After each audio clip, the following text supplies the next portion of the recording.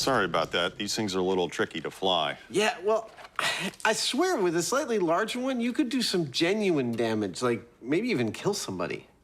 Wait a minute.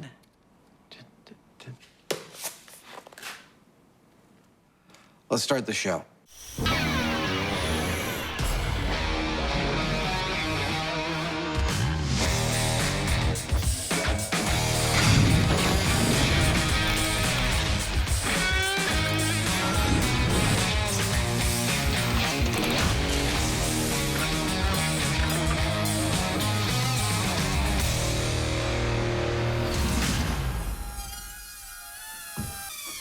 I'm guessing this story's about drones. It is. In fact, we have two awesome flying stories in this episode. One of them is about these guys. But first up, we have a totally amazing story. Let me ask you, do the words Dragon Lady mean anything to you? I don't want to talk about it. Okay, I think we're probably thinking of different things, because Dragon Lady is, in fact, the nickname for the legendary high-altitude single-seater U-2 reconnaissance plane in use by the Air Force since the late 50s. Okay, what about it? Well, there is a myth that the U-2 plane is the toughest plane to fly and to land of any other plane. I think we should take a close look at that. The Air Force isn't going to let us get anywhere near something like that. C-134.8, 34.8. I thought the same thing, but amazingly, they have agreed to let you and I have a close-up, first-person look at their U-2 program and see just how tough those planes are to operate.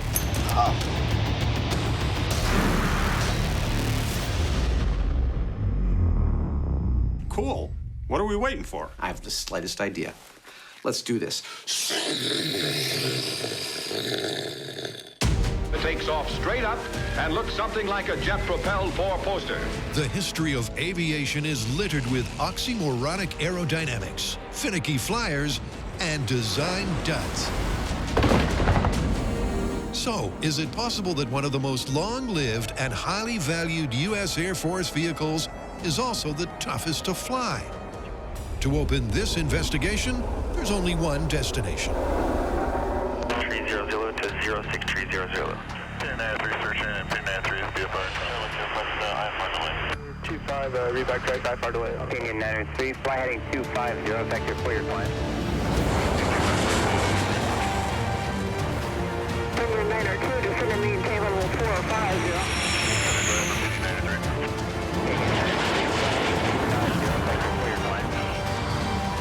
Well, when you've got questions about the U-2 plane, they will get answered here. I'm standing at the home of the U-2 program. This is where the planes are serviced. This is where the pilots train before flying to every corner of the globe to do their jobs. We should totally be able to get to the bottom of this myth here, and we might even get a flight. Adam and Jamie's first stop is the top. A briefing with Base Commander Colonel Lee to find out exactly what the U-2 is tasked to do. The aircraft that we fly are not armed with weapons, but they are armed with knowledge. What that means is eyes and ears on adversaries. This is our mission, to train, deploy, and employ our airmen and assets to deliver globally integrated intelligence, surveillance, and reconnaissance in support of national objectives. It's a big job for a big plane. So, we get to see the plane? Let's go look at a U-2. All right. To begin to understand just how hard it is to manage this marvel of aviation engineering, Well, Adam, Jamie, this is the infamous and venerable U-2 Dragon Lady. Major Bartholomew, who has more U-2 flying hours than any Air Force pilot in history, runs the guys through the specs. The original design dates from the mid-50s. Single engine, high altitude, long wingspan, lots of thrust, lots of lift. We can take a heavy payload up to a great altitude and loiter for a long time. It's clearly a distinctive design, an oversized glider with a huge turbojet engine. That's cool. So the whole 40,000-pound airplane steers based on that. But what exactly makes it so tough to pilot? The challenges this aircraft presents its pilots are numerous and significant. All the fuel is kept in the wing. First up, the plane can't even support its own massive wingspan when it's taking off. When the wing develops lift, the pogo falls away. Next, recon missions can be lengthy. and are carried out at very high altitudes, which requires complex pressure suit technologies and extreme safety features. Everything is so thin and so light and just strong enough. And then there's the landing. It has quite a heavy footprint because there's just the one main gear carrying all the load. 6, 5, 4. The wheels are along the center line of the fuselage, so it's like trying to land a bicycle. When the airplane does tip over, these skids protect the wingtip. And we'll see later, but on approach, the pilot can't even see the runway. 3, 2. He has to be guided down by a pilot in a chase car. 2, hold at 1 inches. So far, it's looking pretty good for the Myth. It's an impressive checklist of piloting challenges. But where next? Well, we need to get a look at this baby in action. To that end, Jamie and I have been given the go-ahead to hitch a ride to the edge of space, and we will now embark on a week-long training program. Yep, it takes a week just to learn how to be a passenger. The problem is, there is only room for one of us. Whoa! Please, please, please let it be me. So the next story is deadly drones? Indeed it is. If the press is to be believed, drones are totally in our future, delivering our packages and maybe even our pizzas. But there are those who think that they are a deadly danger hiding in plain sight, that a simple gust of wind could send a drone into you and the propellers could slice your throat and kill you. That sounds like it's custom made for us. That's exactly what I was thinking. Let's get to testing. But testing the Myth with what? First up, Adam and Jamie take a tour of the full range of drone technology, starting with the supersize. Allow me to introduce our high-tech, custom-built camera platform. It's got 8 motors totaling 2,800 watts of power. It carries a self-stabilized, high-definition, 3-pound camera. And it's allowing us to get some fantastic aerial shots like these. That amazing piece of technology was made possible by 4 advances over the past decade. Higher-powered, smaller lithium-ion batteries, miniature high-powered motors, miniaturized electronics components like GPS navigation and accelerometers, and smaller high-definition cameras. Pretty cool, huh? And at the other end of the scale, This is your basic consumer-level multi-rotor. It's on the small side, but it has all the features that the large ones do. Propellers, motors, Well, as in any new technology, there can be casualties. but as per the Myth, would one of those casualties ever be human? Could a drone really be deadly? To begin their quest in earnest, it's back to the shop, where Adam has 2 mid-range models most likely to be used in a commercial delivery. On the left here is a fly-it right out of the box small model. Slightly larger is a intermediate kit level model, which comes with all the pieces you need to fly. You just have to assemble them. This one's apparently ready to fly, so I'm gonna give it a shot. See how easy it actually is.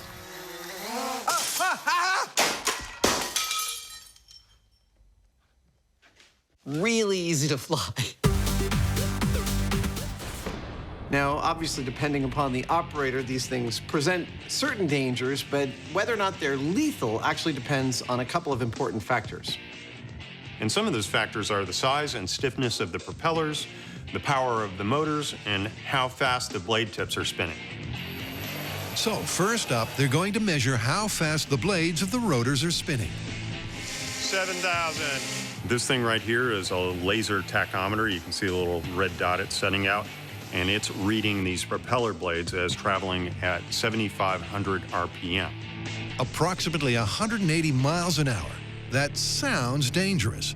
But what does that mean in terms of power? Is it fast and powerful enough to spin a Hyneman? So we've determined that the tip speed of these propellers can be as high as 180 miles an hour, but that's just a number. What does it mean in terms of the actual power they possess? Watch what happens to Mr. Hyneman when I turn on the propeller he's holding on to. You ready? Yeah. All right, here we go. That's half power. Well, you know what? You guys are gonna be in deep doo-doo if I barf. You want more power? More power, Scotty. I need more power. Oh, my goodness. You sure this is safe? I'm pretty sure, and I also know that Mr. Hyneman doesn't barf, so I feel totally confident. You want more? Sure. Oh, I feel like I'm gonna take off. You look pretty stable. Wow. The room is still moving the same speed it was when I was actually moving. Would you do me a favor? Would you get up and walk? Oh, totally normal. Never mind. While the damage done so far is enlightening, a proof of concept is required. Ew, it dripped juice on me. To find out if a multi-rotor propeller could ever cause a flesh wound, Adam and Jamie have a standard-sized blade spinning at flight speed on a stick and a chicken. I think today's lesson is going to be fairly self-explanatory whenever you're ready, sir.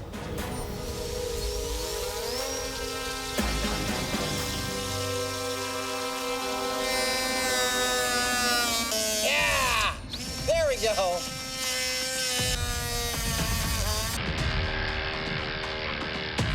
Yeah! Check that out. That right there, my friends, that's an injury. But let's face it, we're not just talking about an injury, we're talking about lethality. Which means we're really talking about this vein right here, the jugular, yeah. I think if we're gonna continue testing, we need to make a neck as a testing platform that we can run our multi-rotors into. Could a drone delivery ever be deadly? Adam and Jamie have a promising proof of concept. Yeah, there we go. Now, to cut a little deeper. Now, if we're going to be testing whether one of these can slice through one of these, we're gonna need one of each. And these are easy to buy at the store, but these, well, they're a little harder to come by. We're gonna have to make our own. And to do that, I'm gonna use a lot of this and this guy right here, and it's going to spurt blood if it actually gets cut. It's gonna be awesome. Yep, Adam's manufacturing a mortal mannequin that will react accurately to an impact. The basic gist of what I'm gonna be doing is casting a neck out of ballistics gelatin. How tall is this neck? Who were these men? With holes in it that I can fill with blood that will be blue for televisual purposes. And it needs to be really close to the edge of the skin. So I'm gonna effectively mold those veins using these brass rods in here. It's sort of like thinking inside out and backwards.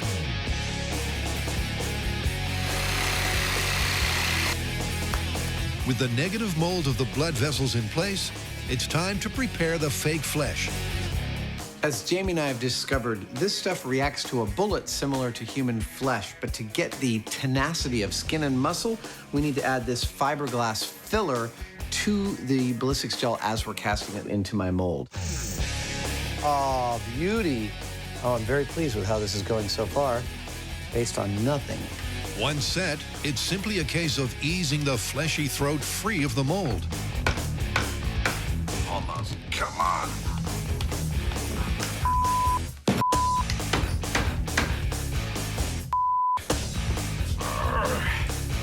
That's it. All right. Thank you. Then Adam plumbs the system with blue blood Nice. and tests his anatomically accurate jugular. It's at the right depth beneath the flesh That is a bleeding neck. and requires the same force to slice. All right, can someone give me a Band-Aid? Next, Adam mounts the neck ready for its date with a potentially deadly drone.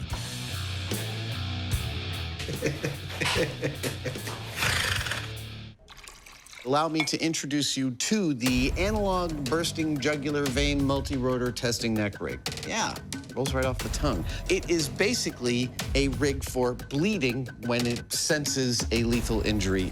Now, I have more than 2 veins in this rig, even though we have only 2 in our neck, because we can test multiple times just by turning the neck. Yeah, it's like that versatile. So we can test as much as we want and watch bursting blue blood fly out of the veins. I'm gonna stop talking now. But before Adam's blue blood dummy is deployed in the drone firing line, it's back to Beale Air Force Base to tackle the myth that the U-2 is the world's toughest plane to pilot. Welcome to high-altitude physiology and full pressure suit orientation. Adam and Jamie are both in training for an in-flight investigation. One will fly, one will be on standby. Pop your helmet off just like that. And they're starting with several not-so-brief briefings You're gonna have a suit controller like this. about the safety equipment It acts as a backup pressurization system. and emergency procedures. We're going to teach you how to parachute safely to the ground. These are no minute-long demonstrations from a flight attendant Primarily, it's to prevent decompression sickness. and a clear indication of the enormity of the endeavor. If you lose cabin pressure, the suit would If inflate. you are unconscious, there are inflators During this inside. time, your visor is going to freeze over. You will not be able to The see. blades up. They're not sugarcoating this for us. There are a lot of potential dangers to taking a flight like this, and there's a lot of contingencies that they have carefully planned for. You can use that as a flotation device if need be. Perhaps the worst possible one is if we have to exit the plane sometime between taking off and landing. You have to put your hands in front of you, protect your jugular. And in that case, there is a bunch of equipment that could maximize our chances for survival. And in this room, we are going to learn about some of that equipment. I really, well, I think it's pretty cool stuff, but I hope we never have to touch it. You have steel wire. You're gonna have a small compass, pocket knife. If you have to cut yourself down from something. Now, we're nowhere near getting into one of these planes yet, but already we've got all this stuff that we have to know how to deal with. The good news is you have an ejection seat. The bad news is you actually have to pull your own ejection handle to get out of the aircraft. Even something like peeing seems like it's kind of a complicated ordeal. Push down, lock it to the side, and you can begin your slowed, controlled urination. I don't think that I don't want to be pushing or pulling buttons without really knowing exactly what they do. So it's going to take a little practice. So why all of this complex equipment? Why is the U-2 program the only program besides NASA Absolutely unreal. and the space program that utilizes a full pressure suit? The primary purpose of wearing this full pressure suit is to prevent hypoxia.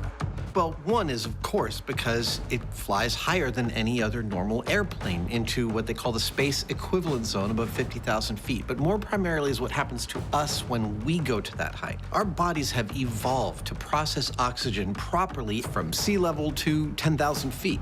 How much is 8 minus 3? 8 minus 3 is 4. When we go above that, we cease being able to functionally take in oxygen. Put up the switches, we will die. Put up the switches.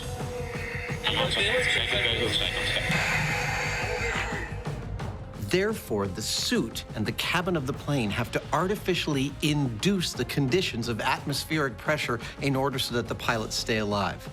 That is a significant amount of technology to solve that one problem. Let's pull down on the red lanyard. It potentially could whack you in the face. It releases a hook on the inside of your harness. After a full day of intense information acquisition, day 3 dawns, and our raw recruits Time to start training. are getting physical. Want to see the coolest part? Aha, look at that. Patch. With a crash course in what to do if the plane crashes. That's 3 weeks of Army Airborne parachute training right there. That's all you do. Land. This is pretty cool. We've just gotten walked through all of the different contingencies that could happen if we have to bail out of the plane at altitude. This is very cool. What happens when the parachute lands, how to land. As soon as you land like so, You're gonna break one of them. something's broken. Fascinating. And most specifically, there we are. I just learned how to actually lower myself if I end up landing in a tree and I'm like hanging above the ground. Oh, Ah, there we go. And then lowering myself safely down to the ground. Lower myself down. Very nice. All of this is stuff that I hope I only ever have to try here in the safety of this room. It's been a long and exhausting day. Bail out, bail out, bail out. And the sheer scale of the task, technology, and expertise required to fly at the edge of space could not be more apparent. It's quite an experience being trained in this fast and furious way. So in order to actuate that, you push the button, and Copy. then it rotates back 45 degrees. These guys are dumping an overwhelming amount of information into our heads. Because the minute you look down is when the seat's gonna fire, and you're probably gonna break your back. They're describing the various fixes and methods. It's a sharp tug, but Copy. if you need to get out of the airplane, you'll find a way. Yeah. What would pretty much be the worst day of my whole life, but it doesn't happen very often. No. At all. Okay. To have to actually implement some of this stuff, to actually have to remember some of it. You pull it, and that will actually come out in your hands. I was like, wow, what if I actually have to do this? In the highly, highly unlikely event that both the primary and the backup fail, you're left with a tertiary manual bailout. That sounds really bad. Yeah, it's a bad day. Questions on that? Piece of cake. Piece of cake? Two words come to mind during all this: complex and terrifying. 3 days of information overload. The ejection seat we have was also used in the first 4 flights of the Space Shuttle Columbia. And the rigors of flying the Dragon Lady are evident. But is it the hardest plane to pilot? To find out, the Mythbusters are being prepped to fly to the edge of space. These are like my space jammies. And despite the high spirits, All right, sir, can you hear me? Yep, I kind of feel like dancing. the pressure is on, literally. All right, bring you up on system 2. Jamie and Adam have one final stage of training to be passed as fit to fly. Oh, You doing okay? that's different. In fact, that doesn't feel very good. Ow. Can I bring you back down? I could see somebody feeling like panicking. It's just, that's a lot of stuff to process. They each have a full systems check in the pressure suit, followed by a high-altitude emergency simulation. Right now, Jamie is getting fitted into this high-altitude pressure chamber. Right and left gloves are integrated and locked. It will replicate the lack of pressures that he might experience under different circumstances in that very suit. The environment inside the chamber will simulate the flight plan of a U-2. So, Jamie, what we're going to do now is bring the chamber up to 5,000 feet, check the ears and sinuses and make sure they're clearing okay. If the cabin pressure of the U-2 was to fail, How you feeling right now? I feel fine. Jamie needs to prove he can operate the suit and emergency systems. So right now we're just doing a slow ascent up to flight level 400. As they approach cruising altitude, there's a startling reminder of the dangers involved. Oh, there we go. A beaker of water at body temperature begins to boil. If Jamie's suit were to fail, that's what the liquids in his body would do. All right, let's go ahead and try to reach that ejection handle. With that thought in mind, and at maximum altitude, Jamie has a few tasks to complete. Down by your right buttocks there, that's the scramble handle. Pull it up towards your chin just a little bit. That's good. The final being the suit's automated response to a sudden cabin pressure failure. 3, 2, 1.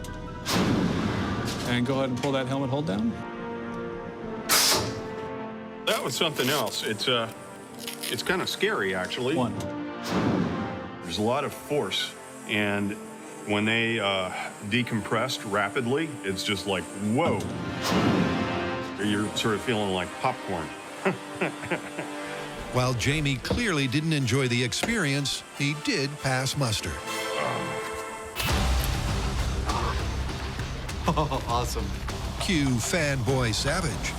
Oh, the gloves. The coolest thing about this is I'm not just wearing a suit. I'm not even wearing a machine. Wow. Oh, man, that's far out. Woo!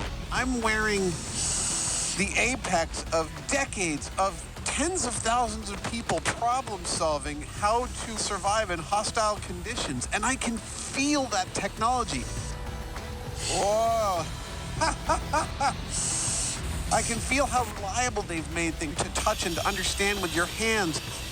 All of this born by hard experience. Lots of people gave their lives so that this suit could protect these pilots. Are you good to go? I am good to go.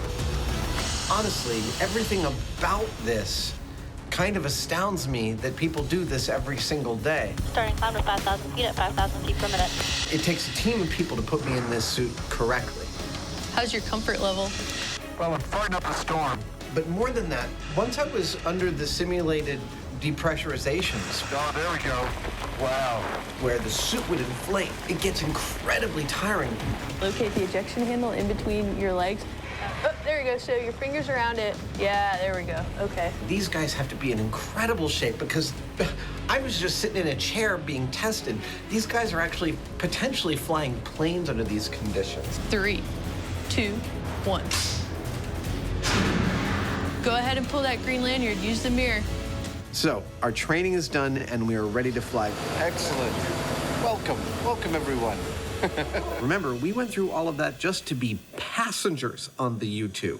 Now we got to do two things. One, we got to figure out which one of us is going to fly, me or Jamie. And two, we got to let these professionals figure out the logistics of their flight plan. Just a little bit of waiting. While Adam and Jamie wait for flight clearance, the guys decamp to the perfect location for wind-protected precision flying. We are testing the myth that multirotors can possibly be lethal. So this is our multirotor. This is our multirotor pilot, James Franklin Hyneman. And this is our potential victim with veins filled with blue blood, clearly a Vulcan, who we're going to steer this thing right into. You ready to fly? Sure. Okay, here we go. All right.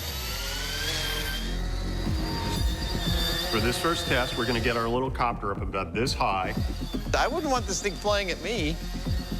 Sounds like a swarm of angry bees. And then drive it right into the neck of our dummy. And we'll see what happens at that speed with those propellers. Oh! That was a perfect hit. And it was going pretty quick. Oh! It doesn't seem to me that anything at all happened to the neck. Take a look at the high-speed footage of the multirotor hitting the neck. You can see the props bending right out of the way, even in the face of something as soft as neck flesh. Yeah, clearly they were designed to do that. Yep, the fly-it-out-of-the-box quadcopter didn't make a dent. But next up, the kit model. That one's much scarier. More likely to be used for large deliveries, it's heavier, has more power, 6 rotors, and sturdier propellers. Let's see what it can do. Oh. Oop. That's no good. Take 2. It's going right for me. Oh! Oh! Oh! Sorry about that. I'd rather not experiment on each other. The larger model is proving trickier to handle. But eventually, Jamie gets it going where he wants it. Yeah! Nice! Well, bigger multirotor, bigger propellers, nice fat hit right here in the vein. Nothing. No penetration. I just say that aside from being amazing pieces of technology, these multirotors are genuinely spooky to be around. One, they sound like a hive of angry bees. Two, I am genuinely physically afraid of them hitting me, but apparently that fear is without any reason because we've been smacking them into our neck without any injury whatsoever. So where does that leave us? Well, come on, we're the Mythbusters. We're gonna sling our camera platform into it. This has 8 rotors, weighs 16 pounds, and the propellers are not made of plastic that bends out of the way. No, they're made of carbon fiber. I'm genuinely scared about what this is going to do to this neck. Scared and hopeful. The myth that one of these can cause a lethal injury is looking suspect. He's totally fine. But the team is dumping the 2 realistic mid-range models and going for broke with the Mythbusters' own custom-made camera-carrying behemoth. I thought the other 2 multi-rotors were scary. Cue the team's expert pilot, Duncan, and this myth's final chance for gory glory. I was wrong. That thing is terrifying. This large multi-rotor is a different beast than what we've been handling earlier. All right, shall we do this? You ready? Ready. It's much bigger and heavier. Once it starts to move into the neck, it doesn't want to just bounce off because it's so heavy. So I think this is going to actually do something to our neck, something bad.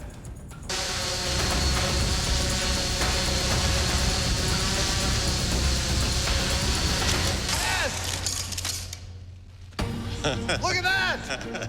It's bleeding. That's bad! Dude! Yes!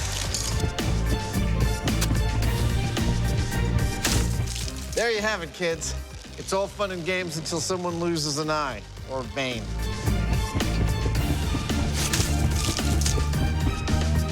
You put your finger there, you'll be fine. I'm not sure. So what have we proven after all this mayhem? I think we've actually proven 2 different things. On one hand, the smaller multi-rotors you can buy at the store are pretty darn safe, and they're designed to be that way. But this is a new hobby, and there are lots of people building larger and larger multi-rotors to handle bigger and bigger payloads. And when those multi-rotors get bigger, the dangers they present are absolutely real. I know we've been looking at a worst-case scenario, but I think we got to call this thing plausible. You agree? I agree. You know, as a general rule, I always try not to put my neck near large, heavy, fast-moving objects with spinning blades on them. I think that's a good general rule. Let's get out of here.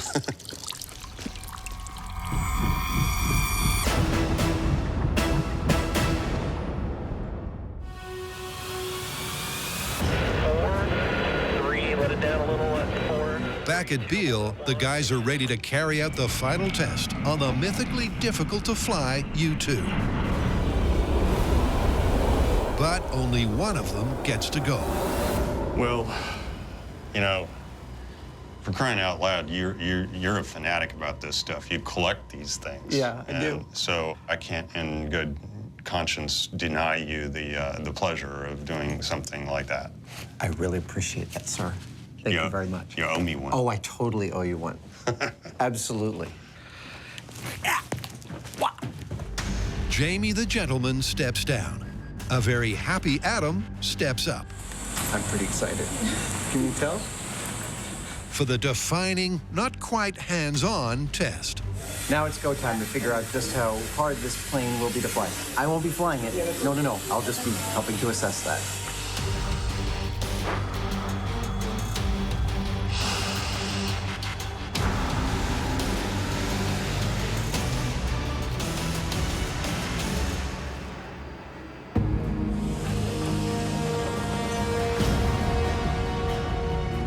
It is an unbelievable day here in Northern California. There is barely a cloud in the sky. It's incredibly clear. It is a perfect day for flying.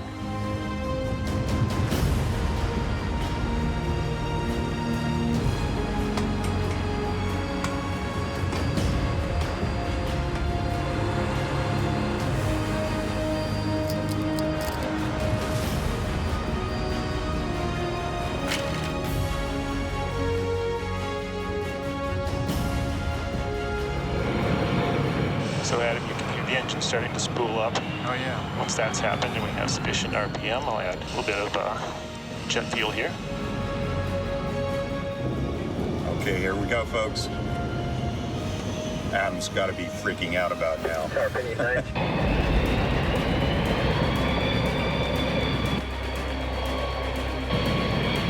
All right, Adam, at this point, you need to make sure that the boost lever is aft and your T-block there under your left rib cage is 1 notch open. Yes, it is currently 1 notch open. Boost lever is still aft. I'll tell you one thing, this plane is such a unique and problematic thing to fly that it requires a lot of people to make sure it's all perfect before it takes off. All right, the pogo crew has pulled the pins, so the pogos will fall away as we take off. Speed fly heading 250, effective for your climb. All the checklists have been checked. We are just seconds away from taking off. All right, here we go. Brake release, full power. Here we go. Here we go. We are taking off. Oh, man. That is a lot of horsepower. Wow, we're already lifting. That's crazy. Whoa! Wow. Man, that's steep. Wow. We are already lifting. We're banking hard to the right. This is part of a takeoff that keeps the U-2 above the base. We're sort of spiraling straight up.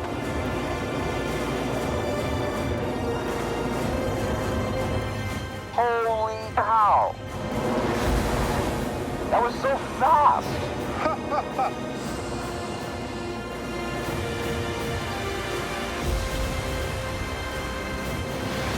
We're turning on a dime as we spiral up into the air, climbing very rapidly.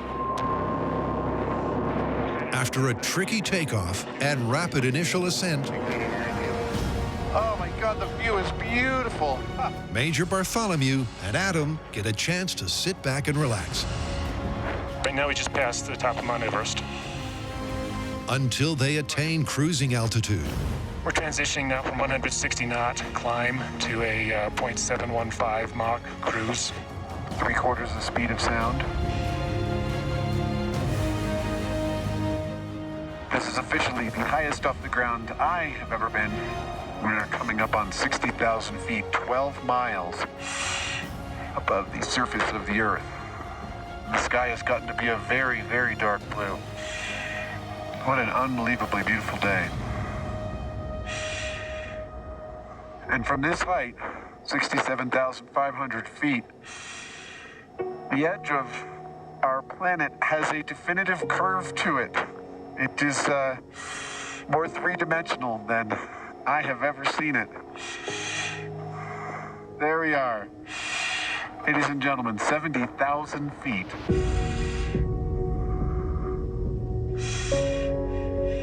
At this point, aside from the 6 astronauts on the space station, we are the 2 highest humans off of planet Earth. More than double the height of a standard commercial airliner. Oh, and did I mention I'm wearing a pressurized spacesuit? Yeah! Strapped to a rocket. This is not a bad way to spend your day. Jamie, I totally owe you one. The complex, exhaustive preparations and taxing takeoff seem a world away. Oh, look at that. Wow. That is San Francisco. That's my home. But this is exactly what the U-2 is designed to do. Spend hours up here, looking down, gathering intelligence. The view from a commercial airliner is beautiful. This one is transcendent. It's the maneuvers at either end of proceedings where the pilots earn the big bucks. The challenges in landing this plane are unique, and Adam is about to get a real close look. We'll be back with our landing after this commercial break. Hey, Space Boy, how you doing up there? I'm doing pretty good, Jamie. The view up here is absolutely astonishing. Looking up makes you realize that you've left the bulk of the Earth's atmosphere. That's why it's dark.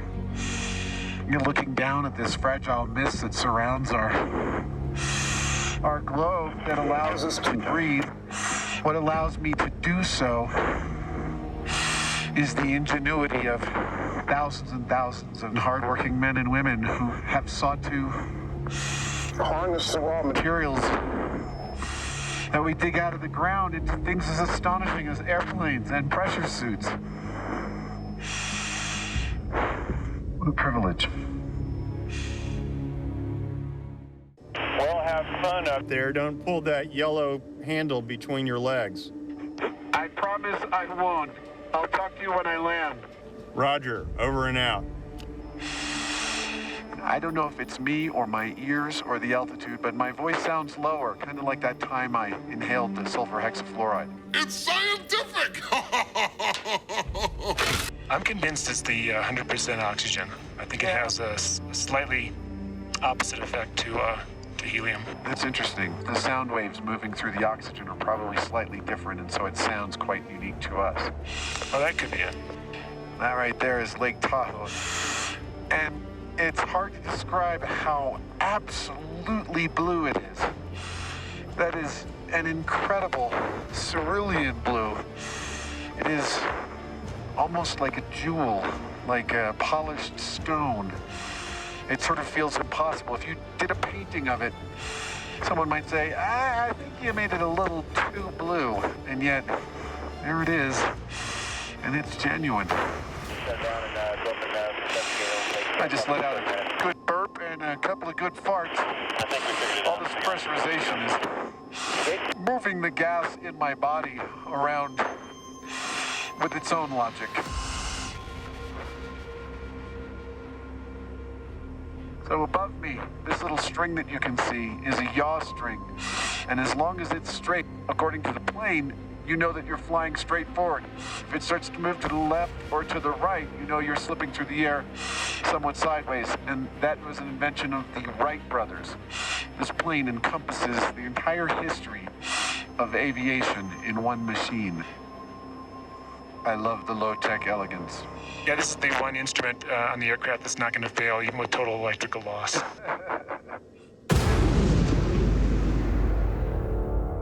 Oh man, that is a lot of horsepower. Wow, we're already lifting. That's crazy. Whoa! Wow! Oh my God, the view is beautiful.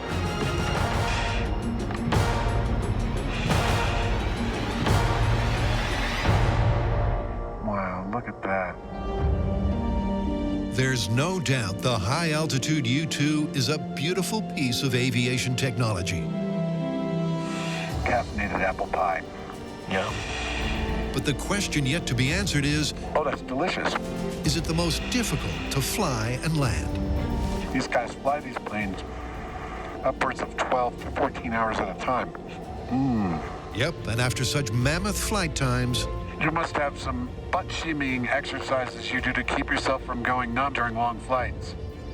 I call it building your ass callus. comes the landing. Alrighty, ready to begin the descent. This is where the rubber meets the runway. I'm gonna start by dropping the gear so you'll feel a little bit of a clunk. And perhaps the biggest challenge facing any pilot anywhere. 2 gear down and locked. Now I'm gonna bring the throttle back. The Dragon Lady lands tail wheel first at a speed that practically stalls the wing. And with only 2 sets of landing gear in the center of the fuselage, it's like landing a bicycle. The pilot has lowered the landing gear and implemented several procedures to add drag so that it's moving slow enough when we get to the runway that we can actually land. That's not all. There's the ground effect. The U-2's high aspect ratio wings and commensurate uplift means that on final approach, it tends to float, requiring incredible skill to control. There's also the issue of runway visibility. This is a chase car, and it's being driven by an actual U-2 pilot, because the pilot in the plane has such limited visibility that he can't even see the runway when he's down close to it. This pilot is going to be talking him down with foot-by-foot instructions so that he can respond appropriately at the right time. Then we got our threshold speed, being under 2300 down to 2 until established. And now this is the fun part. This is the part where I earned the big U2 pilot bonus money.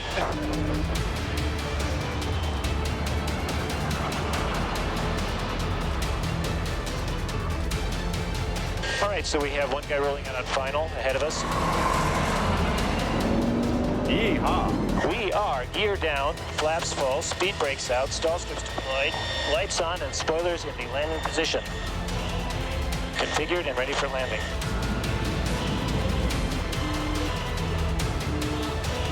At the T. Look at that. 15, 12, 10, 8, 7, 6, 5, 4, 3, let it down a little at 4, 3, 2, hold it at 1 inches.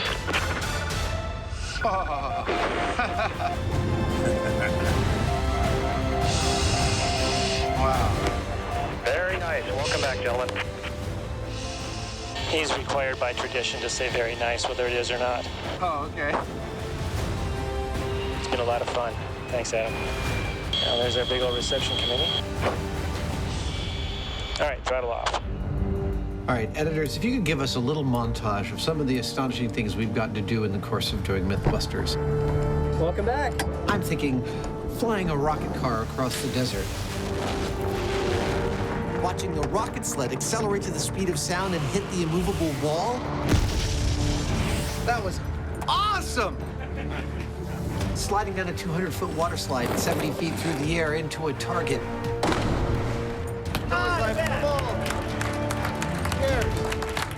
This tops all of those by a factor of 2. That was unbelievable, unrepeatable, incredible. I'm out of superlatives. I have just spent the last 2 hours strapped to a rocket, wearing a spacesuit, flying to the edge of our Earth's atmosphere and seeing my hometown from a vantage point. Wow, it's a great view of the bridge. It is an incredible view. That was completely unique. So Adam, how do you figure we're gonna call this? Because, I mean, this is supposed to be the most difficult plane to fly, but we haven't looked at any other planes. Okay, but we did learn this. It is a completely unique airframe, purpose-built for a completely unique mission. It requires a more numerous flight crew and a more exhaustive set of protocols than any other plane in the military, and it is the only airborne endeavor besides going to space that requires the wearing of a spacesuit. This is not a bad way to spend your day. I think that places it in the plausible category. Okay. All right, I think it also places it in the ultra-cool category. Absolutely. Let's get out of here.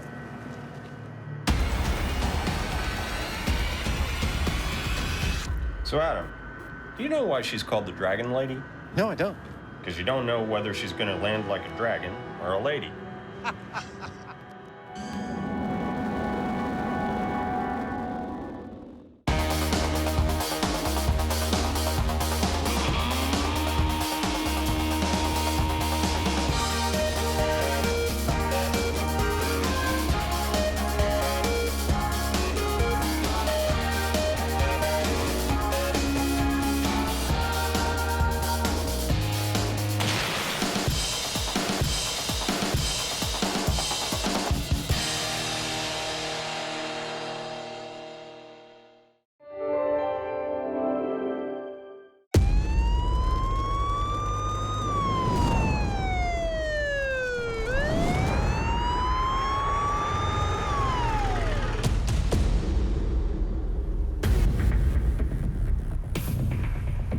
Usual wager? Sure, the loser cleans the shop, right? Yeah. Okay. Count it in, I'm ready. 3, 2, 1. Hey, wait a second. There we go. Hello? Hi, Mom. Ah! No, not you, not you. Don't, hold on. Mom, it's not really the best time for me to talk.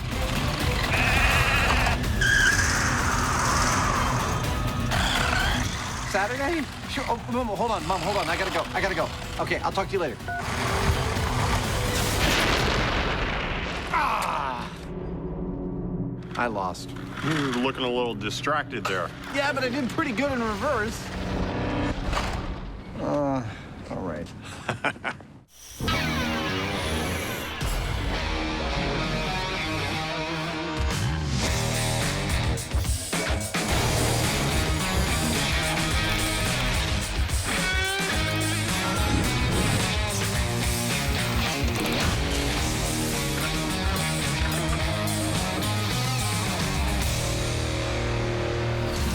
All right, sir, time to get your racing gloves on. We have an entire episode that puts the word dangerous into the phrase dangerous driving. Like what? Well, we've got a Hollywood car chase story to tackle that driving at high speed through traffic, evading your enemies in reverse is easy. But first up, we have a story all about the dangers of driving while talking on your cell phone. Well, there's law against that, at least as far as holding it in your hand. Exactly, but what is the solution for someone who wants to talk on their phone? Hands-free. Hello? Yep, but there's a myth that there is no improvement in safety talking hands-free versus holding on to your phone, that they both distract you just as much, and I think we should test that. Absolutely. Talking on a handheld phone leaves a driver both mentally and physically compromised. Going hands-free does eliminate half the problem. But with the other half still there, some say that it's just as dangerous.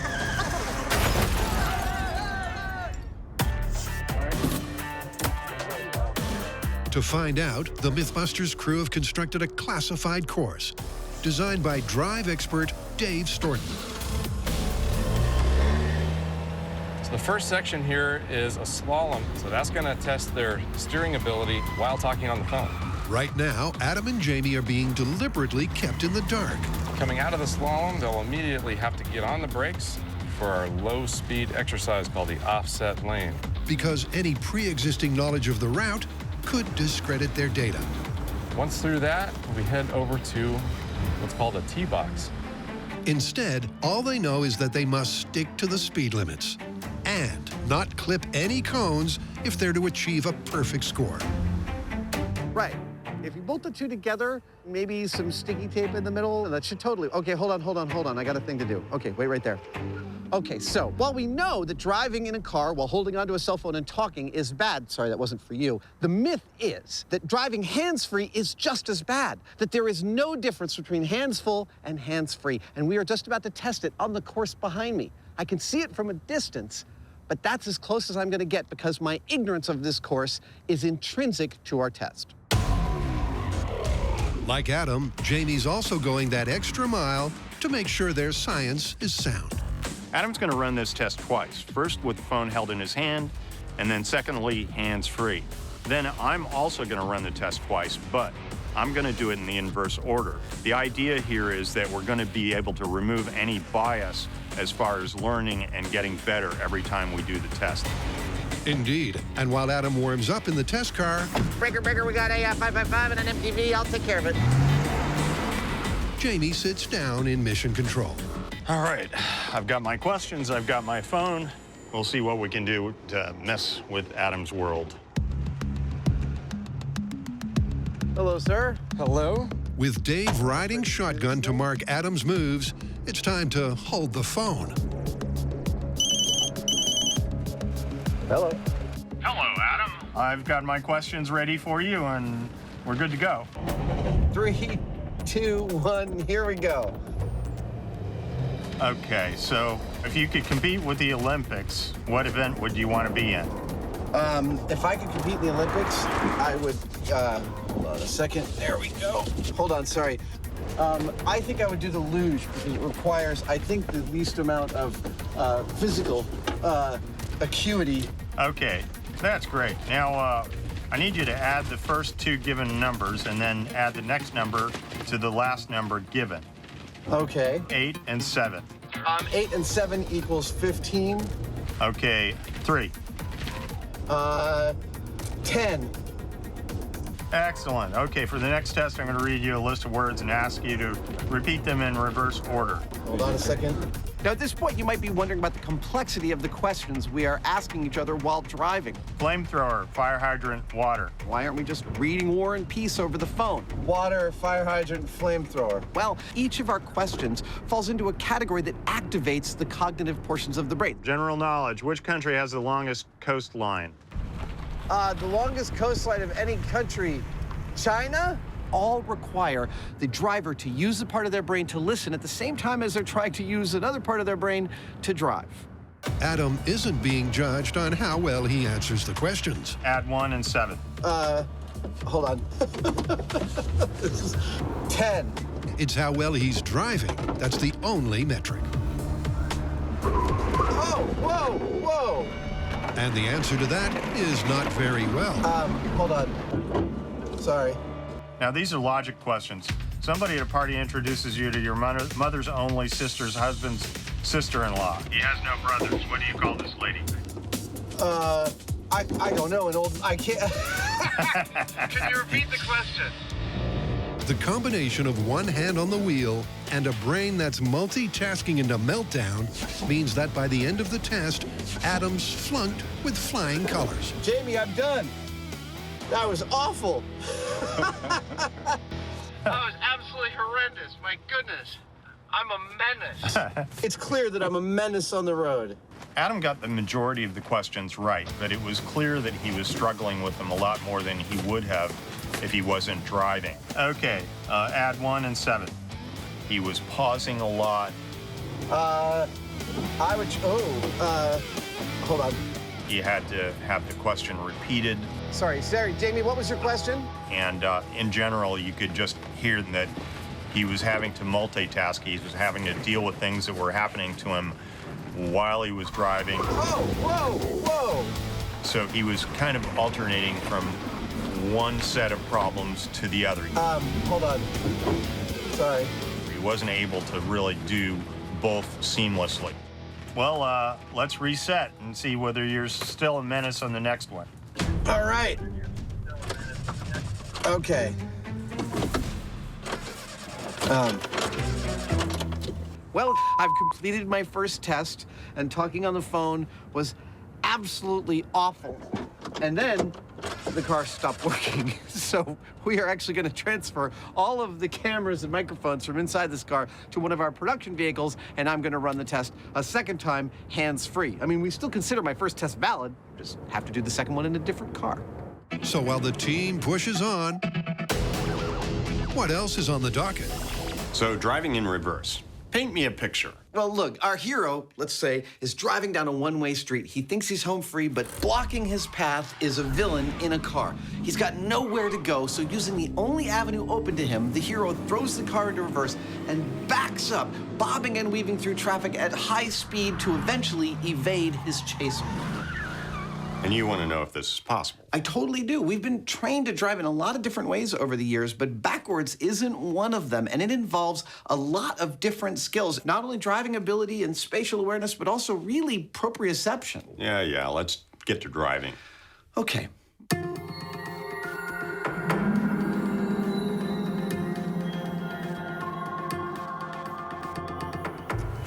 Beautiful day. Wide open, empty runway. The conditions are perfect. Oh, wait, we need a car.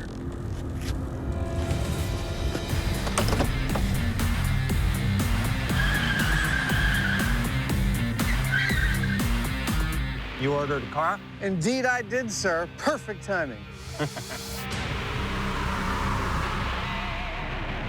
Now, the movies are packed with people who can drive well, but they would lead you to believe that you could drive forward or reverse, however you choose. We're constantly seeing our movie heroes racing away from the bad guys, avoiding obstacles and driving all over the place with the rear end of the car facing the direction that they are actually going. But before trying out any twists or turns, and that's a quarter mile. The guys first want to know if cars can even reverse Hollywood fast in real life. And for that, they're hitting the straightaway. We've set up a course that's measured, and we're going to test out these cars, see how fast they go in forward, and compare that to how fast they go in reverse. All right, Mr. Hyneman, are you ready? I'm good to go. All right, commence quarter-mile test in 3, 2, 1, go. Here it comes. 80 miles per hour. It's a good start for their converted cab. But how will that speed compare when it's back to front? Most cars you're ever going to run into have only one reverse gear, which means that the top speed of your car in reverse is ultimately limited by the reverse gearing and the speed at which the engine is turning over. Now, will our car be able to go as fast as they seem to go in the movies? That is just what we're about to find out. Okay, commence backwards quarter mile in 3, 2, 1, go. Jamie's off, but from the get-go, it's clear that he's less fast and furious and more driving Miss Daisy. But that's because he's using this run to get his eye in. 31 miles per hour. I think he can do better. I think he's got more. Yep, it's test 2, where the rubber will meet the road. Okay, Adam, I'm in place and ready to go in reverse. As Jamie this time plans to put the pedal to the metal. All right, Mr. Hyneman, in 3, 2, 1, go.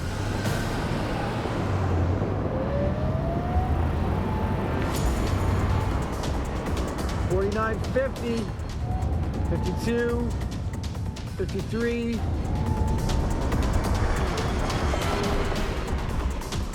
54 miles per hour. Now that's more like it. Reaching freeway speeds is more than a match for a Hollywood hero. But it's not all good news. Because Adam wants his turn.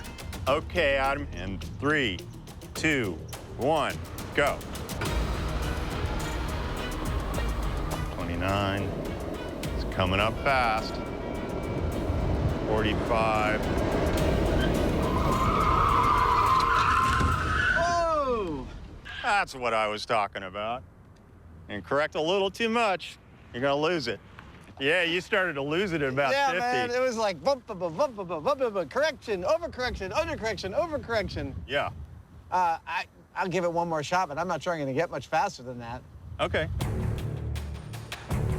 Adam resets for his final run. There we go. And it really is now or never. In 3, 2, 1, go. Here we go. But will he be able to better Jamie's best? 30.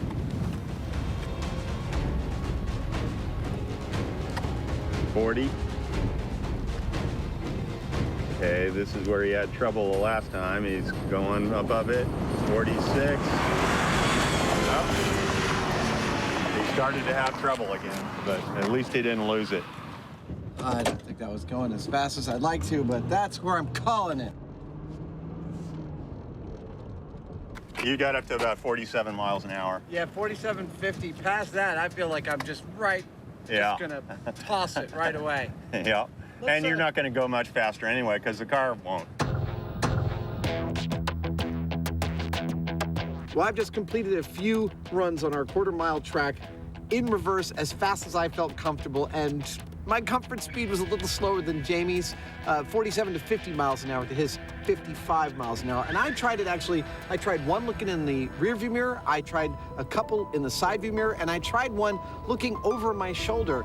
And frankly, they were all terrible. Whoa! The control you have over a car going fast from reverse is so much more limited. It's absolutely awful. But these are kind of worst-case scenarios, long straightaways. We're gonna get to some maneuvering and see if it's a little easier on that front. The trick with driving at a high speed in reverse was to not do very much, just kind of hold still and try and keep the car in a straight line. But unfortunately, we're not going to have that option now, because now we've got to drive through a slalom in reverse, and that's all about steering. That's going to be really hard.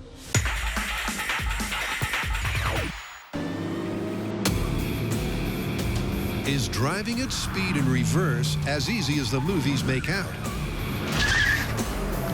Well, not if Adam's straight line test coming up fast is anything to go by. Whoa! There are a couple of reasons that cars are difficult to drive at high speed in reverse. Yeah, you started to lose it at about 50. Man. And the first is that the steering is not self-centering. If you let go of the wheel of a car going forward for just a second, it'll tend to self-correct because of the offset of the wheels. If you're going in reverse, it does the opposite. If you let go of that wheel, they're going to go hard to the side, and you're going to do a 180, and that's dangerous. And correct a little too much, you're going to lose it.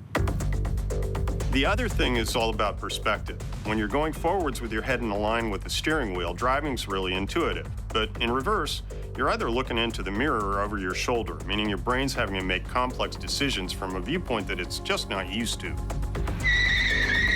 And so when things go wrong, you're gonna flip the car or something bad. Given their struggles on the straightaway, today's test looks terrifying.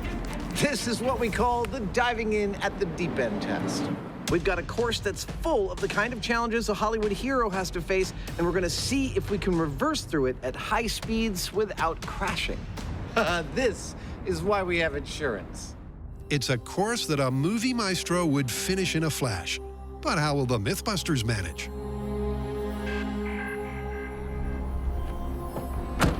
All right, first run in 3, 2, 1, go.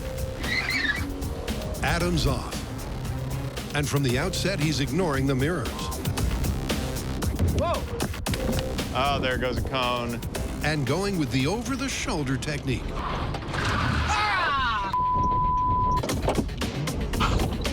But it's hardly paying dividends. Because not only does poor steering cripple his cone count,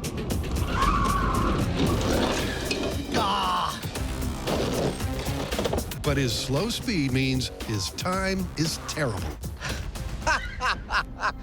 How did I do? 1 minute, 7 seconds. 1 minute, 7 seconds? I'll tell you what that does. It wreaks havoc on my neck.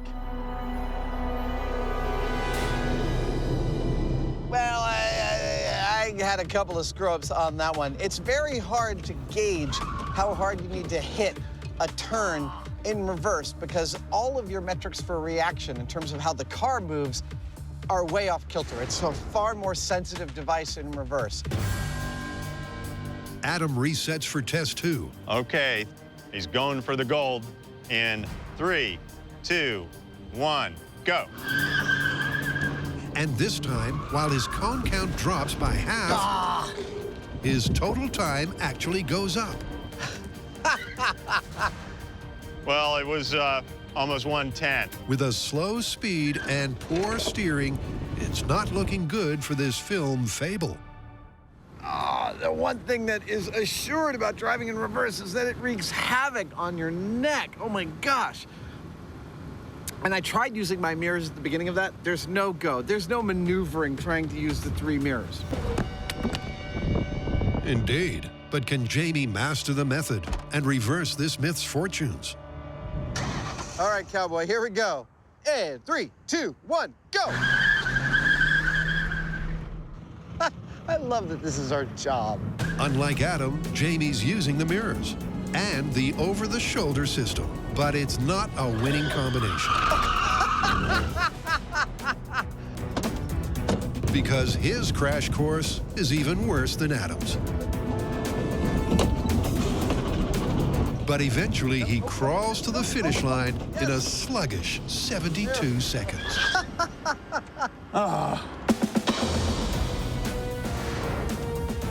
Well, it's hard enough to drive in reverse anyway because everything's all flipped around, but then the fact that you can't actually see what you're doing clearly because you're trying to twist around to get a good view, all that put together means that I don't know that I'm going to be getting any faster than that. Despite not feeling optimistic. All right, cowboy, you feeling mean? Trying to get comfortable. Jamie does reset for take 2. And 3, 2, 1, go! Where his prediction turns out true.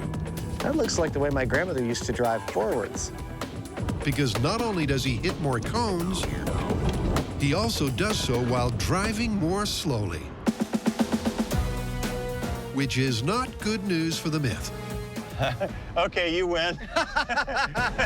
But all is not lost. Look, there is no doubt that this test was hard. The course was difficult, and we are at the novice end of the reverse driving spectrum. But with some expert training, will we be able to bring this myth back from the brink? That's what's next. Actually, not quite. Because next, the guys are jumping ship back to Alameda. To find out if hands-free is as distracting as holding the phone, hello, Jamie. Adam started with a hands-full control. Oh, whoa, whoa. That went so badly, his car refused to continue. Okay. So it's out with the old. All right, Dave, let's do it. And in with the new. But will going hands-free really be just as bad? Here we go. Why, hello, this is Adam. Well, hello there, Adam. Should I start driving? Yes. Okay. Like last time, Adam must complete the course while answering questions both easy. Okay, on which continent is the Sahara Desert? The Sahara Desert is on the African continent. And hard. If Buster walks halfway around a circle and then turns around and walks halfway back, is he now back where he started? Yes, he is. No, he's halfway back. Okay. But despite the obvious burden on his brain, his driving has got better. And although a clipped cone sees him marked down, Sorry, I just hit something. his final score has improved. But was it due to the phone? Well, I've completed my hands-free run of our driving course, and I did it a lot better. But here's the thing.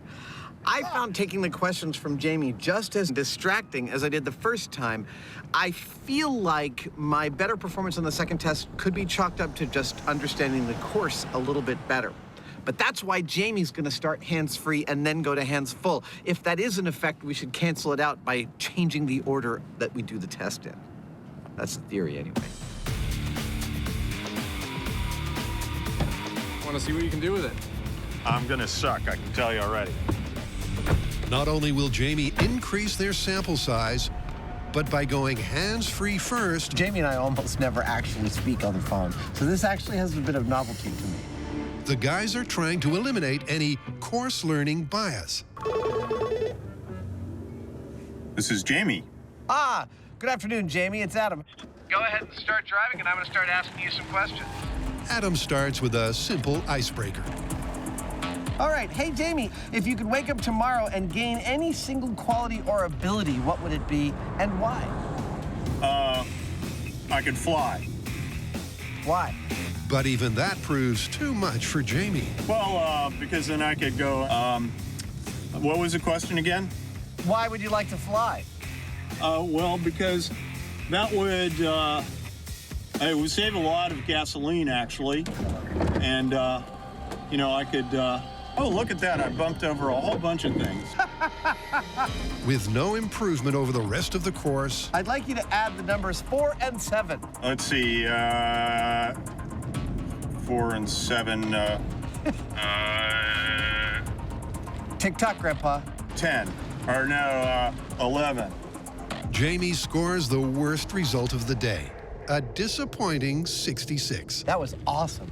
He starts every answer with, let's see. I'm sure I was doing the same things, but it's very enjoyable to listen to someone so distracted. A quick reset later, and they're set for the 4th and final run. Hello. All right, Start your driving. Jamie, hands full. I'm going to read you a list of words and ask you to repeat them in a reverse order. Crash, burn, demolish. Demolish, burn, crash. EMT, ambulance, doctor. There's quite a narrative implied by these.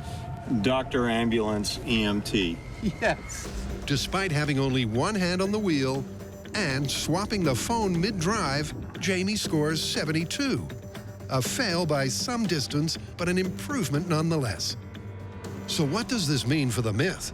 Okay, now, for this myth to be true, Jamie's hands-free score had to match his hands-full score, and so did mine, but that didn't quite happen. Graphics, help me out. You can see that I drove better hands-free, while Jamie drove better hands-full. But that data also shows that we both improved on our second runs because we had experience of the course. Now, if we remove that bias by averaging Jamie's and my data, what do we get? Beautiful, near identical scores for each of the two techniques. But we are not done yet for two particular reasons. One, our course isn't very real world. For starters, there's no traffic. Second, and perhaps more importantly, is Jamie's and my driving abilities. We have both received tons of training over the years in lots of different driving techniques. We are quite far from your average Joes, and that is what we need next.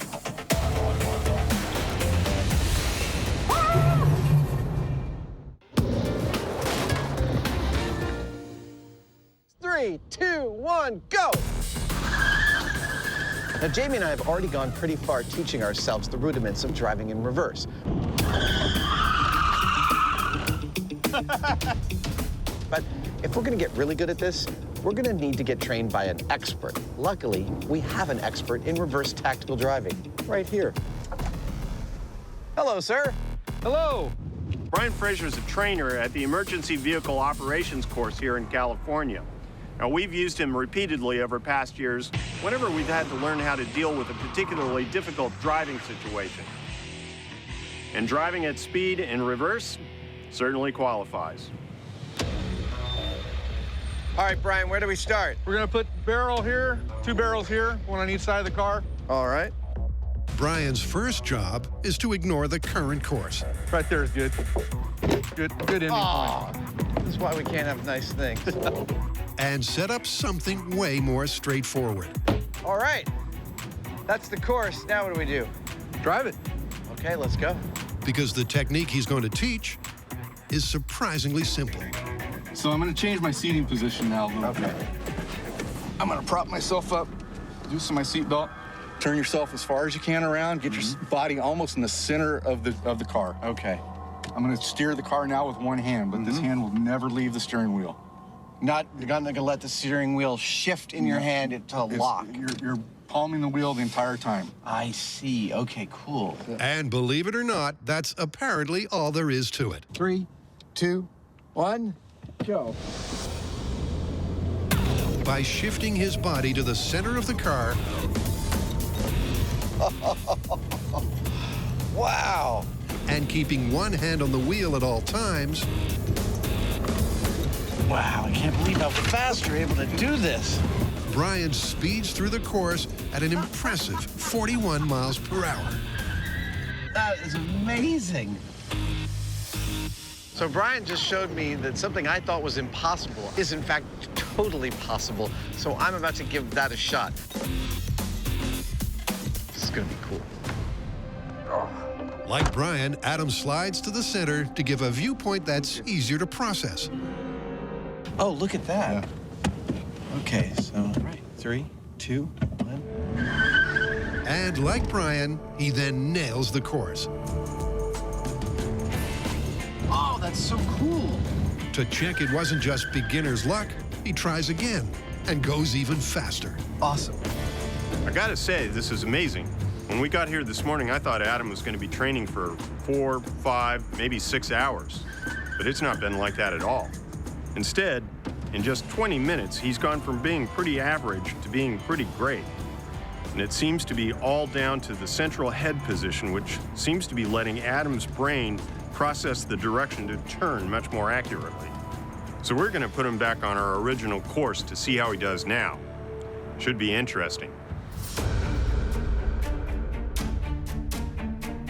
It's the course the guys couldn't crack. So you ready to put what you learned into practice? I am. In fact, I can't wait to try this course now. 3, 2, 1, go. But will his 20 minutes of training let Adam turn it around? He's off to a good start. Turns are a lot smoother this time. He's looking really good. Yeah! Well, yeah, he's moving pretty quick. Coming in good. Yeah! Tell me how I did. 57.25. Boom! That was cool.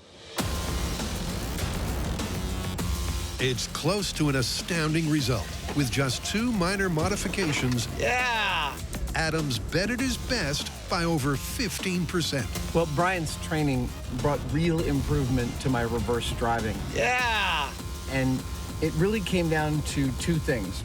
What he showed me was to move your whole body to the center of the car so that your eyes are in the center of the car. It makes it much easier to judge the turns from a center position rather than a biased position. The other thing was holding onto that steering wheel with one hand and not letting go. There were times when I was first doing it that I'd let it go to let it slip into my hand, which is a technique I'm used to driving forwards. But in reverse, all of a sudden, when you stop it, the car starts overcorrecting and will spin out in a heartbeat. Ah!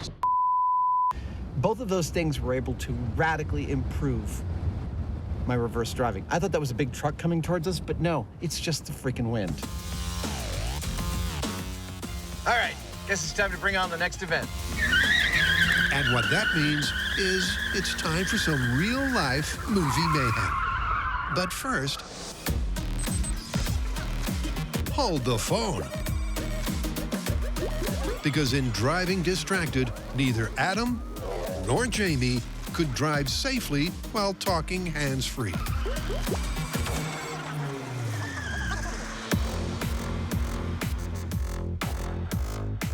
But now, in a location way more sophisticated, It's locked. it's time to up the ante. Jamie and I have realized we need much more controlled, scientific, and realistic conditions, which is why we've come here to enlist the help of the experts at the Stanford University Automotive Innovation Facility. When we asked for their help in getting more realistic, they showed us a virtual world. Come here. This is their state-of-the-art driving simulator. It is awesome. From the front seat of this car, you are completely immersed in a world controlled and designed by a computer, into which we can add all sorts of traffic, pedestrians, obstacles, and surprises for all of our test subjects. That's right, many, many test subjects, while we get to the bottom of this myth. It's a multi-million-dollar machine. All right, then. Going for a drive in the simulator. Which Jamie can't resist turning up to 11. Okay, here we go. I want to go the other way. Whoa, this is crazy.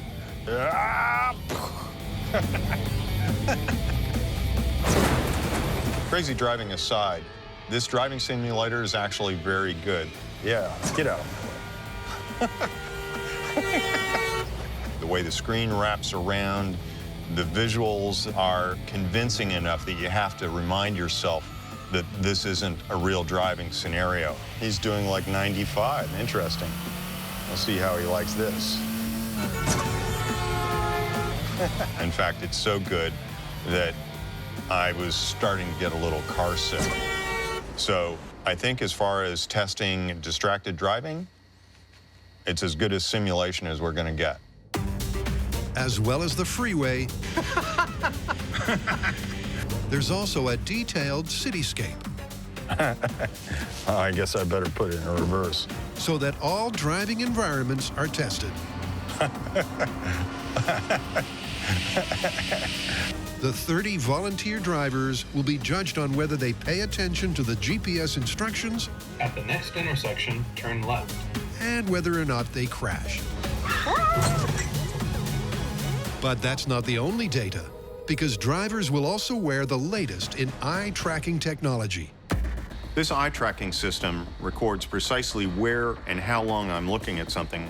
Now, that's going to give us hard data as to the level of distraction that I'm experiencing while I'm driving. With eagle-eyed Jamie all wired up, he's going to be the first data of the day. All right, calling him now. Starting after the break. Hello.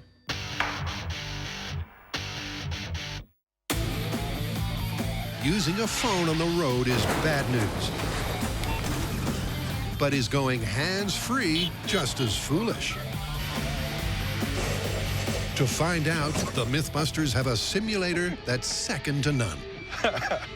I love this thing. All right, calling him now. And a Hyneman that's got his hands full.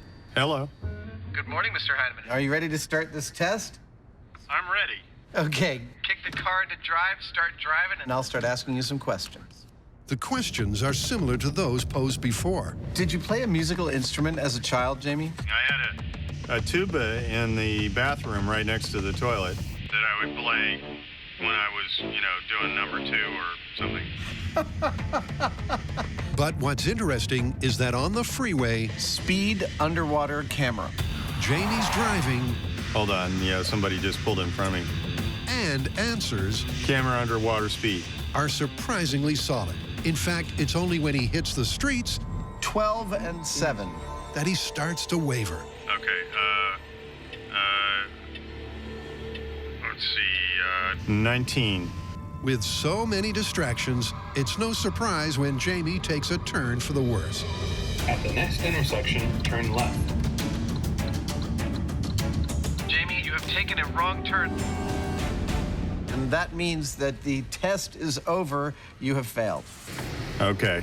With no rest for the wicked, Jamie immediately moves on to the hands-free test. Hello. What is the longest running race in the Olympic Games called? The longest running race in the Olympic game is called a marathon. A marathon? Marathon. You mean marathon? Yeah. Okay. Once again, Jamie's focused on the freeway, but struggles in the city as his brain tries to process the traffic and the conversation. The Earth is located in what galaxy? You know, I don't know the answer to that question. Like last time, At the next intersection, turn left. Jamie doesn't crash, but he does ignore the GPS. I'm sorry, I screwed this up. Meaning he's failed again. Well, the long and the short of it is that Jamie has done this test twice in our virtual environment, once holding the phone, once hands-free, and he has failed both times. It's looking pretty good for this Myth, but we are not leaving it here. No. We're going to funnel a whole bunch of volunteers through this testing procedure to get some real numbers to back up our potential conclusion. And speaking of volunteers... And there they are. This lovely group of people is, in fact, our first set of volunteer test subjects. Soon we're going to have them talking on cell phones and driving potentially dangerously, luckily through a virtual world. The volunteers will drive the same set course as Jamie and will wear the same sleek headset. Perhaps the coolest piece of technology we're adding to our methodology is this. It's called an eye tracker, and it can see and log everywhere our test subjects are actually looking during the test. And it turns out that when you're driving and you are seeing things that may affect your driving, you rest upon them with your eyes. That's called fixating. These will allow us to directly compare the fixation abilities of our test subjects holding onto a cell phone versus driving hands-free.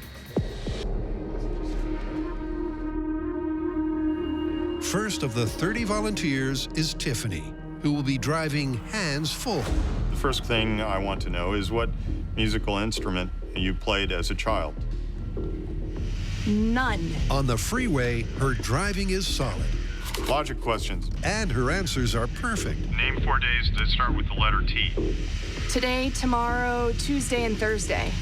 Excellent. But moments after hitting the city... How much dirt is...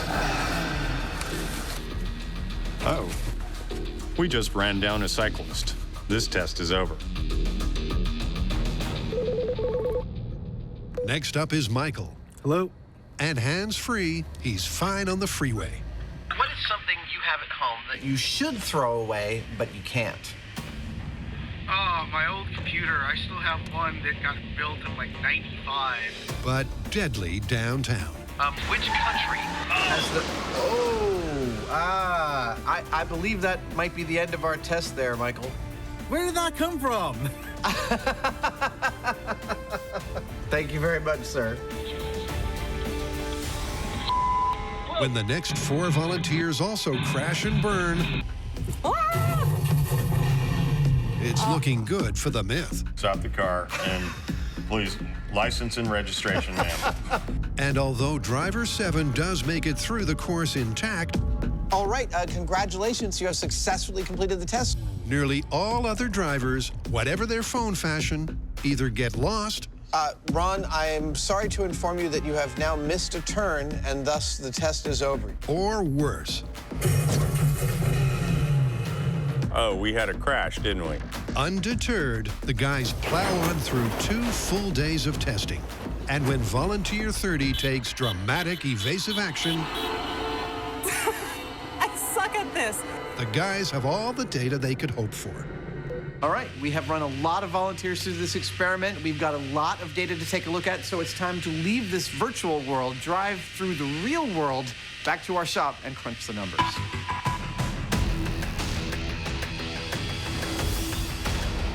No way, they said that? That is hilarious. Hold on just a second. What? We were waiting for the results on distracted driving. Okay, I gotta call you back. Yes, we have results. We tested 30 drivers out in Stanford, 15 hands full, 15 hands free. Here is the result. Hands full, 1 passed, 5 failed by driving the wrong way, 9 failed by crashing. Hands free, 1 passed, 6 failed by getting lost, and 8 failed by crashing. What's that mean statistically? Statistically, it means no difference. And what about eye tracking? The eye tracker was very interesting. Across all 30 drivers, the amount of time they spent looking at something other than the road was identical between hands-free and hands-full. Well, there you have it. Don't use your cell phone while you're driving. Yeah, I'm done. Okay, so where do you want to meet for lunch? Absolutely.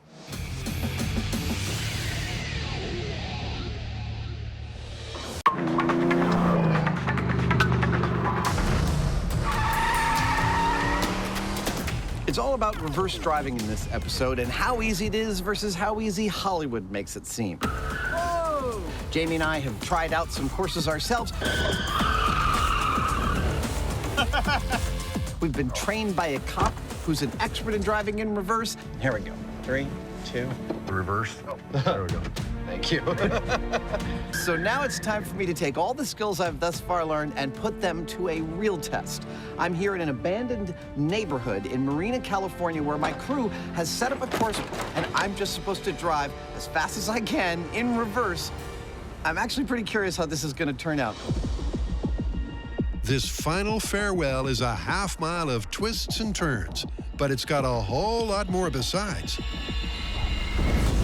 As the guys have put the movie mayhem back into this myth. And that's not just the props. We're gonna put a little pressure on Adam because I'm gonna be in a cop car on his ass the whole way, with the sole exception that when he sees me and takes off, I'm gonna be outside my car. So he's gonna have just a little bit of a head start. Adam's goal, like the classic Hollywood hero, is to make it to the finish line before those pesky police. That is a cop. That's bad. But with reverse gear his only option, will he escape to victory? Here we go. Bye, cop.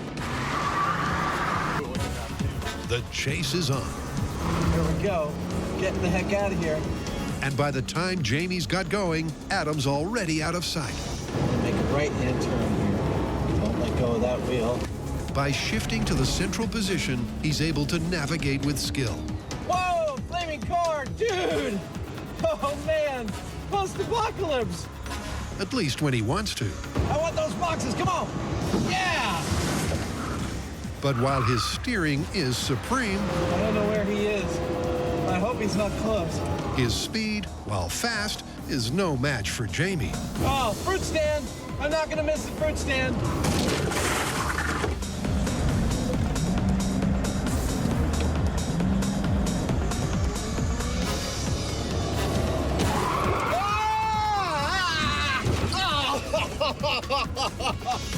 Adam may be down, but he's not out as he reverses back uphill. Ah! I'm going still! A strategy that the Hyneman then copies. With both drivers now revving in reverse, it's a case of who's gonna blink first.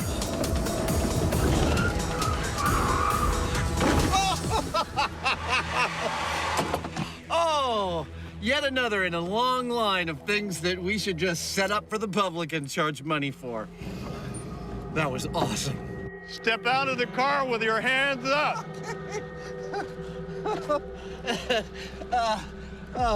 That was so much fun. Oh my God. That was the best thing ever. Well, that went pretty much as good as I could have imagined. First off, the course was amazing, full of all sorts of really interesting obstacles, from fruit stands to dudes fixing their cars to, come on, a flaming car. I also was able to go through it really fast. I mean, fast enough where I almost lost control of the car on a couple of the straightaways. Like, it started fishtailing, but because of Brian's training, I was able to bring the car back under control. Whoa! Almost lost a little control there. Then, I actually spun out and Jamie hit me, but again, in reverse, I bolted back up the hill and Jamie chased me, and it was all going pretty good. But I was going too fast on the accelerator, and I spun out. He jammed into my front wheel, and I could not move. Test over. I must say I'm surprised how fast you actually can go in reverse. Adam was really pretty hard to catch. He was going along, you know, within the limits of what you can do on this road, and I couldn't do that much faster. I did catch him because he spun out, and I was able to almost corner him, except that he was able to take off in the opposite direction that I had come in. So at that point, I didn't have any choice but to actually take off in reverse after him, which is hilarious because that was not at all what we planned, but it turned out that I ended up catching him in reverse. So that ought to tell you something about how fast you can drive in reverse and what you can do with it. So how you want to call it? I have to say, I started this story thinking it was going to be handily busted, and I am now thinking that it's actually plausible. It's not unreasonable how much speed and maneuverability you can get going in reverse. Yeah, I mean, both of us, I think, if we had our choice, would go, you know, front forward. Yeah. Because that's going to be your better option, but surprising how good it can be. Let's call it plausible. All right. All right, I'm going to drive forward home, though. If you can.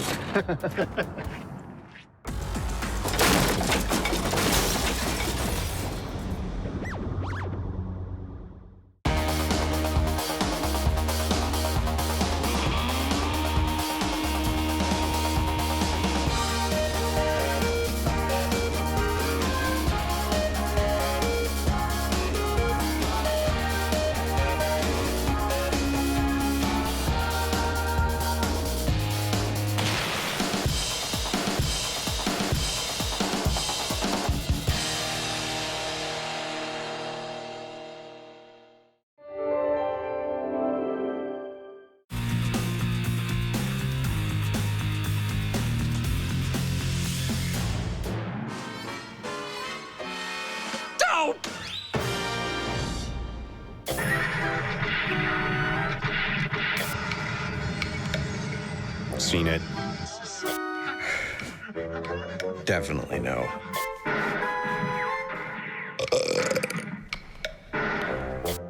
No.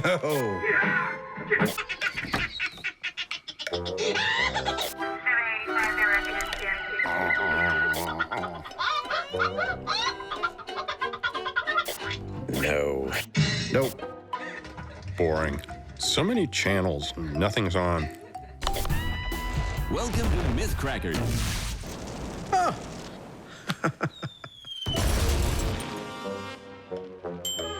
That was fun being on that show. What was it we were trying to prove again? Don't know, don't care. Blow it up. But you know, I was thinking, if we did their show, shouldn't they do our show? A Simpsons special? Absolutely. Let's do it.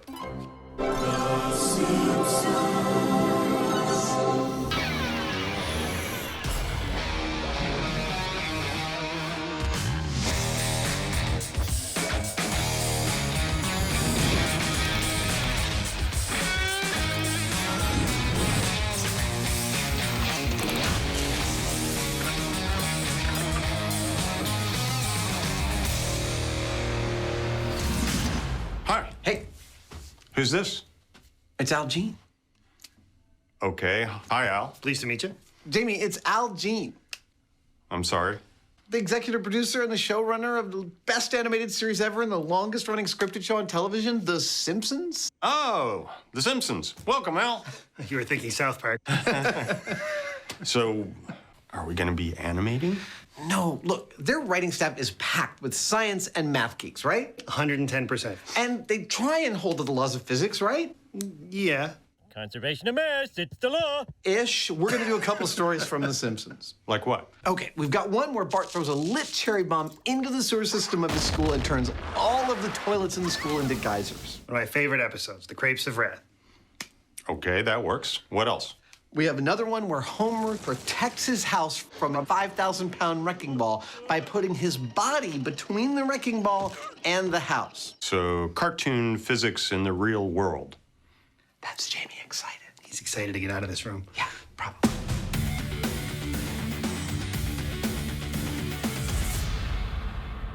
Now, it is one thing to look at physics from the movie world and see how realistic they are in the real world. It's another entirely to try that with a cartoon. And in investigating Homer versus the Wrecking Ball, Jamie's tackling the Wrecking Ball, and I've got to build a full-size Homer with all the same dimensions, body mass, and water content as if Homer was a real person. Yep, to determine the kinetic energy implications of Homer's heroic intervention, the size and mass of the key animated elements have to be accurately translated from Springfield to the real world. So, Al, we really strive to be as accurate as possible on this show. So I'm hoping you can supply us with some real-world dimensions of Homer. Lights. How tall is he? Well, you have to be really accurate. He's 5'11", and that's what the animators always use.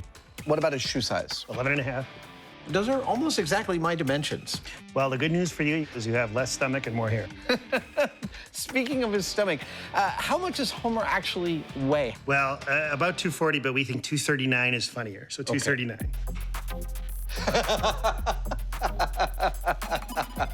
Ladies and gentlemen, this is Homer Simpson, full size. Al, thank you so much. I'm going to leave you alone with the donuts. Is that okay? They'll be gone when you're back. Donuts. Armed with Homer's exact specs, Adam commences the construction of an animated American icon. USA! USA! Starting with upholstery foam, That's pretty good. Adam utilizes a method with familiar, family-friendly results. This technique that I'm using of gluing an open cell urethane foam to itself is referred to as additive foam building. Because instead of like casting and mold making in flexible foam, I'm physically building the parts that I need out of sheet foam. What you might not know, this is how all your Muppets were made. Yep, same technique. There we go. Do I look like Homer at all? Hi.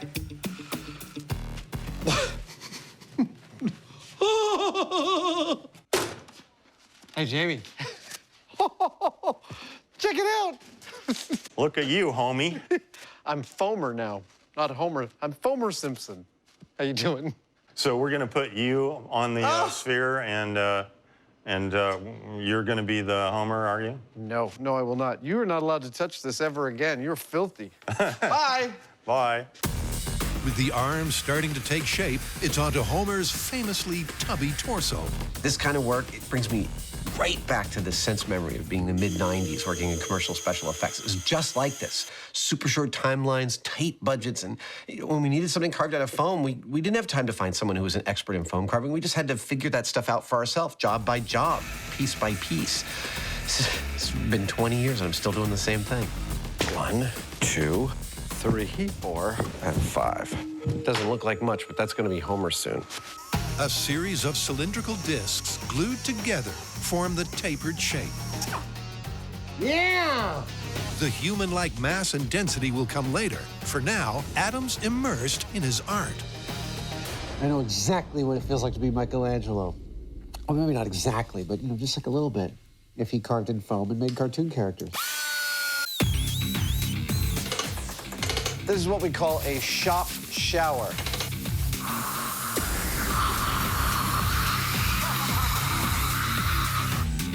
Next, the arms are attached to shoulder joints. And the legs are measured, cut, and positioned on the posterior. That's it, ladies and gentlemen.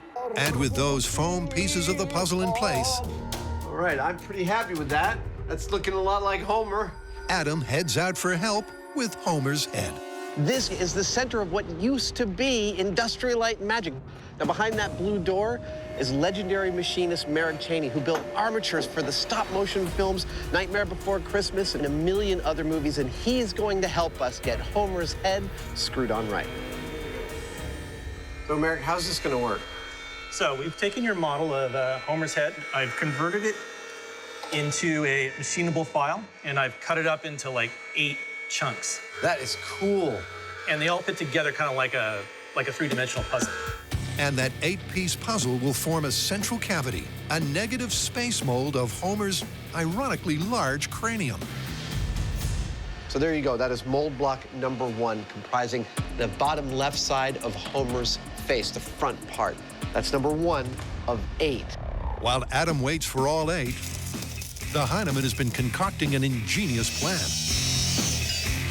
In the cartoon, Homer appears to be on a wrecking ball that's about as tall as he is. And because it's so much larger than a real-world wrecking ball, I've got to make my own. And that's not exactly an easy task. But I've got an idea. Easy as pie.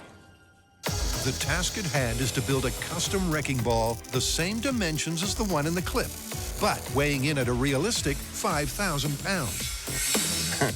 So you're starting to get the picture? It's a unique manufacturing assignment the Hyneman is tackling in his own unique way. There are a lot of different ways of making a big, heavy ball, but the quickest and easiest way I know of to do it would be with steel-reinforced concrete. Now, to do that, you need a mold, and I've come up with an idea of creating what amounts to a hemispherical-shaped auger that I can chuck onto the back of some earth-moving equipment and dig 2 hemispherical holes right in the ground. It looks like it might sort of just make it. We pour our concrete in there around a steel armature, let it cure, put them together, and you got a ball. One big-ass heavy ball. Yep, to make 2 hemispherical molds. It's working! For the 2 halves of the concrete wrecking ball, that's what I'm talking about.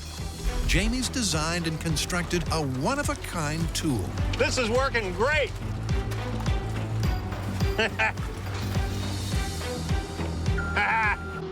Next! The rig didn't break. It's made a nice, symmetrical half sphere. It's clearly solid enough to have concrete poured in it. It's perfect, which is what's going to happen pretty much next. Oh, look at that. The steel armature, made back at the shop, will provide structure for the concrete half shells. And you could say the Hyneman is happy. This is working exactly like I had in mind. Normally, if you want to make a big sphere like this, you'd start off with a big chunk of foam, you'd carve it into a sphere. Our little hose are perfect. You'd put fiberglass over it, and then you'd make another mold of the interior cavity, and it'd take several people pretty much all week long just to accomplish this. Instead of doing that, we just dug a hole. I'm just saying. With the concrete shaped and edged with matching seams, phase 1 of Jamie's big ball is complete. Now that has to sit for about a week and a half, and then we're gonna pull that one out, turn it upside down, and put it on top of this one. And we'll bond the 2 things together, and we've got a wrecking ball. With 2 weeks before Jamie can wreak wrecking ball havoc, it's back to the shop for part 2 of this Springfield spectacular. So what's next? Toilet bomb. Al, you want to do the honors? Thank you, Adam. Well, in one of the early episodes of The Simpsons, Bart flushes a cherry bomb down the toilet. So long, sucker! And it immediately sends geysers of water shooting out of every toilet on the block. So explosives in toilets.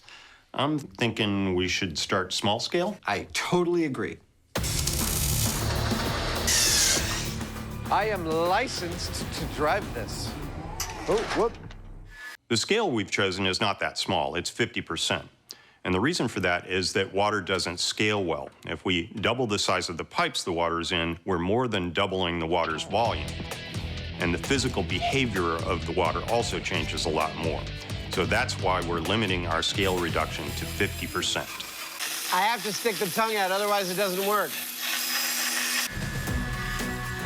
The myth is that an explosion will travel through a plumbing system, causing multiple geysers out of the toilets. That's the bowl, and that's where the magic happens. And to test that, we're gonna do 3 things. Number 1, I'm gonna make 3 transparent working toilets so we can really see what happened when things go boom. Number 2, I'm gonna connect them with an accurate waste disposal system. 2 more like that. I think we're good to go. And finally, we're going to be introducing a cherry bomb-like explosion into that system, and, well, then we're gonna see what we see. Recreating Springfield Elementary's plumbing system sounds elementary. Melting my brain. But it's anything but. Wow. I'm trying to work out how to do this, and because I'm molding it, effectively I have to think upside down and backwards. So the negative space here, you see, I'm going to fill with a stone plaster. So that when the stone plaster sets, I'll pull out all the bead foam, and I'll be left with a toilet negative, the front to which I will mount a piece of acrylic. Excellent. So that we can see what's happening in the toilet. It's gonna be freaking awesome. And after the plaster is set, the negative space molds are removed. Okay, 1. To reveal the balls. Number 2. Number 2, get it? Because in a, never mind. And once they're cleaned up and dried out, A little bit of an oven. Adam mounts them and seals the system with a transparent sheet of 1/2-inch acrylic. I get excited about a good experimental rig. There we go. She is a freestanding toilet sculpture. I think it's time to flush a toilet. So long, sucker. I want to watch one of these work right now. Now, right here, this is where the important part of the functionality of a toilet is about to happen. We think of toilets as like there's water and it's water all the way down, but it's not. Toilet systems are mostly air, and here's how it works. If you put more liquid in the system than it can handle, it just spills over here. Now, if I flush this toilet by putting more water in, check out what happens. That works just like a toilet. But that's only half the story. Now that the toilets are finished and actually working, it's time to plumb them into a system. Excellent. Okay. See, the toilets in Bart's school would have all been connected to a central set of pipes. That's what I'm about to build in scale. So here we go, go. You're supposed to cut. The plumbing beneath the bowls is crucial. Good. To accurately model the pressure wave effects of Bart's bomb, it has to be set up just like a 3-stall school sewage system. Complete with 2 crucial effluent outflows, the system has multiple exits for the blast. And with that, this Simpsons special Game of Thrones Fire in the bowl! Explosion in 3. is ready for blast-off. Go.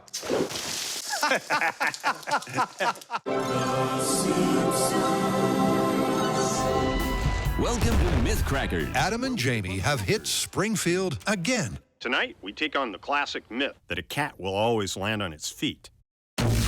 But this time, instead of experimenting as animated characters, What was it we were trying to prove again? Don't know, don't care. they're animatedly experimenting. And with a transparent trio of toilets ready to blow, they want to know if Bart's bomb could have really gushed multiple geysers. Now, what happens when you flush a cherry bomb down one of these toilets? Well, it's gonna go down through the plumbing, and it could blow anywhere. It could blow here, it could blow here, it could blow down there. That's actually what these black caps are. These are places in the plumbing system we can introduce the pressure from the cherry bomb. But we're not going to use a cherry bomb. Not in my shop, we're not. Number 1, it's illegal. And number 2, it's potentially dangerous and definitely very messy, so we're going to need a little bit more control if we're going to do it here.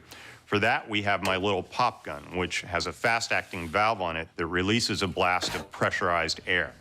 And that's essentially what an explosion does. It creates a volume of rapidly expanding gases in a pressure wave, So we're gonna plumb my little pop gun into Adam's rig in various places, adjust the pressure, and see what happens. 20 PSI?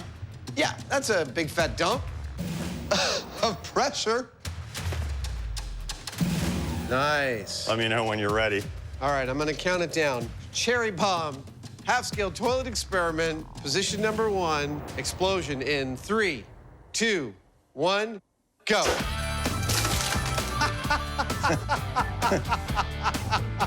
Go.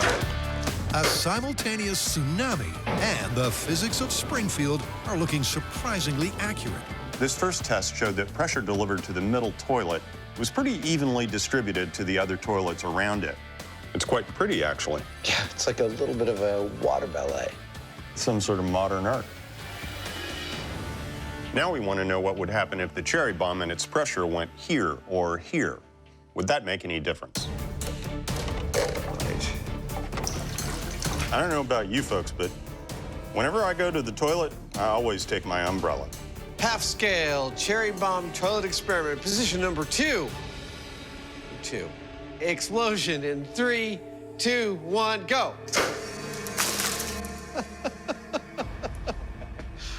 That's very satisfying. Another successful concurrent eruption. Position number 3, go.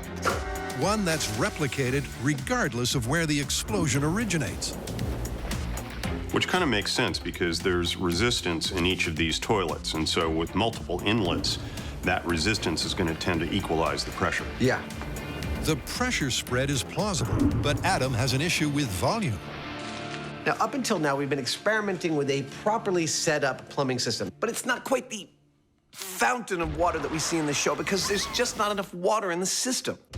But what if there is a clog in the system? Here we go. The clog could have water backed up in that system, and the cherry bomb could go in that, and then it's pushing water. What do you think?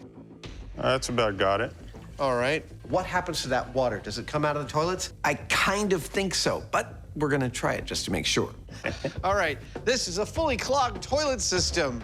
3, 2, 1, go!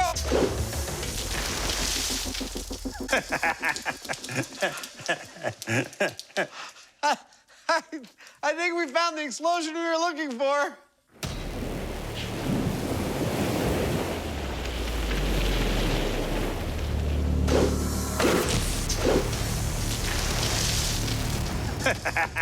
Well, aside from being pretty to look at, our half-scale system has demonstrated exactly what we were hoping, and that is the Simpsons-like fountain water shooting out of the toilet behavior from a cherry bomb thrown into the system.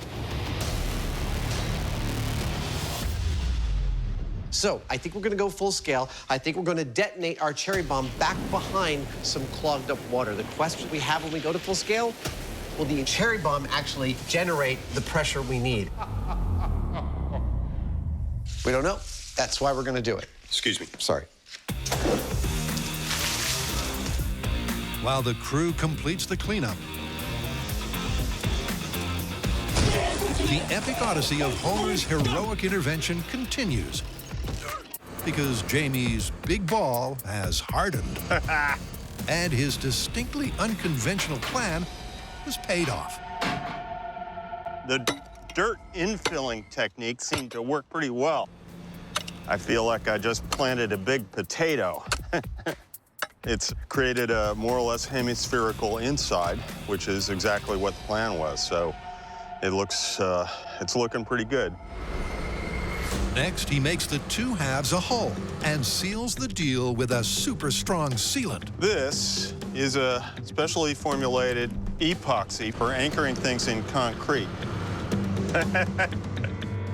So my plan worked exactly as I had in mind, and we've got a nice spherical shape.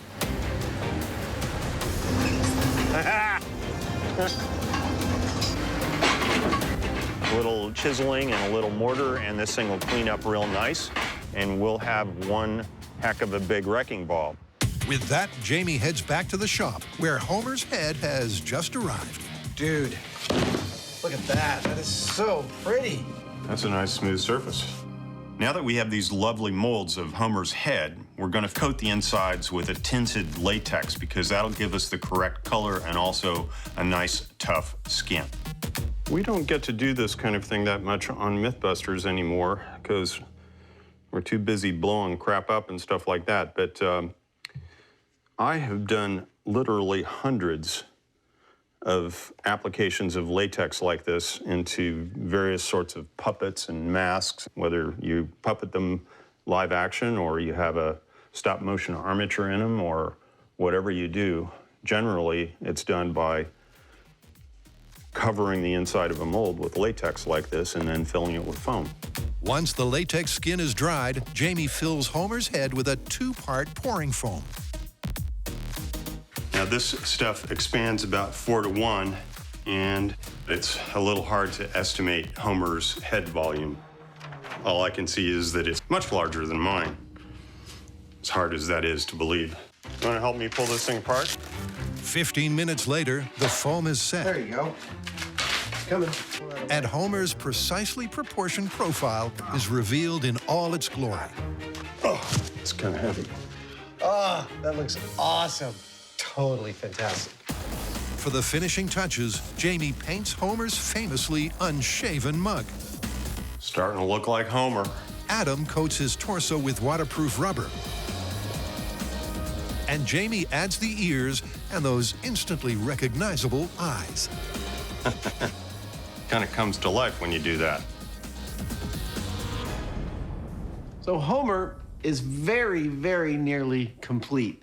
We've painted all of his body parts, including his head and now his hands, a suitable shade of Simpsons yellow. After this, we'll send his measurements out to our seamstress to make him a full set of clothes. Then it's time to take him out to the location and abuse him.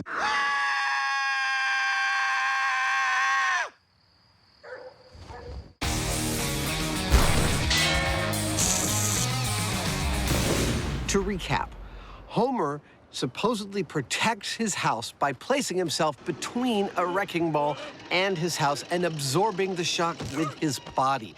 In order to test this, we are absolutely, of course, going to need a wrecking ball. Check. Well, that's a big-ass ball.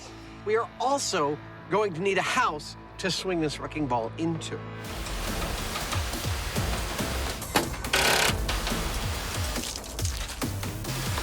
So we decided to build our own. Actually, we built 2. We're always painting some before we destroy it. There's a very good reason, because what we want to find out is whether Homer would have made any difference to the wrecking ball's effect on his house. All right, let's go. Therefore, that's our control house. We're going to swing just a straight old wrecking ball into it. It's only when we get to this one that we're going to strap Homer to that wrecking ball and find out if the amount of destruction is actually different, i.e., less on this one. Now, it's a home worth protecting. Yeah, perfect. In the demolition industry, wrecking balls are kind of iconic. Jamie wire brushes his balls every morning. But we've come to find out that they don't actually use them that much anymore. Now it looks like it's all business. And when you think about it, it's sort of understandable. There we go. Because you get thousands of pounds of weight swinging on the end of a cable, it's not exactly a precision instrument. You're right on the money. 5,000 pounds is perfect. Not only that, it's hard on the equipment that swings it. So we've found that whenever we need a wrecking ball, we make our own. With their accurately sized and weighted homemade Homer wrecker ready to swing into action. Woohoo! I love having the right hardware. It's simply a question of lifting it. I'll hold it up in case it falls. Awesome. Pulling it back and letting it go, right? Ray, how do you feel about it? You like it? Wrong. If it goes out too far, it's going to want to bring the crane over. You understand? Right. So that's an interesting question. If we pull it back too far and it swings far out, it's going to pull the crane over. Probably the big question is, how far do we pull it back? To answer that, I can go 40-foot radius. Okay. So let's talk this through. That's 40. The guys look into the limits of the crane's live load capacity. Let's say the ball hangs here and the crane is here in relation to the house. Discuss the physics involved. Force equals mass times acceleration. So once that ball starts to move, it wants to keep going. And after an hour of tense discussion... Really, you have no intuition about that whatsoever? Come up with a swing distance of... What if we did 12 feet? 12 feet is significantly less than the freewheeling cartoon capers of Springfield. Good. But it's as far as the real-world physics allow. All right, you like that? Yeah, I think that's perfect. And with those parameters in place, the guys set up for the control. Extending now. You may be wondering why we're not pulling our wrecking ball back quite as far as you see them do in The Simpsons. About 4 feet away. Well, cranes aren't designed to swing heavy weights around like tether balls. If they did that in a heartbeat, they could tip the whole crane right over. Stop. Stop. Are you happy with that? You betcha. In rigging, there are two kinds of loads, a dead load and a live load. A live load is one that moves, and this load is about as live as it gets. You dig it? Yeah, I'm just grooving on the vibes coming off of that whole thing. You know? I didn't know you grooved on vibes. Sure. The repercussions of a miscalculation could be catastrophic. It's just like destruction in potentia. But the question they're aiming to answer is, what kind of hit will the house take without Homer? This is Simpsons Wrecking Ball Control minus Homer in 3, 2, 1, go!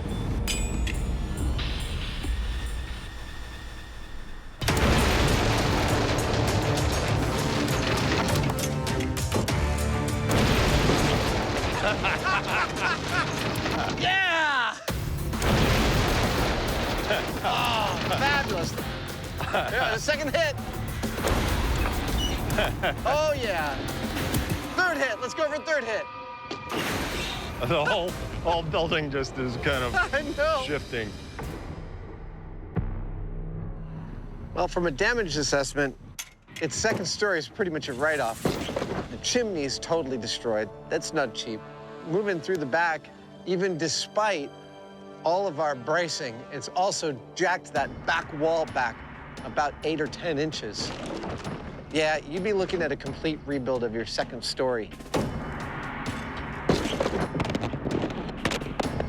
This is super cool. We had a camera perched on the top of the chimney to witness the destruction from up there. And when our wrecking ball hit the house and the chimney collapsed, the camera up there landed on the wrecking ball itself, sitting nice and perched. Oh, hi there. Hello. We can cut from this to this shot. Howdy. You did very, very well. He actually hit another camera also mounted on the ball. That is like camera Olympics, man. Well done, little guy. Our test showed that a wrecking ball hitting a house like this would severely damage any masonry, as well as the framing and the wall of the house, just like it did here. Now the question is, will Homer make any difference if he gets in between that ball and the house? Honestly, I don't know.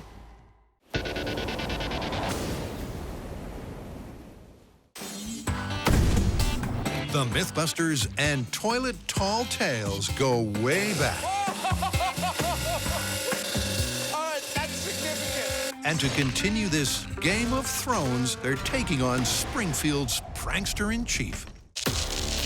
To find out if Bart's Bellagio-esque fountain will translate from the success in small scale to full scale, the Mythcrackers hit the bomb range.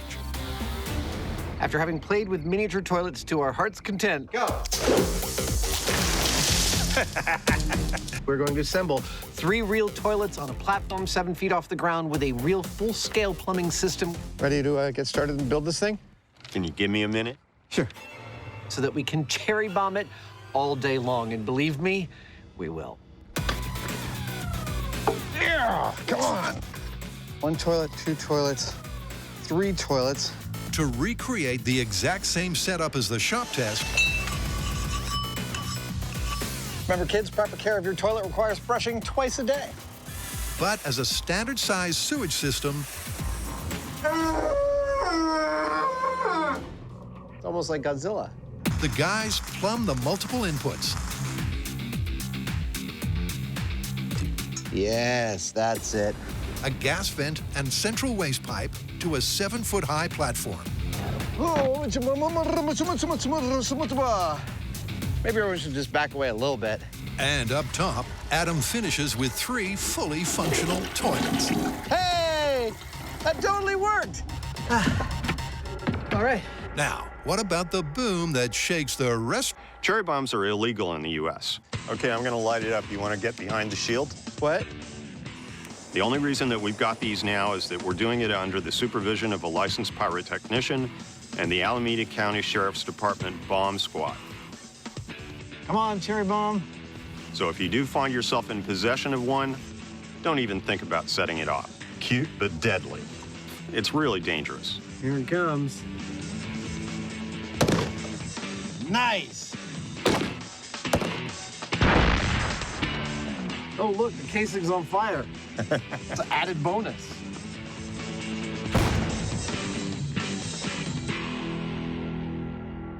Room. Under strict bomb squad supervision. All right. The guys are using their own Mythbusters-made cherry bombs to find out if the fuse will fizzle when wet.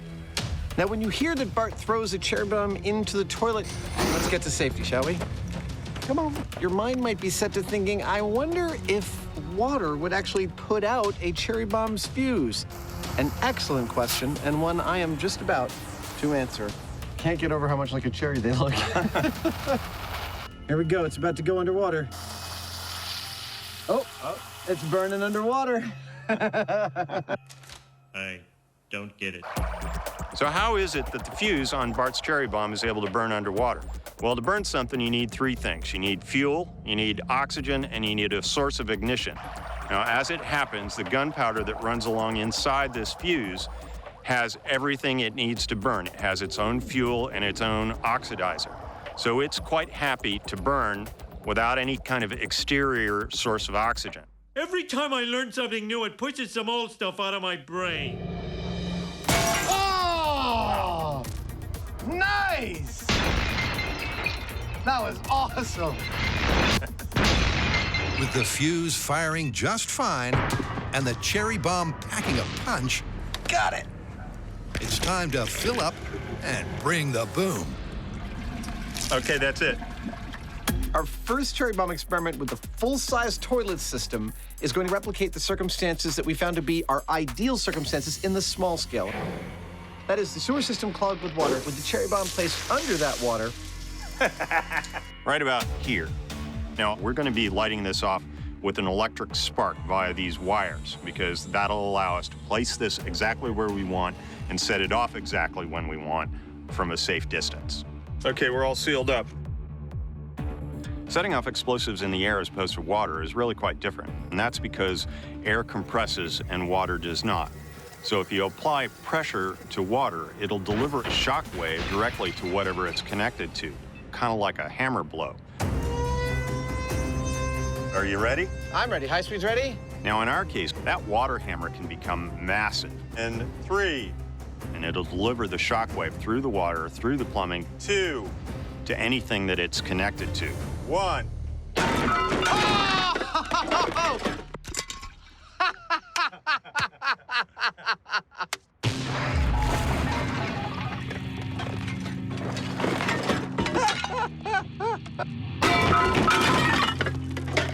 That was catastrophic.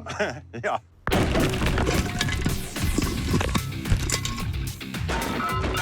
Yep, Jamie's hammer theory nailed it. In contrast to the shop test's Simpsons-like water fountain, Oh, yes.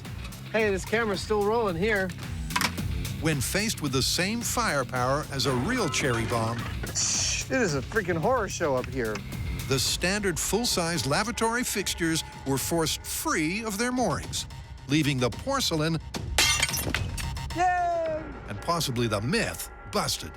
Looking carefully at the high-speed footage, you'll notice that water starts coming out beneath the toilets at the same time as it starts coming out the bowls. Now that means that that water was moving so fast that the toilet's plumbing was not able to absorb the onrush, which is why it broke the toilets off their mounts instead of creating 3 large geysers. Our cherry bomb gave us a stunning explosion. Unfortunately, it also happened to rip all 3 of our toilets right out of the floor. I have to admit, just approaching a toilet in this stance, on my knees, on the floor, my head above the bowl, does not remind me of some of the happiest times of my life. That pretty good? Looks good to me. So we have gone to the measure of bolting them right to the cast iron flanges of the plumbing that they are plumbed to, and that should hold them tight for this test. You ever had a toilet seat cause you trouble, need to replace it, don't get around to it for a long time, like most people with their home repairs? I know I'm the same. Putting in a toilet seat is easy. Literally, put it on here, put these 2 things, tighten it. You're done! There was no reason to delay. Should have just taken care of it when it first happened. Procrastination. All right. Doink and doink. And now your toilet's ready for blowing up. I hope this has been a good lesson for you today. After a quick reset up top, You know, all evidence to the contrary, I think you and I would make a good pair of plumbers. this time they place the cherry bomb at the lowest possible point of the plumbing. The guys are hoping the larger volume of water above the explosive will absorb more energy and give them the mythical gushing geysers. This is it. After small-scale and large-scale experiments, this is the blast we hope will work.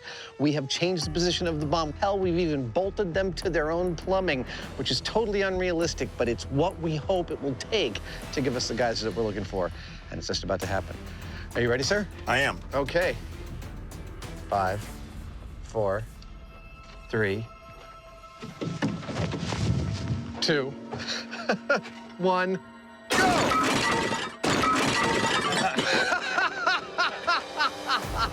No force can contain the cherry bomb!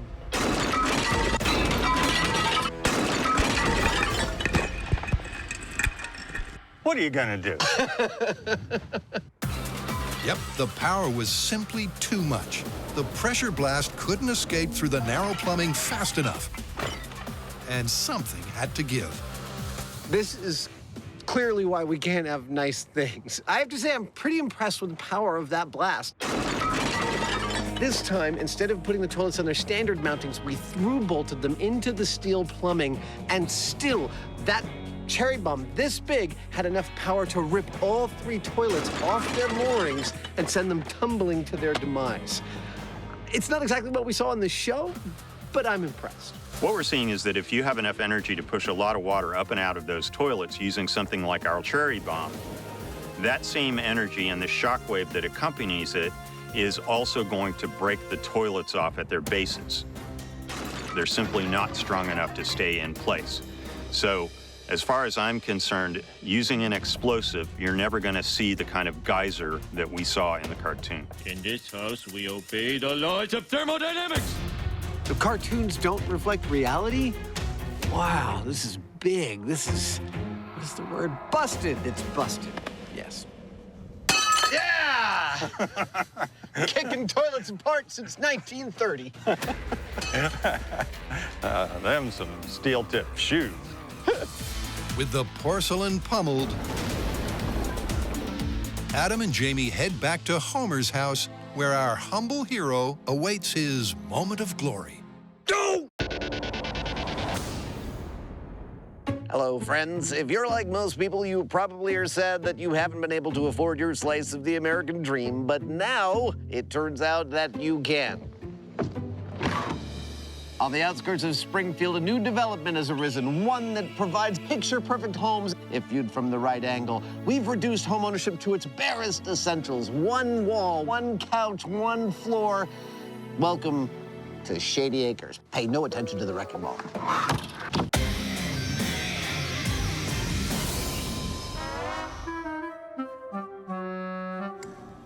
Jamie and Adam are chasing a cartoon conundrum. Oh, that's his home.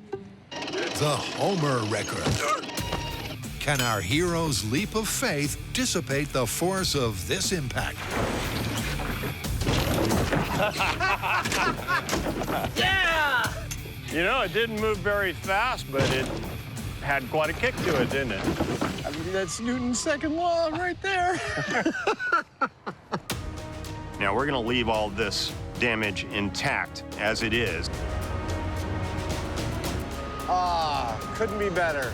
And go ahead and do the test with Homer on the wrecking ball with the identical house. Now that is a proper cartoon wrecking ball. And if it shows damage anything like this, we will know that Homer's efforts would have been for naught. And ta-da! Allow me to introduce you to the completed, ready-to-be-tested with hero of this episode, Mr. Homer J. Simpson. Ladies and gentlemen, let's give a round of applause. Our accurately sized and dressed Homer is attached to the ball exactly as per the clip. That's it. First arm is on. Okay. With a final, crucial component. Since part of this is what happens with Homer's body mass on the ball, we need to give him some body mass other than just foam. We're doing that by adding water. The average density of a human body is within a couple of percentage points of water. Perfect. So a water-filled Homer is an almost perfect energy absorption analog for a real person of that size and shape.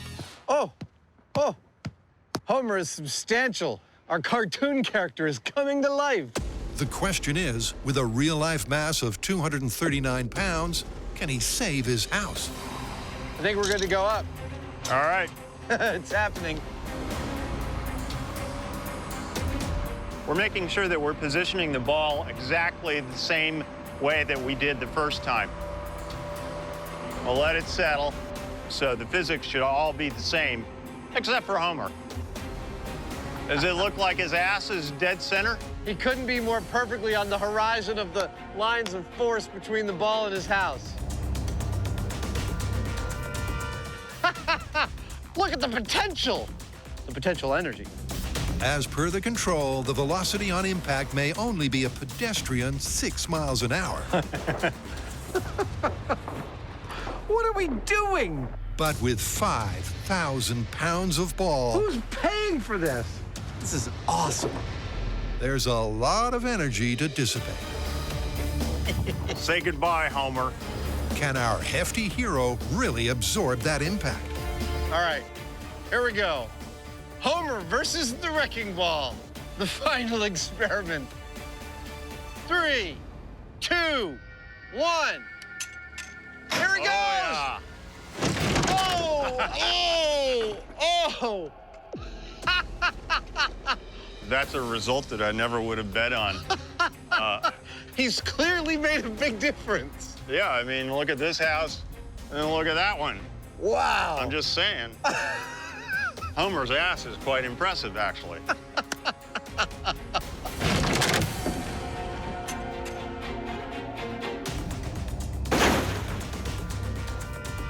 It's an astonishing result.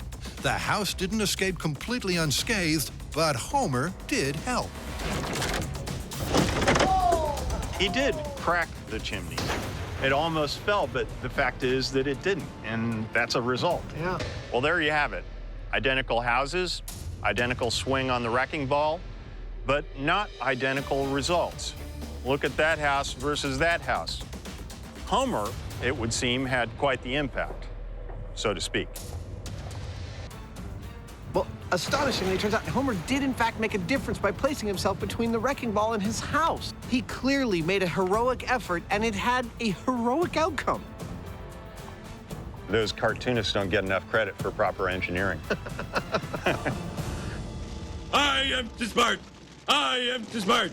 S-M-R-T. I mean S-M-A-R-R-T. All right, Al, I got some good news and some bad news. I'm gonna start with the bad news, which is the toilet bomb. Unfortunately, all we got was total toilet destruction. It's busted. Well, you forget that the school is near a nuclear plant run by idiots. It's funny because it's true. And there could be a nuclear explosion at any moment, which means that the toilets are ultra, super reinforced, not busted. I see where you're headed with that. And the good news? The good news is Homer Wrecker. We are totally amazed by these results, but the fact is that Homer made a difference. By placing his body between the wrecking ball and his house, he was successfully able to keep it from being damaged. So you're saying the show is 100% scientifically accurate? Sure. Thank you, gentlemen.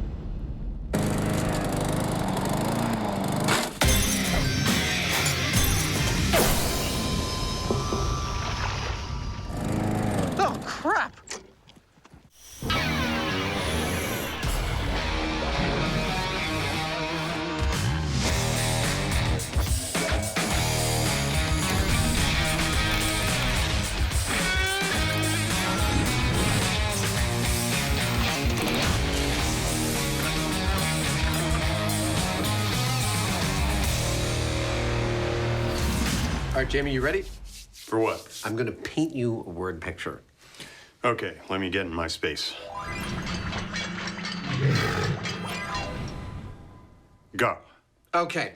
It's Sunday morning. The grass is high. It's time to mow the lawn. So you pull the lawnmower out of the garage, you start it up, and you start pushing it around your lawn. That smell of cut grass coming up through your nose, it's great. So you're almost done. You're close to the driveway where there's some rocks on the lawn, and your lawnmower goes over one of those rocks, kicks it across the street, kills somebody. Kill somebody? Well, it doesn't actually have to kill somebody. The idea is that a rock kicked by a lawnmower can have an equivalent amount of force as a bullet delivered from a .357 pistol. Lethal lawnmowers. I like it. What else we got? Well, continuing in the theme of accidental ammo, we have a construction site myth called glass guillotine. Goes a little like this. Pane of glass in a building. Guy walking down the street. Pane of glass comes loose. Shing. Well, that sounds like a pain in the glass. Exactly.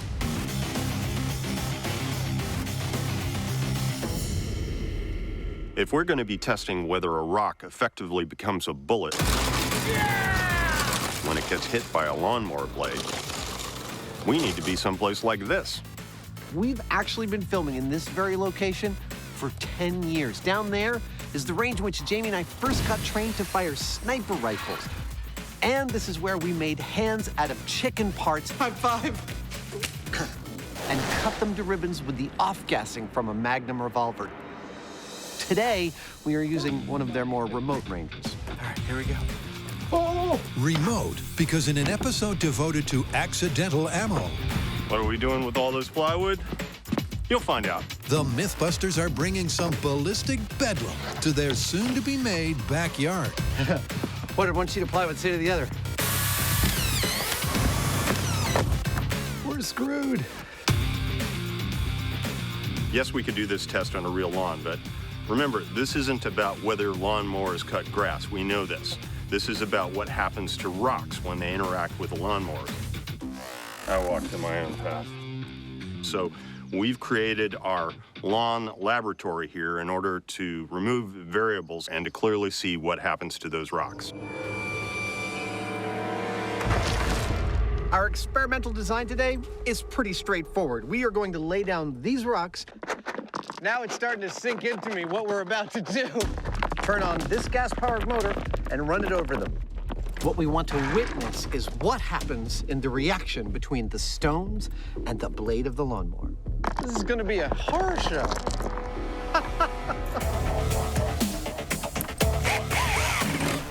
Our blue figures are painted onto styrofoam, and so if any rocks come out of the mower with any force, this foam is soft enough that it should easily show it. All right, well, I guess it's time to do some testing.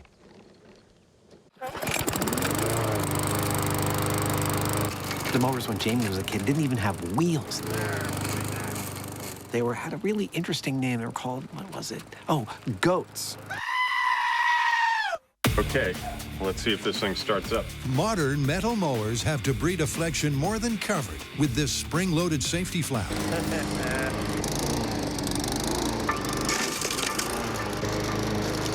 Nothing came out. We gotta pull that door. But Adam and Jamie want to know what happens in the worst-case scenario. It seems like the safety features work beautifully, but as you know on Mythbusters, that's never stopped us. The first order of business, remove this little door with the word danger on it. There we go. Safety feature removed.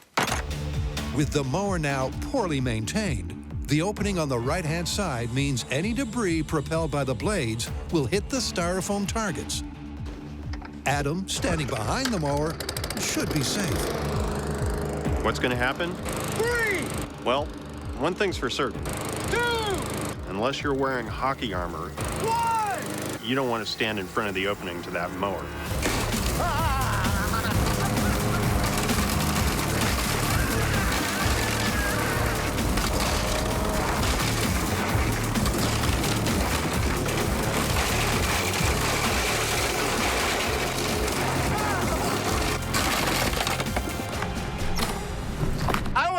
Anymore. This is terrifying.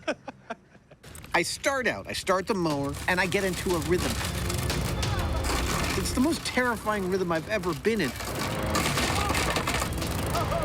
I actually ended up by turning my entire body away from this rain, this shower, this firestorm of little tiny pebbles. One even flew up in the air and landed on my hat.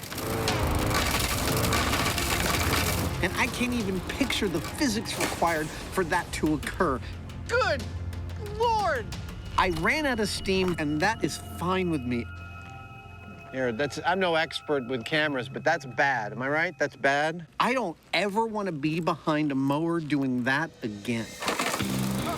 While Adam was behind the mower, out of the line of fire. I'm really sorry about that. I apologize here. Put that right there. A veritable firestorm of stones and ricochets meant no one was safe. Come here. Oh my gosh. Hit. With the foam onlookers peppered. That went all the way through. Wow. The myth that a lawnmower can fling rocks at bullet-like force is clearly on the right track. It threw this. That's heavy.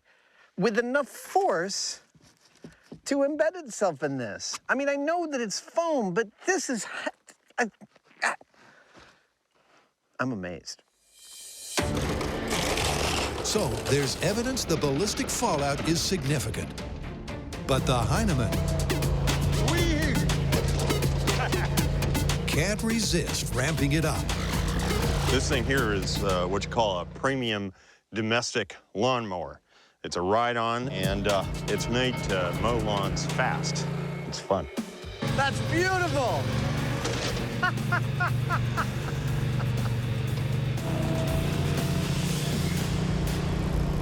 With an engine 4 times more powerful... Jamie, are you ready? I'm ready. How much more havoc will Jamie wreak? 3, 2, 1, go!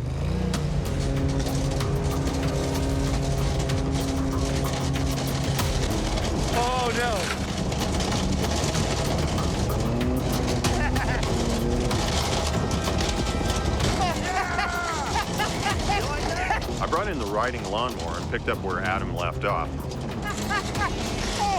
Oh my God! Ah! Stop! Stop! As you can see, there are no rocks left where I mowed. That mower moved them successfully off to the side with vigor. Turn it up! How'd I do?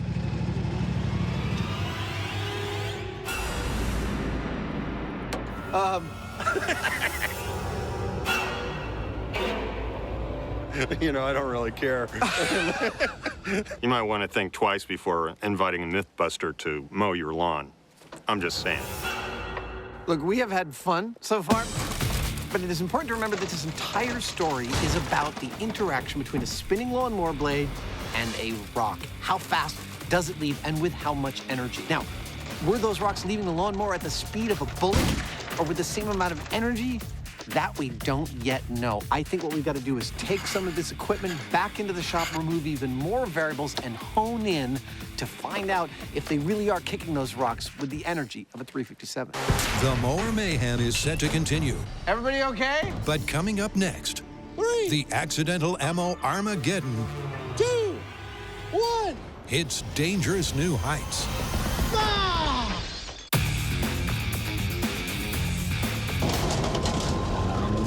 I did not expect that level of carnage from our lawnmower. Yeah, we might be onto something with that. True, but a lot is going to rest on exactly how fast those rocks are actually going. But before we get to that, let's say we crank up the gore on another story. You're talking about glass guillotine. Yes, the myth is that if a pane of glass falls out of an office building and you're unlucky enough for it to find you on the street, it will shing, cleave you right in twain. Well, I don't know about that, but whatever happens, it ain't gonna be pretty. No. For us to do our glass guillotine experiment, we need something to cut, something that ideally would be like a human. And, well, I asked for some volunteers from the shop crew, but nobody stepped up. So I'm gonna have to make my own, and to do that, I'm going to melt down a clear, flesh-like material and pour it into this human-sized torso mold. Yep, for anatomical accuracy, Jamie's using a creepy mix of realistic materials. See the way that tears? This is a polyethylene material, and it actually rips, just like flesh will rip. So I'm going to use this as a filler material so that when our plastic dummy gets impacted, it actually cleaves, if it's going to, like flesh. Getting a human-like texture for their torso is critical. There we go. Adding bags of blood, not so much. These bags are made for what's known as sous vide. It's a method of cooking, and it means that the plastic's able to withstand a fair amount of heat. And this will provide a container for the blood, which when we float this or hang it inside our mold, hopefully, if it gets hit with our glass guillotine, it'll bleed. With the gratuitously gory innards placed, the pouring of the now superheated gel commences. Lower down. It's funny to go back through our whole entire history of human analog production. Oh, there we go. I mean, we started off so primitively, just filling molds like this with dessert gelatin. All the way up to, you know, last year we made a human analog that would actually get hypothermia while you watch. It's all looking good. It's nice and clear. In this case, for our glass guillotine, this one bleeds. And in 12 hours when it cools, we're gonna try it out. It's a beautiful start. Oh, it's beautiful. But their bubble is soon burst. That right there, that's a breach of one of our blood bags inside our human analog here. Doesn't look like they've all breached, but if one has, well, there's only one of two reasons. Either because the bag was improperly constructed or because they're all gonna breach. What this means to the final product, I have no idea. We just gotta wait till this cools and see what we get.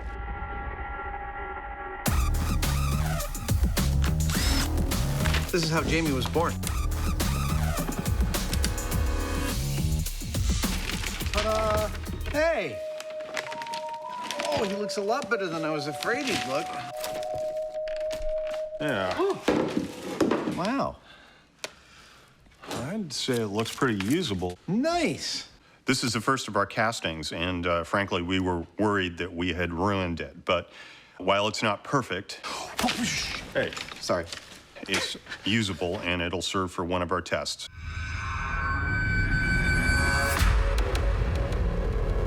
Clearly, if we're going to be experimenting with glass falling from great heights, we're going to need glass and we're going to need great heights. Too low. Now, glass is easy. Great heights, not so much. A little bit better. Not a lot of people want to let you drop stuff off of their buildings unless you come to a building like this. Almost. This is the Santa Rosa Fire Department's fire training tower. That's more like it. Today, I hate heights. we're going to be dropping large panes of glass onto unwilling ballistics gelatin test subjects. Absolutely perfect. Now remember, the myth is that if a pane of glass like this comes loose from its moorings on the side of an office building and plummets to the earth, that by the time it reaches the ground, it could cleave an unsuspecting person perfectly in twain, like a guillotine. So we've got a 4-foot by 6-foot piece of 3/8-inch thick glass, like what they would have on top of a high-rise. Not many people know this, but mimes actually practice behind an actual pane of glass. And I'm going to hoist it to 75 feet. Good. Where Adam and I are going to drop it. Looking good. Now, when you're visualizing a pane of glass falling and slicing through someone like a guillotine or a sword, you're probably thinking of something that looks a little like this. But you also probably were watching us move around our pane of glass and thinking, wait a minute, that glass doesn't look sharp. It looks like it's got a kind of a square edge, kind of like that. That's because the glass in an office building is called tempered glass. It's made to be very hard, and it also doesn't break into shards. It actually breaks into many, many thousands of little tiny chunks, kind of like this. It didn't break. Allow me to say this again. It breaks into many little pieces like this.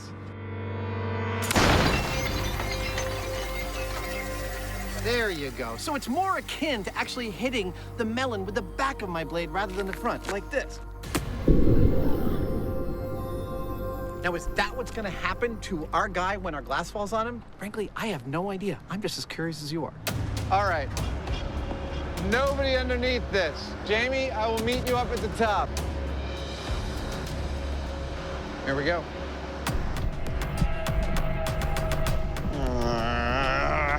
I hate heights. I know nothing's going to happen to me when I'm in these things. Man, this is scary, but I've always been that way. I just hate heights so intensely. It's just awful. Yeah, that's it. Jamie, this is working beautifully.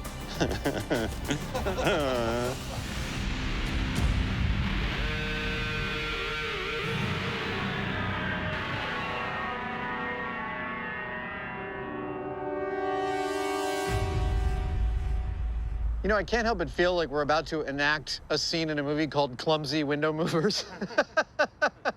For clarity, it is worth restating that what we are looking for from the glass here is not whether or not it kills him. Okay, now, I figure we hoist it over our heads. Yeah. Although that would be the end result no matter what, if it hit him. Okay. 3. Oh my God. It's that it would cleave him in 2 like my sword did with the melon. Shing. 3, 2, 1. Oh! It did a little turn right at the very end. It looked like it was gonna be perfect, and at the very end, it fishtailed. Oh my gosh. It was so close. For like the first couple of seconds, it seemed to be falling perfectly like a knife towards him. I'm like, oh my God, it's gonna hit him. It's gonna hit him. And then what feels like just before it got to our dude, it went like this and hit the ground perfectly flat and spread in every direction. Oh my goodness. It looks worse down here than it did up there. Oh my God, it's so pretty. When I was like 10, I would have taken these home and pretended they were diamonds and pretended I had treasure. I would have sold them to the neighborhood kids and made a profit. It's clear that this test was a fling and a miss. To stand a chance of a direct hit split, they're gonna need a plan B. What do you think? Should we head back to the shop and make a system for guiding the glass? Yeah, I've got some ideas. Me too.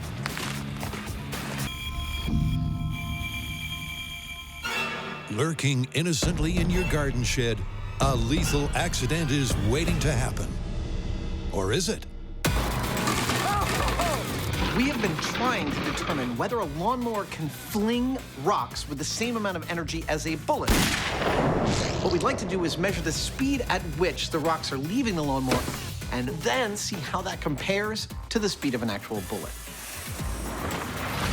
Before comparing actual bullets, they're measuring the mower. Why am I taking the motor off? Well, for us to test it in the shop, we need to look closely at it and run it for a while. And so instead of having this noisy, smelly gasoline engine going in here, we're just gonna swap it out with an electric motor, nice and clean and quiet. This thing's stuck.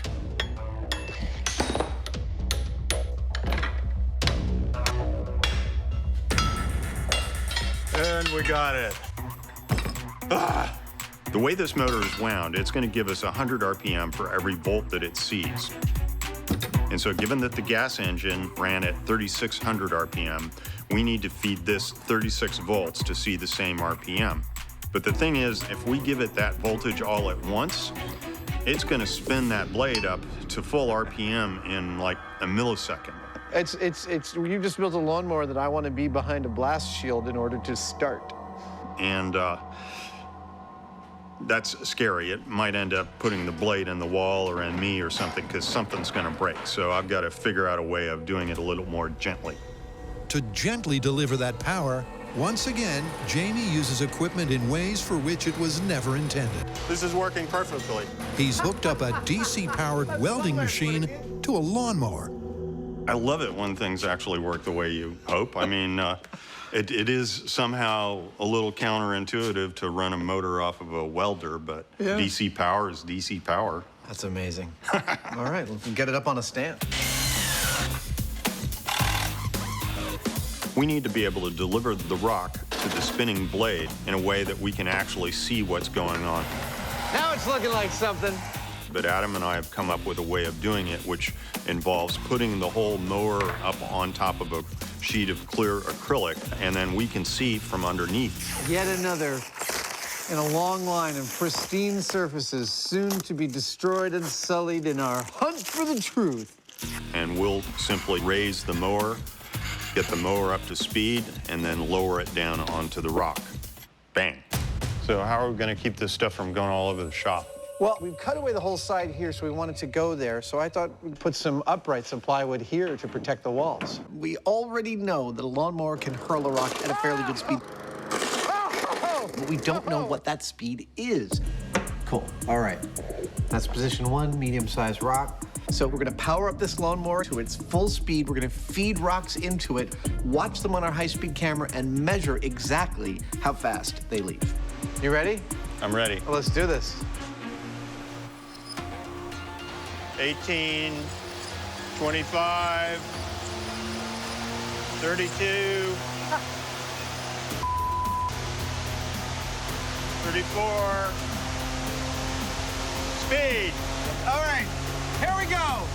Dropping a lawnmower onto a rock. 3, 2, 1. Cut it. Blink and it's gone. Because when the mower is lowered, the blade instantly slices the stone into chunks. Oh, wow, just absolutely decimated that piece. Question is, were any of the fragments moving at a bullet-like velocity? The fastest chunk was going 250 feet per second, and that's actually pretty significant for a chunk of rock about 1 inch long and a ½ inch wide. But we're gonna keep running this, see if we can't find even faster debris. 250 feet per second is a good start. Okay, so we got a whole pile going in. But this time, they're giving their mower more to aim for. Start her up. What could possibly go wrong? Speed. Dropping big pile of rocks. Cover your eyes. 3, 2, 1.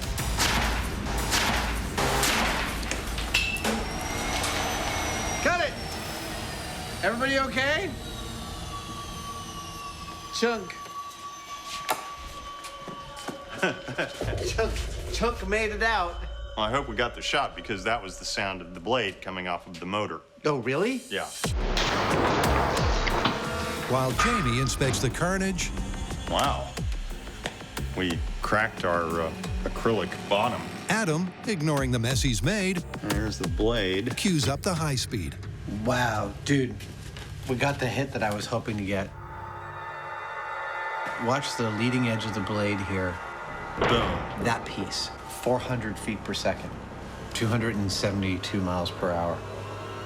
Well, I feel like we're in some very dangerous territory. Dangerous for sure.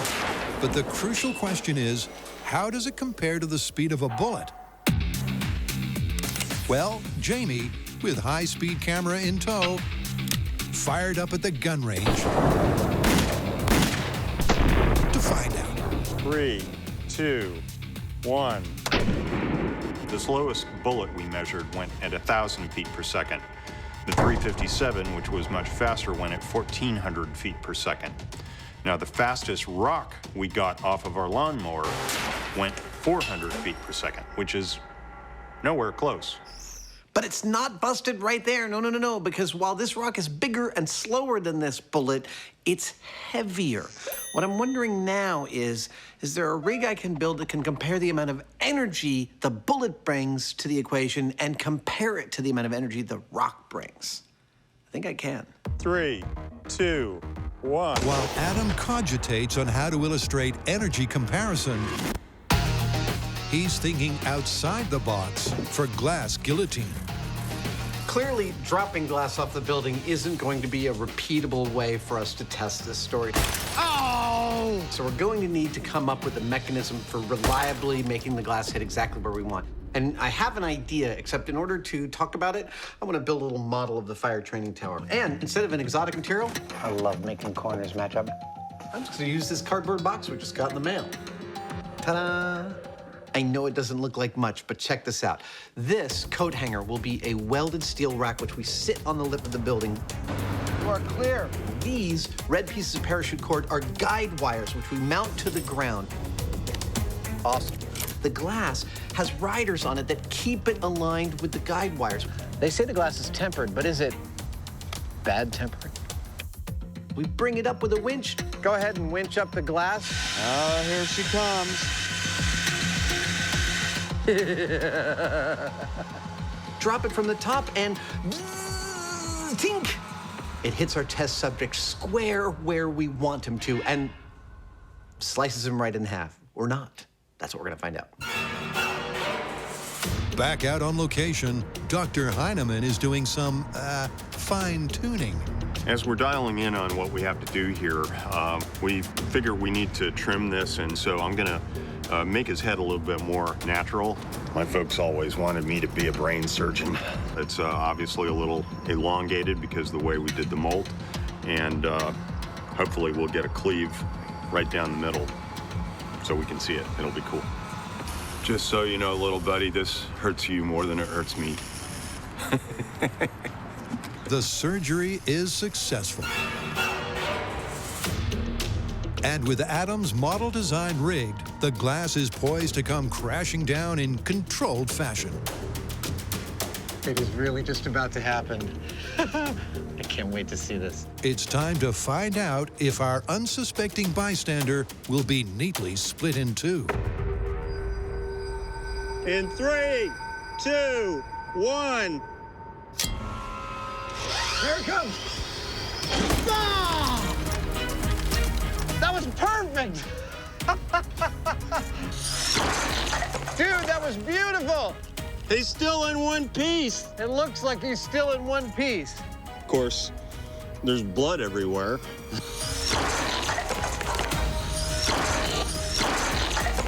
Well, every one of our methodologies worked beautifully. The glass dropped, it hit our dude exactly where we wanted it to, and it did not cleave him in twain. No, it merely beat the living crap out of him. But there's still only one dude. There's not two half dudes. Gotta try something else. Yep, this slasher story, it's gonna be a horror show, is about to get real edgy.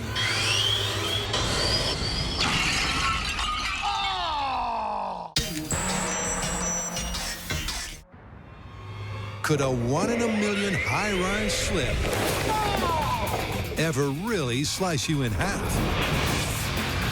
Not according to the evidence so far. And you might be watching thinking, of course it didn't, you idiots. That tempered glass you dropped had this big square edge on it.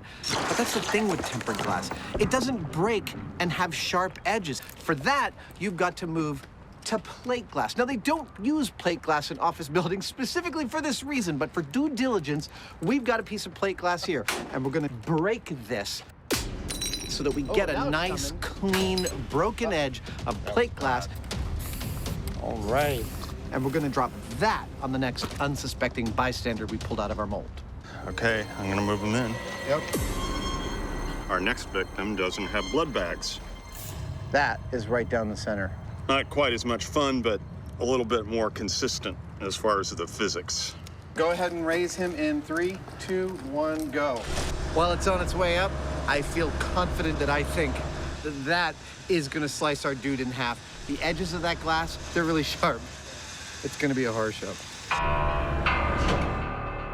All right, go ahead and count it down and let it go. In 3, 2, 1. Here it comes. Oh, it's good, it's good. Oh! That was beautiful. I mean, I don't know how well it worked, but it looked great.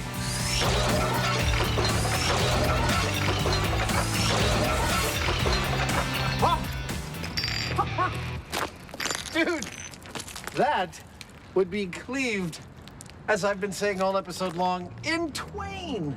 Not exactly a bullseye to the brain, but in twain, he truly is. I couldn't see that chunk fly off of him from where I was standing. It just looked like unfettered destruction. But dude, that's amazing. These two dummies tell the whole story. The first one, we dropped a piece of tempered glass onto, and they manufacture that glass so that people don't get cut. And the result is appropriate to that. Our guy would have had his skull crushed and a lot of bones broken, but he wouldn't have been cleaved in half. The other one, we dropped a piece of plate glass on that had a broken edge that was very sharp, and as a result, he got cut cleanly in half. The end result is the same. He would have died. Take your pick. Can glass falling from a high-rise cut you in two? But this is an interesting one because it's kind of a yes and no situation. If it's the glass they make high-rises from, then no, it's not gonna cut you in two. It's gonna kill you, but it's not gonna leave you in two parts. But if it's the wrong kind of glass, then absolutely it can leave you in two big chunks. So right kind is busted, but wrong kind is plausible. Plus a plausible. All right, I'll buy that. All right, let's get out of here.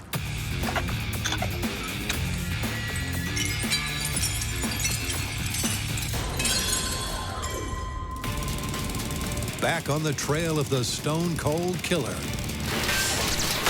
Adam and Jamie have proven a rock from a mower does not travel as fast as a bullet. But speed is not the only vicious vector.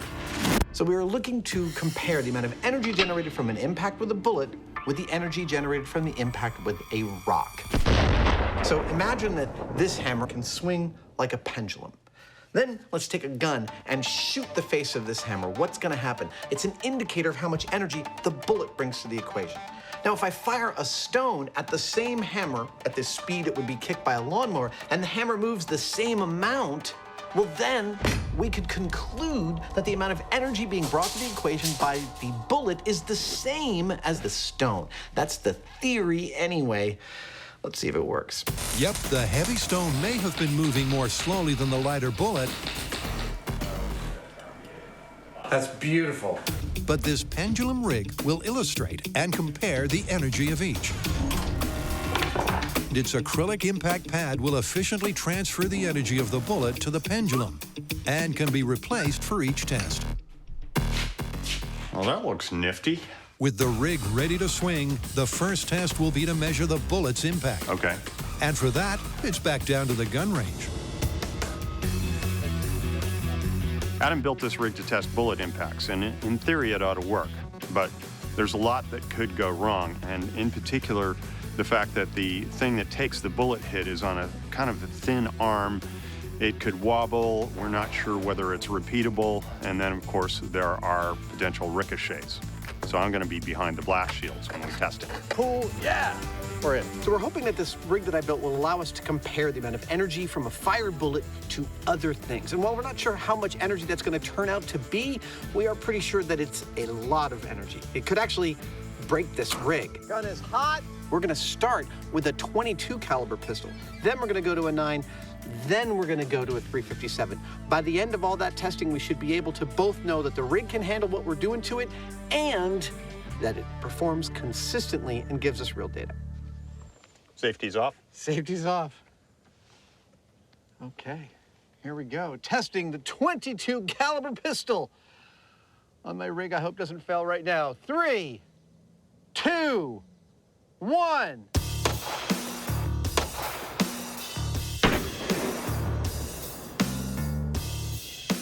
All held together. And it looks like it might have kept the bullet. Good. Ready for another? 22. And 3, 2, 1. I'm no expert, but that looked pretty similar. I think it was. Actually, it looks really good. Super consistent. All the 22 bullets knocked the rig to exactly 15 degrees. Cool, so the rig's working. So far, let's move up a caliber and see if it keeps on working. 9mm! I hope the rig holds up. And 3, 2, 1.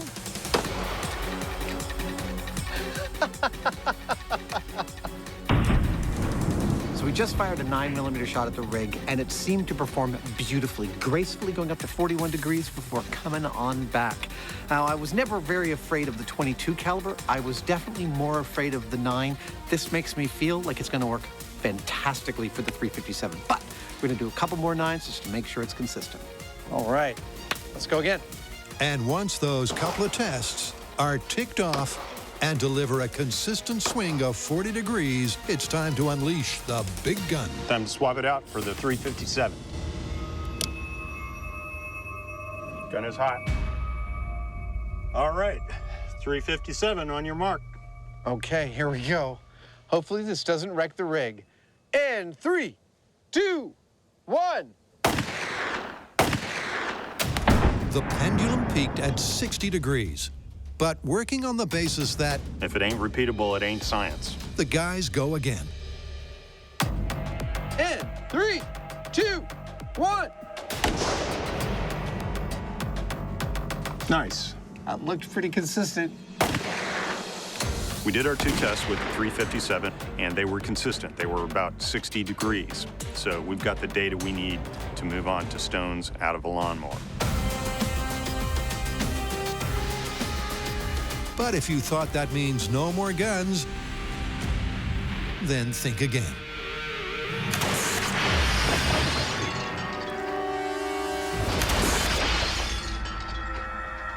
Wow.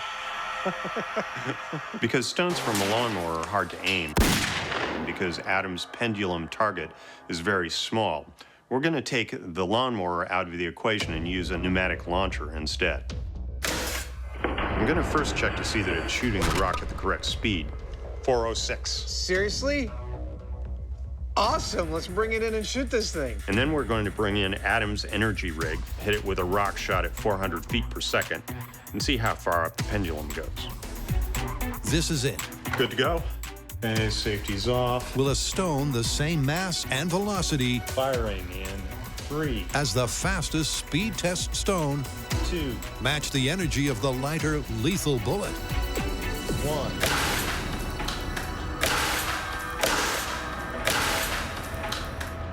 Dude, we got to see the video, but I swear that went past 60 degrees.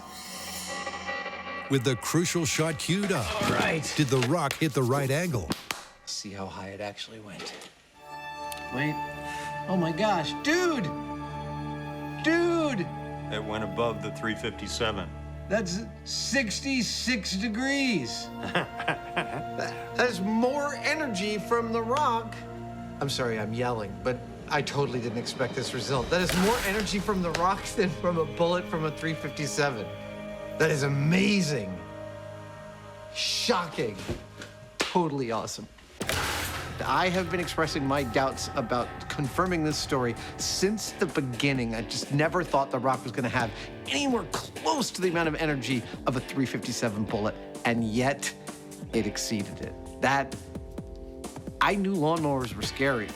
I just didn't know how scary. So with everything that we tested, I think we have definitively proven, and frankly, I'm astonished by this, but that a rock thrown from a lawnmower can possibly have as much or more power than a bullet from a 357. I'm astonished, but this one's confirmed. Yeah, I was surprised too. But you know, that gave me an idea. What? I want to make the lawnmower from hell. You do that, I'm gonna go home and hide.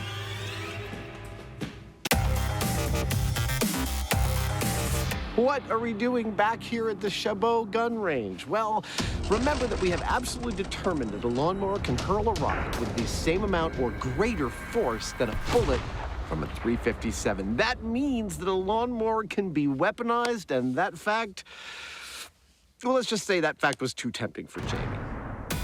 When it comes to terrifying engineering and gratuitous ramping up, the Hyneman has history. I call it my little pop gun. When he decides to go over the top, We want more? it's a good idea to duck, cover, and wear a hard hat at a safe distance. So we've seen what your average garden variety lawnmowers do.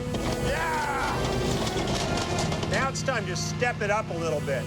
So while this lawnmower looks pretty normal right now, let's just say it's going to be evolving. Well, here we go. So what I'm thinking is that everything below this line and forward of the seat is going to go away. There we go. And we're going to have one big-ass blade and a couple hundred horsepower. You know, I think I'm going to have to ride this thing without all that weight on the front. Yep, once the ride-on mower has had the mower removed, This is like a wheelie machine. That's great. Jamie has the perfect mobile base from which to create his masterpiece.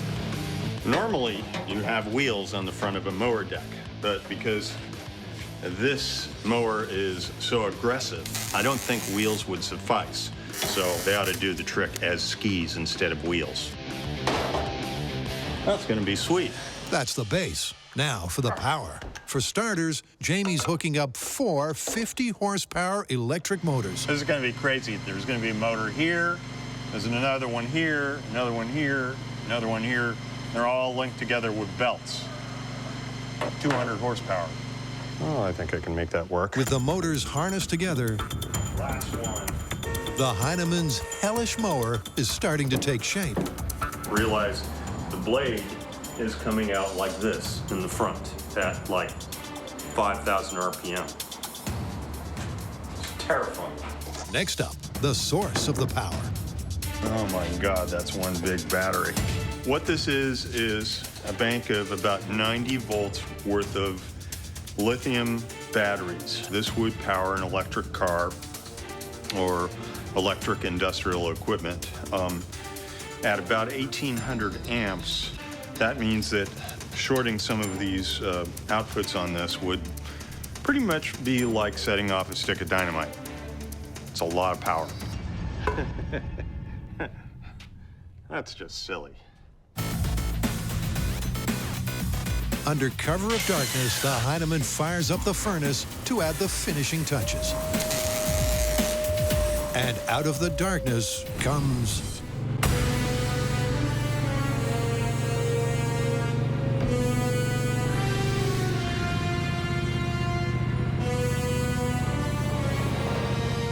Introducing the Lawnmower from hell. You've got 200 horsepower of electric car motors, 1,800 amps of lithium batteries. They'll be spinning a 50-pound tool steel blade at upwards of 5,000 RPM. Put it all together, and you really don't want to try this at home. First up, we're going to give the beast here a little taste. Just a little taste. It's a bucket of blue water. Go for it.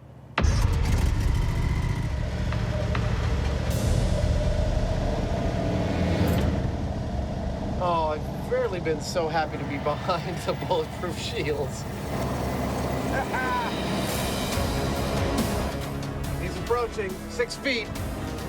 4 feet. 2 feet. It goes.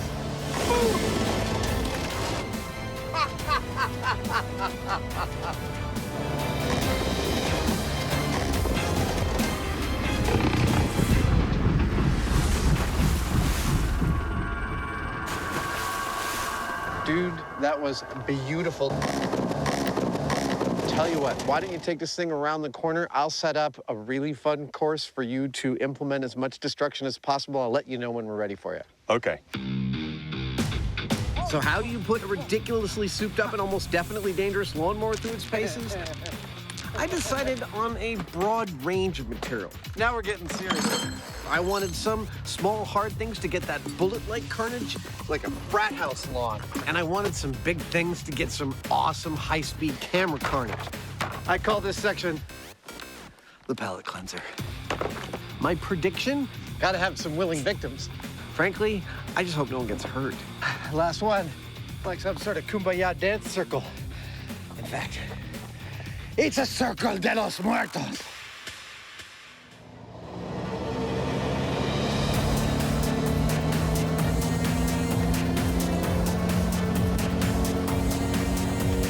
Here it comes.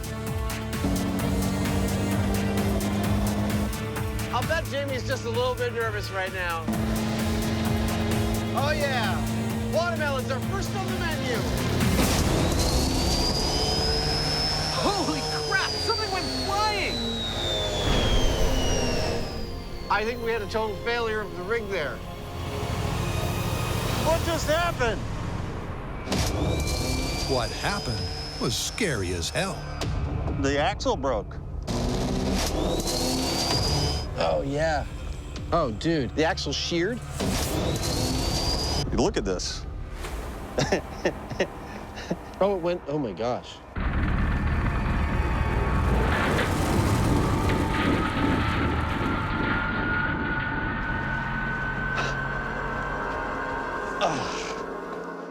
Well, there's your problem. Yeah. Oh, shoot. Well, that's the end of today's fun. Well, you know, I intended to go over the top with my lawnmower from hell. And I guess I did. Maybe a little too much, though. Like we always say, failure is always an option. And you know, this is the perfect example that you can learn as much from a failed test as a successful one. What we've learned in this test is, well, that Jamie has built something far too dangerous to turn on again. He is literally sitting on a drivable, cutting, whirling, slicing blender of death. Well, we could put another blade on it, to be sure, but we're gonna bow out for right now. At least until Jamie can figure out how to make this thing safe. Then we will be back.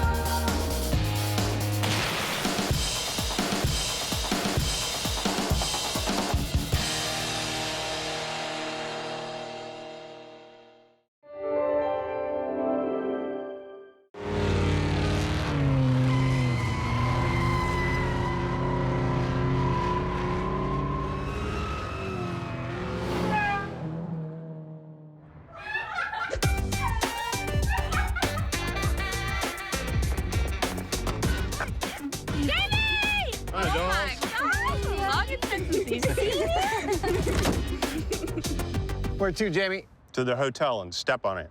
Okay. Jamie says step on it. I say time to break out the drifting moves. Because apparently drifting is not just slicker, it's quicker.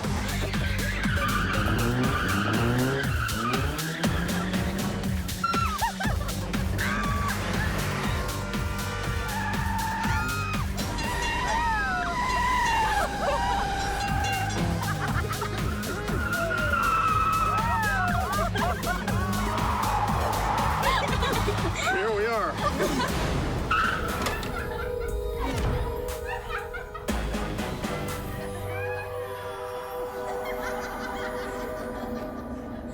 That was quick, but sloppy. You could use some lessons. Okay. Hold on, I'm coming.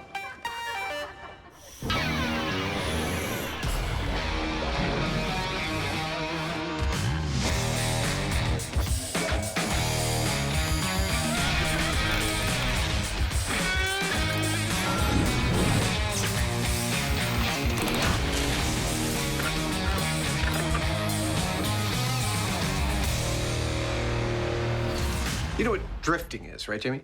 Yeah, it's a style of racing where they spin the rear wheels and are able to slide around corners going sideways. Exactly. You know, it's funny, that's the one thing that I can think of that we haven't actually been trained to do with cars. Well, that ends right now because this entire episode is devoted to drifting. Later, we're gonna power slide into a parking space. But first, we have a myth on the docket that drifting is actually faster than regular race driving. Time to break out our racing gear. Exactly. The perfect drift requires a precisely timed sequence of moves. The engine's revved, the handbrake momentarily engaged, and the power applied. Then by steering into the slide and keeping the throttle floored, the kinetic friction of the spinning tires supplies the centripetal turning force.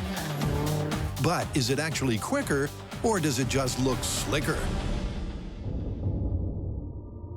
To find out, it's driver training with a difference.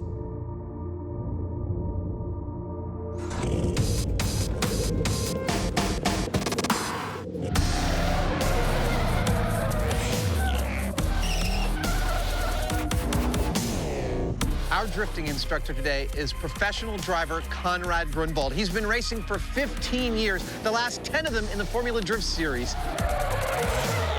And he's going to show Jamie and I a little bit about what's what when it comes to drifting. Shotgun. Okay. Before the guys take the wheel, the lesson begins with a demonstration to get a feel for what the drift is all about. Cue the joyride of a lifetime.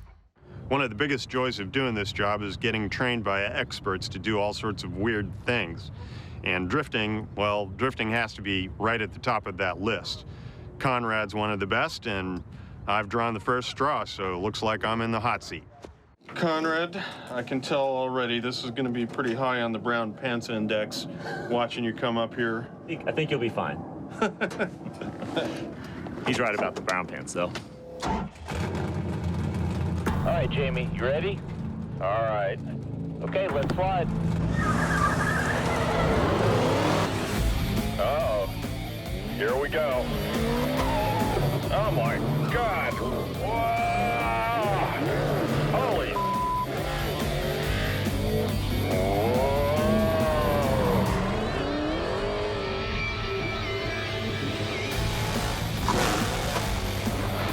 Yeah, baby. That's what I'm talking about.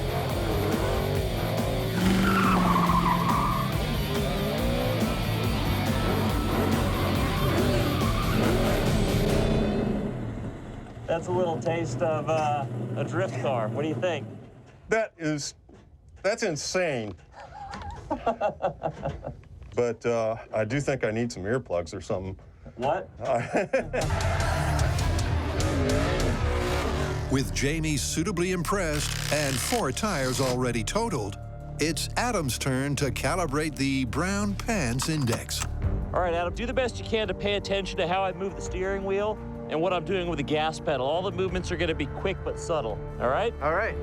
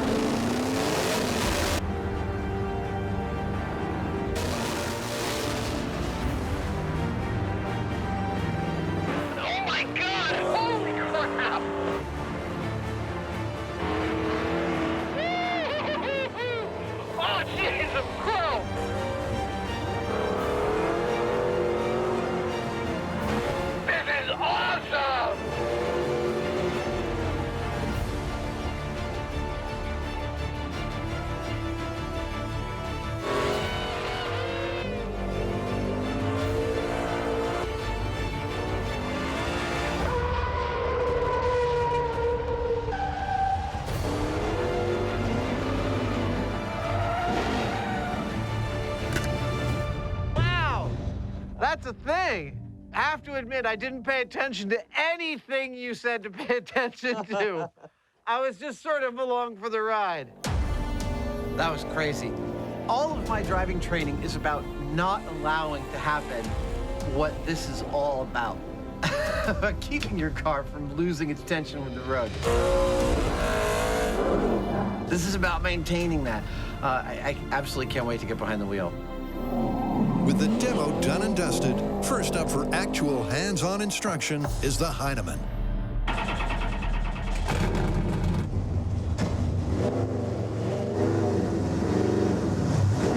About 20% of what we're going to do is with timing, and that's with the steering wheel inputs and what we're doing with our foot on the throttle and or the brake. Oh, too much. The other 80% of what we're doing is really your eyesight. Steady. Way too much throttle, way too much. All right. Keep your eyes focused where you want the car to end up, not necessarily where you're going. Even with intensive tuition, clutch, handbrake, and turn the wheel. It's an incredibly tricky technique to master. Ah, darn.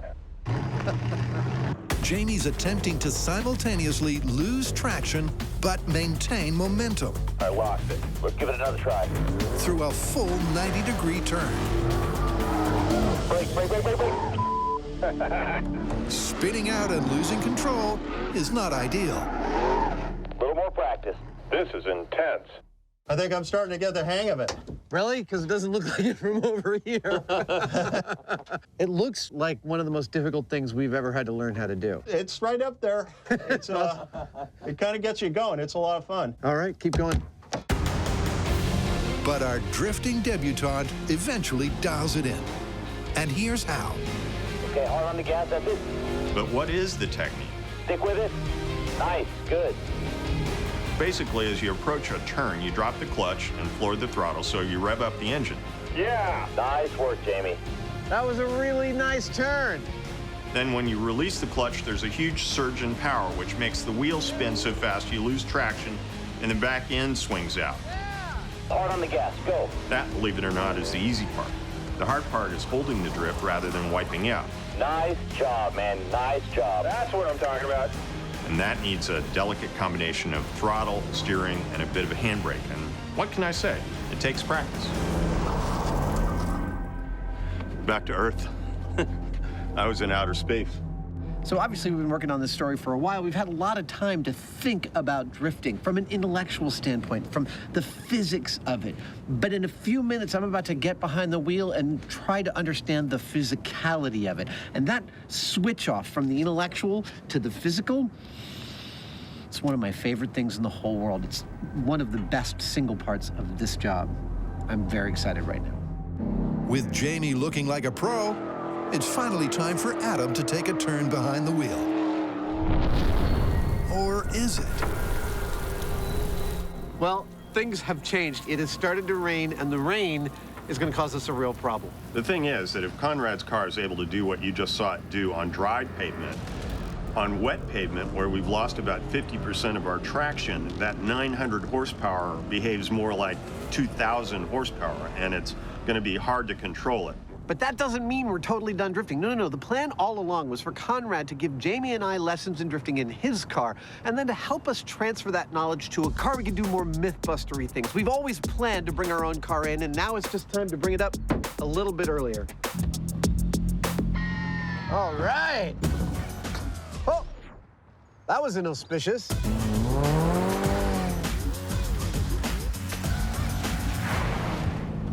Hey, man. You want to show me some ropes about how to do some drifting in this thing? Yeah, let's do it. Just go ahead and give it some gas and look where you want it to go. Wow. It may be a world away from Conrad's supercar, but to drift, this more Mythbustery motor requires the same technique, which is just as difficult. Part of what Conrad is teaching is you start going in a circle, gun the engine a little bit to break it free, and then kind of feather it, keeping it exactly that same RPM. Too much. You did everything right, just the timing was off. and then if you don't control it just right, you go too far and you end up going backwards and stopping just like that.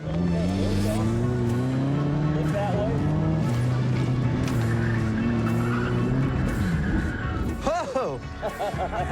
It's a tricky task to master. A little too much. A little too much. Adam takes a while to get a grip on letting it slide. That's it. That's it. Dude, really good. Off the handbrake. Good. Aha! Very good, Grasshopper. Nicely done. I have to tell you, this is one of the most fun things I have ever learned on this show. Power. Go. Yeah! That was the best one yet! Maybe it's because it's so hard to get right. That feels good. Wow, the whole world changed shape there for a second. Doesn't it? Maybe it's that when you get that 180 right because you've shifted into gear and you're starting to give the gas and the wheels start to spin out and you're looking at this spot to your left and you're spinning around it like you're attached to it by a chain. Oh, what a show off. That was pretty good. It's a rush. Have I made that clear? Good speed, clutch, handbrake, turn the wheel. It's been a long, hard training day. Tough on the tires and tough on the trainees. Back off, back off, back off, back off, slow down. But after 12 hours of intense instruction... Oh, nicely done. Where did that come from? Holy dude, that was great. Our dynamic duo are ready to delve into the myth. If we're going to get to the meat of this story, and that is whether drifting is better than driving, we're going to have to deconstruct the drift, set up some courses, and see if that is, in fact, looking like the case.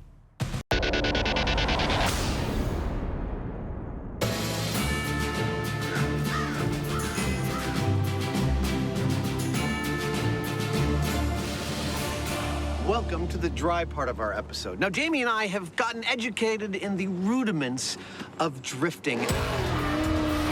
Yeah, nice work, Jamie. But now it's time to bump that up a level and do some actual testing. So we have abandoned the runways of Alameda, California, and come to California's Central Valley to this beautiful dry runway.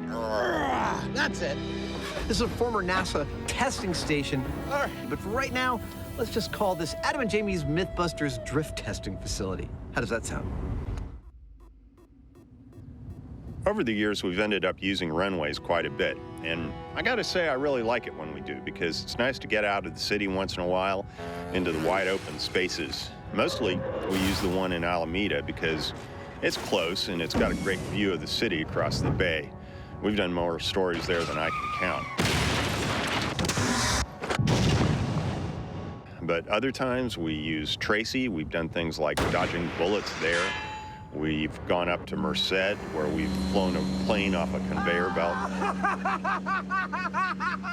This one here is at Crow's Landing, and it's new for us. I think it's going to work out really well for us. It's got a really nice surface. Check it out. The view's great. Time to try some more tires. In pursuit of the myth that drifting is the fastest technique for taking a corner, the guys set up for a time trial.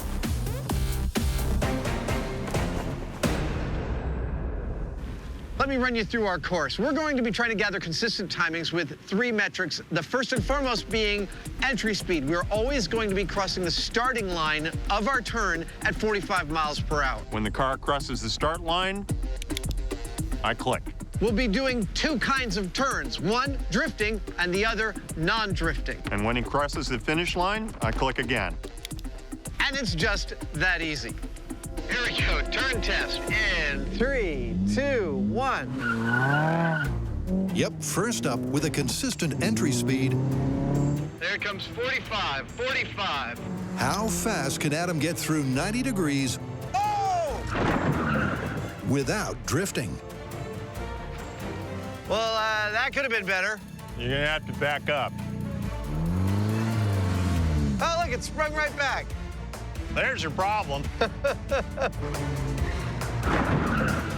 that was not my best turn, but I got to dial into this. This is the first time I've driven this thing. It's going to take me a few tries just to get the comfort and feel. 45. Oh, boom. Well, there goes our car.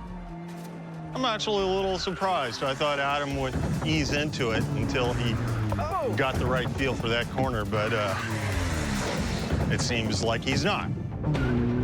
Here I come. It's an inauspicious start. Pulling to the outside. But from there on in, yeah! Adam dials it in and nails the corner. What was that? 4 seconds. In a consistent time. 4 seconds.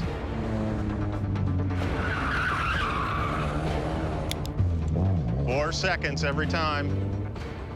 So now it's time for Adam to try and do the course while drifting. This might get interesting. Here we go. Let's drift again. Remember, for the myth to be confirmed, 40, 45, 45. Adam must rip through the right angle in less time. Initiating the drift.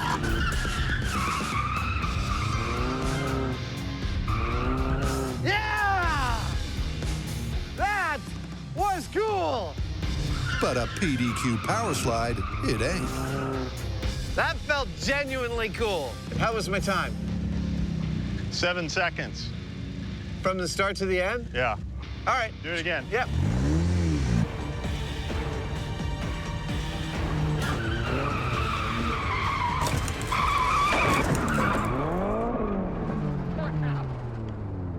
There is a lot going on in order to drift through this 90-degree turn. I've got to choose a specific spot, and at that spot, pull on the e-brake just a little bit while pushing on the clutch and then steering against the turn so that I slide into it and then give enough gas so I can come back out of it. I need a couple more to get scientific about this. That's it. 43, 44, 45. I'm at 45 miles an hour. This is perfect. I'm going to do it now. Yeah! Damn, that feels good.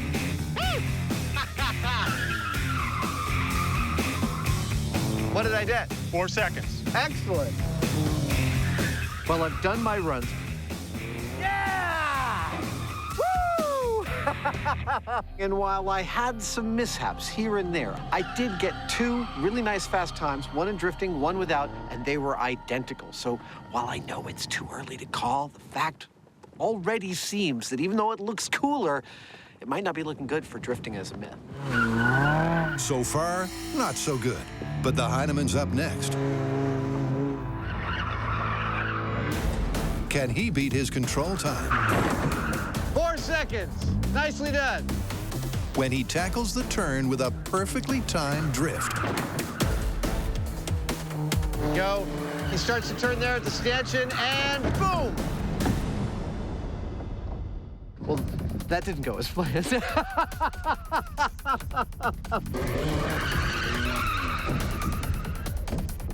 All right, so the goal is not to hit those things. Yeah, I understand. Okay, cool. Well, I have to say it's kind of strange to throw the car into a state of slide right when you're facing something that you're about to impact.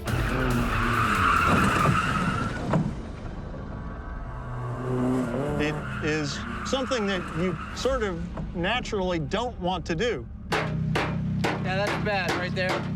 That's bad. We have a special technique for that. It's called tape. Yeah. It's all happening so fast, it's hard to say, like, okay, turn exactly now.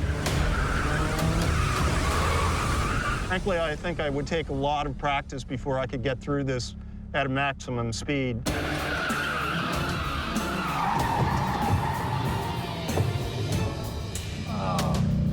That's bad.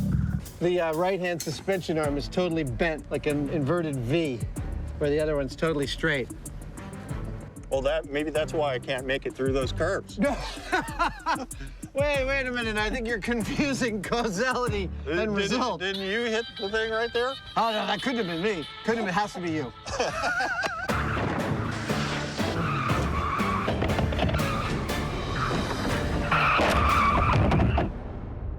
That's the cue for more less than subtle running repairs. Never happened. And a new angle of attack. With the 90-degree left-hand turn under our belt, it's now time to add a real wrinkle to this, and that is a 180-degree turn inside of two-lane road. A complete reversal of the direction of momentum is the ultimate turning test. But there's a tweak to the planned protocol.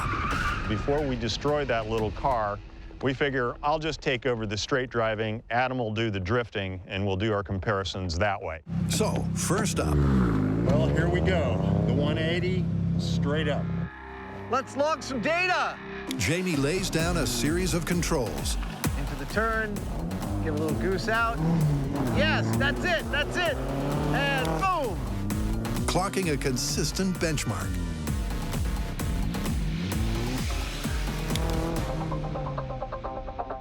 Eight seconds, like clockwork. Literally, like clockwork.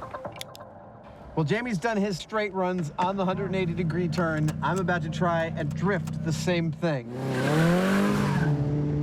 All right, here I come, drifting 180. I'm looking for one really good one. That's what I want.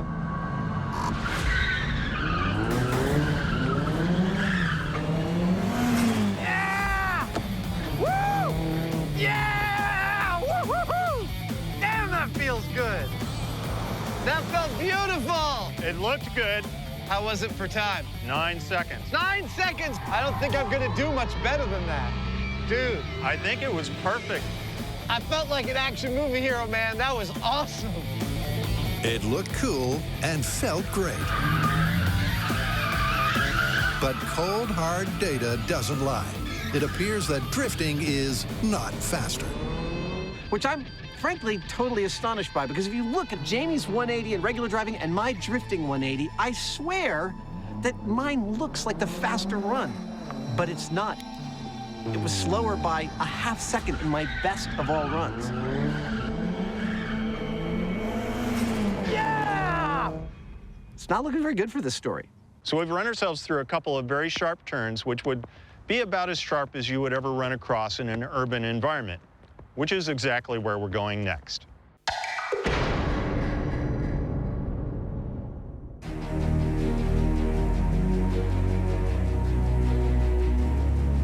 At this point, we've established a foundation of knowledge about what exactly drifting is. Holy and how it works.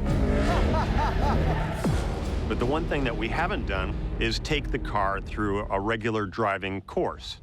And so that's what we're going to do next.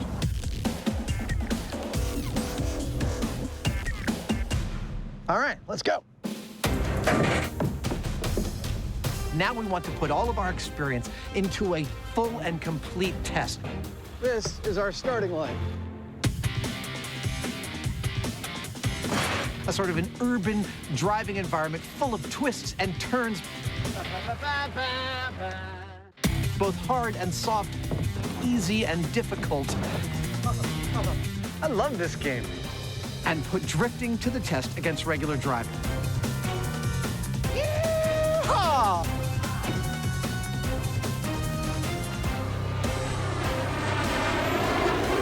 We're filming out on this runway and we keep getting flybys from this guy here. It's kind of loud. Hello! I'm not even sure what that is. Is it like a MiG or something? Looks like it's fun to fly.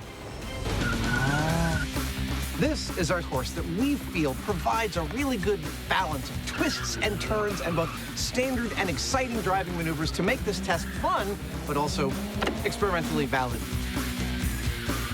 Now there's nothing to do but to drive. Jamie's up first. I don't know how to make that work. But before that, here's 2 insights into the workings of Adam's brain. Exhibit A. As you can imagine, I'm a little hard on my equipment. Earlier today, I actually dropped my walkie into a water-filled traffic barrier and had to get it out. And through the magic of a thing we call a flashback, you can see exactly how it went. A call on the radio. I seriously did drop a walkie into one of these traffic barriers. Ah, all right. Oh, okay. Oh, no. Ah, there it goes. Ha! Got it. Ha! Ow! Luckily, when it's your show, no one yells at you. They'll yell at someone else. And Exhibit B. This is a very cool location. As we said, it is a former air testing facility for NASA, and behind me is the boarded up, really spooky control tower. I got about 3/4 of the way in before I was too afraid of getting bitten by some cornered rodent, and I left. But what really fascinates me is the question of what the heck happened to the ladder. Look at that. There's only two possibilities. A Japanese monster. B, a plane hit the freaking control tower. In either case, what happened to that ladder is the worst thing that ever happened to that control tower. I guarantee that. Now back to your usual transmission. Now it's time for me to run the course with straight driving as fast as I can. We'll take my best time and compare it to Adam's best time while he's drifting. In 3, 2, 1, go! Sounds exactly like that when Jamie leaves for work every morning. To clock his fastest time, Jamie will take as many laps as he needs.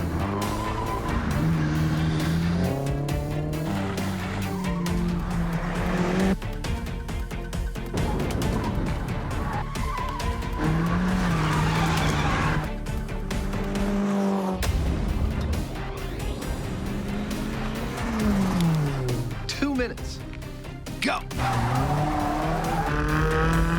Using more traditional racing techniques in direct contrast with drifting. Come on! Yeah! That was beautiful!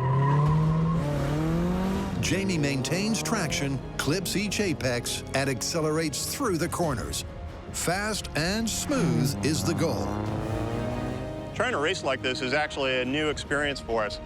And in this case, with my skill and with that car, I'm as fast as I'm gonna get. Here it comes, it's gonna be a good time. That's what I'm talking about. Now, if this myth is true, drifting should allow me to ride this course much faster. I'm not talking like 1 or 2 seconds. I'm talking like 5 to 10 seconds. That's what we're looking for, a nice big difference between these two types of runs.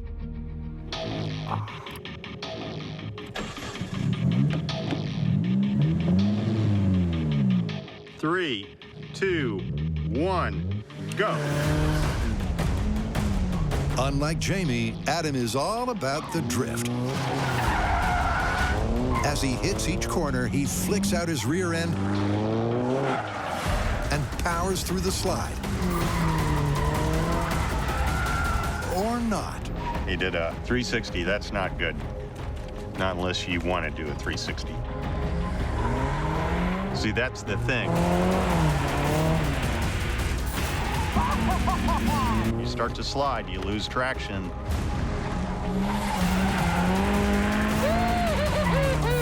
If you're not really good, you lose control. Crap! That's the problem. Go. Despite dialing in the drifting,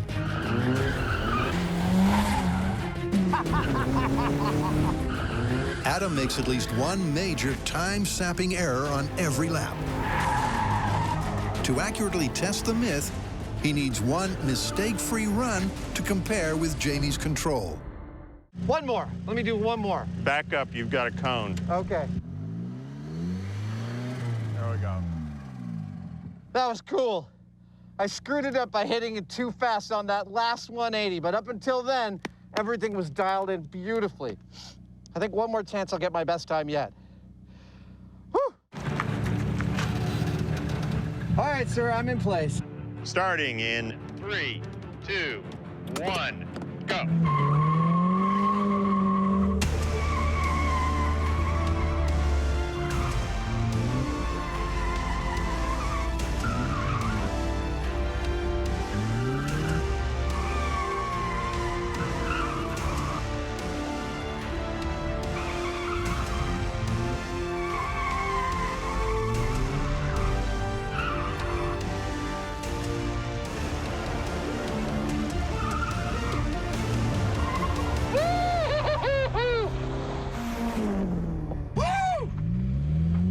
that was good.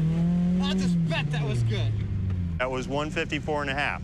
Dude, I matched your time. You did. Boom. So Adam completed his stylish sideways lap, but in the final analysis simply failed to go faster, meaning the myth is dead and buried, unless cue our professional race driver. If Conrad can't, no one can.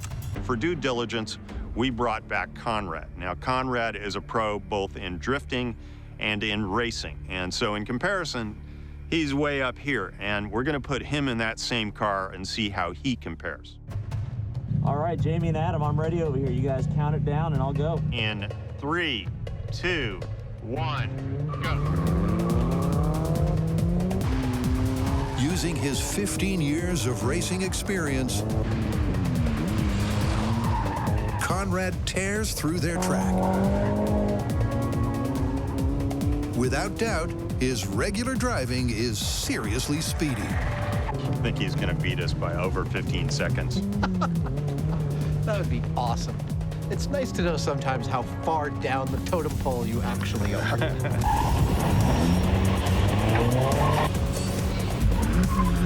As he comes home in 1:47.2. Over 7 seconds faster than Jamie. The question is, can he trim more time off when drifting? Adam and Jamie, count it down. I'm ready to go. 3, 2, 1, go! That sound just makes me so happy.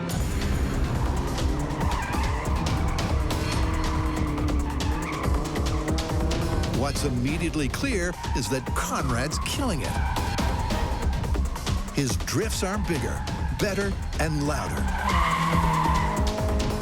He's squealing a little more than you were. That is as it should be. But how does this more talented technique time out?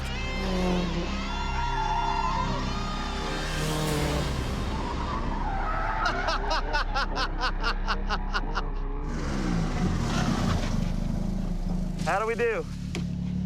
2 minutes flat. So you think that's about as fast a drifting run as you could do? I think that's about it. I don't know if I can push any harder than that. That was a pretty sideways run. Dude, that's the result. That's beautiful. Yeah. Thanks, All right. Conrad. Thanks, guys. Appreciate it. Thanks. Conrad couldn't have completed a classier lap than that. And he was 6 seconds slower than the straight driving control. It's a conclusive result. But there's an anomaly. Right about now, you're probably wondering why my best drifting time was actually faster than Conrad's. And simply put, it's because Conrad is a better drifter. He spent more of his time with his tail end swinging out, moving sideways into the turns the way you're supposed to when you're properly drifting. And strangely, that meant that I went faster. All right, it's time to call it. Where do we stand on the myth that drifting provides a significant speed advantage over race driving? Well, it didn't look good in the beginning, and it doesn't look good now. I'd say it's busted. I think it's handily, cleanly, in every way busted. Like our car. How much further we gotta go? Just up till there. Till the commercial break. Yes, there we go. Oh, here comes the commercial break.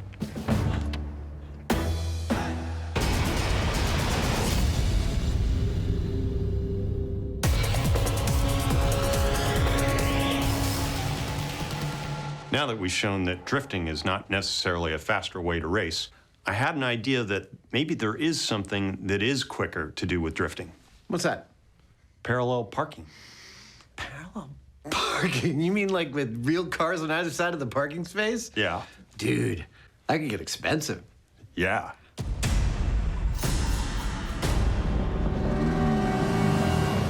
Now, no clear investigation of the slipping and sliding and racing and speeding would be replete without an investigation of parallel parking. The bane of everybody's driver's test. You got to pull up alongside the car and turn the wheel according to some formula your mom told you. No, no, no. The action movie hero has a totally different way of parallel parking. They drive at speed towards the parking space, slam on the brakes, and power slide perfectly right into the space they want. Now, Jamie has been practicing out on the open tarmac. That was really cool. and he feels like he's got it dialed in. Yeah. Yeah! There we go. So we've got a little parking space right here, and he's gonna put his practice to the test and see if it works. All right. Here we go. So I don't know how this is supposed to be done, but what I'm doing is getting up to the right speed, throwing the wheel over, pulling the handbrake. Oh, so close! Breaking free of the rear wheels with that handbrake. That was better. But then stopping with the foot brake at exactly the right time. Oh, there's no room for error on this thing. Rush hour. You want this space before anyone else steals it. It's gonna be yours. You're gonna take it. You're gonna own it. Own it. Here it comes.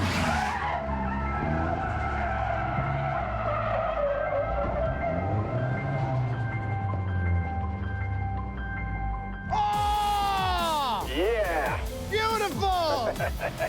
Yes! You're literally like kissing the cones on the other side. That is what I'm talking about.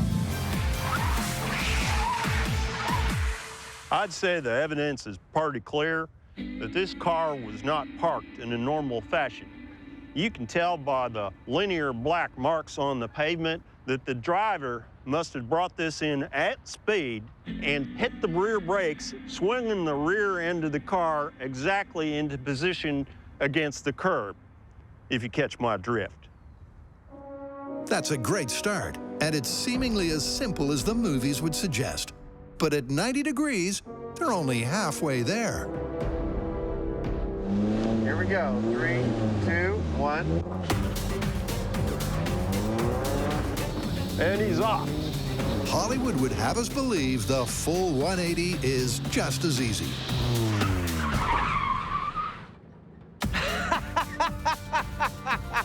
Well, there's a reason they called them bumpers, right? Maybe not, but Adam ain't done yet. There I go. 40 miles an hour. 40 miles an hour. Oh, there we go. There we go. There we go. Oh! Oh, so close! So close! Now I feel like I'm making progress. Now I feel like I'm making some progress. Good. Oh!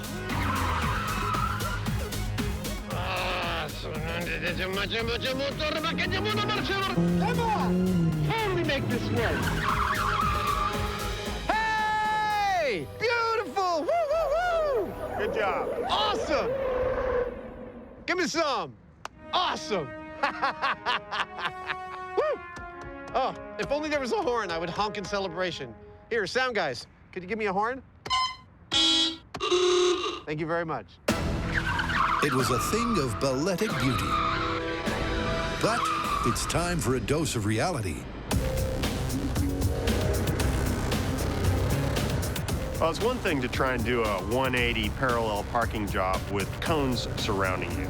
It's another thing to do it into a real parking space with real cars around you. For Adam to get in here at speed doing a 180, well, if he makes it, it's only going to be by a hair, so it's almost a guaranteed impact. With that in mind, we're going to have him in a helmet with a neck guard, like going into battle, with a 4-point harness, with shin guards. Snug as a bug in a rug. Everything that we can possibly do to keep him safe. Not only will a mistake mean a major impact, the space itself is tighter. Now, how will this nonchalant movie maneuver stand up to this level of real-world detail? Okay, Adam, on your mark. Here we go.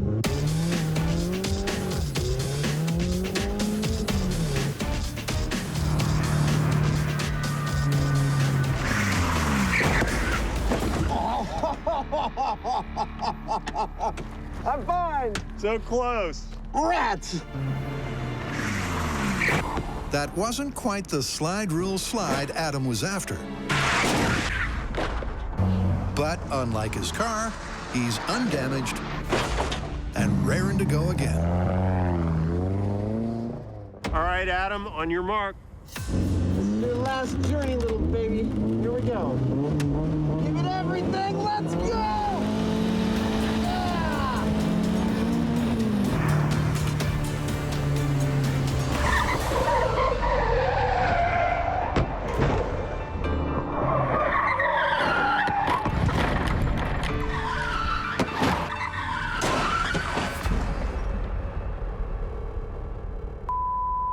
I kept seeing the cars, and I was not steering towards them as like a natural survival mechanism.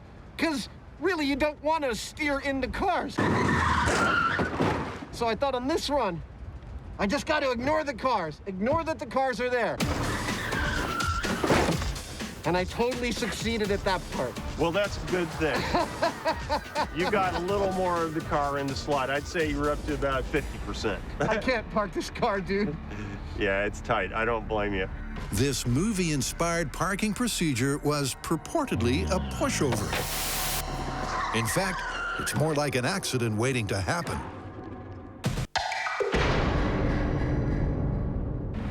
With the course marked out in cones, Yeah! Jamie and Adam were clearly on course for a confirmation. Hey! Although with a smaller space and cars in place, it wasn't nearly as simple. I have to say, as the skilled collectors Jamie and I have been all our lives, this episode holds a special place in my heart. This is one of the coolest things Hey, we've I think ever... it's time to bump it up a little. What do you mean, Jamie? Time to raise the stakes. Raise the stakes how? Oh, no.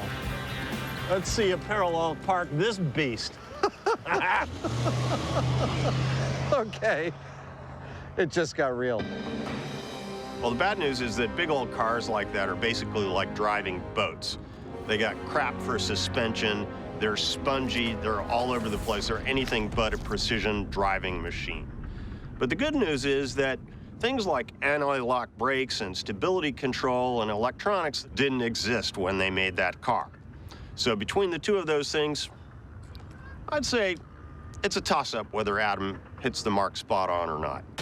Because the guys are not allowed to damage the vintage limo, the parked cars are played by foam cutouts. Okay, Adam, are you ready? I'm as ready as I'll ever be. 3, 2, wish me luck.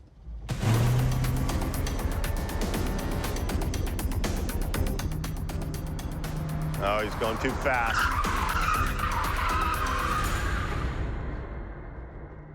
Told ya. I think I might have hit something, like another car.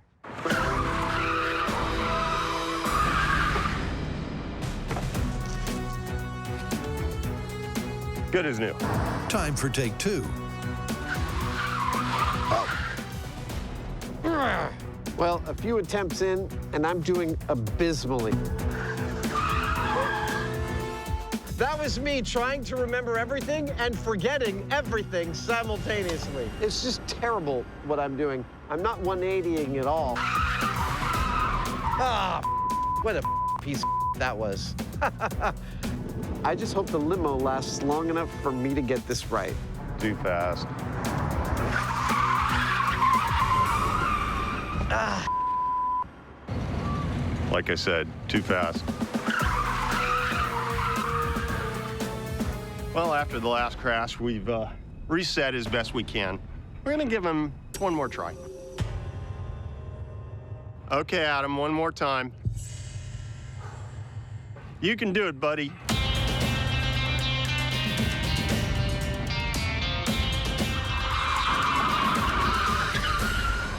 That was terrible. That was terrible. Did you order a limo? I'm here. I think it's time we brought in an expert. Conrad, you're up. All right, Jamie, I'll give it a shot. I call this maneuver prom night. Wow! That was amazing! That was astonishing. That was beautiful. Thanks, Adam. Amazing. Nice work. Thanks, Jamie. Can be done. No, it can be done. I just can't do it, but it can be done.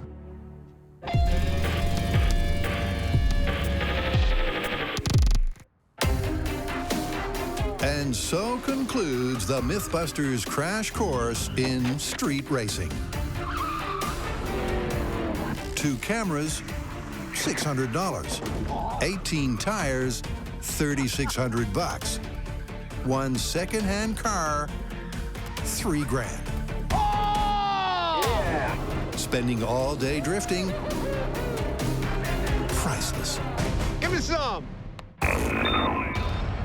And back at Crow's Landing, the course deserves a fitting finale, a drifting masterclass. Why on earth would we still be on the runway? Why indeed when all the testing is done? Well, it turns out that Conrad Grunwald liked the testing course that we built so much, he's going to pay us the high compliment of drifting through our testing course in his own race car. For your viewing pleasure, ladies and gentlemen, Conrad Grunwald.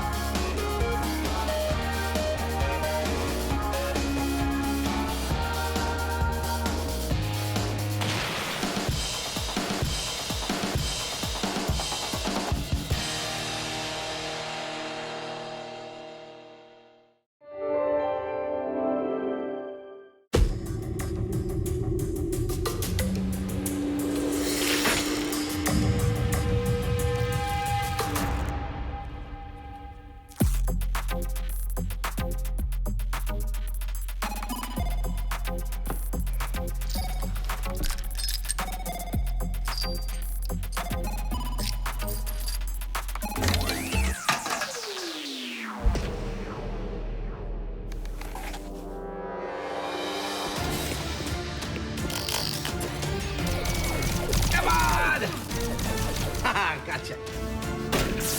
Oh, machine gun, nice. Ah! I can't believe I can carry all this stuff. Gotcha! Woo! Ha ha!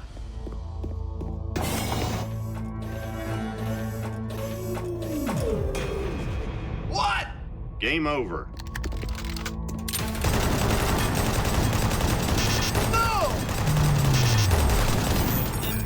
Welcome to the Mythbusters video game special. Nice one, Hyneman. Let's do it.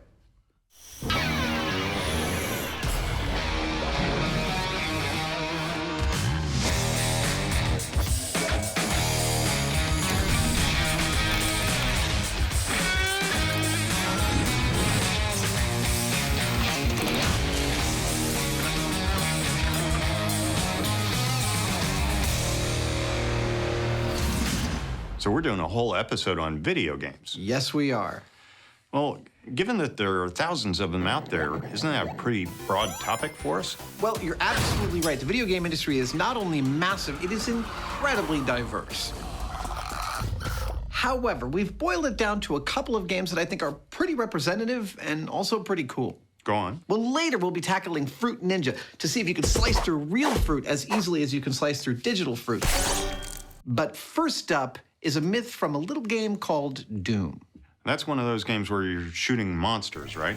Yes, it is referred to as a first-person shooter, and Doom effectively invented the genre. You are moving through a world shooting stuff, and as you come across things that you need, you can pick it up. Ammo, medical packs, guns, supplies, whatever you need. The thing is that no matter how much you pick up in a first-person shooter, it doesn't ever seem to slow you down as you move through that world. And I'm thinking, that's something we should test. Well, if we're going to test it, we're going to have to make a real-world version of a Doom level, right? Exactly. Doesn't that sound cool? First-person shooters include some of the most popular titles in video game history. But is it really possible to pack so much heat and still function effectively? Or is this a myth that's doomed?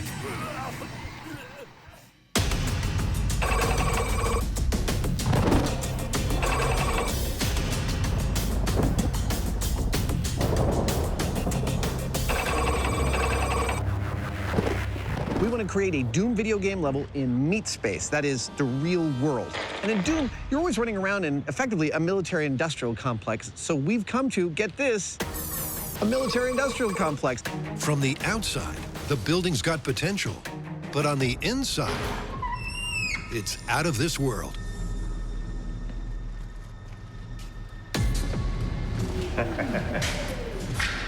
This is going to be perfect. This place is amazing. Nice. The building that we found is absolutely perfect in every way for conducting this experiment. You think we need a Geiger counter in here? It's a military facility, which means there's reinforced concrete. The doctor will be right with you. Oh my gosh. It's abandoned, which means the paint is peeling everywhere and there's signs and evidence of human habitation, but clearly long since departed. It's a perfect blank canvas for us to build this real-world Doom level. When you play a first-person shooter game, you're supposed to pick up weapons, ammo, medkits, and carry it with you. Now, the myth is that having all that stuff on you does not in any way negatively affect your ability to succeed. But would it? Well, that's what we're testing. And to make sure that testing is accurate, It's like making a big bed. it's vital that their real-world course matches the virtual world. Ready? Both in terms of the spatial dimensions This is going to be the sliding door where we start from. and the number and placement of monsters and munitions. Dude, I think this is perfect. Oh, yeah. And to ensure that, Adams turned to the top. Our real-world Doom level is shaping up quite nicely, but we wanted to get a better idea of how it measured up to the real thing, or the fake thing, the video game Doom. Right. So we're bringing in Tim Willits, a 20-year veteran at id Software. He's developed thousands and thousands of levels. He's going to take a look at ours and tell us how we're doing. I think this space is really cool. I mean, it has all the elements of a Doom map. It's got scary textures, right angles. It's got this great cheesy lighting. You know, I could show you this space in a Doom level. Totally. Virtual for the... That's awesome, yes. Let's do it. Okay. All right, Tim. This is the map. This is what we're watching ourselves walk around in. Yeah. Yes, this is our Doom editor. This is the top-down view, which is much like a CAD program. Okay. This is our render view, which is a preview. And then here is where we pick our textures or our wallpaper. And I can have a 3D space that is rendered in real time. This is our space? Yes, we're here. This is that elevator. Oh, this is the elevator we're standing right in front of. Yes. Dude, that's like windows on either side and everything. This is so cool. See, this is the hallway that we walked through. Here's the red lights. Dude. This is where you and I had the conversation. Yes. Wow. Thanks to his expertise in the virtual world, I can also show you the demons that you may want to use. This guy's on fire. Tim helped certify their course as correct. It's got the right look, the right size, and crucially, the right amount of monsters, medikits, and munitions.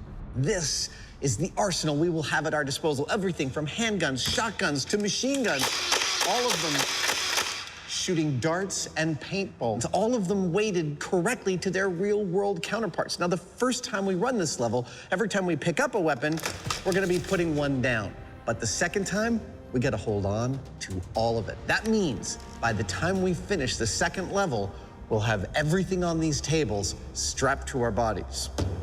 In theory, if we make it. I seriously don't know. So to find out if you can really carry your own arsenal and still function, we're gonna start out here at these doom-accurate double doors. Once you're inside, you find your first weapon, and that's a handgun. You pick it up and you start hunting the bad guys. Next, you find weapon 2, and that's a machine gun. And that's pretty much how it works. Go room to room, picking up Doom-type weapons and taking down the enemy. Over the entire course, there are 15 things to collect and 10 bad guys to eliminate, just like there'd be in the virtual game.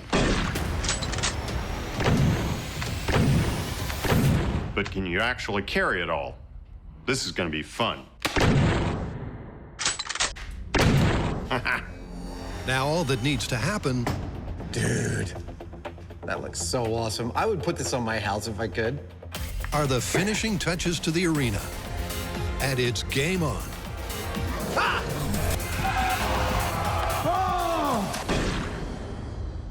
Before we cash and carry, what else is going on? Fruit Ninja! Wah, wah, wah. Even I've heard of that one. What about it? Well, this one falls into the category of, is it possible in real life? Go on. Well, is it possible to slice fruit as easily as the game would suggest? Tons of people tried out online with some mixed results. You all right? I'm good, dude. You are straight bleeding. I think we should give it a go. Fruit salad, here we come. Shing, shing.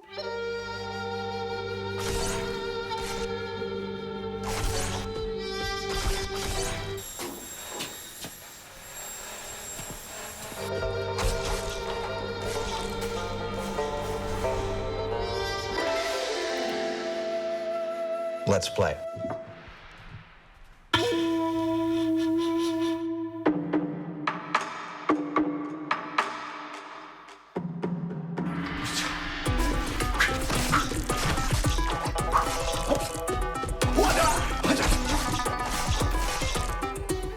This is Fruit Ninja, one of my all-time favorite games. Yes! And the goal of the game is simple. Using a samurai sword, you slash fruit that is arcing into view in front of you. 5 fruit combo. Oh, you can play it on your phone or your tablet or a motion sensing console like this. Oh, Mr. Coconut. Oh. But I add a wrinkle to make it more entertaining. I use a real wooden practice sword called a boken. This is from my personal collection. Oh, man, if I ever meet some fruit in an alley, its ass is mine. But is slicing fruit with a lethally sharp sword as easy in real life as it is in this game? But how to test just that? Well, Adam begins by establishing a virtual world benchmark over 3 60-second time trials. I hope someone sees this and puts me in a samurai movie. And Jamie, standing well clear, gets his geek on. While Adam is slashing the air around him like a crazed maniac. I'm more interested in the motion detection technology because it's pretty cool. Inside the console, there's a combination of cameras, infrared projectors, and depth sensors that work together to turn your physical movements into digital consequences.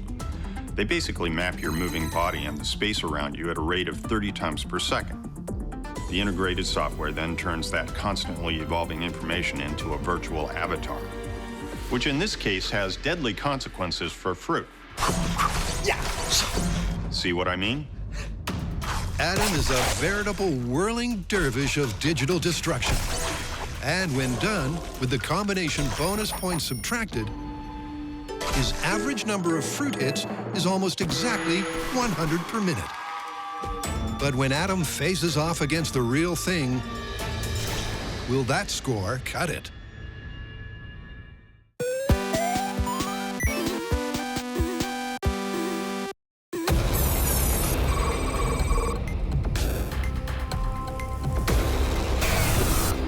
This is so awesome. Right outside these doors, Jamie and I have constructed a real-world simulacrum of a level of the video game Doom.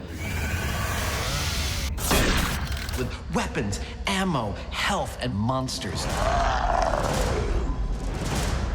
Jamie and I will have to move through that labyrinth, killing all the monsters, getting to the end, and timing ourselves. For time is going to be one of the critical metrics by which we compare reality to video game reality. They're testing the myth that your avatar can carry an array of artillery. All right, monsters, you guys feeling ready? And continue to take out opponents with the same lethal efficiency and speed. When I say go, I want you to retreat to your position, and then when you see Jamie, try and kill him.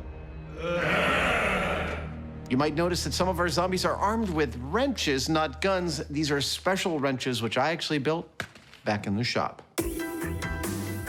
They're basically a polyurethane foam poured into a silicone mold with a piece of aluminum to keep it stiff. How many people think of mold making as such an active sport? Coming out to play, little wrench. Painted in doomed colors, what you end up with is something that looks like a wrench. Oh, I love pulling masking off.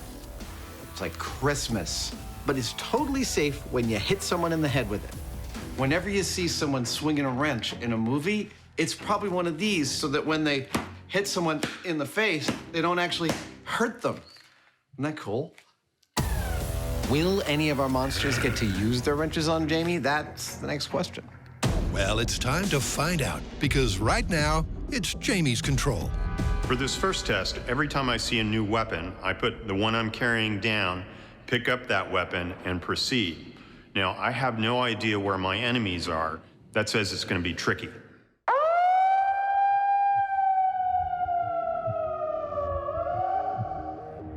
Ow. Jamie, are you ready? I'm good to go. Okay. Commence the test in 3, 2, 1, go. Okay, so with Jamie in our Doom area, it's worth me clarifying a couple of things for science. First, the weapons we are using are props which fire darts and not bullets. But crucially, we've strapped lead weights to them so their mass exactly matches that of the real thing.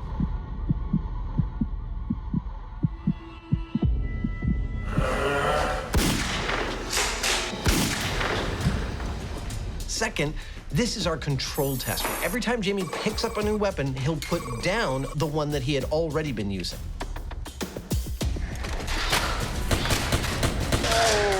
It's 2 down. I think I'm home free. We'll do the keep and carry everything test once our controls are done. Finally, the data. When we come to call this myth, our crucial metric is going to be time. How long does it take us to complete the Doom course when we're carrying every weapon versus carrying one weapon at a time? And talking of time, what quickly becomes apparent is that this is not just a sprint. Nice. That was a bona fide kill right in front of us. With the monsters hidden randomly, Jamie can't simply run from station to station.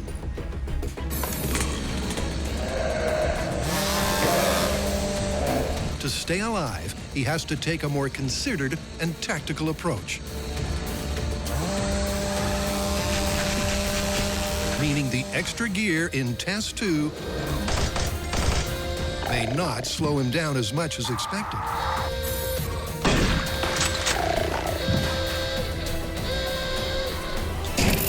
Hey!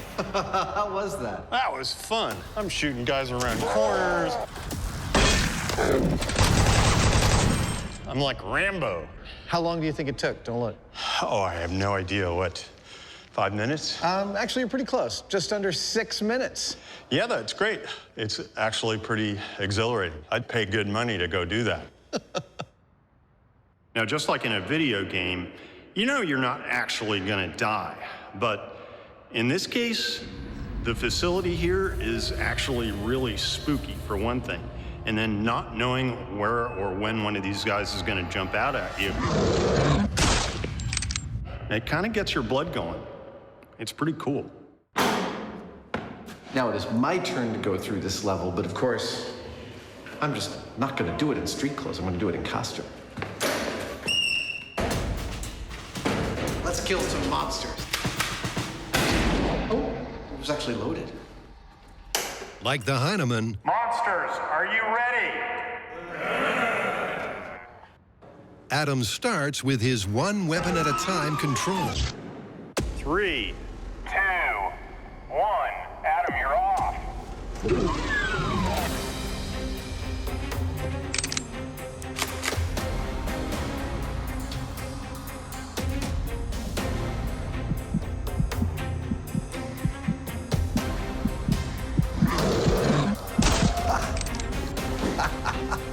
You know, you spend a lot of time talking through stories like this, setting them up and making sure the science is spot on.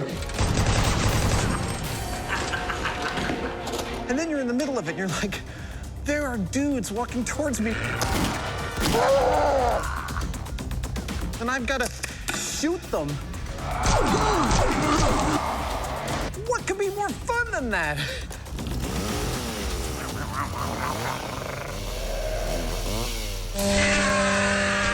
You can hear the chainsaw spraying flesh and blood all over the walls. It's horrible.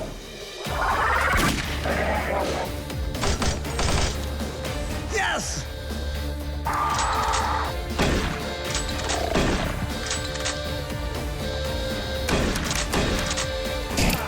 Woo! That was fun! You're alive. Dude! 5 minutes, 38 seconds.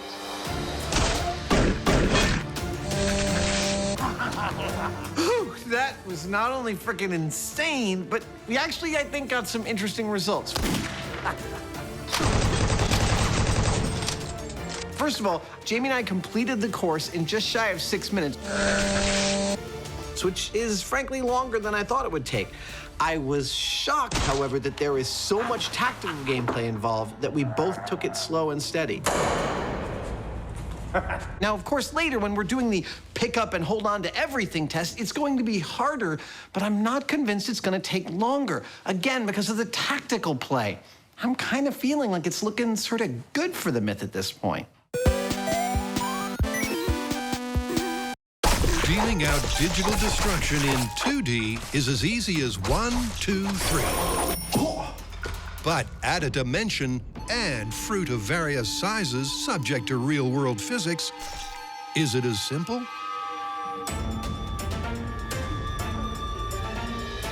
To find out, the Mythbusters abandon M5 for an abandoned warehouse. This is a sparring program. Actually, this is just an open space in which we've constructed our version of the Fruit Ninja video game.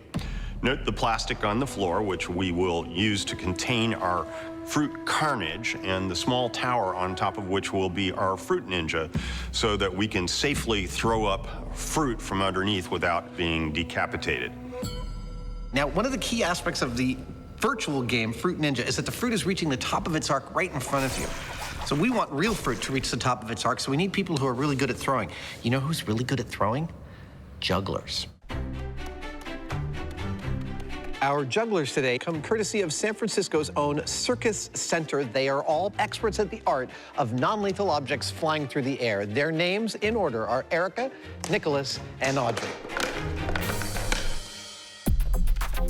In the virtual game, the fruit is pitched to perfection.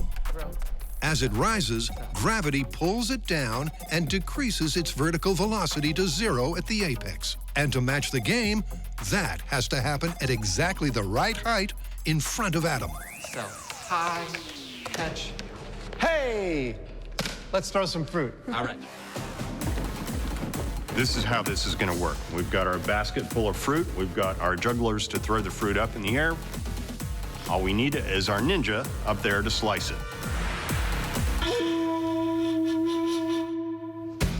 I'm totally ready. Let's do this. This is going to be great.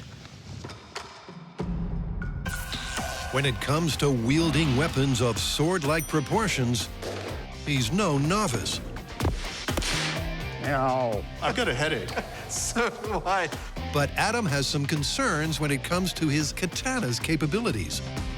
I'm not that worried about the blade of my sword making it through most of the fruit. I am, however, worried about this guy. I'm not even sure the blade can make it through a coconut, but it's such a central part of Fruit Ninja. Kind of want to try ahead of time just to see.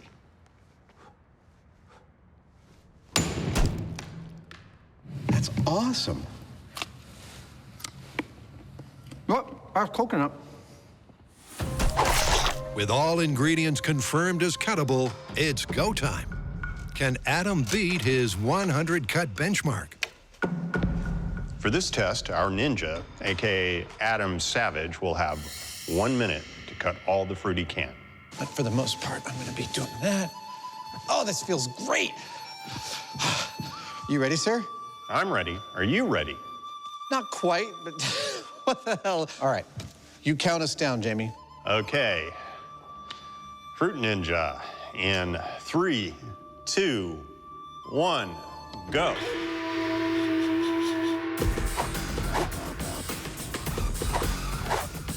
Right from the get-go, it's clear that compared to the game, Adam, a trained swordsman, is having more difficulty making contact.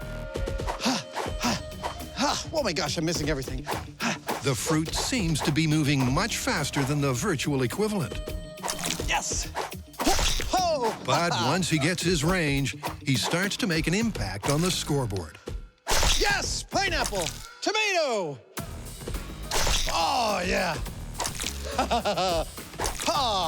30 seconds. 30 seconds already? This is too much fun. Too close to me. Oh. Quick. Oh, a whole thing of bananas. 3, 2, 1. Oh. Woo. That was perhaps more fun than should be allowed. I think my scoring was pretty poor on that. You got a few pieces of fruit. I cut a piece of a few pieces. Yes! It is such a crazy experience standing on top of this elaborate platform with the 3 jugglers. Oh, yeah. Hurling fruit into my sphere of influence, only to try and catch it with the edge of my sword. And the satisfaction when my blade actually does catch the fruit, cleaves it in two. It's so much more satisfying than actually playing the game Pineapple on a screen. I mean, it doesn't even compare. With the test complete, the chopped fruit is collected and counted. Ah, look at that. Perfectly in half. To reveal a disappointing score of 30. I am literally eating the fruit of my labor. So our ninja, aka Adam, sliced 30 of the 100 or so pieces of fruit, which is way lower than he got on the virtual game. But in his defense, the jugglers were off on 2 fronts. More fruit, more fruit. First, they didn't throw fruit at a fast enough rate, meaning getting a really good score was impossible. And second, they threw some fruit so close to him that it was too difficult to cut. Too close to me. Oh. So they're resetting a little further back to make it easier for him to hit the perfect apex, right in Adam's zone. But will it be enough to triple his score? I have my doubts. Grapefruit. All right, I've had a little bit of a breather.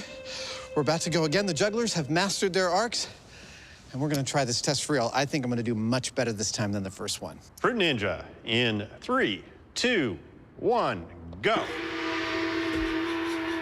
Oh, yes! Pineapple. Yes! From the first fruit to be beheaded, it's obvious Adam's improving. Yes! Bananas are mine! With the jugglers now right on target. Coconut. Ah, yeah. Every piece hits the apex at a cuttable height. 30 seconds.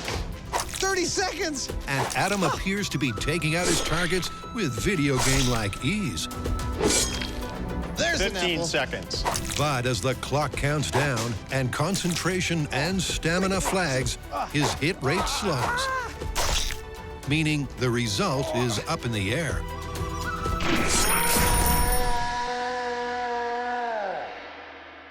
Whew. That is cool. So I'm noticing three things that are quite different between virtual Fruit Ninja and real-life Fruit Ninja, our version. First and foremost is that it's harder than I thought to hit fruit flying through the air. Second is that the fruit is much smaller in real life. The best I can tell you is that an apple in the game is about the size of a watermelon in real life, so it's much easier to hit. In addition, the size of the fruit is tied to the game's apparent gravity.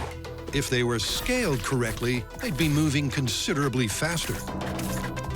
Third is the slicing itself. In the game, you just move your hand in the direction that you want to slice, and it slices the fruit. In real life, the actual edge of the blade has to be pointed in the direction that I'm slashing, and that requires a level of coordination that means I have to stay super, super concentrated. I'm missing them all. It's fun, but it's also difficult. And that difficulty is reflected in the score, because even with perfectly pitched fruit, Adam only chopped a few pieces more than half his virtual score. But that's given Jamie an idea.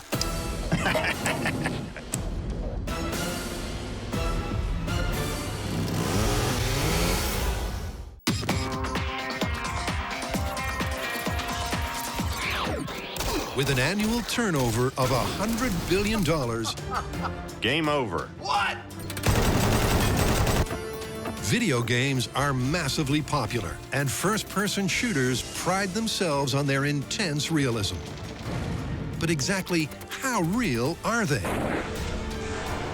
It's time to find out. With the control under our belt, it's now time for Jamie and I to run our Doom level again. This time, though, instead of putting down weapons when we find a new one, we are keeping everything. Got ammo. The question is, will it take us radically longer? Will we die? Frankly, we don't know. What we do know is that there's a lot to lug. Along with 2 ammo boxes and 3 medical kits, there's 9 Doom-approved weapons, which, when combined, have a total payload of 80 pounds. Will that be more than a match for the Mythbusters? Well, first up, it's Jamie, whose control run took 5:53. Oh, that's awful. Jamie, are you ready? I'm set. Starting the test. In 3, 2, 1, go. Like last time, Jamie immediately encounters a backpack, equipment sling, and handgun. Where are you? But unlike last time,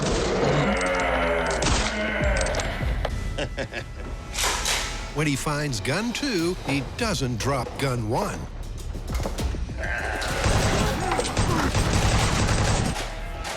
Don't mess with me. I wonder if he's going to carry the ammo in his backpack. Knowing Jamie, he might connect up all the slings on the weapons and just drag them behind him. So you might be thinking that carrying 80 pounds of gear would definitely slow you down. But I want to point out there's 2 wrinkles to this story.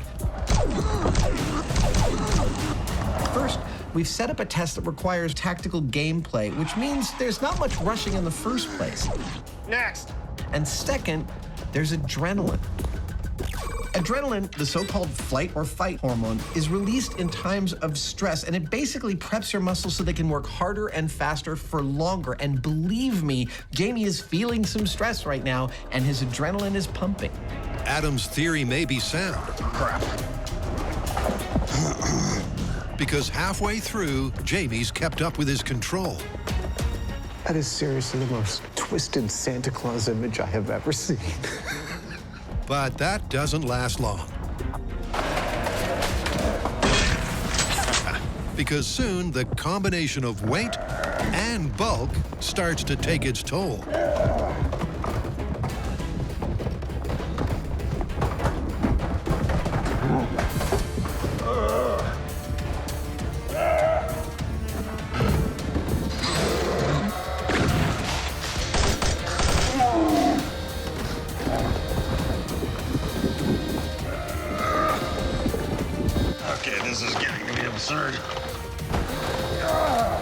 He gets in such a tangle that the final ammo box gets kicked to completion. to reveal a duration that's doubled.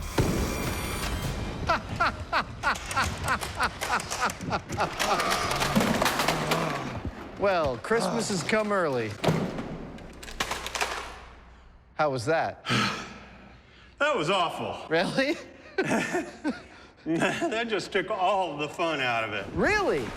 Yeah, I mean, after the first couple of guns, stuff starts falling off. It's like, okay, I could take my time and spend a half an hour neatly packing and hooking everything on, but that's not the way this is supposed to work. Well done. Have a rest and then I'll gear up.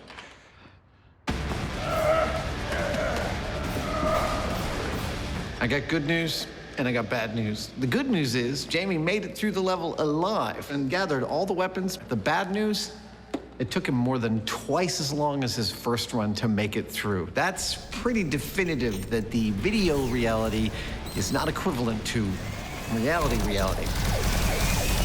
But now it's time for me to go through the Doom level, picking up everything. And I know Jamie said that it removed the entire fun quotient, but frankly, I think I might be better at distributing the load than he was. He was just carrying everything like a bag of groceries. Can't wait. Here we go. Ow!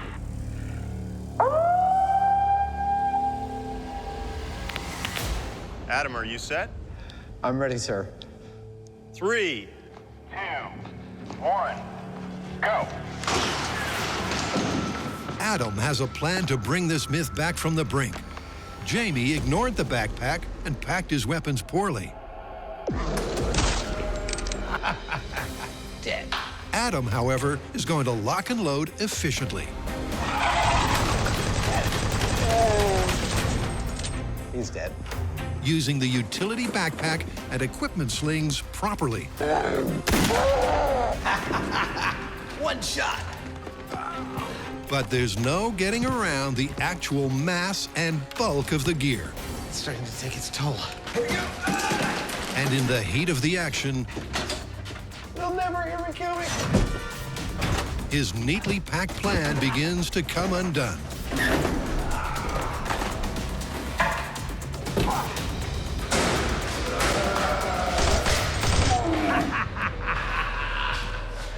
Oh, crap, another ammo case.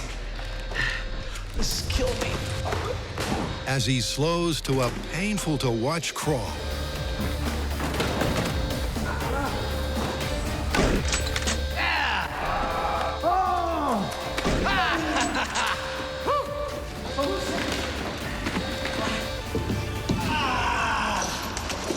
You made it. Yeah! That was a freaking nightmare. Isn't that awful? Oh. I was doing okay until about halfway through. And then...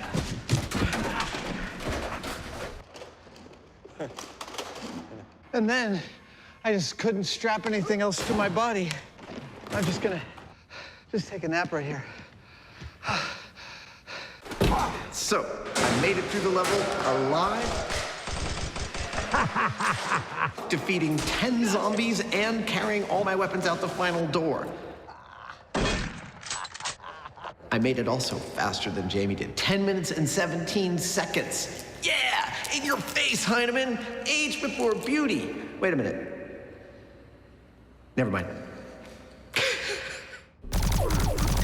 In the video version of the game, all this extra equipment is supposed to help you progress through the game and succeed.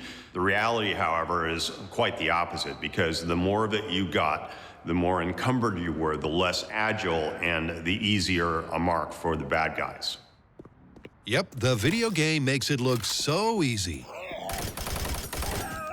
But a side-by-side comparison shows that in reality, it's anything but. But all is not lost. Now, based on Jamie's and my performance, it would seem that the myth is busted. But while we are in reasonable shape, we're nowhere near close to that dude that you are controlling when you play Doom. That's where this guy comes in. Ladies and gentlemen, let me introduce you to Brendan Shaw. He is a UFC heavyweight contender, and at 6'4", 245 pounds, and an expert in many martial arts. He is in every way equivalent to the dude you are controlling when you play Doom. We're gonna run him through this level and then we'll make that call. As Adam has comically concluded, Oh my gosh, I'm missing everything.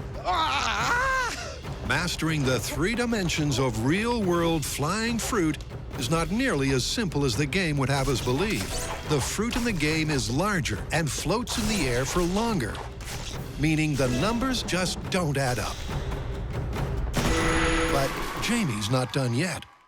Samurais and ninjas and swords and things like that, they're fine, but they're a little passé. Jamie's gearing up for something you should not try at home. He's following the Mythbusters mantra that if it's worth doing, it's worth overdoing. Welcome to Fruit Chainsaw.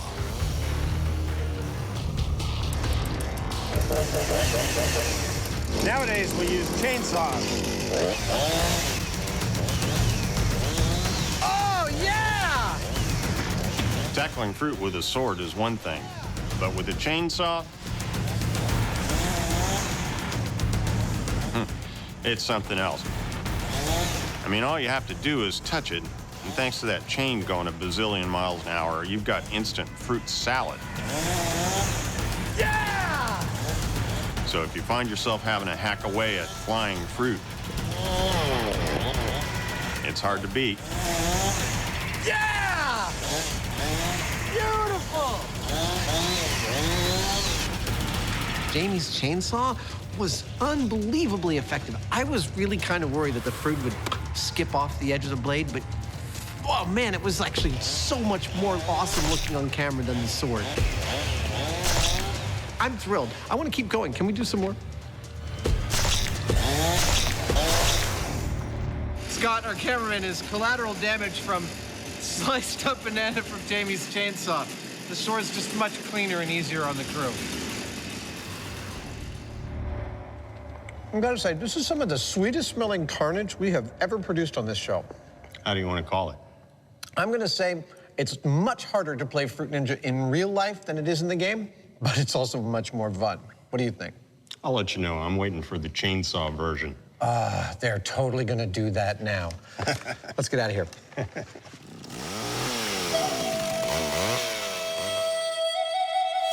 It may be game over for the false physics of Fruit Ninja, but coming up, the denizens of the Doom Dungeon, Brendan, are you ready? Let's do this. face a more accurate avatar. Oh, right in the face. Cue our real-life video game superhero.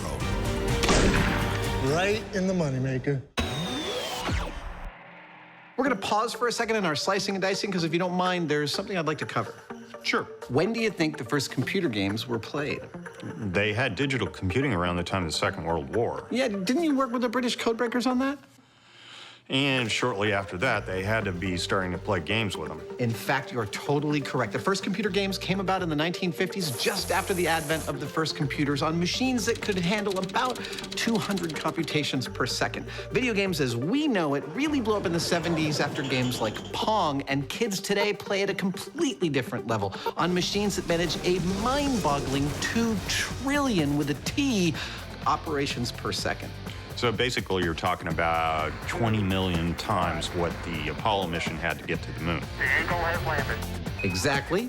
Just to make life hell for some digital fruit. Yes, isn't that awesome technology, man? Back to our regularly scheduled programming.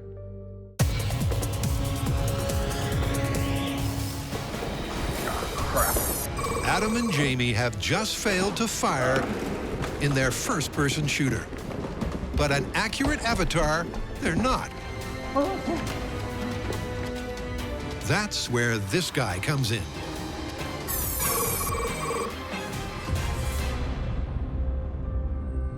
This is the moment of truth. Jamie and I have run this Doom level once each, carrying all the weapons with an average time of just over 11 minutes. Now it's time for Brendan to do the same.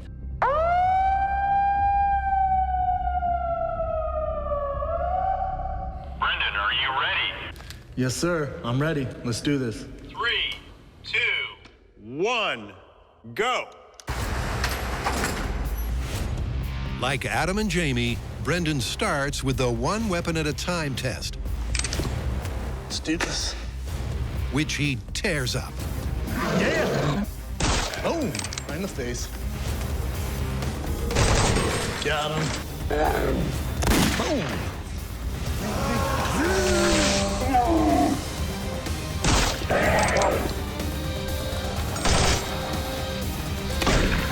Right in the moneymaker. Brendan completes the control in a mere 4 minutes. Good job. Thanks, sir. But how will this ultimate fighter fare when he has to collect and carry? Brendan, are you ready? Yes, sir. Let's do this. Start the level. In 3, 2, 1. Go. Right from the double doors, I'll bet he's gonna kick our butt at this. We'll see. Useless backpack. Check. Brendan tackles the course with the same energy as before. Right in the face, sniper. That's very fast first encounter. 2 guns and 18 pounds has no effect. Got him. 33 pounds, the same. Even the dreaded chainsaw impedes him not at all.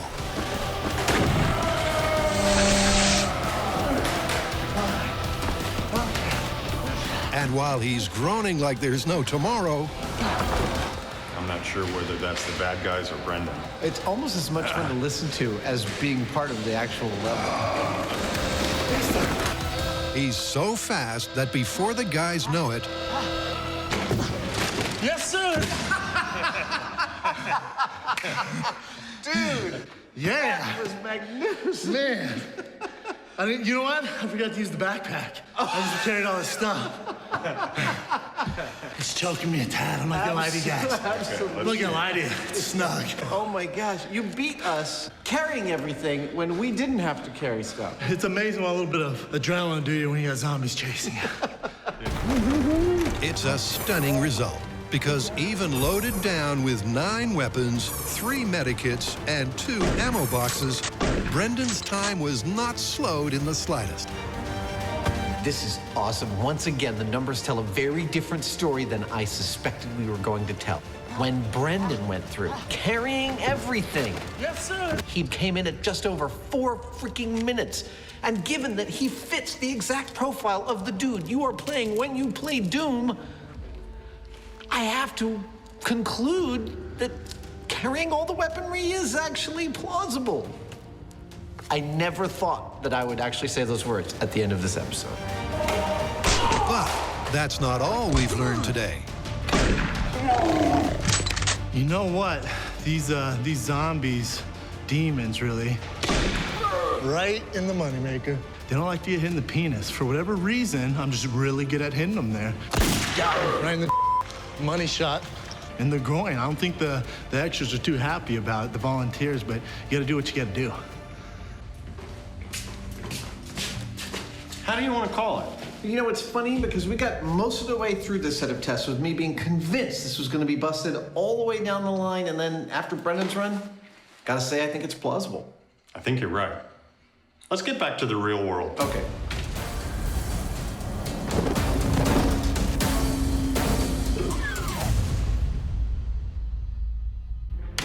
It's game over, but Adam's not done yet. For gamers, the lines between the real and virtual worlds can often be blurred. Adam's taking that concept to a whole new level.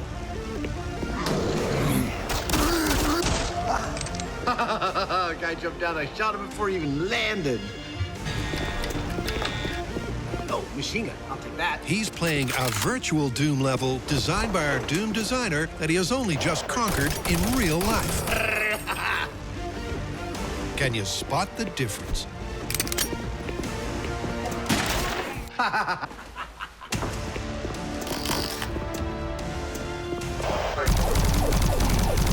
Yes!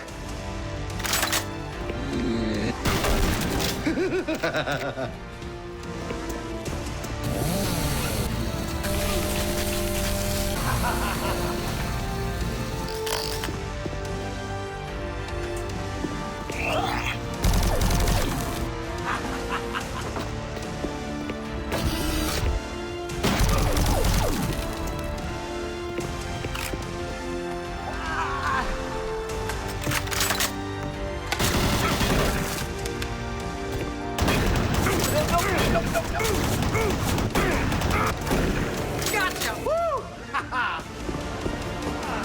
Woo! That was fun!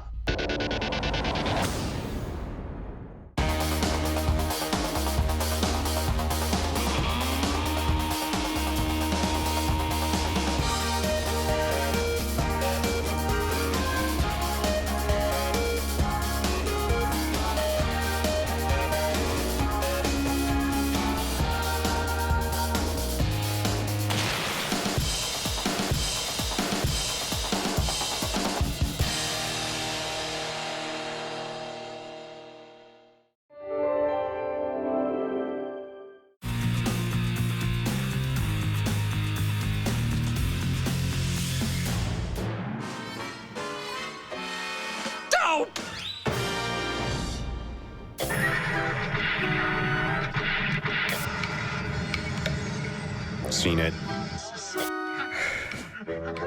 Definitely no.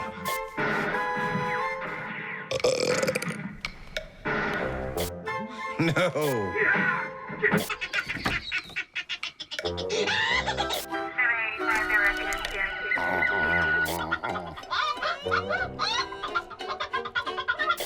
No. Nope. Boring. So many channels, and nothing's on. Welcome to Myth Crackers. Oh.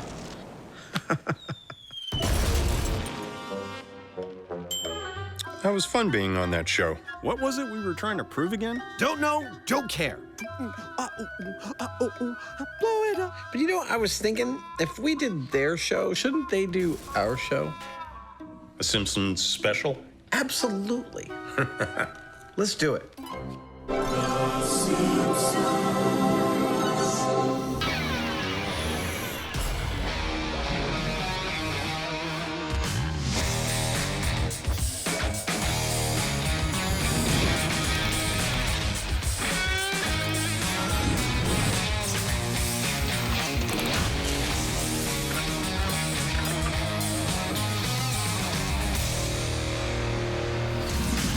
Hi. Hey. Who's this? It's Al Jean. Okay. Hi, Al. Pleased to meet you. Jamie, it's Al Jean, I'm sorry. the executive producer and the showrunner of the best animated series ever and the longest running scripted show on television, The Simpsons. Oh, The Simpsons. Welcome, Al. You were thinking South Park. So, are we going to be animating? No, look, their writing staff is packed with science and math geeks, right? 110%. And they try and hold to the laws of physics, right? Yeah. Conservation of mass, it's the law. Ish. We're gonna do a couple stories from The Simpsons. Like what? Okay, we've got one where Bart throws a lit cherry bomb into the sewer system of his school and turns all of the toilets in the school into geysers. One of my favorite episodes, The Crepes of Wrath. Okay, that works. What else? We have another one where Homer protects his house from a 5,000-pound wrecking ball by putting his body between the wrecking ball and the house. So, cartoon physics in the real world. That's Jamie excited. He's excited to get out of this room. Yeah, probably.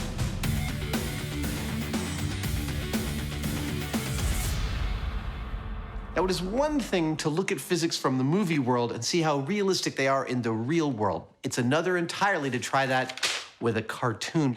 And in investigating Homer versus the wrecking ball, Jamie's tackling the wrecking ball, and I've got to build a full-size Homer with all the same dimensions, body mass, and water content as if Homer was a real person. Yep, to determine the kinetic energy implications of Homer's heroic intervention, the size and mass of the key animated elements have to be accurately translated from Springfield to the real world. So, Al, we really strive to be as accurate as possible on this show. So I'm hoping you can supply us with some real-world dimensions of Homer. Lights. How tall is he? Well, you have to be really accurate. He's 5'11", and that's what the animators always use. What about his shoe size? 11 and a half. Those are almost exactly my dimensions. Well, the good news for you is you have less stomach and more hair. Speaking of his stomach, how much does Homer actually weigh? Well, about 240, but we think 239 is funnier, so 239.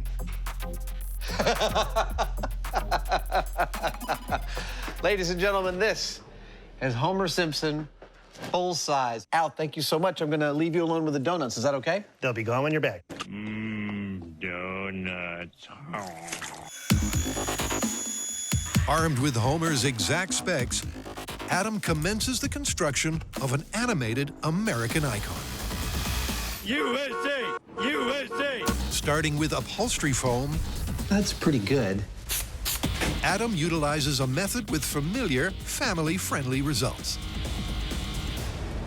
This technique that I'm using of gluing an open cell urethane foam to itself is referred to as additive foam building. Because instead of like casting and mold making in flexible foam, I'm physically building the parts that I need out of sheet foam. What you might not know, this is how all your Muppets were made. Yep. Same technique. There we go. Do I look like Homer at all? Hi.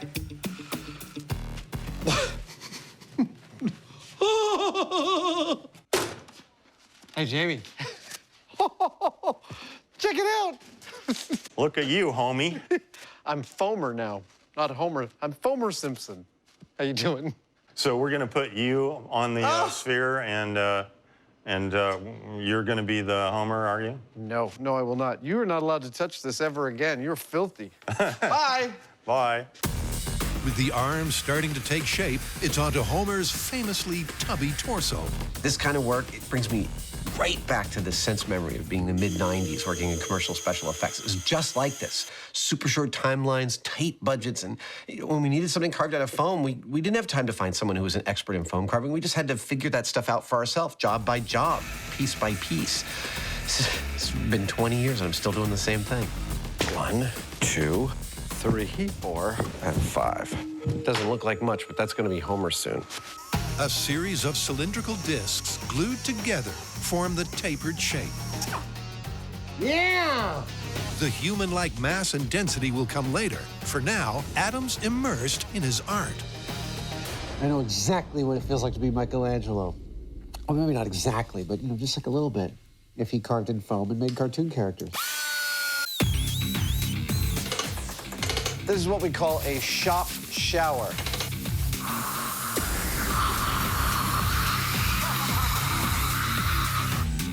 Next, the arms are attached to shoulder joints. And the legs are measured, cut, and positioned on the posterior. That's it, ladies and gentlemen. And with those foam pieces of the puzzle in place, All right, I'm pretty happy with that. That's looking a lot like Homer. Adam heads out for help with Homer's head. This is the center of what used to be Industrial Light and Magic.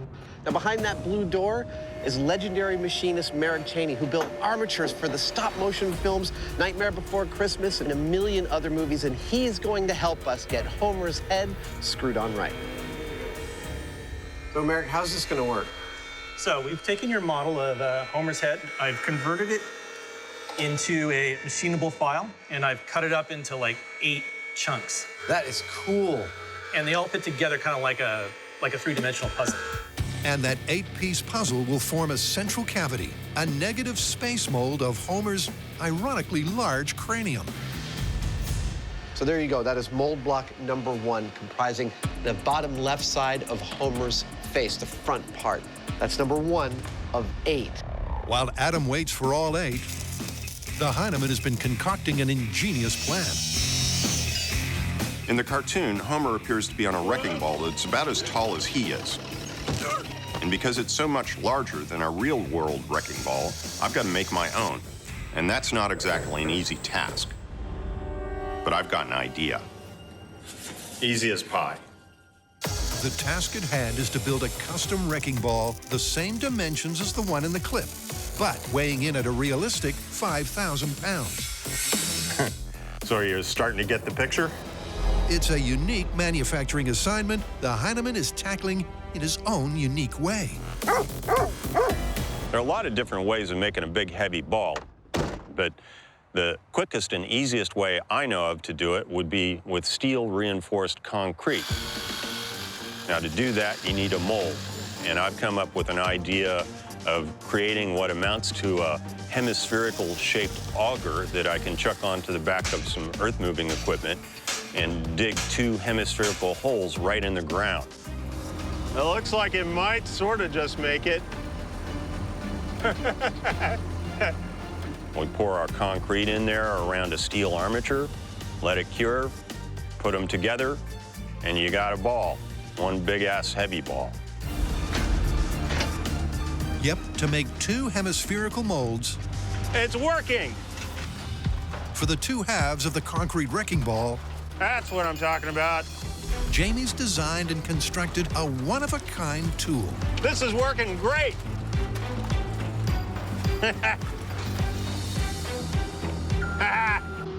Next!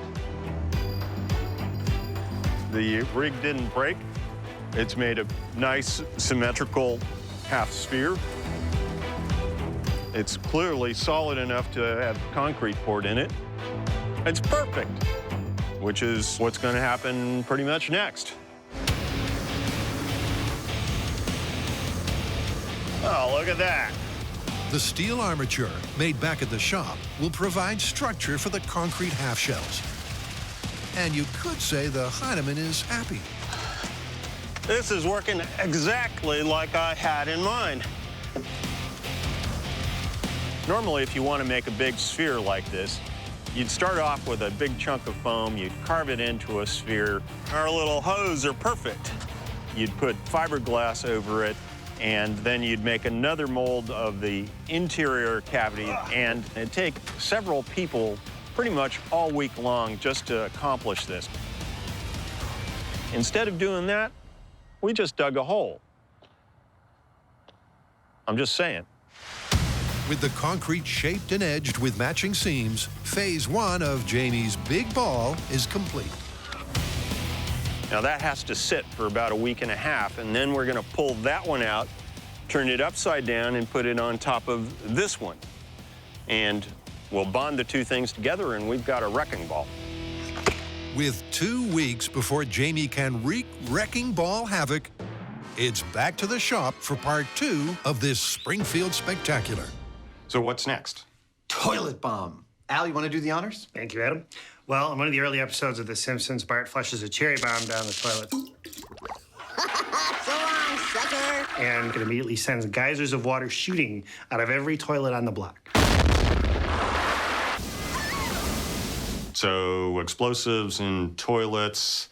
I'm thinking we should start small scale. I totally agree.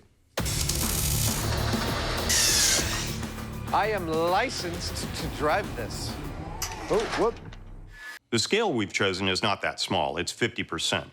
And the reason for that is that water doesn't scale well. If we double the size of the pipes the water's in, we're more than doubling the water's volume. And the physical behavior of the water also changes a lot more. So that's why we're limiting our scale reduction to 50%. I have to stick the tongue out, otherwise it doesn't work. The myth is that an explosion will travel through a plumbing system, causing multiple geysers out of the toilets.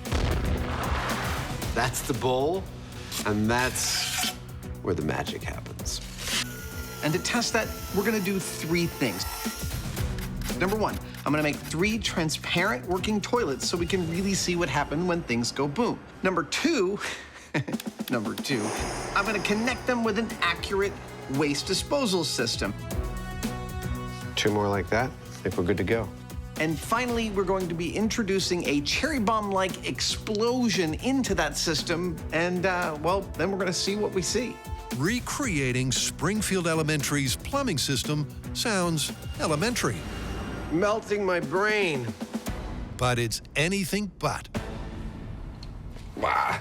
I'm trying to work out how to do this, and because I'm molding it, effectively I have to think upside down and backwards. So the negative space here, you see, I'm going to fill with a stone plaster. So that when the stone plaster sets, I'll pull out all the bead foam, and I'll be left with a toilet negative, the front to which I will mount a piece of acrylic. Excellent. So that we can see what's happening in the toilet. It's gonna be freaking awesome. And after the plaster is set, the negative space molds are removed. Okay, 1. To reveal the balls. Or 2. Number 2, get it? Because in a... Never mind. And once they're cleaned up and dried out, A little bit of an oven. Adam mounts them and seals the system with a transparent sheet of half-inch acrylic. I get excited about a good experimental rig. There we go. She is a freestanding toilet sculpture. I think it's time to flush a toilet. So long, sucker. I want to watch one of these work right now. Now, right here, this is where the important part of the functionality of a toilet is about to happen. We think of toilets as like there's water and it's water all the way down, but it's not. Toilet systems are mostly air, and here's how it works. If you put more liquid in the system than it can handle, it just spills over here. Now, if I flush this toilet by putting more water in, check out what happens. That works just like a toilet! But that's only half the story. Now that the toilets are finished and actually working, it's time to plumb them into a system. Excellent. Okay. See, the toilets in Bart's school would have all been connected to a central set of pipes. That's what I'm about to build in scale. So here we go, go. You're supposed to cut. The plumbing beneath the bowls is crucial. Good. To accurately model the pressure wave effects of Bart's bomb, it has to be set up just like a 3-stall school sewage system.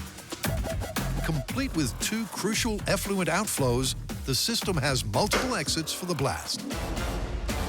And with that, this Simpsons special Game of Thrones Fire in the bowl! Explosion in 3 is ready for blast-off. Go!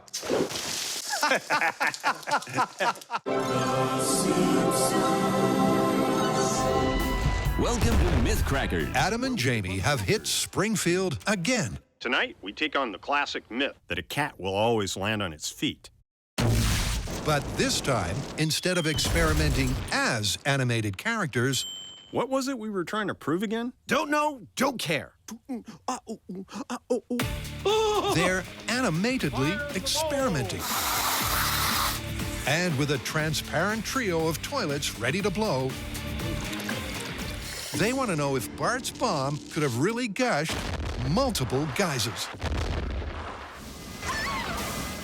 Now, what happens when you flush a cherry bomb down one of these toilets? Well, it's gonna go down through the plumbing, and it could blow anywhere. It could blow here, it could blow here, it could blow down there. That's actually what these black caps are. These are places in the plumbing system we can introduce the pressure from the cherry bomb. But we're not going to use a cherry bomb. Not in my shop, we're not. Number 1, it's illegal.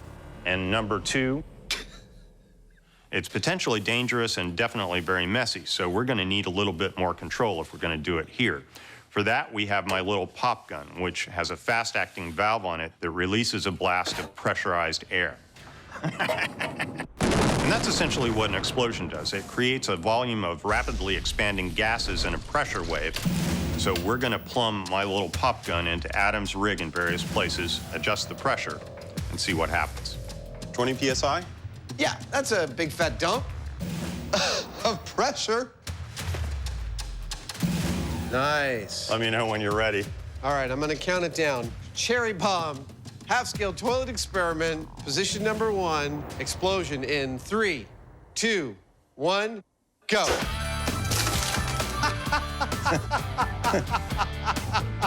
Go.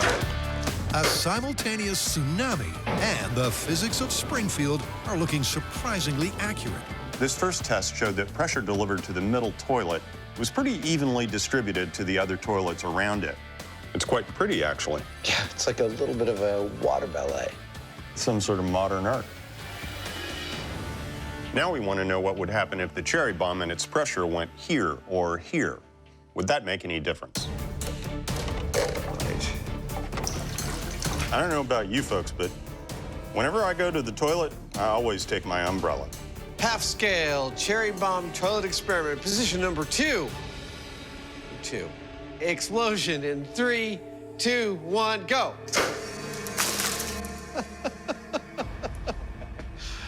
That's very satisfying.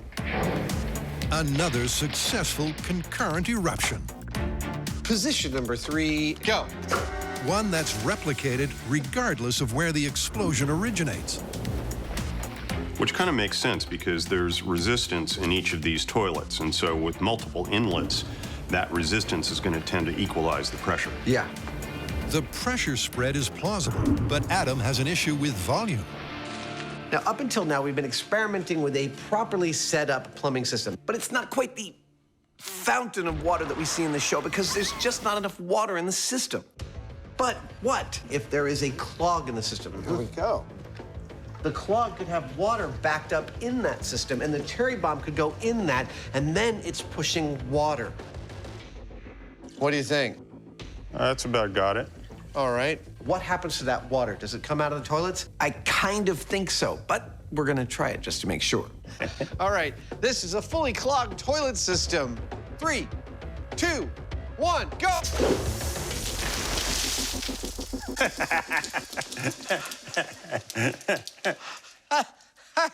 I think we found the explosion we were looking for.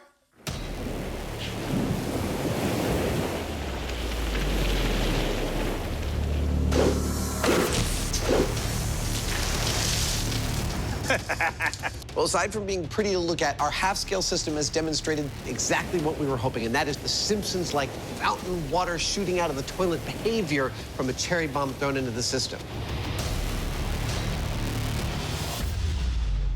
So I think we're gonna go full scale. I think we're gonna detonate our cherry bomb back behind some clogged up water. The question we have when we go to full scale, will the cherry bomb actually generate the pressure we need? We don't know. That's why we're gonna do it. Excuse me. Sorry. While the crew completes the cleanup, the epic odyssey of Homer's heroic intervention continues because Jamie's big ball has hardened and his distinctly unconventional plan has paid off. The dirt infilling technique seemed to work pretty well. I feel like I just planted a big potato. It's created a more or less hemispherical inside, which is exactly what the plan was. So it looks, it's looking pretty good. Next, he makes the two halves a whole and seals the deal with a super strong sealant. This is a specially formulated epoxy for anchoring things in concrete. So my plan worked exactly as I had in mind, and we've got a nice spherical shape.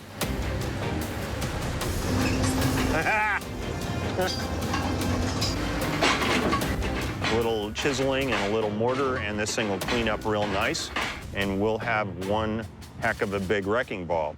With that, Jamie heads back to the shop, where Homer's head has just arrived. Dude, look at that. That is so pretty. That's a nice smooth surface. Now that we have these lovely molds of Homer's head, we're gonna coat the insides with a tinted latex because that'll give us the correct color and also a nice, tough skin.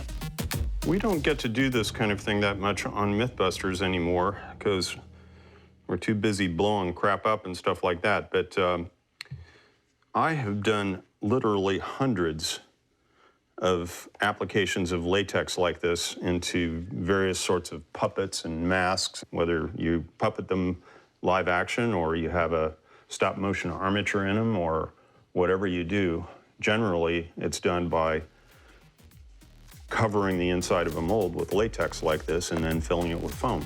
Once the latex skin is dried, Jamie fills Homer's head with a two-part pouring foam.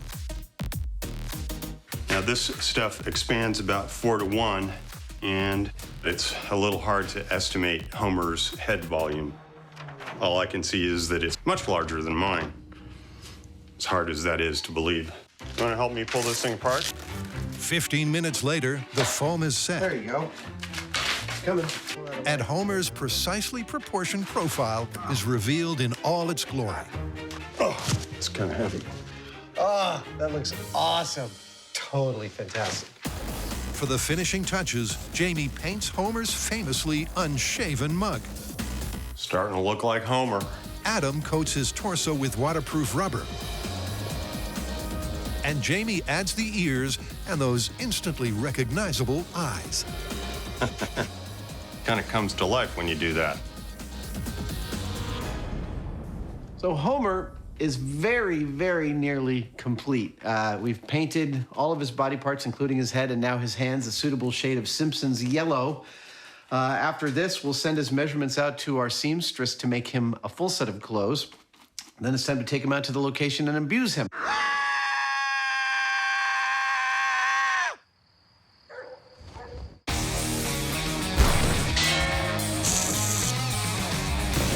To recap, Homer supposedly protects his house by placing himself between a wrecking ball and his house and absorbing the shock with his body. In order to test this, we are absolutely, of course, going to need a wrecking ball. Check. Well, that's a big-ass ball. We are also going to need a house to swing this wrecking ball into.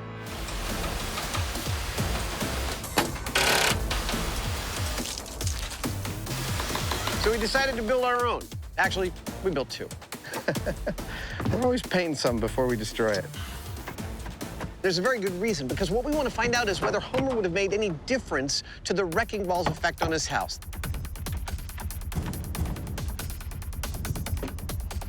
All right, let's go. Therefore, that's our control house. We're going to swing just a straight old wrecking ball into it. It's only when we get to this one that we're going to strap Homer to that wrecking ball and find out if the amount of destruction is actually different, i.e., less on this one. Now, it's a home worth protecting. Yeah, perfect. In the demolition industry, wrecking balls are kind of iconic. Jamie wire brushes his balls every morning. But we've come to find out that they don't actually use them that much anymore. Now it looks like it's all business. And when you think about it, it's sort of understandable. There we go. Because you get thousands of pounds of weight swinging on the end of a cable. It's not exactly a precision instrument. You're right on the money. 5,000 pounds is perfect. Not only that, it's hard on the equipment that swings it. So we've found that whenever we need a wrecking ball, we make our own. With their accurately sized and weighted homemade Homer wrecker ready to swing into action, Woohoo! I love having the right hardware. It's simply a question of lifting it. I'll hold it up in case it falls. Awesome. Pulling it back and letting it go, right? Ray, how do you feel about it? You like it? Wrong. If it goes out too far, it's going to want to bring the crane over. You understand? Right. So that's an interesting question. If we pull it back too far and it swings far out, it's going to pull the crane over. Probably the big question is, how far do we pull it back? To answer that, I can go 40-foot radius. Okay. So let's talk this through. That's 40. the guys look into the limits of the crane's live load capacity. Let's say the ball hangs here and the crane is here in relation to the house. Discuss the physics involved. Force equals mass times acceleration. So once that ball starts to move, it wants to keep going. And after an hour of tense discussion... Really, you have no intuition about that whatsoever? Come up with a swing distance of... What if we did 12 feet? 12 feet is significantly less than the freewheeling cartoon capers of Springfield. Good. But it's as far as the real-world physics allow. All right, you like that? Yeah, I think that's perfect. And with those parameters in place, the guys set up for the control. Extending now. You may be wondering why we're not pulling our wrecking ball back quite as far as you see them do in The Simpsons. About 4 feet away. Well, cranes aren't designed to swing heavy weights around like tether balls. If they did that in a heartbeat, they could tip the whole crane right over. Stop. Stop. Are you happy with that? You betcha. In rigging, there are two kinds of loads, a dead load and a live load. A live load is one that moves, and this load is about as live as it gets. You dig it? Yeah, I'm just grooving on the vibes coming off of that whole thing. You know? I didn't know you grooved on vibes. Sure. The repercussions of a miscalculation could be catastrophic. It's just like destruction in potentia. But the question they're aiming to answer is, what kind of hit will the house take without Homer? This is Simpsons Wrecking Ball Control minus Homer in 3, 2, 1, go!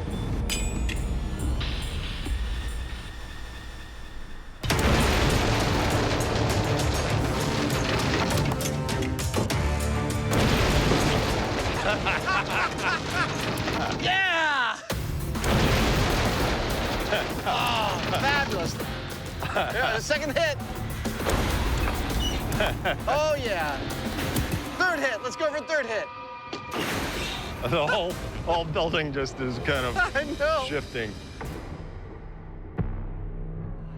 Well, from a damage assessment, its second story is pretty much a write-off. The chimney's totally destroyed. That's not cheap. Moving through the back, even despite all of our bracing, it's also jacked that back wall back about 8 or 10 inches. Yeah, you'd be looking at a complete rebuild of your second story. This is super cool. We had a camera perched on the top of the chimney to witness the destruction from up there. And when our wrecking ball hit the house and the chimney collapsed, the camera up there landed on the wrecking ball itself, sitting nice and perched. Oh, hi there. Hello. We can cut from this to this shot. Howdy. You did very, very well. He actually hit another camera also mounted on the ball. That is like camera Olympics, man. Well done, little guy. Our test showed that a wrecking ball hitting a house like this would severely damage any masonry, as well as the framing and the wall of the house, just like it did here.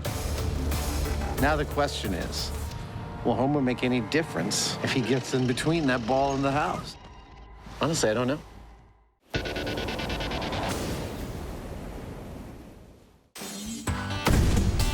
The Mythbusters and Toilet Tall Tales go way back.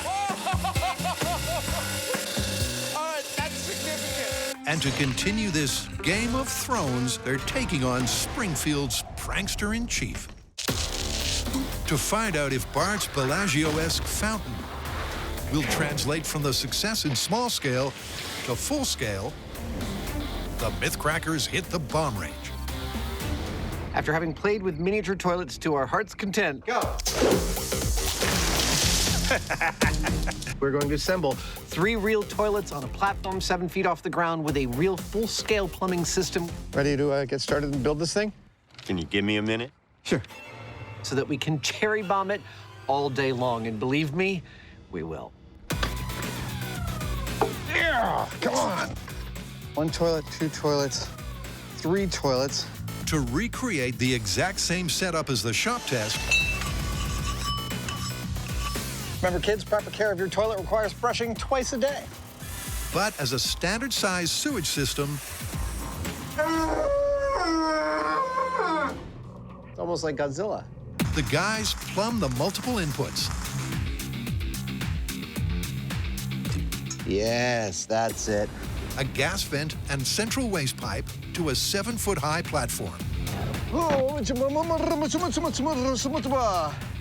Maybe everyone should just back away a little bit. And up top, Adam finishes with 3 fully functional toilets. Hey! That totally worked! All right.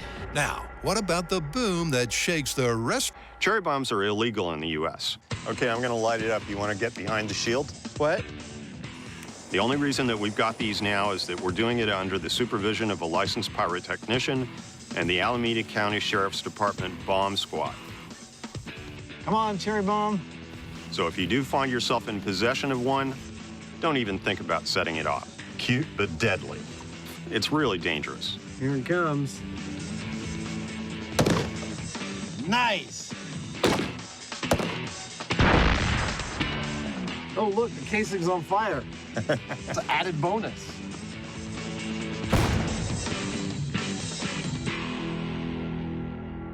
Room. Under strict bomb squad supervision, the guys are using their own Mythbusters-made cherry bombs to find out if the fuse will fizzle when wet.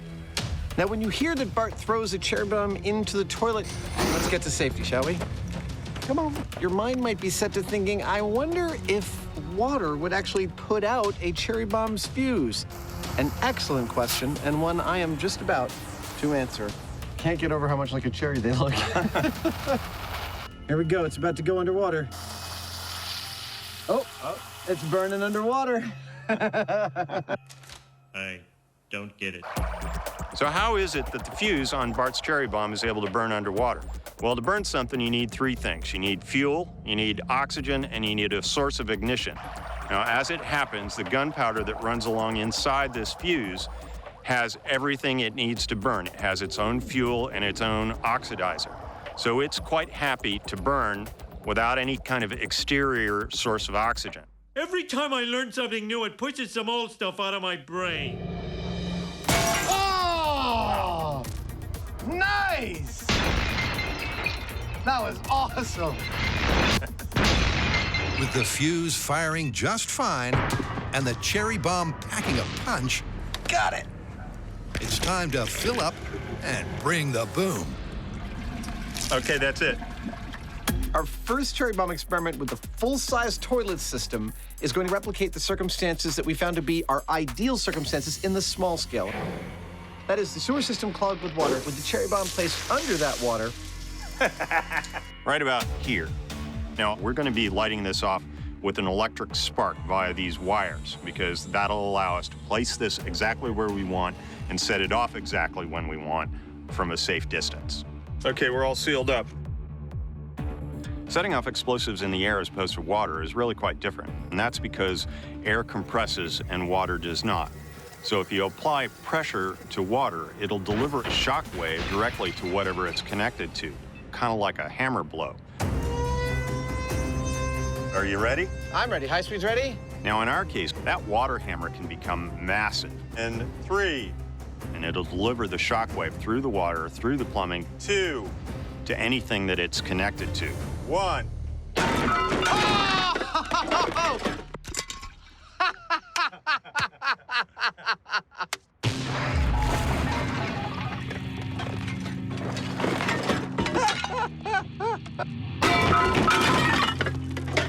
That was catastrophic. Yeah.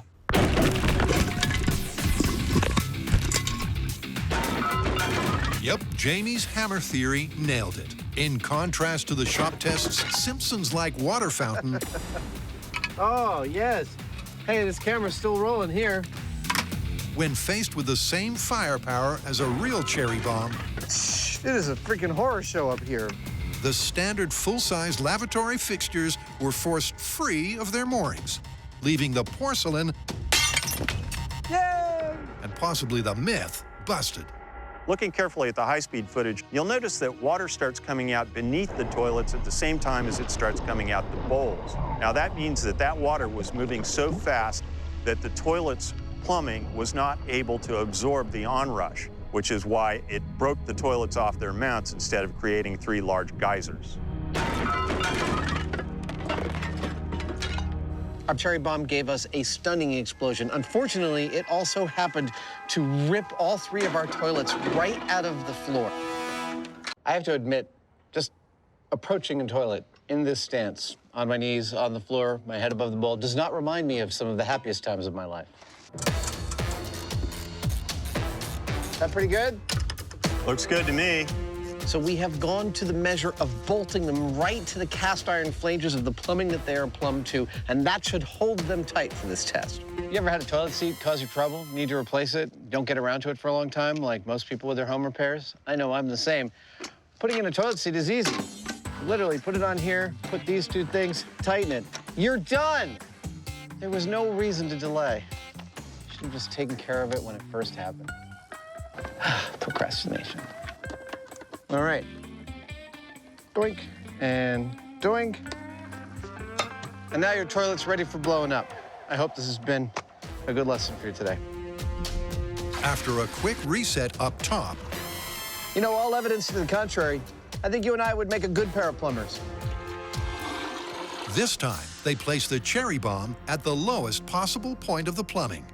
The guys are hoping the larger volume of water above the explosive will absorb more energy and give them the mythical gushing geysers.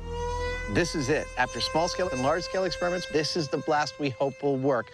We have changed the position of the bomb. Hell, we've even bolted them to their own plumbing, which is totally unrealistic, but it's what we hope it will take to give us the geysers that we're looking for.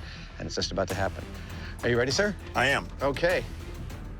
5, 4, 3, 2, 1, go!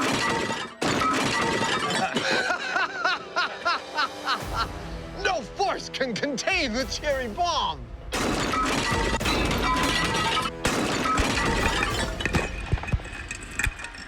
What are you gonna do? Yep, the power was simply too much. The pressure blast couldn't escape through the narrow plumbing fast enough. And something had to give.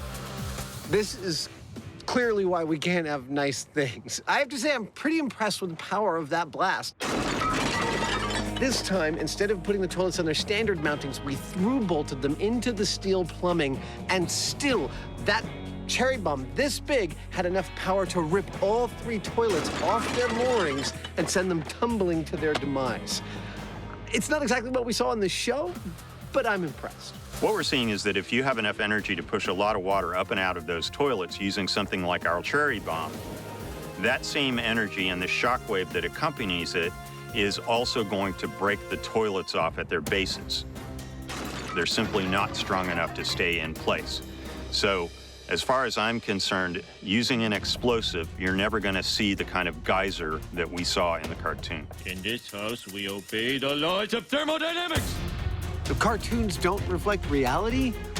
Wow, this is big. This is, what is the word? Busted. It's busted, yes. Yeah! Kicking toilets apart since 1930. Them some steel-tipped shoes. With the porcelain pummeled, Adam and Jamie head back to Homer's house, where our humble hero awaits his moment of glory. Go! Hello, friends. If you're like most people, you probably are sad that you haven't been able to afford your slice of the American dream, but now it turns out that you can. On the outskirts of Springfield, a new development has arisen, one that provides picture-perfect homes if viewed from the right angle. We've reduced homeownership to its barest essentials. 1 wall, 1 couch, 1 floor. Welcome to Shady Acres. Pay no attention to the wrecking ball.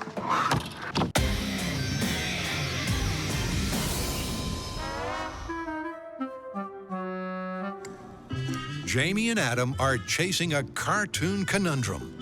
Oh, that's his home. The Homer record. Can our hero's leap of faith dissipate the force of this impact? Yeah! You know, it didn't move very fast, but it had quite a kick to it, didn't it? I mean, that's Newton's second law right there. Now, we're going to leave all this damage intact as it is. Couldn't be better. And go ahead and do the test with Homer on the wrecking ball with the identical house. Now that is a proper cartoon wrecking ball. And if it shows damage anything like this, we will know that Homer's efforts would have been for naught. And ta-da! Allow me to introduce you to the completed, ready-to-be-tested with hero of this episode, Mr. Homer J. Simpson. Ladies and gentlemen, let's give a round of applause. Our accurately sized and dressed Homer There we go. is attached to the ball exactly as per the clip, That's it. First arm is on. Okay. with a final crucial component. Since part of this is what happens with Homer's body mass on the ball, we need to give him some body mass other than just foam. We're doing that by adding water. The average density of a human body is within a couple of percentage points of water, Perfect. So a water-filled Homer is an almost perfect energy absorption analog for a real person of that size and shape. Oh, Homer is substantial. Our cartoon character is coming to life. The question is, with a real-life mass of 239 pounds, can he save his house? I think we're good to go up. All right. It's happening. We're making sure that we're positioning the ball exactly the same way that we did the first time. We'll let it settle, so the physics should all be the same, except for Homer.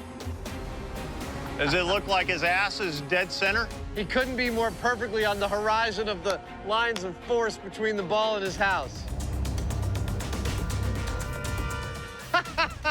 Look at the potential energy. As per the control, the velocity on impact may only be a pedestrian 6 miles an hour. What are we doing? But with 5,000 pounds of ball, Who's paying for this? This is awesome. there's a lot of energy to dissipate. Say goodbye, Homer. Can our hefty hero really absorb that impact? All right, here we go. Homer versus the wrecking ball. The final experiment. 3, 2, 1. Here he goes! Yeah. Oh! That's a result that I never would have bet on. He's clearly made a big difference. Yeah, I mean, look at this house, and then look at that one. Wow. I'm just saying. Homer's ass is quite impressive, actually.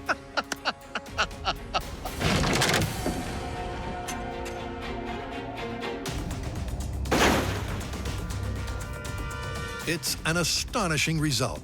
The house didn't escape completely unscathed, but Homer did help. He did crack the chimney. It almost fell, but the fact is that it didn't, and that's a result. Yeah. Well, there you have it. Identical houses, identical swing on the wrecking ball, but not identical results.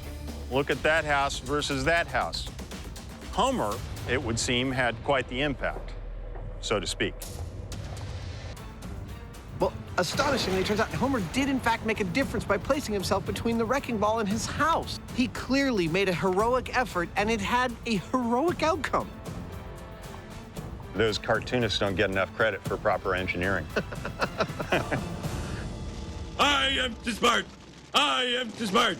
S-M-R-T. I mean S-M-A-R-R-T. All right, Al, I got some good news and some bad news. I'm going to start with the bad news, which is the toilet bomb. Unfortunately, all we got was total toilet destruction. It's busted.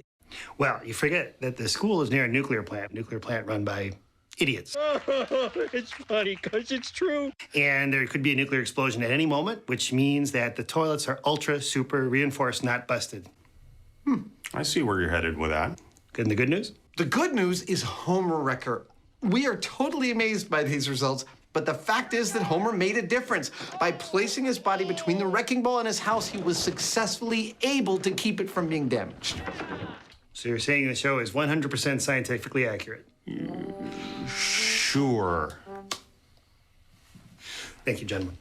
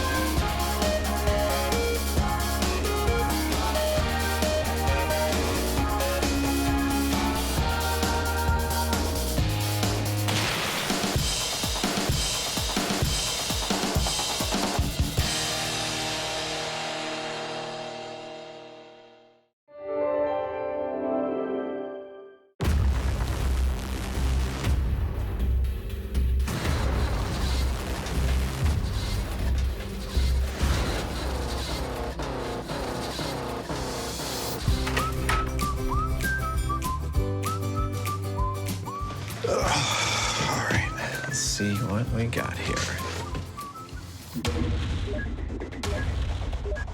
20, 1,000 emails? Hi, this is Adam. That is a good idea. Oh, hold on just a second, can you? Hi, this is Adam. Yeah, that's a terrific idea. Oh, and can you hold on just a second? I'm getting another call. Hi, this is Adam. Okay, everybody, hold on just a second.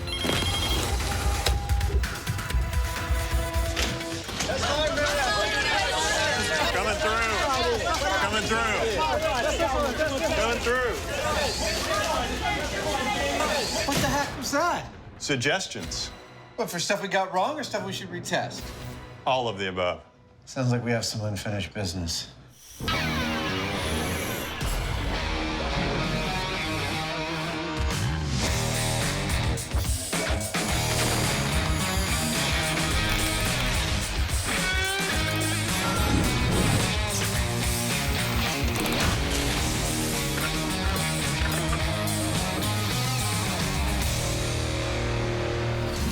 What's all this? This is a bit of unfinished business for us. Every single letter here represents a fan's request that we either A, retest a story they think we got wrong, or B, take a new tack on an old story. Is any of it any good? Actually, there is a bunch of really fine material in here. We've got stories about holding on to hand grenades to keep them from going off. Fans that want us to revisit some aspect of our old Spy Car episode, specifically involving the tire-bursting tacks. Whoa! And we've got a story about reloading automatic pistols. Can you really do it as fast as they do in the movies? Anything else? Yes. The first one I think we should tackle involves video games. Fans want to know, if you're playing a video game that is representing a real-world skill, can the video game make you better at that actual skill?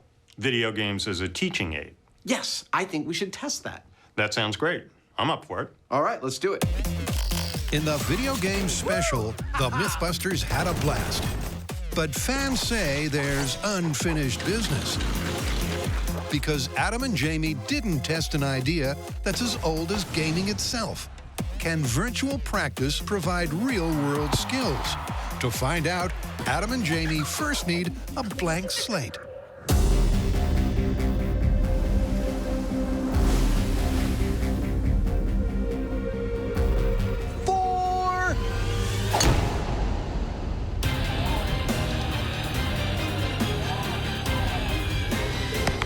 When it came time to choose a skill that video games might make us better at, we ended up choosing golf.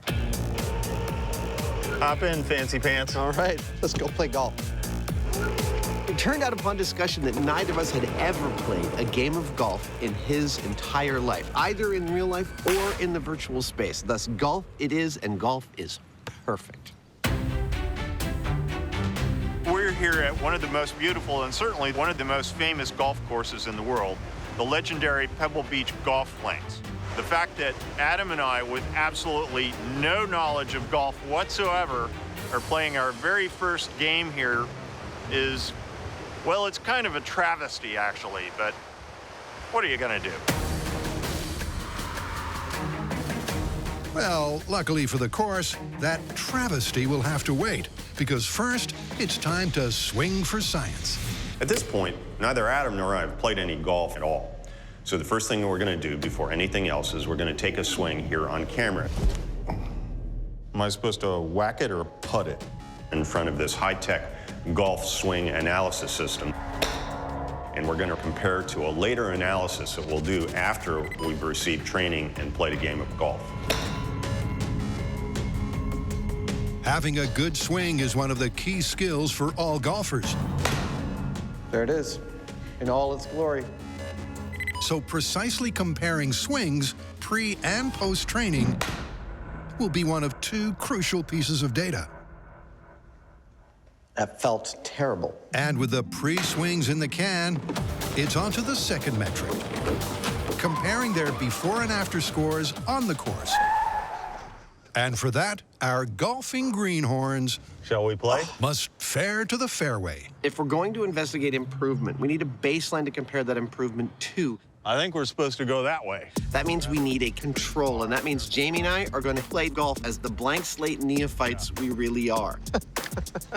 I've never played a game from scratch before. We're going to tally up those scores and then separate for some real training. Jamie's going to spend a day getting trained by a machine. I'm going to spend a day getting trained by a person. Do we have any balls? And you got those little stick things, right? After the training, we will reconvene on the golf course, play the same holes, and tally up and see just who has improved the most. Coupled with the swing analysis, the guys are pulling out all the stops. Go for it, sir. And first to tee off, it's Jamie. Who can literally only get better. What do I know about golf? Maybe you need a different club for that. Seems like it's as good as any. Well, most of my knowledge centers on the aerodynamic qualities of the dimples on a golf ball, which I seem to recall applying to a car to improve its gas mileage. That's the coolest thing ever. Beyond that, I understand there's something that you hit the ball with to make it go specific places. I don't think you're supposed to use the tee every time. And that's about it.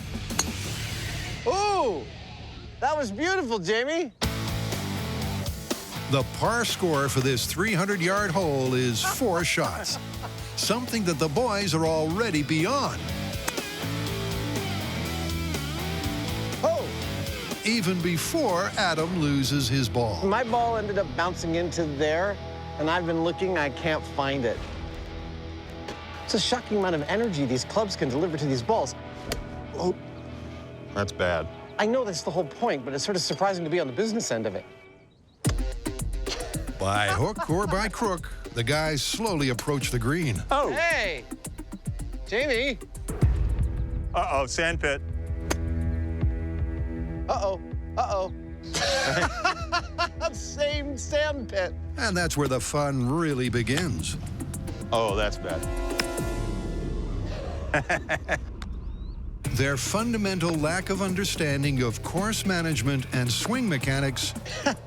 I'm trying to imagine all the golf aficionados just screaming at their televisions right now. Racks up their score. That wasn't very good, Jamie. No. Tick-tock, Grandpa. But eventually, they escape the sand. Hey! Oh, oh! Nice! And get down to the business end. Putting. Looks like it slopes that way. I know enough of watching golf that you want to account for the slope and the momentum. I mean, come on, I know a little bit about physics. In the hole. In the hole.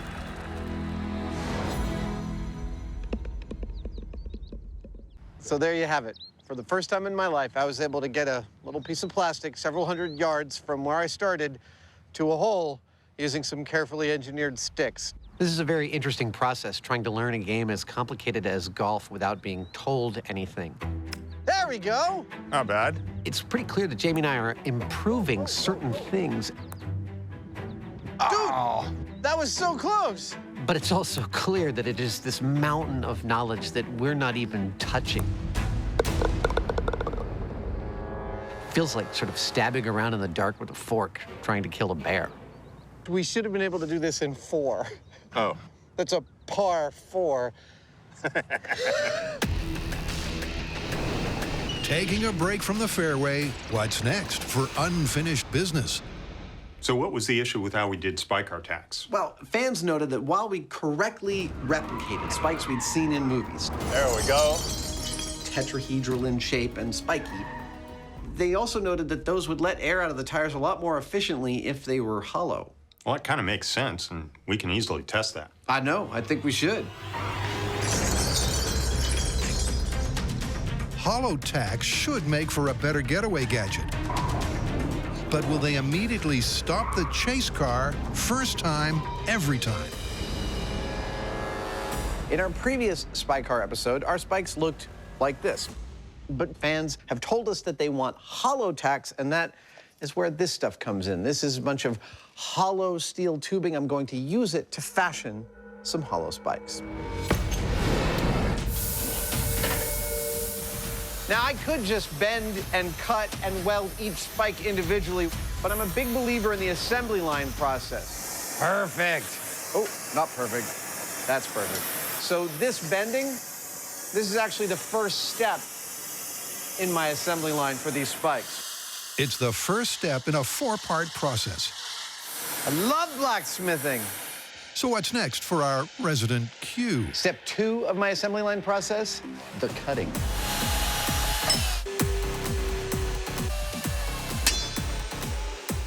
So now there's 2 halves of one spike, and there you go. That's how that puppy's gonna work. Cut out a bunch of these, start to weld them together. Boom! We have our hollow spikes. With Adam cutting corners for science, it's soon onwards and upwards. Step 3 of my assembly line process, the welding. You may recognize the rig I'm going to use for welding as the one I built for the first episode, and it works like this. Look at that. You sit the 2 parts in there and weld in the middle, bang, you're done. Isn't that cool? Because only a small weld is required per tack, it's not long before Adam sealed the deal on all 50. Ah, awesome. That's the last one. Now, normally if I was a cop making my own road spikes on the weekends, I would leave them this color because they blend in with the road. But we're making a television show and I want these things to be bright. So step 4 of my assembly line process is to paint them bright pink so we can see them on camera. Oh, yeah, look at that. So pretty. It's worth covering why the tack is the structure that it is. Why 2 90-degree angles join perpendicularly at the center? Well, it's because when you do that, what you end up with is called a tetrahedral arrangement. A tetrahedron is a 4-sided regular polygon, one of the Platonic solids. In layman's terms, it means one point is always facing up, and that means it's ready to pierce the tire. That's the theory. But at the runway, will it be license to kill?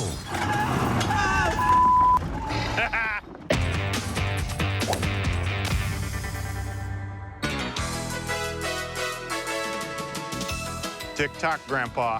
To find out if you can gain real-world skills from video games. I went off the cliffs. There are cliffs? Adam and Jamie are attempting to play golf. See the flag right there? I do. It's another stick. They should just call this game Sticks. Sticks and balls. They'll call the myth based on 2 tests, a pre- and post-training swing analysis and a before and after score comparison. There we go.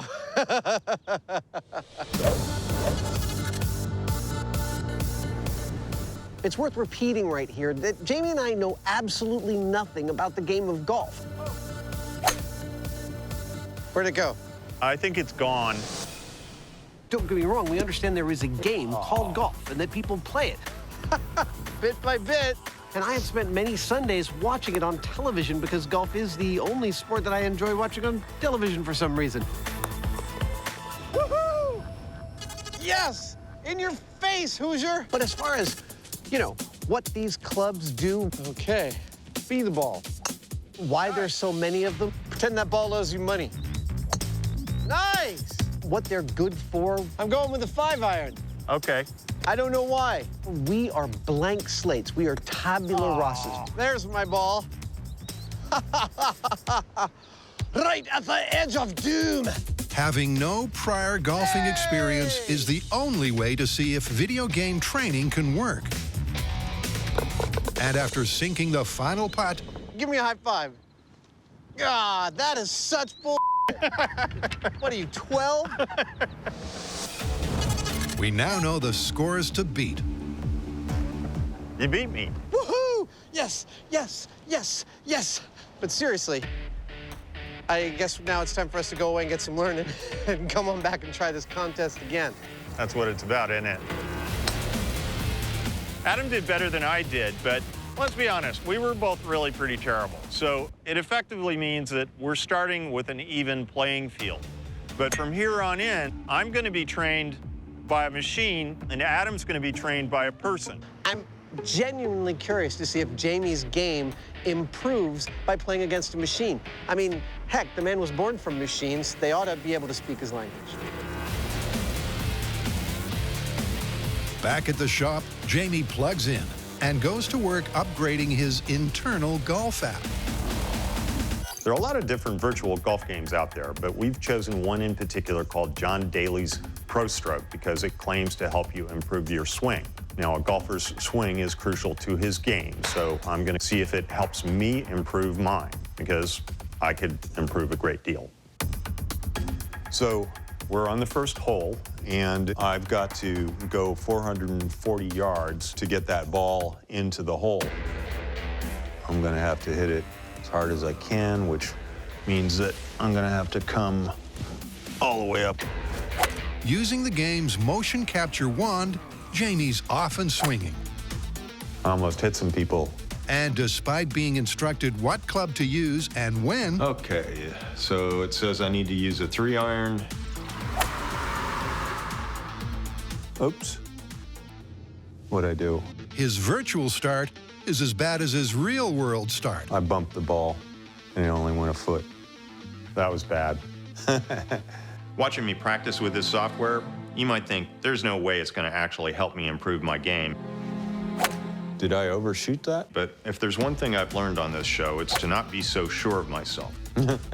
I'm back where I was. So we've got to give it its due chance. Where's my caddy? A double-digit start is not great, but Jamie soon realizes that there is information he can glean from the game. At this point, I'm noticing a whole bunch of stuff. I guess I'm going to try to mimic what he's actually doing physically, and we'll see whether that helps. And it does seem to be very exacting about what it requires. While I'm in the rough, the little subtleties of a slight change of the angle of the swing, the head of the club in a certain orientation to the ball. Oh, well, I'm not in the sand pit. So this is pointing out that even the most minute variations on that are going to make a huge difference out on the field. After 2 hours of intense practice. Nice. Bogey. I made a bogey. Jamie's swing seems to be improving. Looks like I got fairly close, actually. He's also learning how to read the wind and the greens. Well, it is teaching me that I need to account for the angle of the terrain. Something that's reflected in his scores. Oh, my goodness. I made par. I'm doing fairly well. The numbers are showing that I went from 10 down to where I'm now at par for the first time. So I'm apparently learning something. Jamie is getting better and better. But will any of this help him back in the real world, as the myth would suggest? I've spent a day with this golf teaching program, and I did dramatically better here than I did out on the actual course. How about that for a shot? I made my first birdie. Now, does that mean when I go back out on the course, I'm going to do dramatically better there because of what this has taught me? That's what we're testing.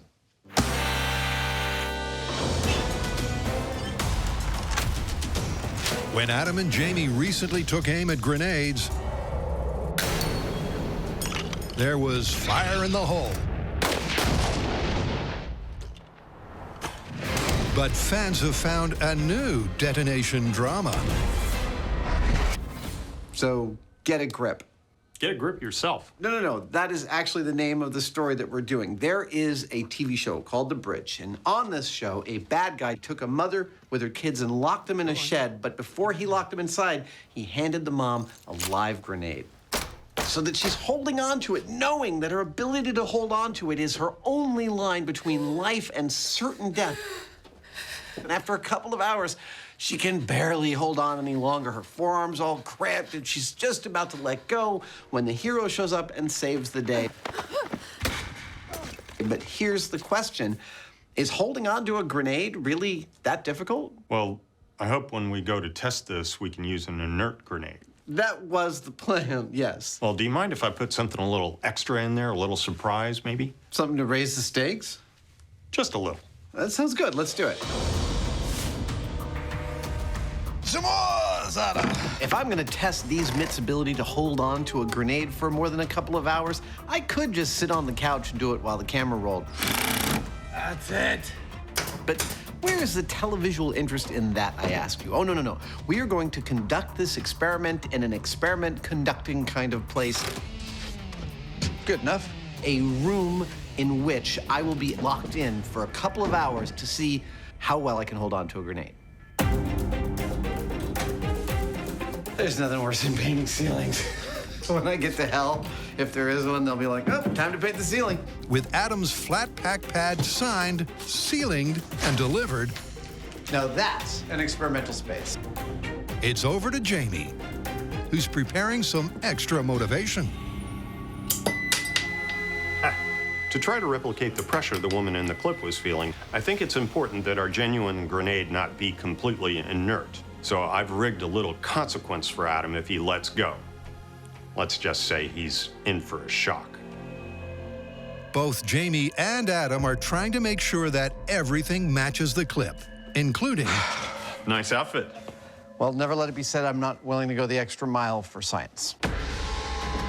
And with that, it's go time. 3, 2, 1. There we go.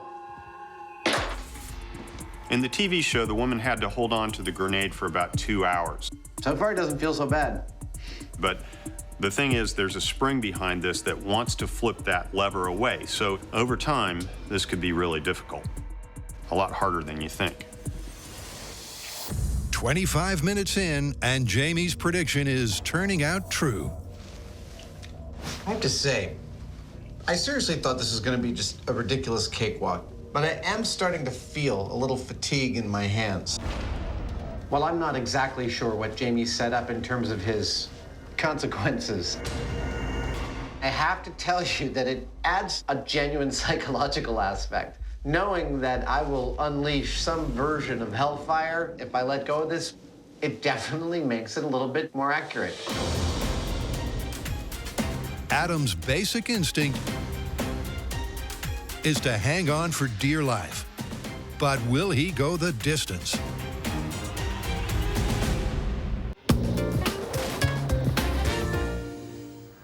Let's see what we got here. Thanks to an inbox that's fit to burst. 20,000 emails? And a mailbag that's full to the brim. Adam and Jamie are re-tackling fan favorites. Sounds like we have some unfinished business.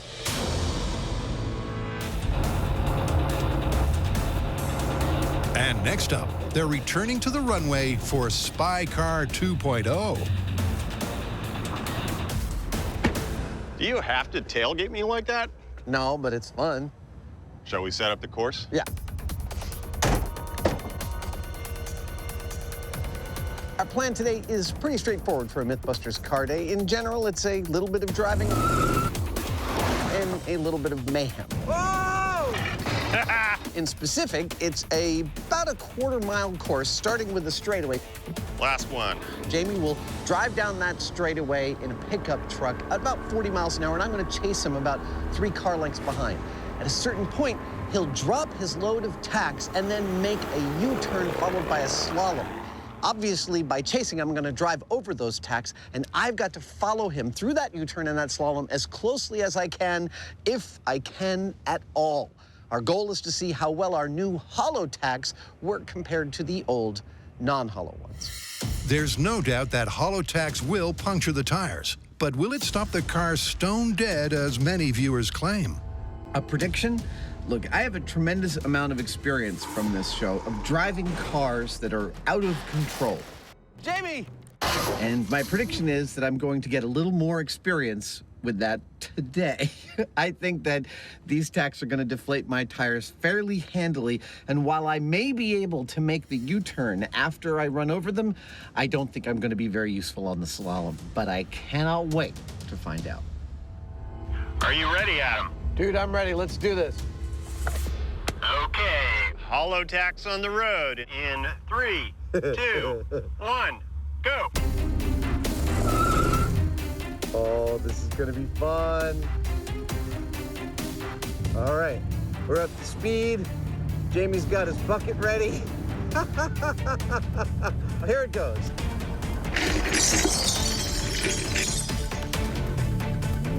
Oh, ho, ho, ho, ho.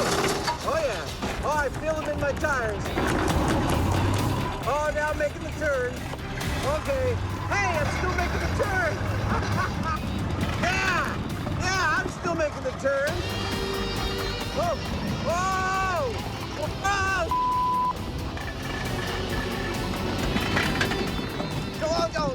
No. Oh.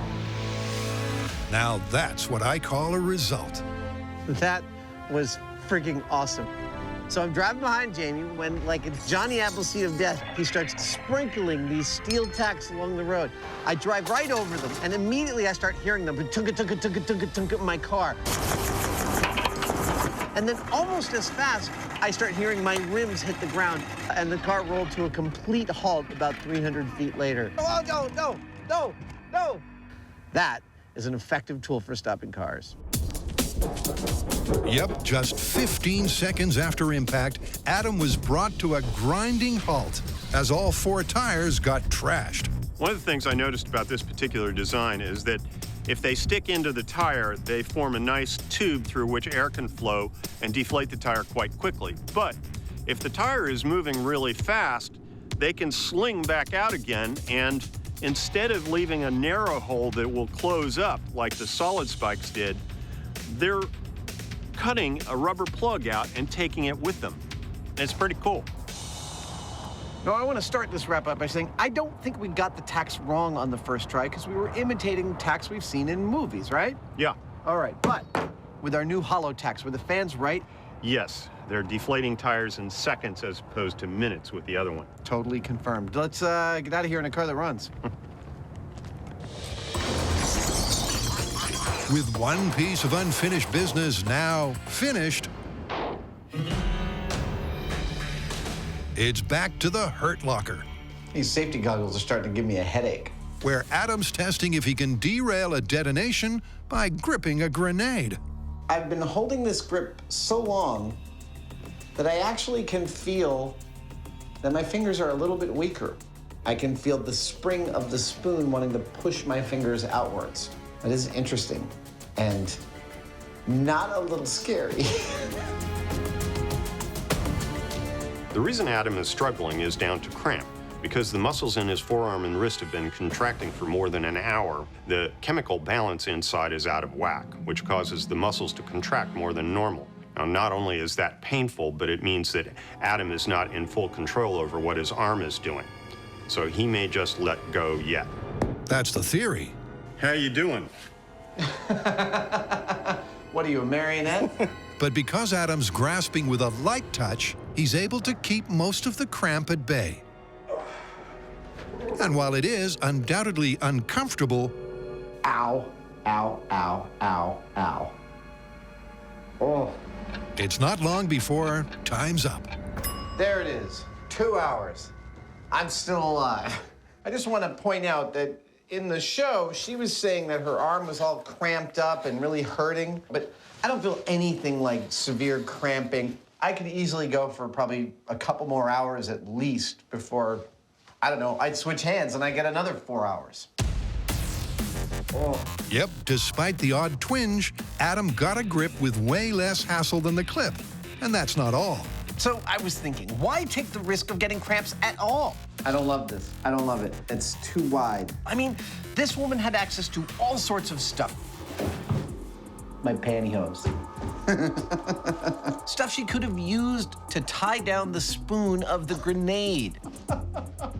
Oh, and I thought this experiment couldn't get less dignified. Surely that is going to be the easiest of all options. Yeah, that's what I'm talking about. I only had to sacrifice my dignity to make it happen. With the grenade bound and gagged, there's no chance of a boom. Until Adam takes one for the team. This one's for you. I'm also kind of curious about what's going to happen. Here we go. 3, 2, 1. Oh!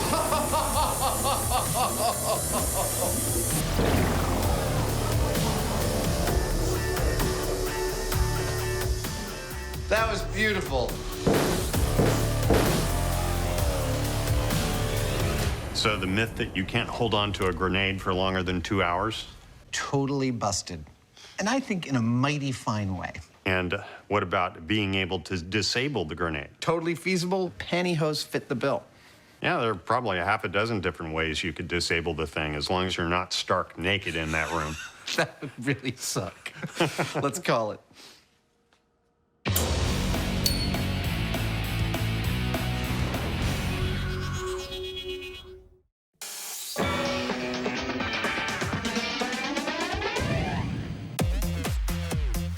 Can playing video games really set you up with real-world skills? To find out, Jamie's the test subject taming the technology. Bogey. I made a bogey. While Adam can't resist competing, courtesy of more traditional training. My training today is going to happen at the legendary Pebble Beach Golf Academy. Founded in 1996, it encompasses both the latest cutting-edge technology as well as some of the United States' best golf teachers. Mine today, Laird Small, was voted PGA's Golf Teacher of the Year. So, Laird, where do we begin? Well, why don't we start with the introduction of the golf clubs and how to use them properly. We're going to see if he can't take me from 0 to hero, or if not to hero, at least to an integer slightly above 0. Now, this hinging is a huge power source. If you think about a hammer and a nail, this gives you some leverage. This is a real treat for me, and it's totally fascinating. In science, we're always talking about eliminating variables. Well, this is all about eliminating variability, increasing repeatability. So let me see if I can get you in the right posture. Everything Laird is telling me about my grip and my stance. There you go, beautiful. And my roll and follow through. It's open. It's open, open, open, open, squaring, close, close, close, close. Is about increasing that reliability of the swing so that the ball hits are consistent. Good. Nice. See the ball just jumped right up? It sounds really straightforward, but physically it feels incredibly complicated. All right, should we go outside and hit some? Let's totally do that. Well, I understand just a couple of things so far. One, Laird is a fantastic teacher. 2, golf is about a lot more than just how you dress. Laird has run me through the grip, the stance, and the swing, and now he feels like we've done enough work in here that we can head out to the actual outdoors and drive some balls. I'm pretty sure that that's a driver.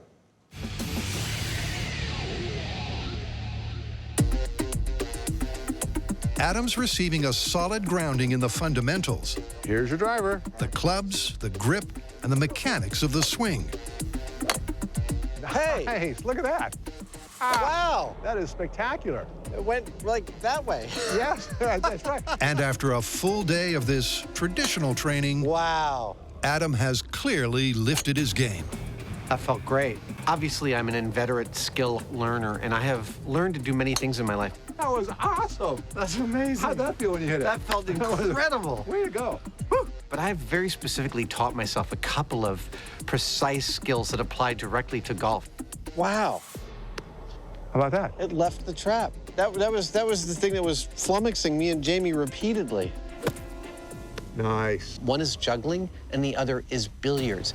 In both cases, it's about refining your physical movements and your body memory until what you're about to do is predictable. Yeah. And amazingly, I'm starting to see how it could actually work as a game. It is no longer a mystifying game to me. I now start to see its outlines and think, maybe I could actually play this. Yeah! Oh, yeah. Oh, yeah. Oh, yeah. Woohoo! I think I'm ready for the Hyneman. Laird, thank you so much. You've, like, radically, well, to say you've improved my game is a misnomer because I didn't have a game a few hours ago. I really, really appreciate it. This was a lot of fun. You did great, and you know something? Don't let this get out, but you're very coachable.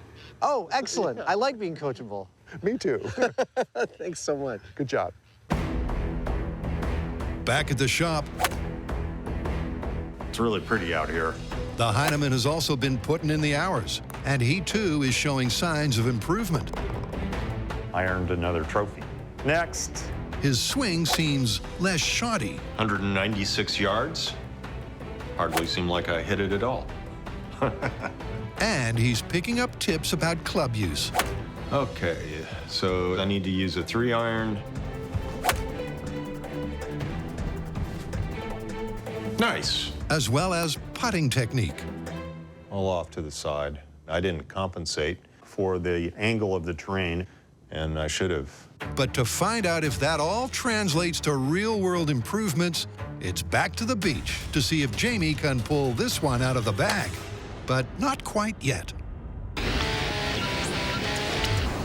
Over the years, we have done tons of stories about guns and ammo.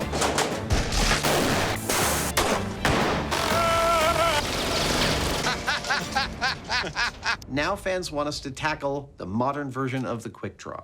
What's that exactly? Well, there's a classic trope in action movies when the hero empties his gun, he's able to reload in a ultra super fast blink and you miss it fashion. And the fans want to know if that's actually possible. And so do I. Okay, then. Let's get shooting. When it comes to being trigger happy, Adam and Jamie have history.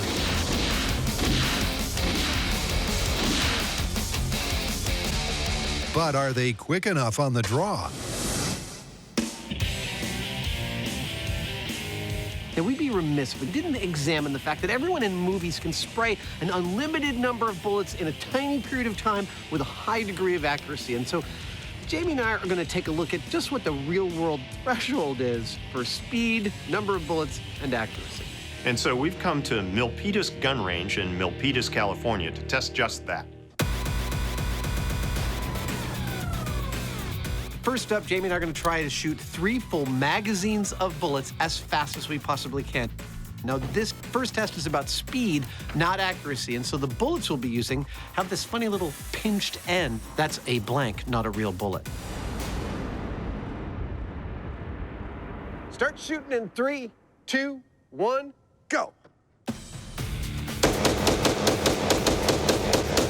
Mechanically, firing and reloading the gun is a pretty basic process. When the magazine is out, you press a button, out comes the magazine, you put another one in, and you're ready to go again. Wow. But the thing you have to remember is that there's this horrific noise and percussion. It's a really kind of disturbing, violent action that is going on here. And so trying to put that sequence really smoothly together, it's not easy. That's it. 38 seconds. You got slower towards the end there. Jamie's shoot speed was solid, but his magazine change was nothing like the slick and quick action hero. My turn. Can Adam do any better? 3, 2, 1, go.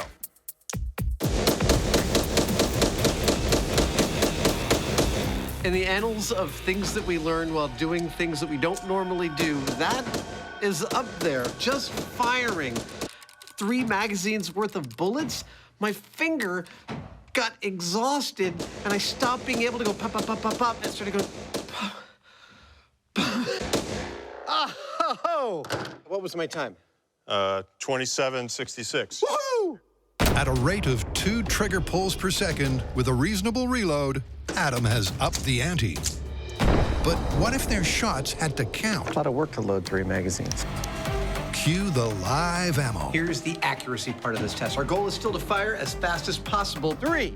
But this time to stay with all of our shots. 2. Landing within this 7 ring.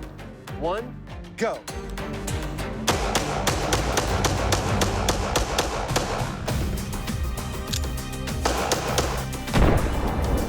Nicely done. You improved on your time the first one. 33 seconds. Marginally faster.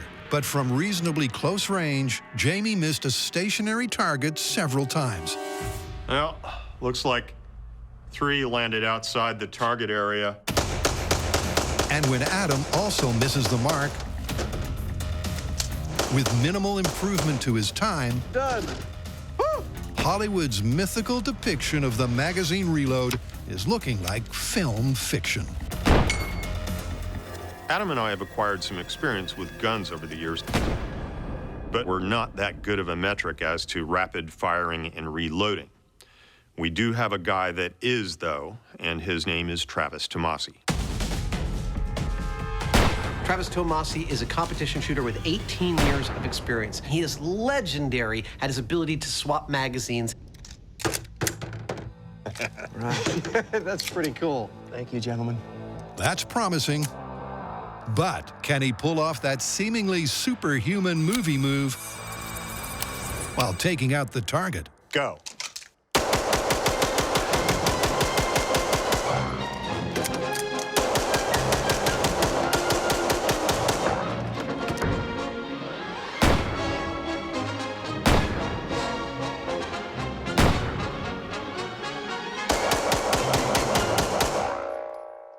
Wow. Clear. That was amazing. What was his time? 17 seconds. 17 seconds. That was incredible. Watching Travis work is kind of like watching a machine gun. It's almost surreal because, I mean, he's moving so quickly that you can't really even see what he's doing. But the real test is right here. Not only was he doing it almost twice as fast as I was, he was pretty much hitting dead center on the target. You know what I like about this is for years on this show, we've been finding things that are really common in movies and demonstrating how ludicrous they are in real life. But in this case, we've done kind of the opposite. So we've actually taken something that seems ludicrous in the movies and we've bettered it in real life. That's pretty cool. Yeah, that much lead being put through a pistol in that amount of time accurately, it's unreal. Let's get out of here. Okay.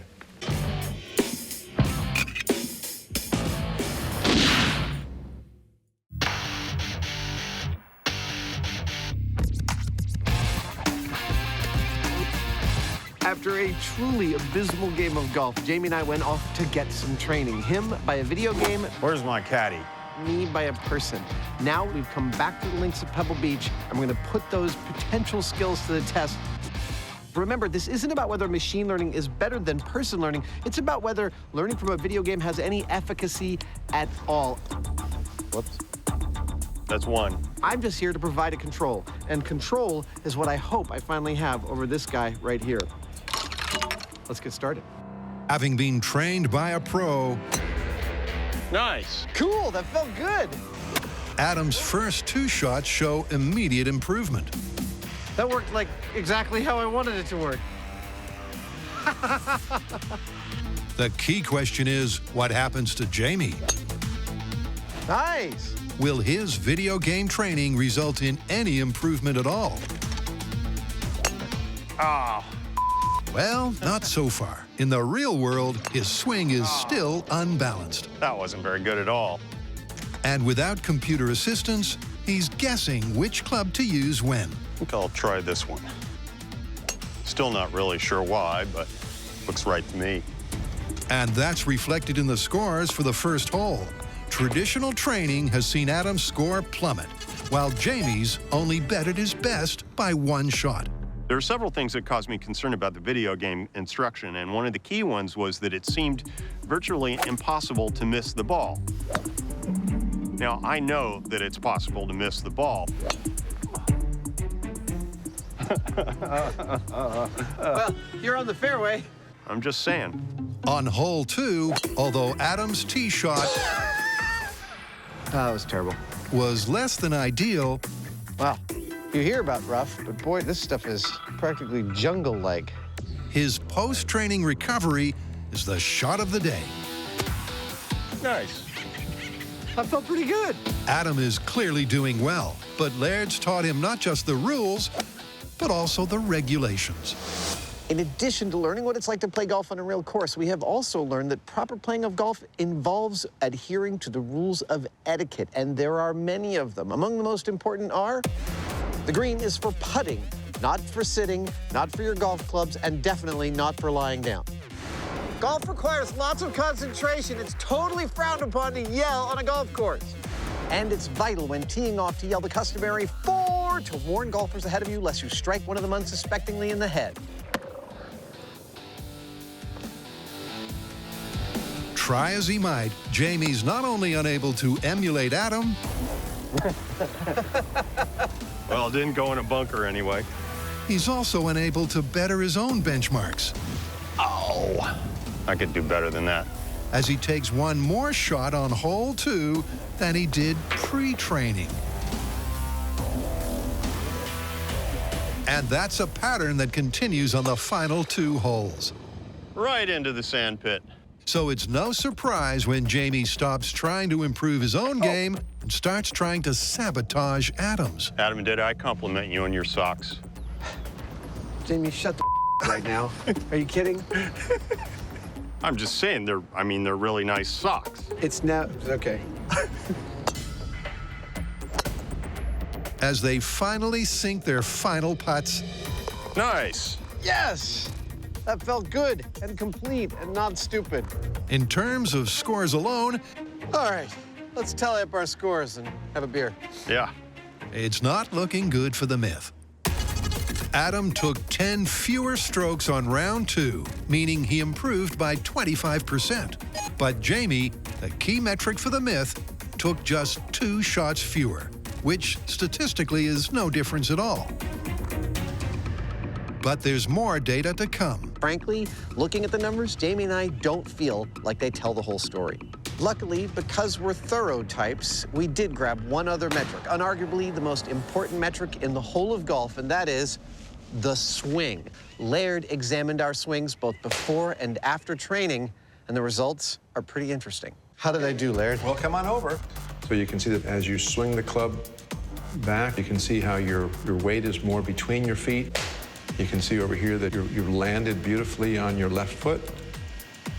Right foot's perpendicular to the ground. Laird, on a scale of 1 to 10, what would you say the comparison is? Well, I think on the first one, I'm going to give you a 3. On what we finished up with, I give it 8.5 to a 9. I think you did really great. Wow. As on the course, Adam's improvement is immense. Can Jamie compete this time? The difference that we see is in terms of how much more range of motion you have. So because of that, you can develop more speed. By developing more speed, you have a chance to hit the golf ball farther. But what's the all-important score? On the first swing, I'll give you 1.5. Second swing, I'm going to give you a 2 at the best. There's not real any improvement in terms of the striking of the ball. There is some in the range of motion and your athleticism, so that's great. But in the delivery of the club to the ball, sorry, no improvement. Excellent. Yep, despite his hours spent flying solo, Jamie's swing is still not the thing. As far as I'm concerned, while the video games did offer some guidance, they seem to be more focused on entertainment than instruction. Well, this is actually kind of fun. So, were they of any real help? Not half as much as coming out here and just playing golf. So what do you think, Game Jockey? You think we've answered the question as to whether video games can make you better at real-world games? I think we have. And that answer would be? No. That's pretty definitive. Shall we play another round of real golf? Sure, it's nice out here. I agree. I've learned some things about my swing I could show you. Oh, shut up.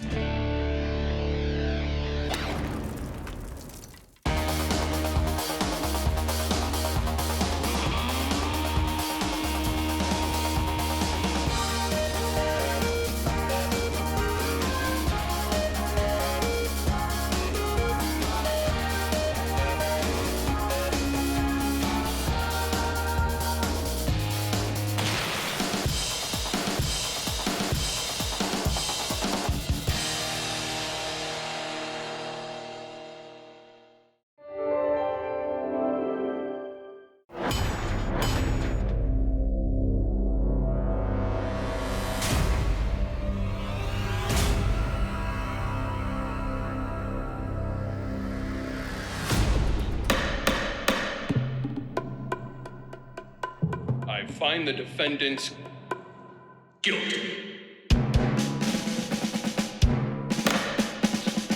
In 2002, a crack science duo was sent to prison for a crime they didn't commit. These men promptly escaped from a maximum security stockade to the San Francisco underground. Today, masked with their new identities, they survive as soldiers of science. If you have a problem, if no one else can help, and if you can find them, maybe you can hire the Mythbusters. Ha ha! You ready for the A-Team special? I was born ready, fool. Outstanding.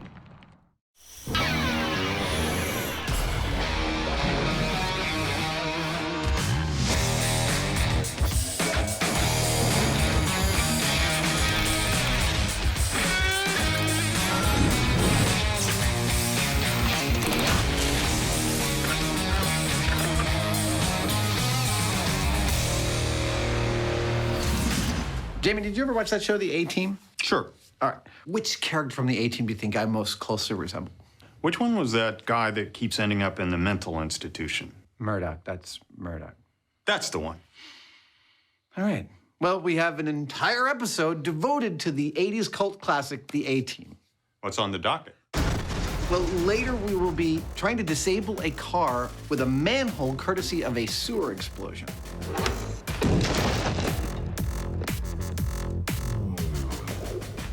First up, we have what is really a classic A-Team trope. See, in almost every episode, the guys are stranded somewhere and they have to build a weapon with only the materials they have at their disposal, right? Right. Okay, so in this one, the A-Team is stranded in a lumber yard. The bad guys are on their way back, and the A-Team builds a cannon out of a log that shoots 2x4s with a controlled propane explosion to defeat the bad guys. Sounds dubious. Well, I think we should test it out. If it doesn't work, maybe you and I could do better. Maybe. So. Don't touch me. Okay. So, shall we gather all the materials we saw in the clip? Are you gonna keep that thing in your mouth the whole time? As long as I can stand it. All right. So, solenoids.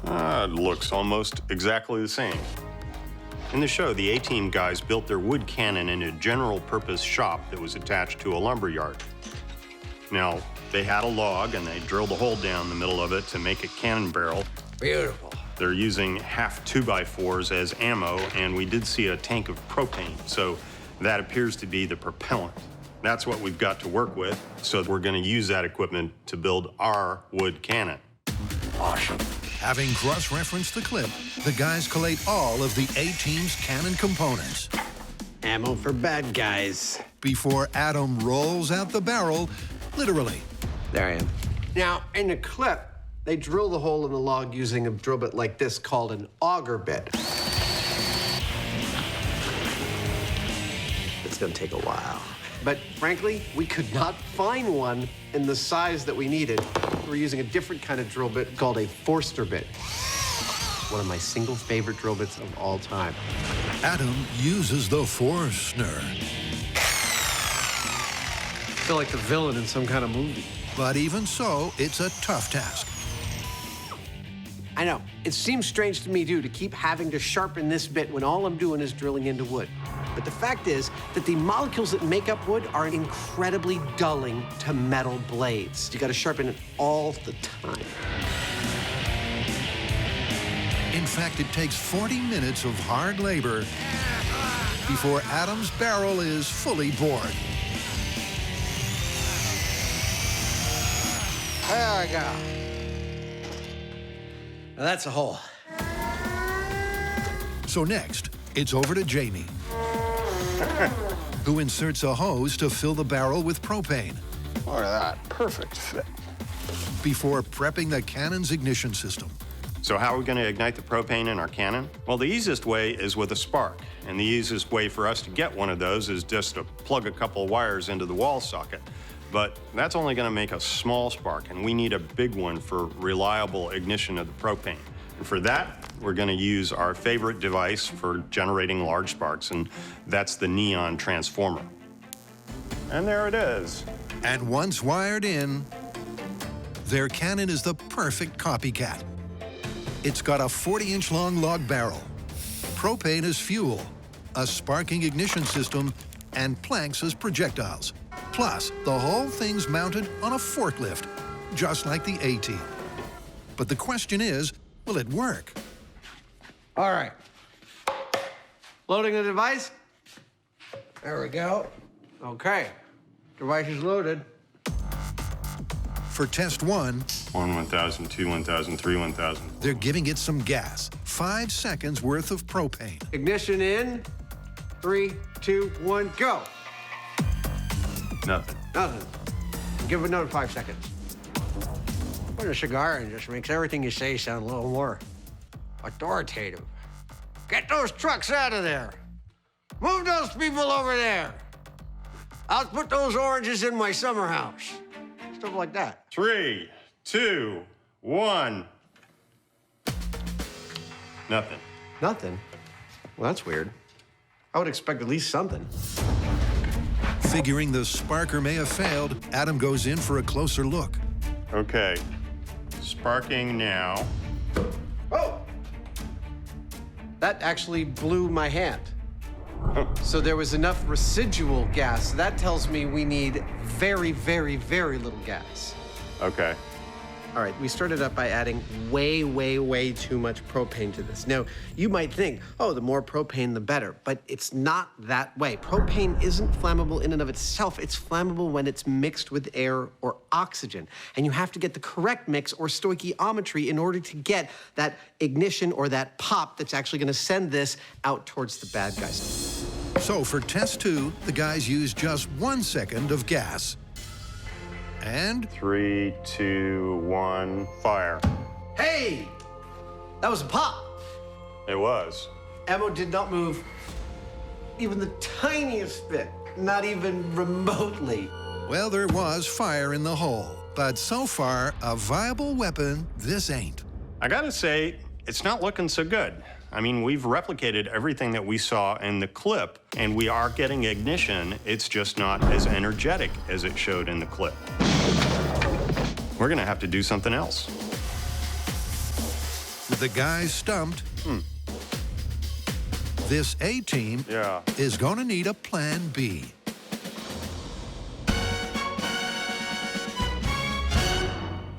So forklift fire is all about improvised weaponry taking out the bad guys, but the A-team were also very adept at making their escape, and that is the next thing we're gonna tackle. Go on.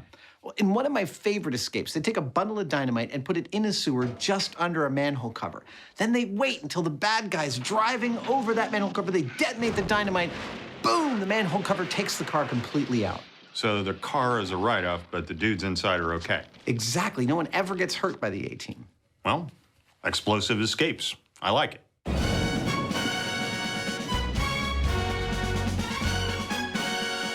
The myth is that by placing the dynamite just inside the drain, the A-team could evade the villains without injuring them. But is that really possible? That's perfect.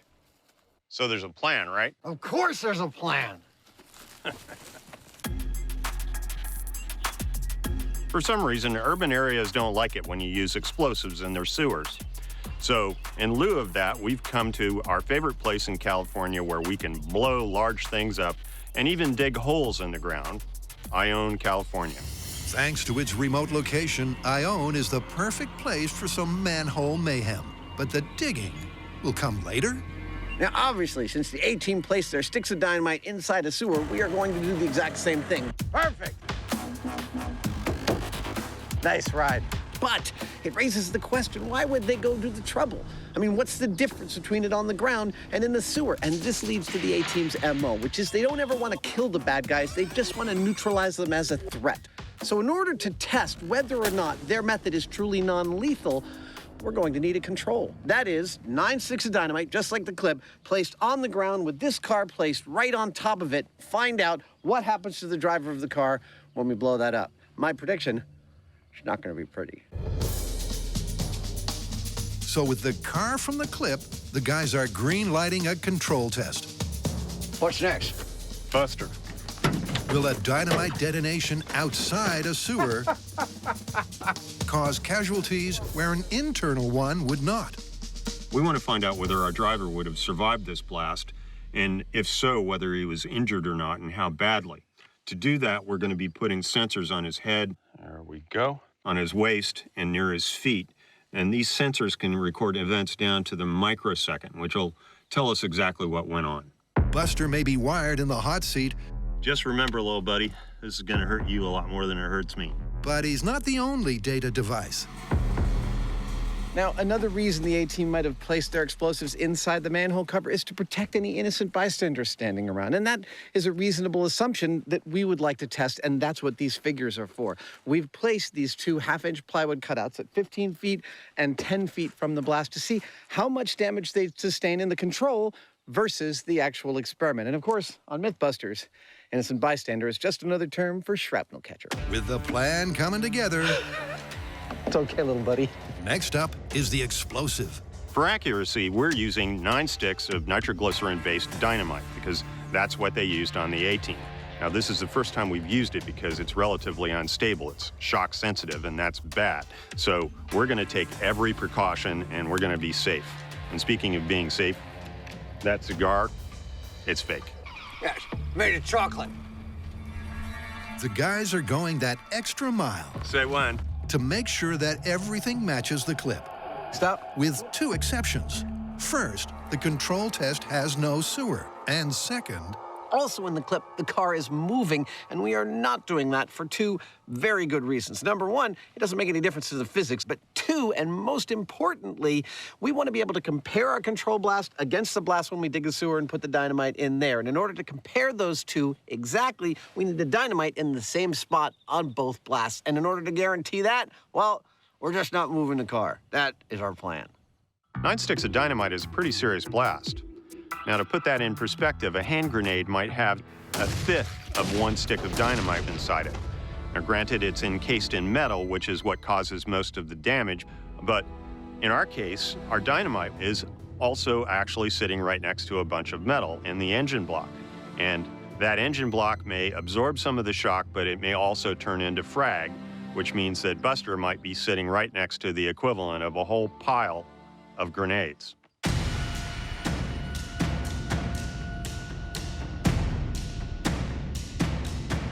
All right, sir.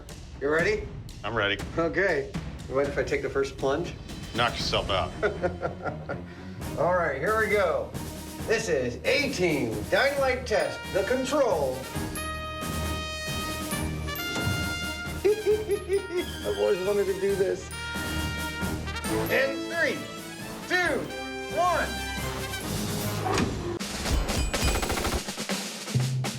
in the Mythbusters A-Team special, these things taste terrible.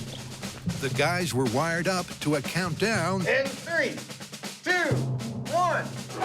That just got cut. What happened to our countdown? We'll get right back to it, I promise. I just wanted to remind everybody that what we are testing is how lethal 9 sticks of dynamite detonated on the ground under a car are to both the driver of that car and to innocent bystanders on the street. That is our control test. Now, back to our regularly scheduled countdown. This is A-Team Dynamite Test, the control. In 3, 2, 1.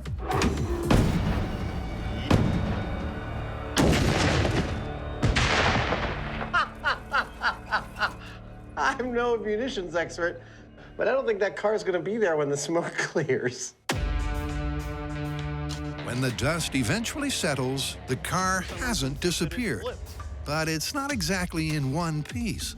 How you doing there, little buddy? Oh, man. He actually looks almost completely intact. Oh, wait a second. What? Hey, Adam, check this out.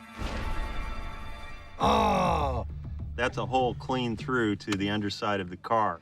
I am now going to go out on a limb and predict that Buster didn't survive that, but only the numbers will tell us for sure. It didn't look good for Buster. But what does the data say? That looks pretty bad in here, huh? Like hell on earth? But get this. Buster actually survived that blast. I know! Don't get me wrong. He is not walking away from this blast. No. He's legless below the knees. He has permanent hearing damage, if not almost total hearing loss, and permanent lung damage. He's not walking away, but he's not dead either. Although Buster may live to see another day, his injuries are way too awful for the A-Team, and he's not alone. Upon careful looking again and again at this high speed, I'm noticing that the blast pressure wave, which normally would be coming upward and outward in a symmetrical bubble, is not doing that. Instead, it's starting out as 2 bubbles that are coming out underneath and to the side of the car, spreading out the energy coming off of this blast to the side. That energy to the side spells bad news for the bystanders. At this point, you might be wondering how our bystanders have been holding up, and I can tell you, our bystanders withstood a pressure wave of 90 psi, 90. That's lethal. They were dead. With death and destruction from shockwave and shrapnel, the control blast was catastrophic. But will going underground, as per the A-Team's technique, really make a difference?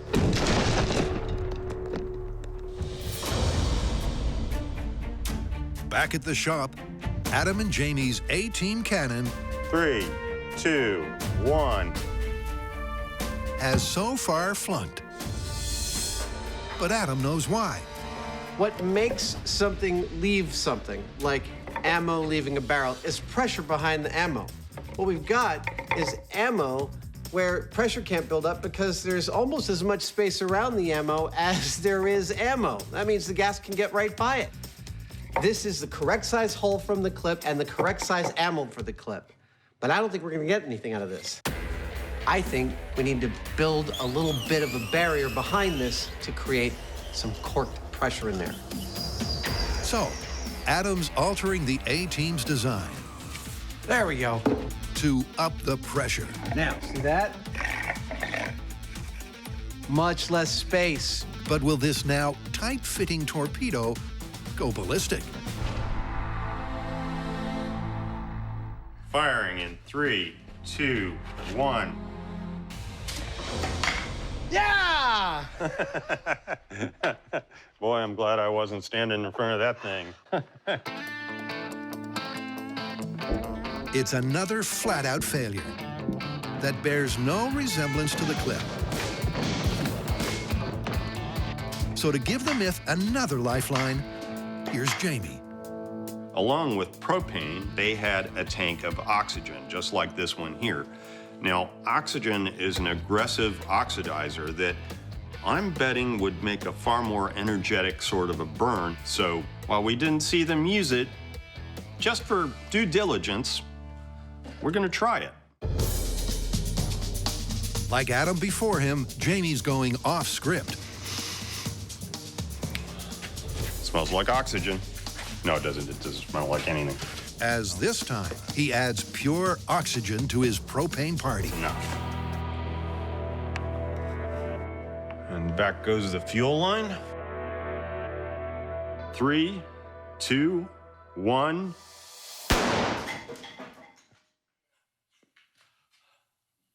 Oops. Wow, well, that wasn't exactly what I had in mind. I mean, I knew the introduction of pure oxygen in there would make a more energetic reaction, but I didn't think it was gonna blow up the whole barrel. I mean, it was kind of scary, but it does make me think that if I dial back the oxygen to just the right amount, I should be able to find a sweet spot that shoots that wooden ammo out as pretty as you please. After watching the dismal results we were getting trying to use propane to shoot projectiles out of our cannon, you might be wondering why the addition of oxygen made the reaction so much more vigorous. I mean, oxygen's in the air I'm breathing right now, isn't it? Well, yes, but less than you think. Breathable air is actually 78% nitrogen and only 21% oxygen. What Jamie filled the barrel with before the addition of propane was 100% pure oxygen. Now, what do you need for the burn to happen? Propane and oxygen. And what he put in there was 5 times more pure than what is in the air. Thus, the reaction we got was much more powerful. So with some running repairs on their log, better than new. And some better late than never safety shields. There we go. That makes me feel safer. It's all systems go to find out if there is a propane and oxygen mixture that will fire their projectile but won't destroy their cannon. Okay, I'm fueling. 3, 2, 1. Hey! It moved about a foot. For each test, so going to 4 seconds. The guys are altering the relative amounts of the two gases. 1,000. Firing in 3, 2, 1. We got it out! Woohoo! Give me a high five. But after some early encouragement, 3, 2, 1. It's not long before a familiar pattern emerges. This one's for the money. Firing in 3, 2, 1. That was by far the most vigorous bang yet, and our projectile didn't move at all. Indeed, after 24 concentration combinations, including a repeat of Jamie's Big Bang, 3, 2, 1. It's clear that no gas mixture has the pushing power to weaponize their wood. Our plan was good, great even. We methodically experimented with different air-fuel mixtures of propane and air, and then we added pure oxygen. We added a barrel block to the back of our projectiles. We got breached cannons, we got loud cracks, we got bangs, we got fire. Still, one thing we did not get was any projectiles leaving the barrel and traveling towards their opponents. We have scientifically busted this device completely. But here's the thing. I have to imagine that if you put Jamie and I in an abandoned lumber yard, that we would be able to come up with something that was effective. Let's call it. Yeah. Let's figure out another way to hurl wood at our opponents.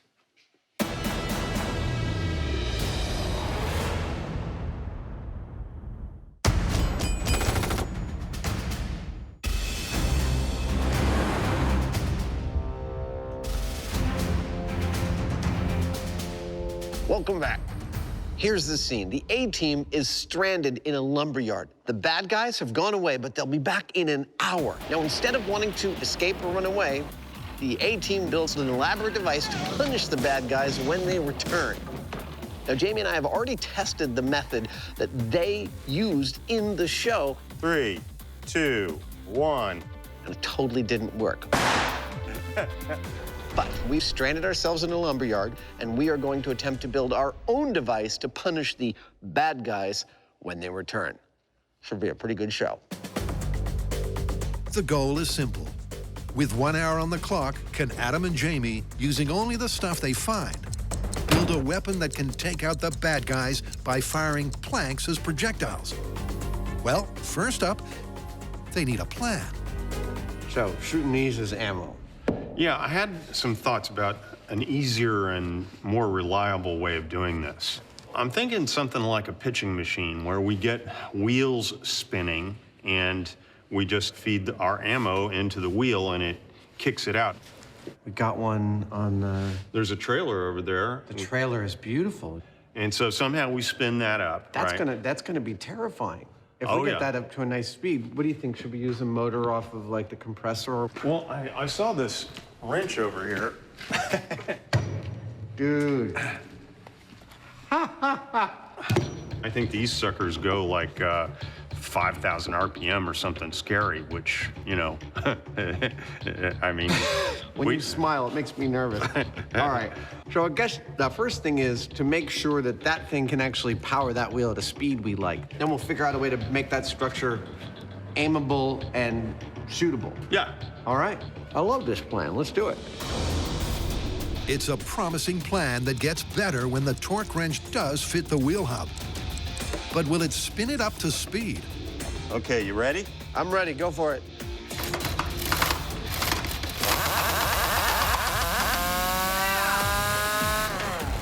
And that's just the start they were hoping for. I don't know how fast that was going, but... That seems, I'm gonna call that fast enough. Being able to spin their wheel of misfortune fast is vital to launching their lumber. But will the rest of the plan come together so smoothly? In theory, this is like a pitching machine, but remember, we're doing this with lumber. We're using various tools that were not made for this kind of thing, and there are a lot of moving parts here. That's a lot of stuff that we have to integrate if it's going to actually work smoothly, which is the whole point of this. While Jamie gets on with integrating the flywheel, all right, do it. Adam's taking aim at the ammo, where he's trying to outgun the A-team by going semi-auto. Oh, this is gonna be awesome. I absolutely love and adore working like this. Seat of the pants, on the fly, figuring stuff out with what's in front of you. The solutions you come up with are weirdly elegant when those conditions arise. Yeah, baby. Wanna know how this works? The wheel sits right about here, spinning very crazy fast in that direction. This ammo box sits right about here. When Jamie pulls the trigger, that's this lever, it feeds a piece of wood out until that piece of wood contacts the spinning wheel. The moment it does, the wheel grabs that piece of wood and hurls it at one of our bad guys. Then Jamie pulls this back. You see all the ammo drops down, and he's ready for another one. Bang! I think we could fire like 15 shots in maybe 5 or 6 seconds with this thing. Rat-tat-tat-tat-tat-tat. Like Adam Hannibal Savage, howling Mad Hyneman is also making progress. There we go. He's aligned the wheel with the torque wrench and added some safety shielding. Angular momentum is enough at certain speeds to actually make this tire explode. That's why I built this structure this way, so as I'm behind it, firing it, I'll be protected by stuff in the event this actually takes off. This is gonna work killer. I hope so. With the bad guys less than 20 minutes away, there's no rest for the wicked. After building the firing mechanism, the next task for me is to build the aiming mechanism. And this is non-trivial because it's quite easy just to take a spinning disc and feed a piece of wood into it. It's another thing entirely to be able to aim that both side to side and up and down. That's great. I kind of have to build essentially a wooden swing with a pivot in the middle of it to hold this entire like 60, 70 pound device that we're building. This should work beautifully. As a side note, I'd like to point out that we're putting all this together with some really quite basic tools. Love making stuff like this. You know, wood saws, some drills and screws and glue. Basically, we're using far less than what they showed in the actual A-Team episode. With time running out. That's it. Okay. The Mythbusters attach the wheel to the aimer. Looking pretty good. Then the magazine to the wheel. Dude, it's almost perfectly balanced. Almost like we knew what we were doing. Almost like we knew what we were doing. And before the bad guys arrive, they can fire off one quick test.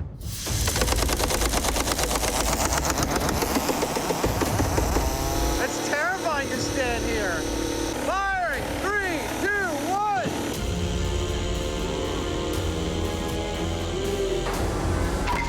That's what I'm talking about.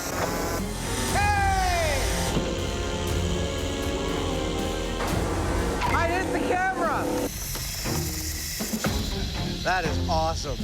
Our machine is working beautifully. It's a wonder to behold. It is terrifying to be behind. When it starts out, the wheel is slightly unbalanced. It's kind of like, and it settles in. And then you pull the lever, and bang, the piece of wood shoots out like 60 feet. I hit a camera. It was beautiful. 3, 2, 1! Shooting at over 50 miles an hour. That is awesome. Their forklift firer is the real deal. But next, the ultimate test. Will it take down the bad guys before it's too late?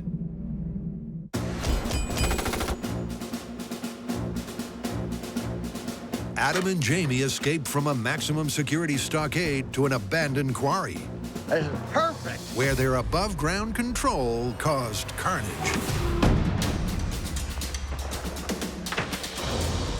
He's legless below the knees, and if he didn't get help soon, he could even drown in his own blood. All that's left for us to do now is to dig a sewer and try it again. Yep, to put the A-Team's MO to the test. Next, the guys need a city sewer. Nothing like digging a good trench. To see if the same blast, but just barely underground, will be injury-free for all. Next, we put trench plates across here. Yeah, you're spot on. And we'll completely cover this except for where our manhole is gonna be. And boom, you got a sewer. Believe it or not, this is actually the first time that we've ever used a trench plate for a trench. This kind of operation, it looks like fun, and it is also incredibly dangerous. Any one of these plates could shift just a ½ inch and take off one of Jamie's fingers without even noticing. Tilt up. That's it. And it is this kind of operation that the two of us excel at in working with each other, because in order to do it safely, you not only have to move carefully, but it's best if the two people doing its thoughts are identical. Like a well-oiled machine. And frankly, when Jamie and I are doing something like this, our brains are running on totally parallel tracks, and it's a sheer pleasure to do it. It looks beautiful. Yeah. Fabulous. I love it when a plan comes together. Oh, shut up. With With the trench plates in place, the guys next man up their manhole. Hello! And after a quick sewer survey... Ah, yeah! It looks great down here, man. Like a real sewer. And it's nice and cool. We should have lunch down there. That's a fabulous idea. The great backfill can begin. And that right there, that's a man in his element. As Jamie buries most, but not all, of their sewer system. At this point in the episode, you've probably entertained a few thoughts. Among them, things like, wow, Jamie's pretty good with the excavator. I wonder if he had help. But among your comments might be, why are you guys leaving one whole end of your sewer system open? And it involves replicating the circumstances of the myth. See, we're testing an explosion of dynamite in a sewer system. Keyword, system. Sewers are part of a long set of catacombs running underneath the city. There's a lot of places for the expanding gases of the explosion to go, and that is why we're leaving ours open. With one end open, one end closed, and the top soon to be sealed shut. Do it. Their drain in a day is done. That just leaves the rest of the experiment, starting with driver and car. Who drives with their legs crossed? Only Buster! Next come the all-important PCB sensors. We're using these sensors to determine whether or not Buster lives or dies in these explosive tests, but it's worth talking a little bit about how they work because it's pretty cool. Inside this sensor is a type of crystal called piezo. When you flex it or press on it, it generates a tiny amount of electricity that is very consistent. You can expose it to a blast pressure wave. It will generate a little amount of electricity that we can equate to the amount of pressure it received. That directly tells us whether or not Buster could live or die. Excuse me, Buster. Pardon me, excuse me, thank you, pardon me, pardon me. Oh, thank you, sir. Oh, thanks for the ride. Oh. I'll call you when it's time to pick me up. After that comes the dynamite, positioned millimeters below the manhole at the very uppermost point of their drain. So this is exactly what we see them do in the clip. 9 sticks of dynamite off to the side a bit with the manhole cover on top of it. All right, here we go. 3, 2, 1. The final piece of the puzzle is to position the car exactly as it was in the control test. Keep coming, and a little more. Perfect. All that leaves is a prediction. Now, my impression is that the sewer is going to allow some of the blast pressure to escape down into that cavity. But then on the other hand, we have that manhole cover, which is most likely going to turn into fragments because it's cast iron and that's brittle. And that may well hold on to the energy somewhat and direct it upward into the car. Where that puts Buster, it's anybody's guess. That's what we're going to find out. Everything is pretty much in place. I'm standing on top of a sewer we built this afternoon. Underneath this manhole cover are 9 sticks of dynamite. Inside this 3,750-pound classic American car, we've got one crash test dummy who, if he had a brain, would be nervous. Luckily, all he's got for brains are some sensors that'll tell us whether he lives or dies. Over here, we have some innocent bystanders ready to catch some shrapnel and yield some data of their own. 600 feet over that way, a bunch of Mythbusters about to have a very fine afternoon. All of this is geared to set up precisely the circumstances we see in the episode of the A-Team that we're replicating. All geared to find out whether or not that dude lives through this explosion. Now, excuse me, I got some stuff to blow up.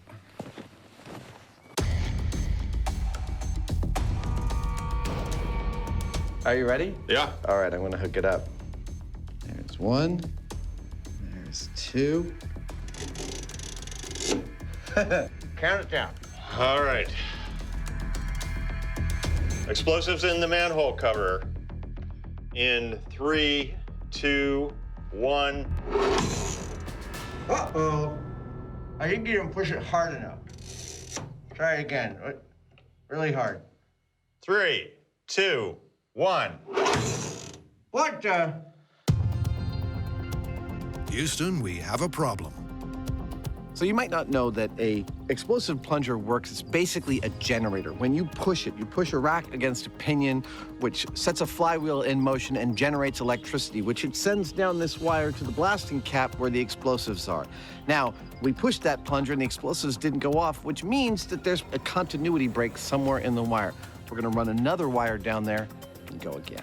The guys are literally going down to the wire. but a quick replacement later, and they're ready to rumble. All right. Be my guest, sir. Count it in. Okay, A-team explosive in the manhole cover in 3, 2, 1. That did it. Wow! That was awesome.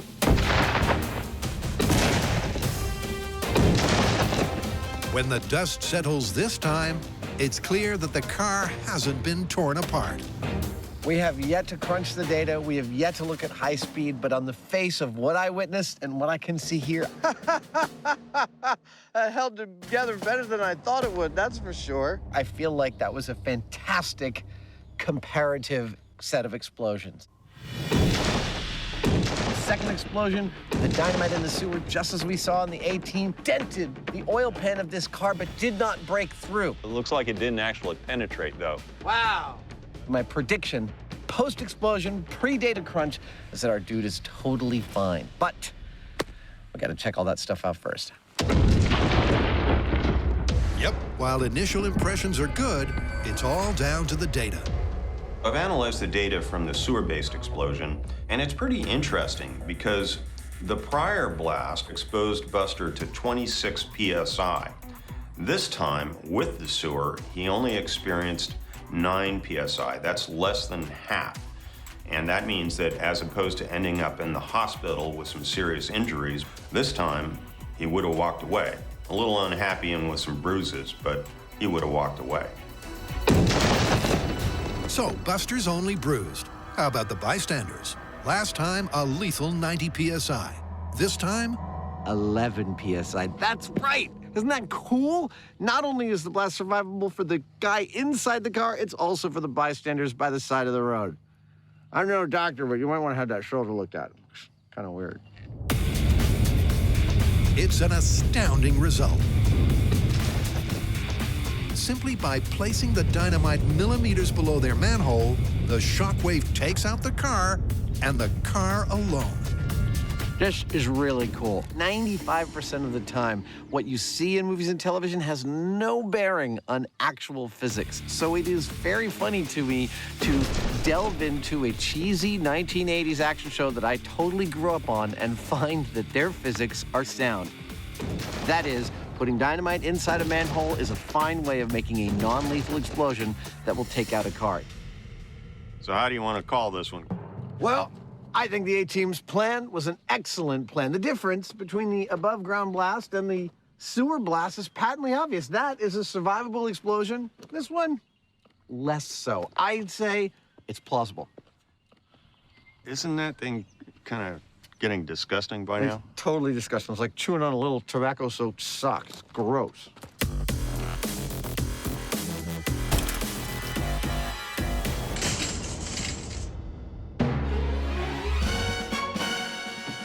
All right, let's get out of here. Where to, Colonel? Back to the lumber yard. Yeah!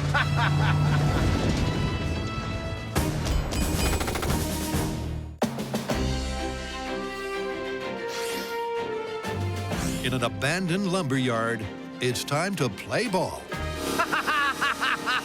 Because the Mythbusters air-powered pitching machine 3, 2, 1! is firing on all cylinders.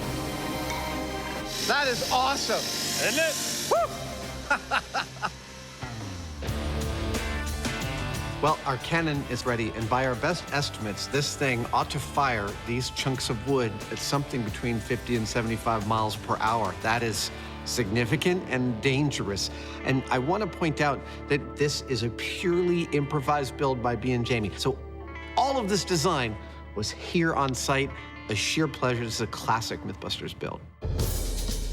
Like the A-Team, the guys improvised their weapon in just 1 hour. But will it be able to hurt the henchmen? Last one. Locked and loaded. Time to find out. What exactly are we testing? Well, in the clip, the guys spend about 1 minute and 10 seconds firing their wood weapon at the bad guys to drive them off. Hit it! Yep, let's do it. For us, given that we've busted the tree cannon approach entirely, we intend to test out our own firing mechanism, both in terms of accuracy, quickness to fire, and the time it takes to take out the bad guys. Outside the double doors, there are 7 bad guys, each ready to pop up just where they did in the A-Team scene. It's showtime. But can Jamie take them down in just 70 seconds? It's a perfect start. As Jamie takes out pop-ups 1 and 2 with shots straight to the head. And from there, well, let's roll an A-Team montage.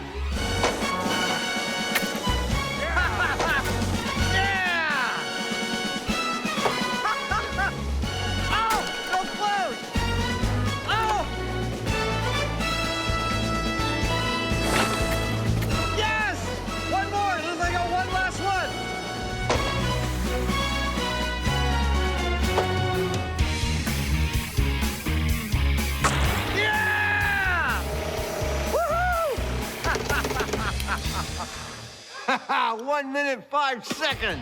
That was awesome. I love it when a plan comes together. We had our targets rigged so that when I hit one, another one would pop up in its place. I was able to get them one after the other until I had to get the farthest guy out. The thing is, the further the range, the more that these sticks start to tumble and do unpredictable things. But even though it took every stick of ammo I had, in the end, I got every single guy. The rig worked like a charm. Our task was pretty straightforward. Replicate a clip from the A-Team, Mythbusters style. Same ammo, completely new construction.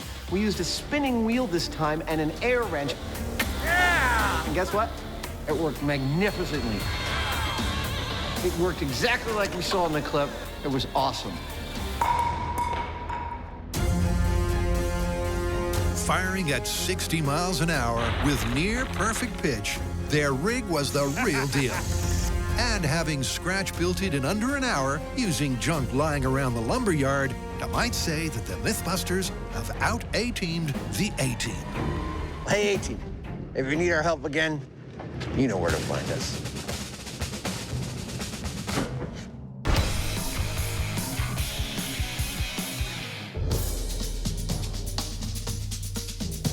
Right now, the guys can be found in Ion, 3, 2, 1.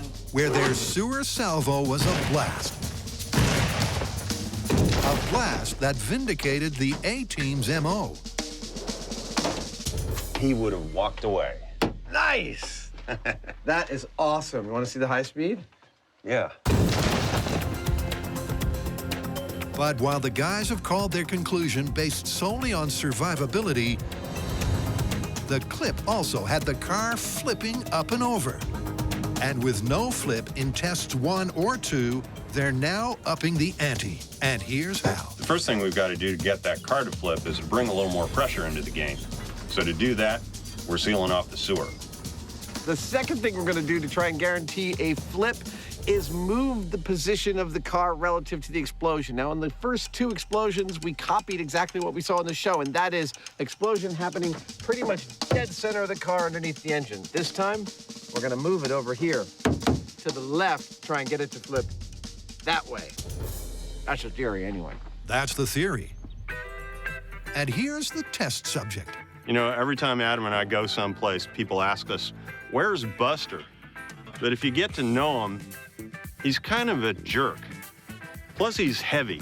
That's why we don't mind blowing him up. Oh, he's so heavy. Oh, sorry about that. Come on, Buster. Watch your head. There we go. With Buster not quite strapped in, No seatbelt. No, I think he'll be all right without it. Okay. the car is moved into prime position. Keep coming. That's it, right there. If anything will flip this car that well. Then it's go time. Fire in the hole! Love doing that. All right, here we go. Oh, that is so cool. A-Team sewer explosion. Final attempt to flip this car in 3, 2, 1. Oh. Ain't no flip. Oh, I know. Jamie's not happy. We have an unhappy Hyneman on our hands. It's the barrel roll that never came. While the car did leap higher than ever, it didn't flip as per the clip. But as the A-Team would never say, failure is always an option. 3 setups, 3 blasts, 3 cars destroyed, 1 very tired crash test dummy, and the results are pretty darn definitive. The A-Team's plan of putting 9 sticks of dynamite inside a manhole cover in order to disable a car without killing its occupant is totally plausible, completely sound. In fact, the only thing that they got wrong in the episode, and this is shocking, is that 9 sticks of dynamite will not flip this car. But everything else is possible. It's like validating the media of my childhood. How awesome is that? I pity this fool.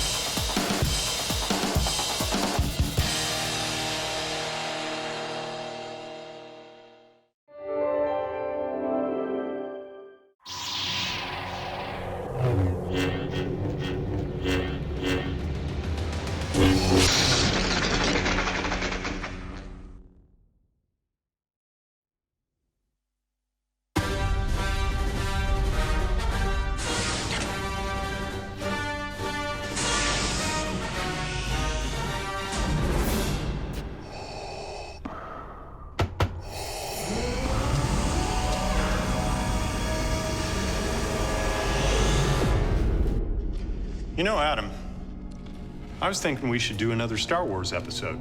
Seriously, I mean, it's a fictional universe. I'm just not sure how much material there is to test. I find your lack of faith upsetting.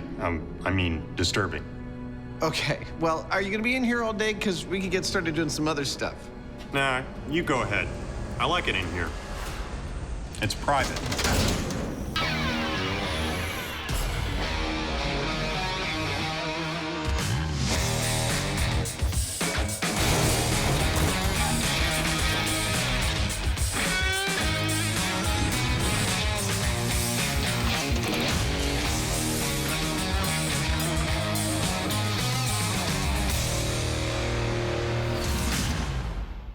Nice bucket. Thank you. Dude, we've got an entirely new episode of Myths just from Star Wars again. That's that movie where they have those sword things that light up or something, right? Lightsabers. They're called lightsabers. And yes, that is the movie. And we have a whole myth about lightsabers in this episode. Do we get to make one? No, we're not. We're going to test whether being on higher ground gives you a tactical advantage with a lightsaber. It's over, Anakin! I have the high ground! But I'm getting ahead of myself. First, we are testing a myth about these laser blasters. And those are? Well, these are the weapons of the stormtroopers in the films. Stop that ship! Blast them! And no matter how often they shoot at the good guys always seem to be able to dodge out of the way of them.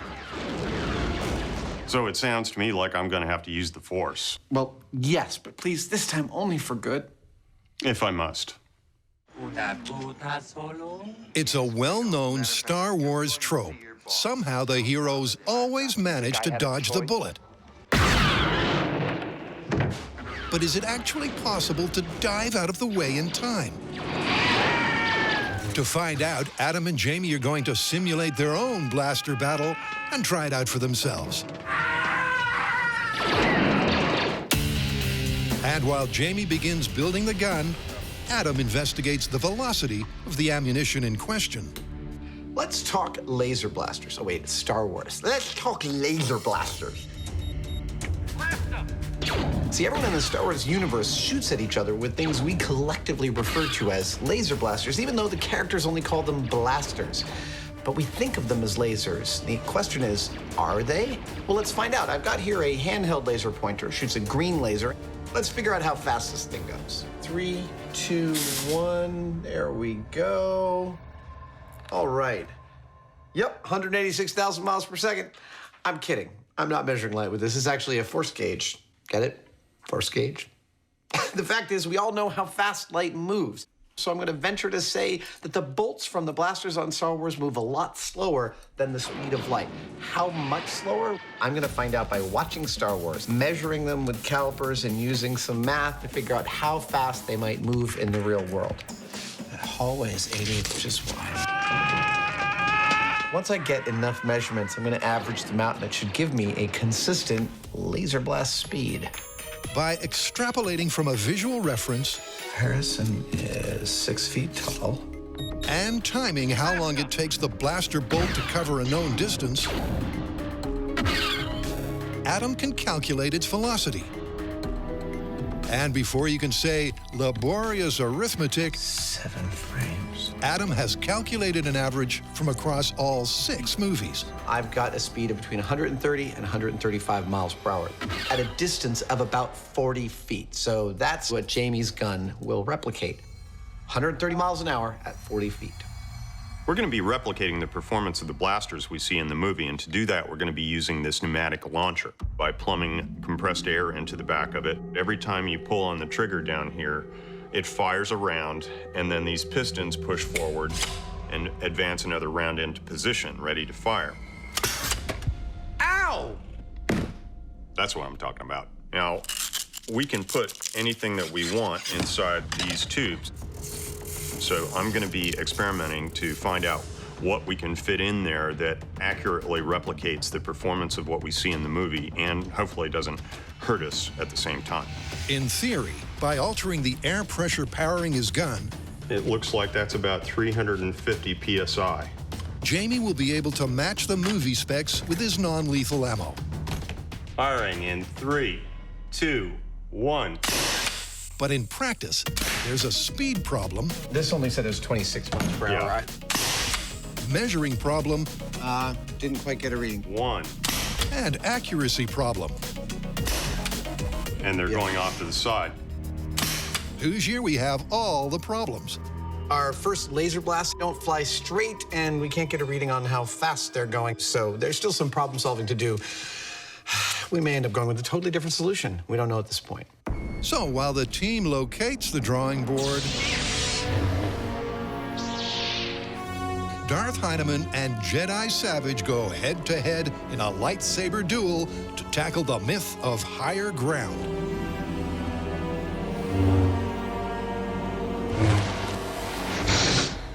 So tell me about this higher ground thing. Well, it takes place at the end of the 3rd Star Wars movie. Obi-Wan and Anakin are having an epic battle with lightsabers. And at the battle's climax, Obi-Wan is standing on a hill slightly above Anakin, and he says to him, "It's over, Anakin! I have the high ground!" Well, from a military perspective, it makes sense, but as far as one-on-one, I'm not so sure. What happens in the movie? Right after he says that, Obi-Wan proceeds to chop off a bunch of Anakin's limbs. So the myth is that if you have higher ground, it's guaranteed you'll win. Exactly. Ready to do some sword fighting? Sure. Anakin versus Obi-Wan, a pivotal moment in the Star Wars canon. An epic battle that results in the birth of Darth Vader. But is topography really the deciding factor? Now, Jamie and I are going to be battling with swords, but it begs the question, how do you determine who wins? Well, we think with lightsabers, it's pretty straightforward. First touch wins, really, because anything you touch with a lightsaber, you're pretty much taken home as a keepsake. And I believe I have an idea for determining definitively who wins each of our sword battles. To test the dueling advantage of higher ground, fascinating. Adam's connecting the dots on a complicated conductive plan.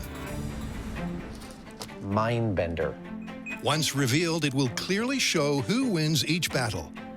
Ding. Thanks to bright lights lit up by a lightsaber. Blue and yellow it is. And clever clothing that can carry a current. This, believe it or not, is actually metal. It moves like fabric. It is an incredibly fine copper mesh. It's super conductive, and that's why I'm using it. I'm gonna make some clothing out of this stuff. Nice, one-size-fits-all conductive pants.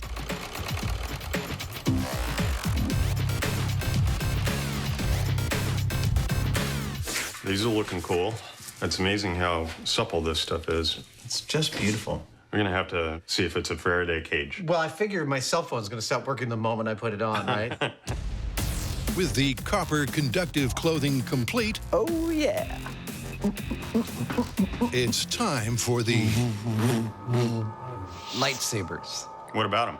Well, there's probably some people wondering about now whether we're gonna spend part of this episode making our own real lightsabers. Well, I've got news for them. We're not. No. For a whole host of reasons. Yes, not least of which, photons. Light is made up of photons, but photons move in a single direction. You can't program one to stop 3 feet from its source. And even if you gather a bunch in a small place like we do with lasers, the beams of a lightsaber would likely pass right through each other. Well, and then there's the power required, because while there are lasers that cut through stone and metal, they require a massive power input. You'd have to have something like a small nuclear reactor attached to it. Meaning, But what if you could harness a non-laser technology like this cutting torch to make a lightsaber? Well, you've still got your portability problems. You've got an awful lot of heat to deal with, and you still don't have something that behaves exactly like a lightsaber. You're right. Oddly enough, you'd be better off trying to build your own Death Star than a lightsaber. We should try that. to test this age-old military adage, I'm making a lightsaber. Adam's faking them. So a lightsaber is massless, right? The blade has no mass, it's just light. Yeah, look at that. Oh, muy auténtico. So we need our blade to be incredibly light, which is good because we want to be able to smack on each other without hurting each other. And the blade in this case will be played by a beautiful, super light, crazy light carbon fiber tube. Oh, that's cool. It feels like there's almost nothing there. The final stage is a layer of foam pipe insulation, over which goes a sheath of conductive copper mesh. This is reminding me of something. Time to put the padding on the saber. Oh, good, good, good. That's exactly what I wanted. Adam's finally ready to reveal his plan. There's your Jedi weapon. What I've got here is some conductive suits with conductive swords, so that as Jamie and I sword fight, it's not bad. Give me a whack. Okay, not on the face. We can determine precisely who gets hit first, and that is when my sword touches Jamie, his belt lights up. Hey, look at that, it totally worked. When he touches me, my belt lights up. Hey, there we go. And we should be able to view exactly who wins. Time for Jamie and I to sword fight.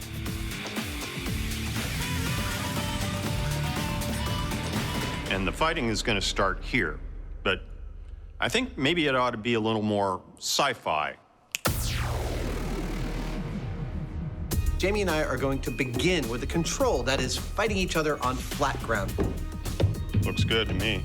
We're gonna put a pair of X's on this platform where we start. And when a bell sounds, can you give me a bell sounds, editors? No. No. That's it. When we hear the bell, we start fighting. Whoever touches first wins, and you know because the other guy's lit up. Reset, go back to 0, and try again. Oh, it's like putting on a straitjacket. There we go. Dude, this is hot. In a best of 25 bouts on an even surface, our copper-clad Jedi will establish a comparative control. You look great. Then they'll repeat the test on higher ground and compare the difference in scores. We're battling with lightsabers. We've ended up working with quite a variety of weapons on this show, and with things like guns and knives, we've even become somewhat proficient. But when it comes to things like swords, not so much. Adam and I are pretty much a blank slate. With the rig ready, when I touch you, you light up. Nice. Our tabula rasas are ready to roll. Excellent. I think we're ready to do some sword fighting. Yeah. Okay, count us into a ding.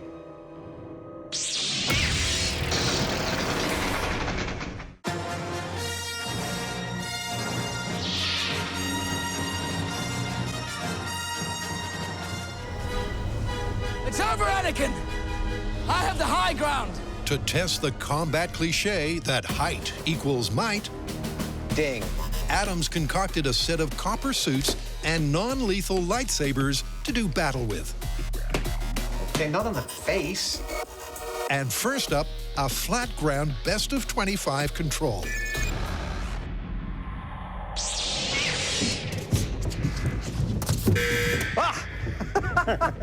That's one. After they establish their relative abilities on the scoreboard,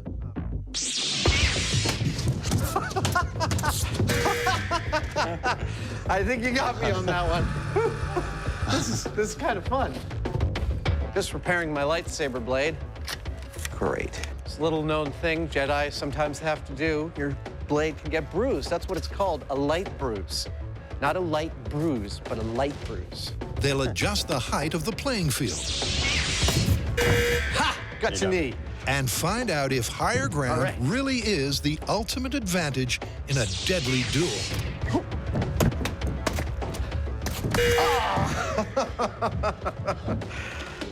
This is genuinely entertaining. Adam, did I ever tell you I was on the fencing club in college? What, 34 years ago? And it was only because there was a hot chick that I was dating and she wanted to do it, so I was doing it with her. That's a reason I learned a lot of things in my life. It's true. On guard. All right. Yep, with no prospective mates to impress. Technique, strategy, and composure are conspicuous by their absence. Right in the heart. Our neophyte fighters are simply frantically flailing their way through each bout. Actually trying to come up with a strategy for blocking a hit and then going in and making a hit is incredibly difficult. Gotcha. There's a lot going on, including a guy with a blade trying to kill you while you're trying to think. If there's one thing we've learned from our experience with working with weapons on this show, it's that it's not like it is in the movies where you can hack away with a sword or unload a machine gun and nobody gets hurt. The reality is that people get hurt instantly. All we have to do is a few spars and then we've got a hit. And in the case of something like a lightsaber, just a light touch can mean that you've been cut completely in half. So it's a serious thing. As the match comes to its increasingly desperate I'm going right for the direct approach. and competitive conclusion, Oh, really? Really? That's how it is.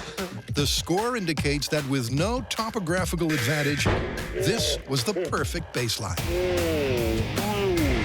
Jamie and I have completed 25 trials on even ground. That's a good shin hit right there. And experimentally, the results are kind of awesome. We are totally evenly matched. I had 13 wins to Jamie's 12. That means it's time now to go to higher ground. We're going to do another 25 trials. It's heads. I'm higher ground. Okay. Now that one of us is going to be fighting from higher ground, there we go. I would note that in the movie, Obi-Wan tells Anakin that It's over, Anakin! I have the high ground! Now that means that when Adam and I start to fight, we're not talking about like one winning by a few points or the other. That seems great. If this idea is true, the person on higher ground has to totally dominate that battle.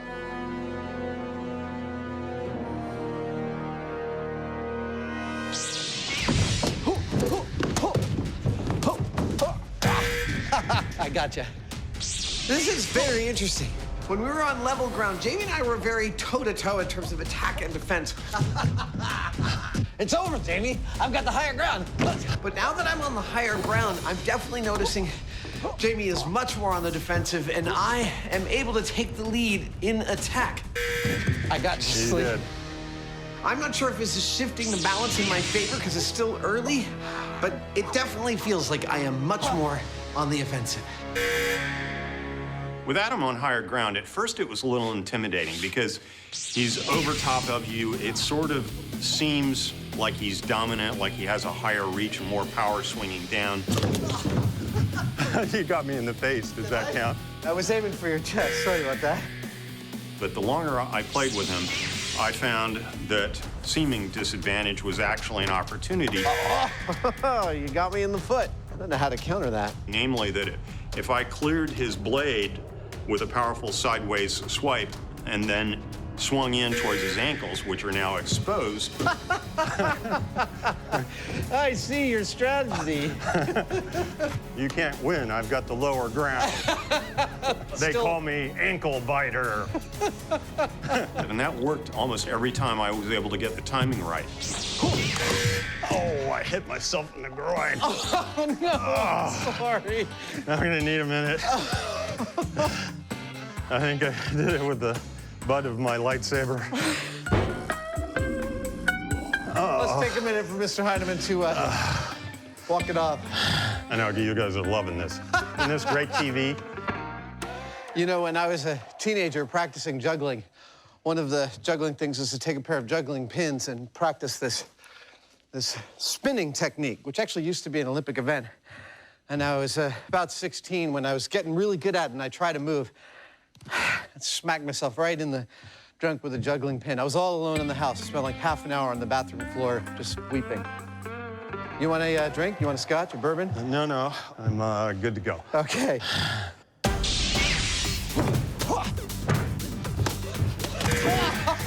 I really thought being above Jamie would just give me this towering plank, and I was just going to win every one. But he has access to my ankles, which he used incredibly effectively.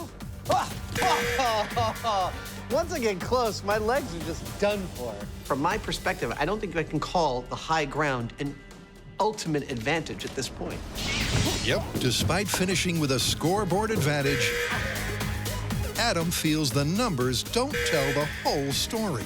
There's two things wrong with the data we've thus far gathered. One is we're looking for a definitive advantage, not a soft advantage. Two, and most importantly, we're not sword fighters. We don't know the first thing about fighting with swords like this. We need the assistance and perhaps even some training from an expert. Yeah, that's what we need, an expert. And while the guys wait on a Jedi delivery, it's back to the workshop, where the Hyneman has dumped his foam failure. And they're going off to the side.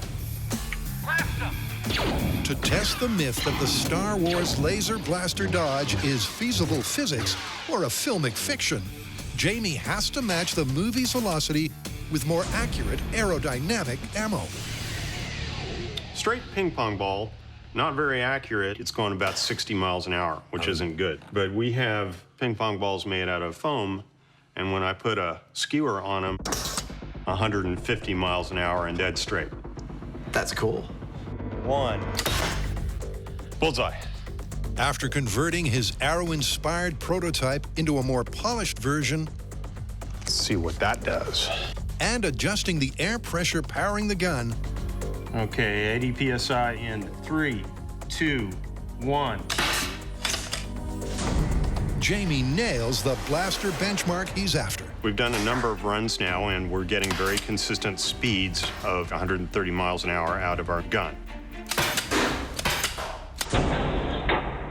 So we're right where we need to be. Yep, but without a comparison to, say, a bow and arrow, it's difficult to gauge what 130 miles per hour really means.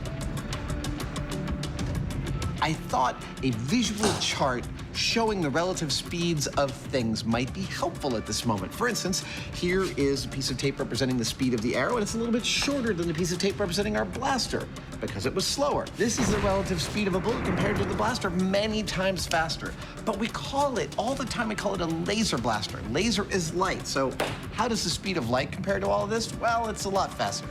Significantly. The line goes out the door, it goes for a while.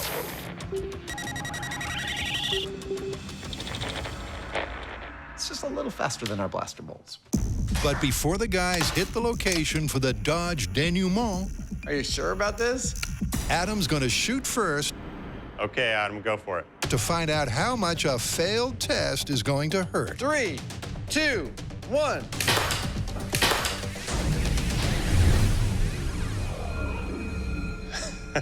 How was that? Well, I tell you what, you definitely want to be wearing a cup. So it's a good ouch? It's an incentive not to want to get hit. Perfect.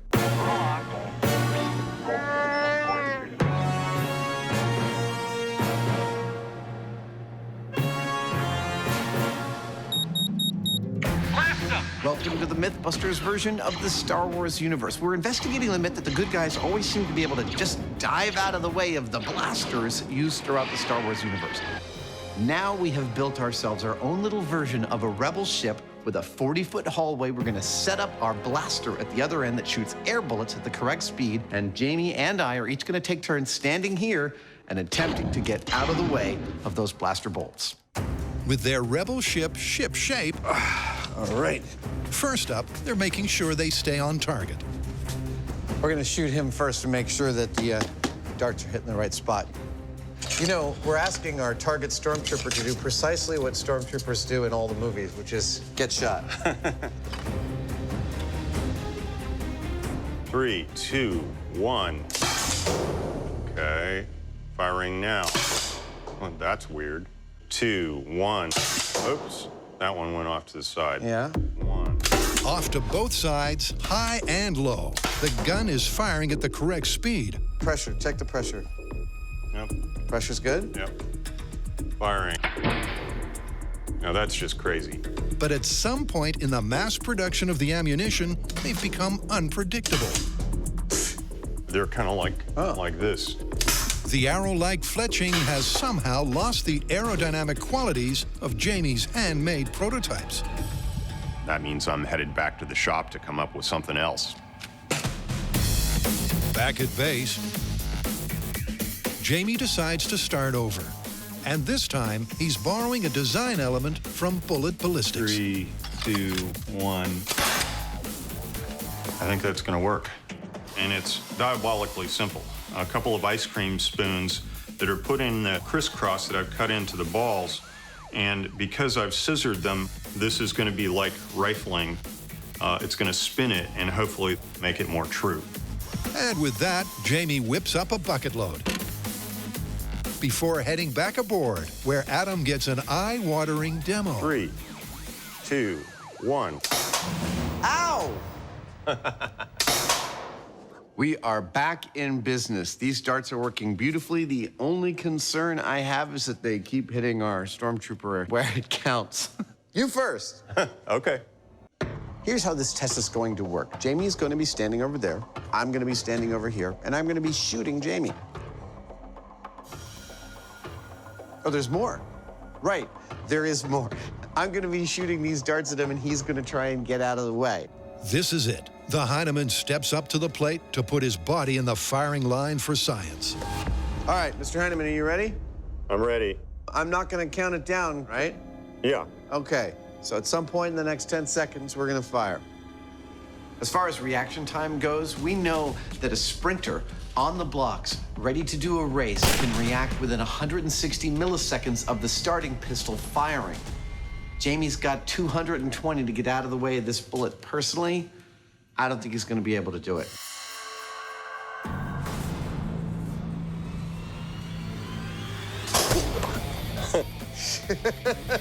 A hit. A palpable hit. Jamie barely moved, but it's the best of 3, and maybe now he's got his eye in. Mr. Hyneman, you feeling fast? I'm set.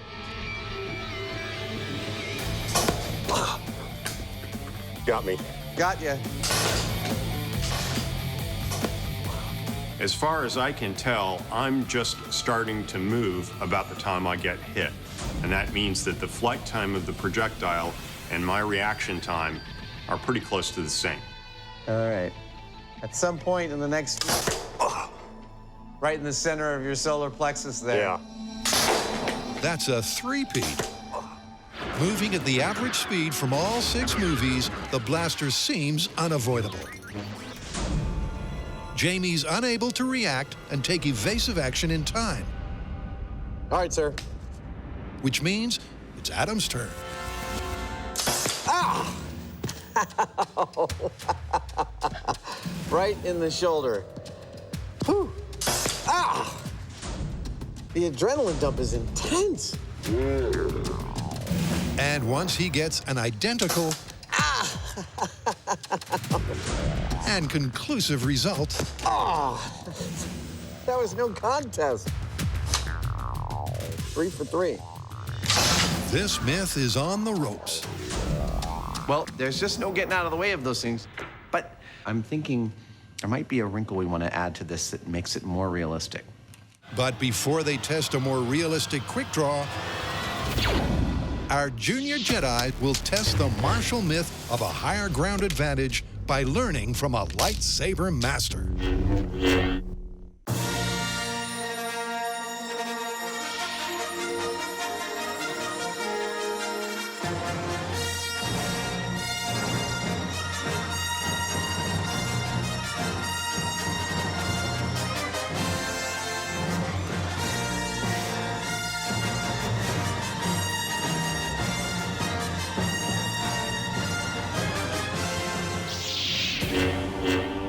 The training is what we are going to get today. And not just general sword fighting training. Oh, no.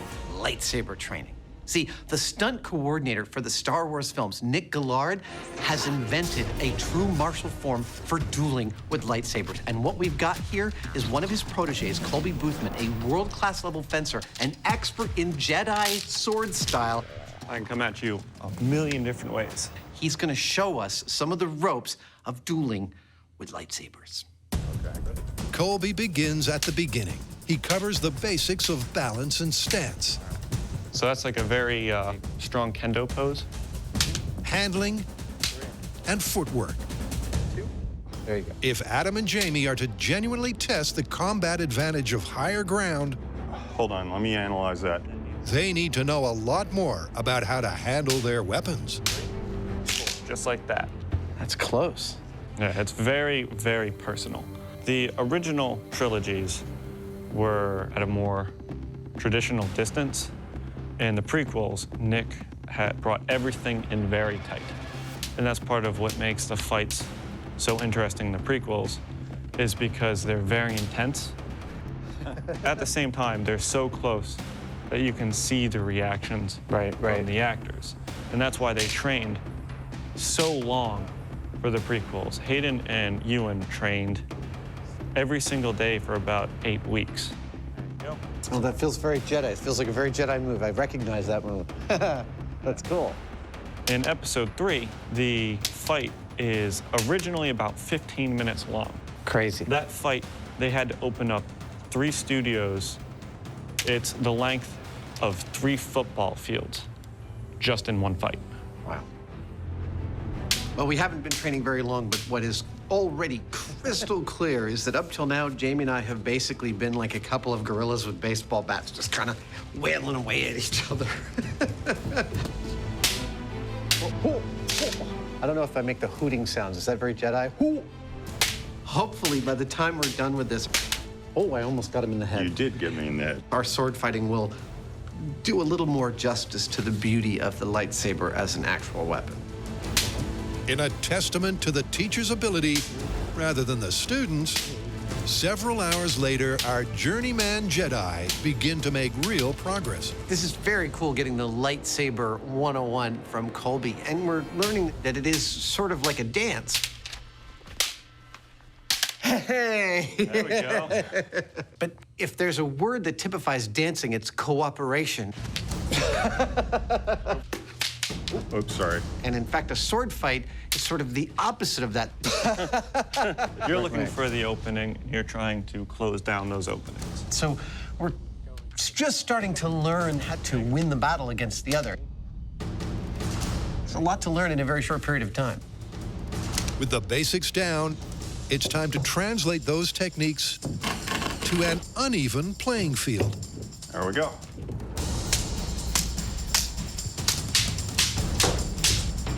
A lot of times it's not so much putting as much power as you can, it's trying to hit the openings that you see. Where, after an hour of intense one-on-one sparring, from both vantage points, our fledgling fencers are exhausted. Hold on a second. Oh, that's a shing. But prepared for the ultimate fiery finale on the soon-to-be volcanic planet of Mustafar. Now, the scene we're going to be creating here is the hellish interior of a volcano with molten magma, smoke, and fire. This may look like a giant tie-dyed t-shirt, but actually this is our volcanic sky. That's looking pretty good. Yep, to match conditions of the iconic silver screen scene, the team is going to recreate not just the topography, but the volcanic atmosphere. Nice. This thing is our lava flow. It's made out of clear plastic so that we can get lights underneath it to make it glow like lava does. One edge is higher than the other, so when we pour the lava in, it'll flow this way.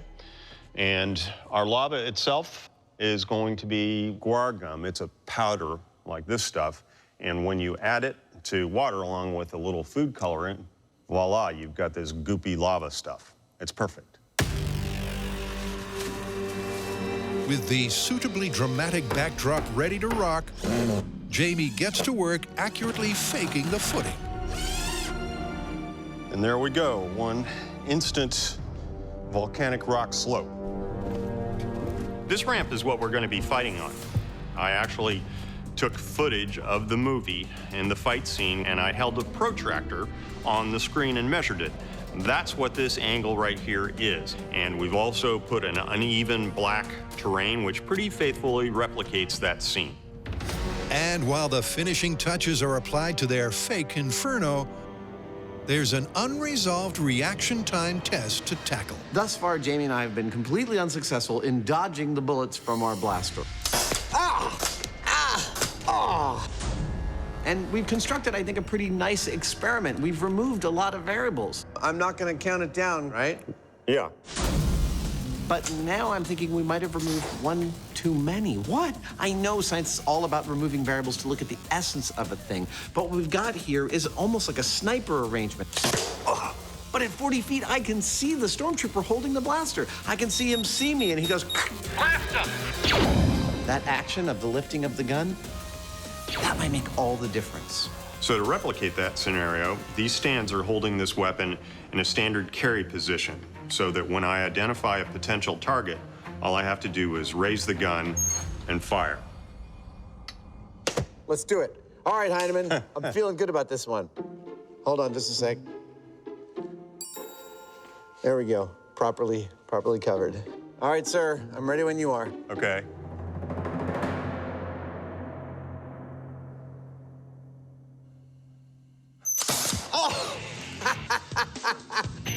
Oh! Ow! Right in the knee. Oh! The gun raise takes an additional 400 milliseconds. Despite that, Adam's first attempt would have left him limping. There was no getting out of the way of that one. Set? Yep. That was a good one. Unlike the first series of tests, Adam is able to move before the bolt reaches him, but he still can't avoid the hit. All right, sir, I'm ready when you are. Ah! Uh-oh.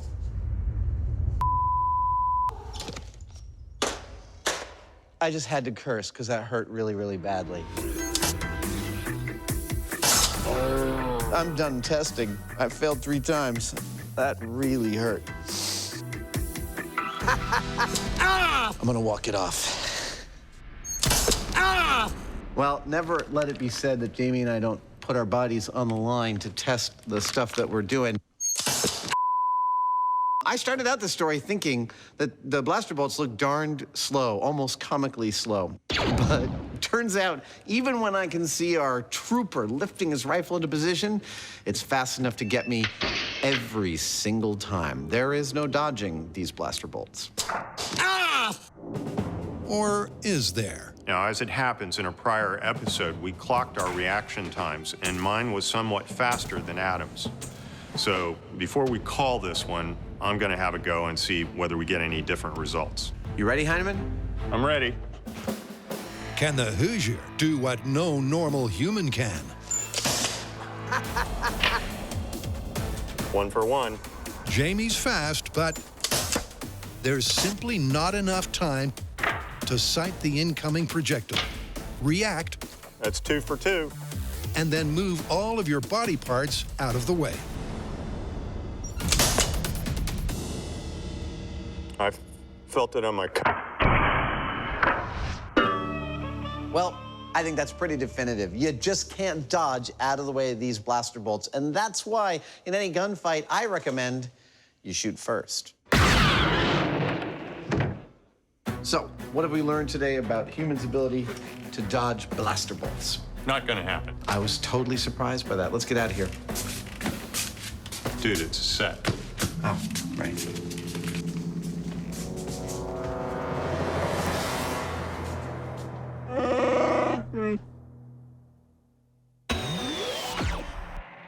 Before we come out swinging, let's talk about this higher ground thing, because from a military point of view, it's supposed to be really important. Well, it does provide several distinct advantages. It is easier to defend, and being on higher ground affords you a wider field of vision than your opponent. As long as 2,500 years ago, Chinese General Sun Tzu advised that if your enemy was on higher ground, do not ascend to attack him.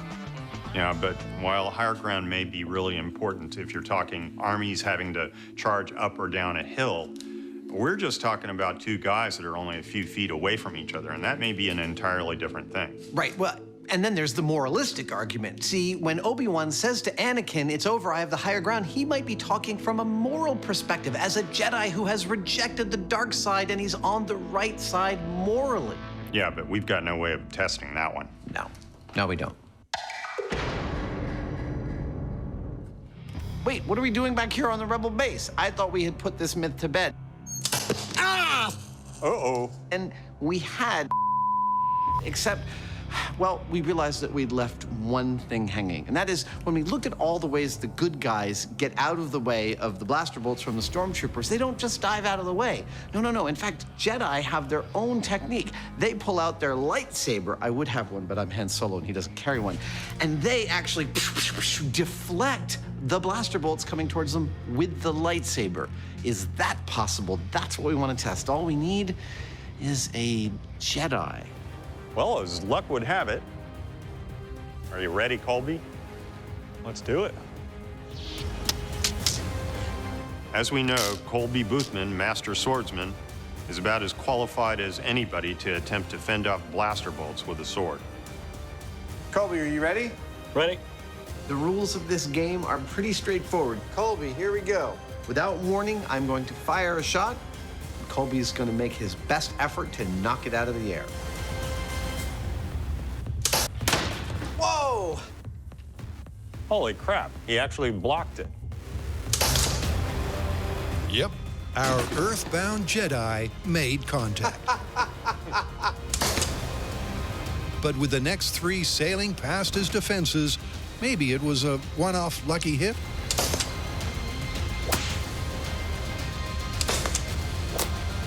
Nah, it hit me.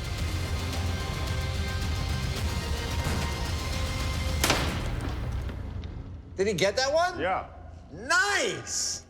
Well, it doesn't get any neater than that. Our Jedi was actually able to deflect some of our laser blasts. Now, I know we're talking about a fictional character in a fictional universe with fictional physics. I recognize all of that, but after the difficulty Jamie and I had dodging those things, I think Colby demonstrated some pretty amazing skills being able to actually stop them with his lightsaber, i.e. bamboo thing.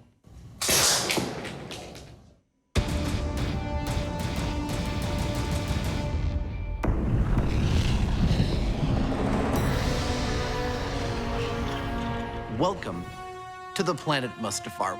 Jamie and I wanted to know if higher ground is, in fact, a crushing advantage when it comes to battling with lightsabers. So we brought in one of the actual fight coordinators from the Star Wars films to give us a little lightsaber 101, and now we've replicated the exact pitch of terrain that Obi-Wan and Anakin have their final battle on. Also, for your viewing pleasure, we've replicated some of the aesthetics of the planet itself. We couldn't resist. Am I allowed to make my own sound effects? Okay, go ahead and turn the power on. So how's this going to work?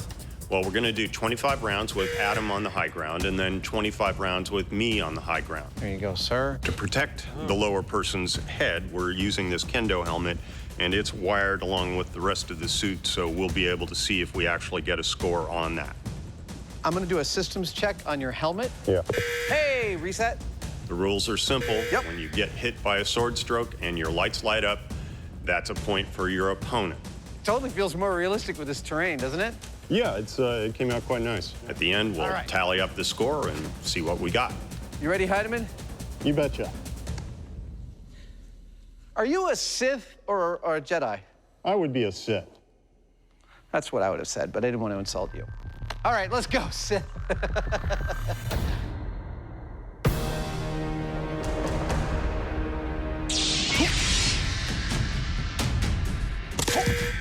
Gotcha. Our recently graduated Jedi once again do battle for science. Nice. Gotcha. This is intense. Reset.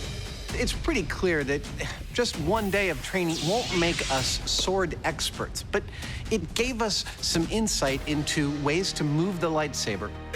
And it also does what all training does. It slows the process down a little bit.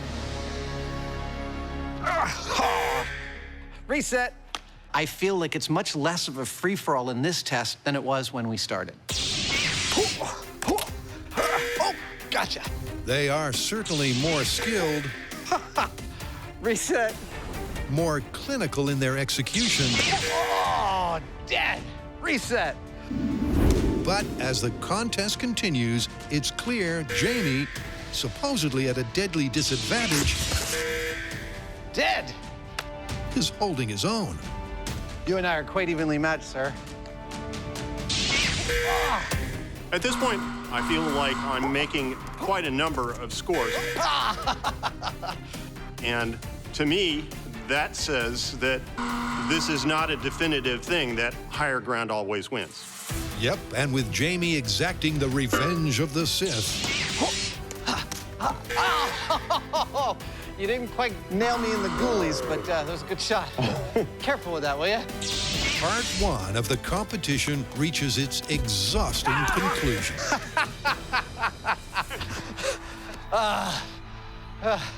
So, that's it for the 25 rounds of Jamie from the lower ground position. Now it's my turn. We're not gonna look at the score just yet, because it's not about which one of us does better.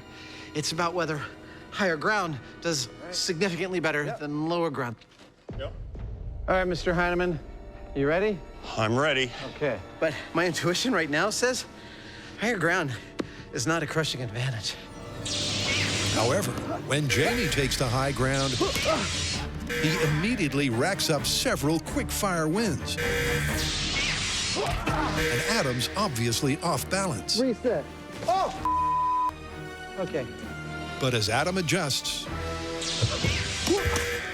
Oh, I got your foot there. and finds his footing, You got me. it once again appears to be a relatively even contest. Despite the uneven playing field, each position seemingly offers as many scoring possibilities, equal pros and cons. And with all 50 fights done and dusted, the conclusion is clear. Yeah, they both have their different sort of approaches. In the higher ground, you feel a slight bit of superiority because you're high up, but that's quickly dispelled by dying repeatedly. So what do the numbers say? Well, the numbers tell an interesting story, though it's not the story that the movie tells. Out of 50 trials, low ground won 26 times and high ground won 24 times. Well, that's about as close to dead even as you can get without being dead even. Indeed, and that tells me that this myth is dead busted. Let's go back to our home planet. Okay. Where's Jamie's home planet?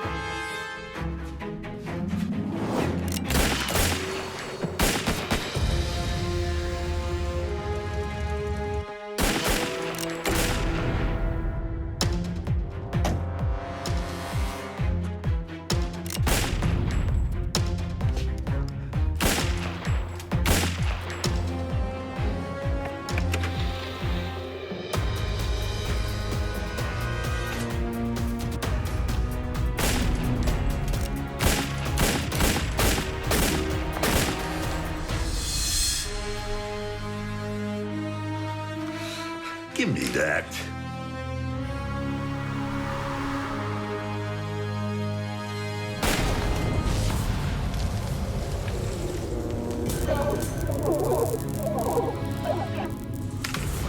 Amateur.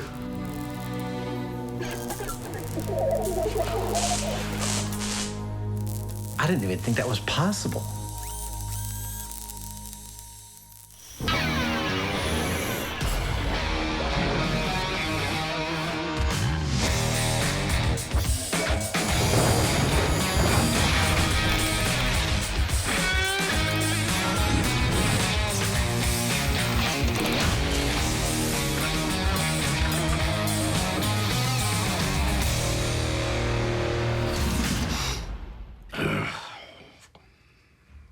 Why is he here? I don't know, but I would just get on with it. So, I could be mistaken, but I'm getting the sense that we're doing something with guns? You are totally right. Specifically, shooters with seemingly supernatural abilities with guns. Later on, we've got a story about a guy who fires bullets that he holds in his hand while he holds his hand in a fire. So the bullets are like between his fingers? Exactly. But first up, we have a sort of a classic movie hitman trope in which hitman is tracking his guy. His guy goes behind a wall, but it turns out to be no barrier for the hitman. He knows where he is, tracks him, shoots through the wall, and right through his prey. So we want to find out whether or not a bullet would go through a wall easily, and whether you can actually track somebody behind the wall without seeing them. Exactly. I've been wanting to do this story for so long. It is going to be awesome. Now,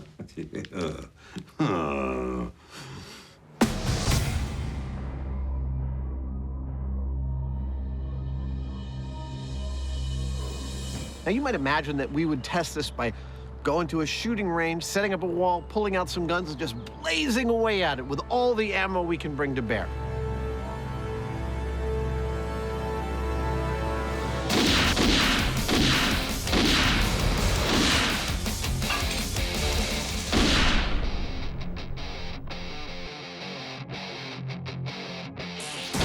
But we need to get scientific. We need to look at a wide range of walls and figure out just how bulletproof, on average, they actually are.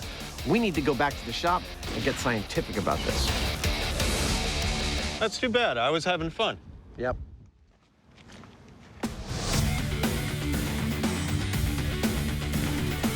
Now, when we're talking about shooting through walls, the word wall could mean many, many different things based on when and where the building you're in was actually constructed. Ah, too big, too big. The walls could be made of different materials, and they could have lots of different things inside them. Starting to look like something. We want a broad representation of walls to shoot at, so I've assembled all the materials walls have been built out of over the last 100 years. The house I grew up in was all lath and plaster. Ah, the old crafts. As well as a lot of the things, electrical boxes, insulation. I hate fiberglass insulation. Wiring and plumbing that you'd find inside those walls. Hey, that's awesome, it fits. When does that ever happen? With this, we should be able to make the targets that we need to find out just how bulletproof, or not, walls actually might be. Almost ready for shooting. Now it's ready for shooting, and so am I. Decided to come in costume as the man in black, the man of mystery, the man you don't want to see at your doorstep. Normally, when we're using guns, we come to a firing range. But because we're going to be firing into walls, these bullets may behave, well, unpredictably. I think it looks pretty good. So instead of using the normal targeting range, we're going to go off to one end where we can safely control what happens. It's time to introduce you to the ammunition and pistol we'll be using today for the experiment. The bullets we'll be firing are standard high-velocity hollow point rounds. They'll be fired from a standard double-action 9mm pistol used by the military and law enforcement the world over, and also a staple of action movie heroes. Here we go.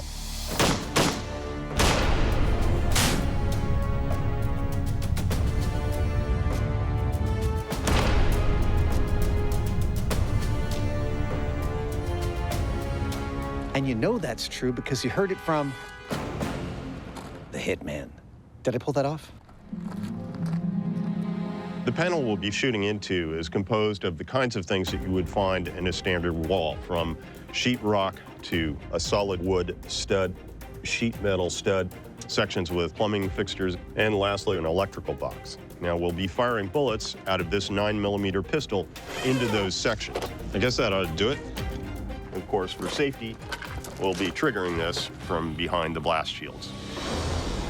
Now, we don't just want to shoot at walls, we also want to witness what happens when the bullet and the wall meet. Thus, we've set our high-speed camera perched carefully above, looking down through the inside of the wall. We've also chosen an extremely high frame rate of 17,000 frames per second. That's one of the highest frame rates we've ever used on the show. All will be known by this rig. And with a steel backstop, it makes a cool noise when a bullet hits it. Their 6-in-1 interior wall mock-up is ready to go. Will any of them halt a Hollywood hitman? First up, a blast from the past, lath and plaster. I actually think that lath and plaster is going to do pretty good in slowing the forward progress of the bullet. Range is high. Whether it stops completely, I can't say. Count it down. But I do think it's going to provide a nice barrier. Okay, 9mm into lath and plaster in 3, 2, 1.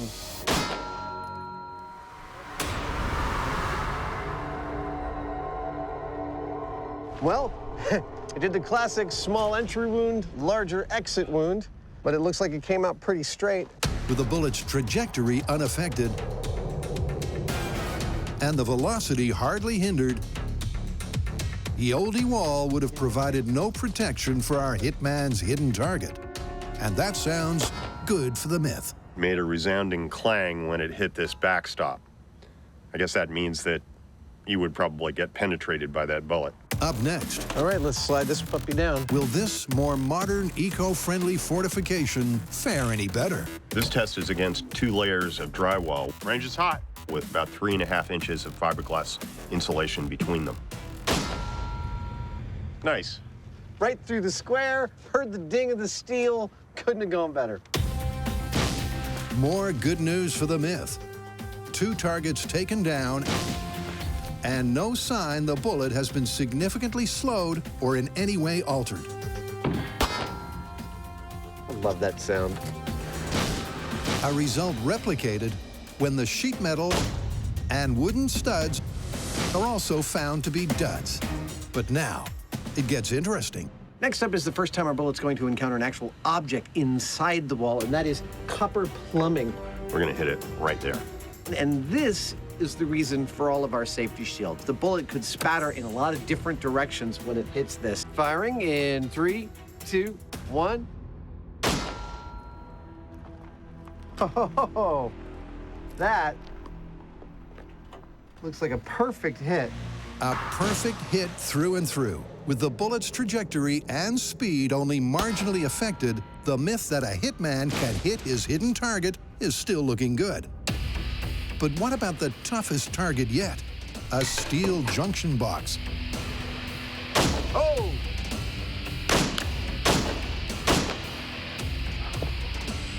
Oh, yes. Oh, you're gonna love this. The whole story of the bullet's stoppage is apparent in this one shot, which we will cut to right. It took a solid piece of steel in exactly the right place to halt the bullet's momentum and disperse its kinetic energy. But clearly, this is the exception and not the rule. The myth is on track. I have to say I'm pretty surprised at the results, that only one of our in-wall obstacles, the electrical box, actually stopped the bullet cold. The rest made it through. Now, what that means for the myth, as walls are okay to shoot through if you're a hitman, from my vantage point, it's looking pretty good for the myth. And so it's back to the shop, where our hard-to-please professional is waiting for an update. So is that it? No. We actually have a few more tests to do before we finally call shooting through walls, but we're now jumping to the second story in this episode. It's from a movie called Shoot 'em Up. I am dead on about who you are, right? Say that again. I said, I am dead. Stop. That part of it you got right. At the end of the movie, our hero is cornered. It looks like he is dead. He doesn't even have a gun. But what the bad guy doesn't know is that the hero has a handful of bullets shoved between his fingers. He thrusts his hand into the fire, and 2 seconds later, no more bad guy.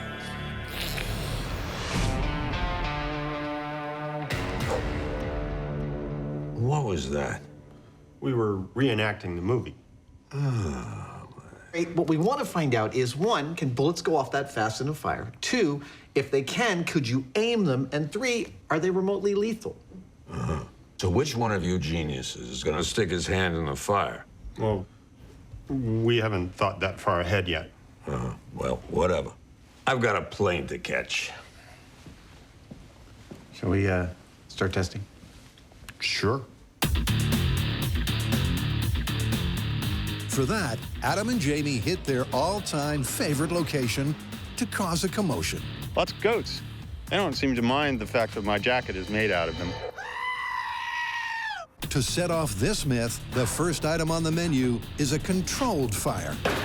Even a simple fire can be fraught with difficulties and dangers that are unforeseen. That's why, 1, we've come out here to the Alameda County Sheriff's bomb range to set this fire. 2, we put it in a barbecue. And 3, Jamie and I are wearing all the proper safety equipment to make sure nothing gets out of control. Safety is always of the first priority to us. We don't like to let anything get out of control.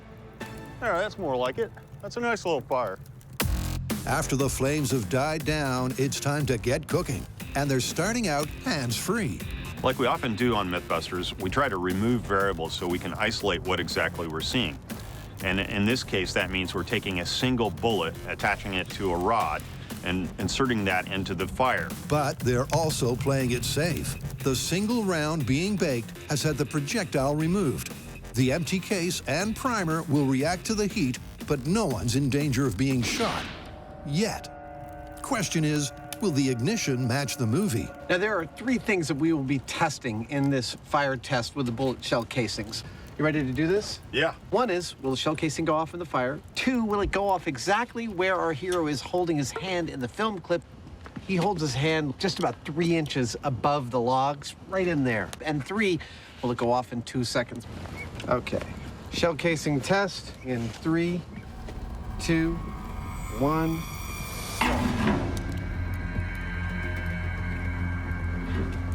That's longer than 2 seconds. 5. We know that the chemical in the bullet primer ignites at about 300 degrees or above. 15. That's just where he was holding his hand. But the thing is, it's surrounded by metal, and that metal is insulating it from the 1500 degree plus heat in the fire. 20. Jeez, crow. 25. It's right in the fire. Now, eventually the metal does heat up, and it gets that primer to its 300 degree plus. There it goes. And it goes off. 43 seconds. 43 seconds. That's That's a lot. It did go off, but it took its sweet time. Time our Hollywood hero would not have had. But Adam and Jamie aren't giving up. Up next, it's go big, but not at home.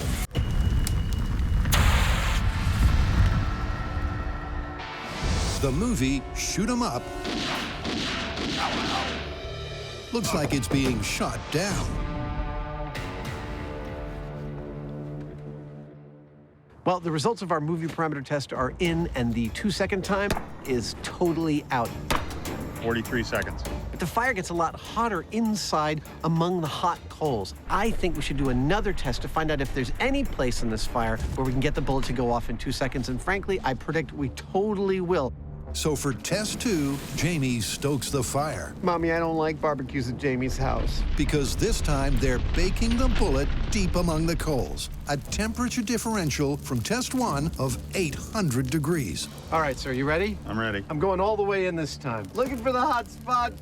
Looking for something close to 2 seconds. 3, 2, 1. 2, 4, 5, 6, 7, 8, 9, 10. Those didn't sound like regular seconds. What kind of seconds were you counting there? 2, 4, 5, 6, 7, 8, 9, 10? What kind of seconds are those? Who counts like that? What was the time?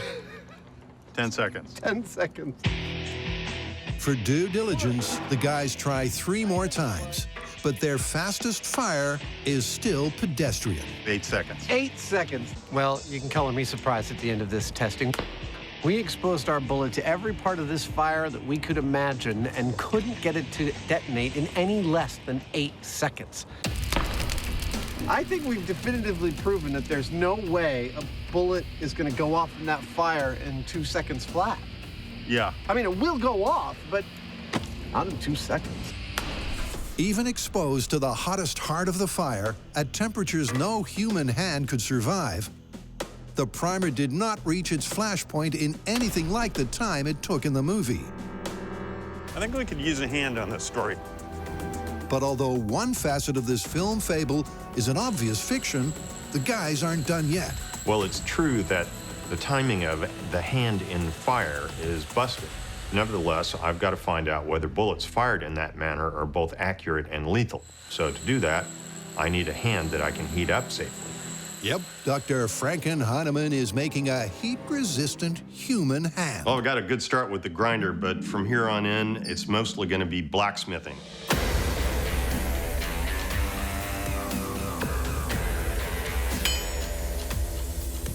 One of the joys of doing this kind of work is first there was nothing, and then there was something. That something being an adjustable, articulated hand able to realistically grip bullets between each finger. Detailed and disturbing work the doctor clearly enjoys. I've left a texture that is not unlike the wrinkles in my finger, and where it kind of smooths out all over the knuckle, I've done that with a blob of weld. It's all very fast and crude, but it gives it a strangely organic look for it being all metal. For added accuracy, it fits like a, you know what. A leather glove that grips like skin is heat molded onto the metal skeleton. And to gauge human-like strength, position number 1 between the thumb and index finger. Adam sets a calibration benchmark with his own grip. 8.1 pounds. This force gauge here holds what's called a peak value. That is the most amount of weight that it took since you last pressed 0. Now, I will put the bullet on this string on the force gauge and hold it between 2 fingers as hard as I can until it lets go. Ah! Ow, ow. And then I read that value entered into this chart. With the data handed over, Jamie mechanically matches Adam's grip strength to his metal digits. A couple of minor adjustments, and I think we should be all set. And this myth is all set to go off. It's perfect. But first,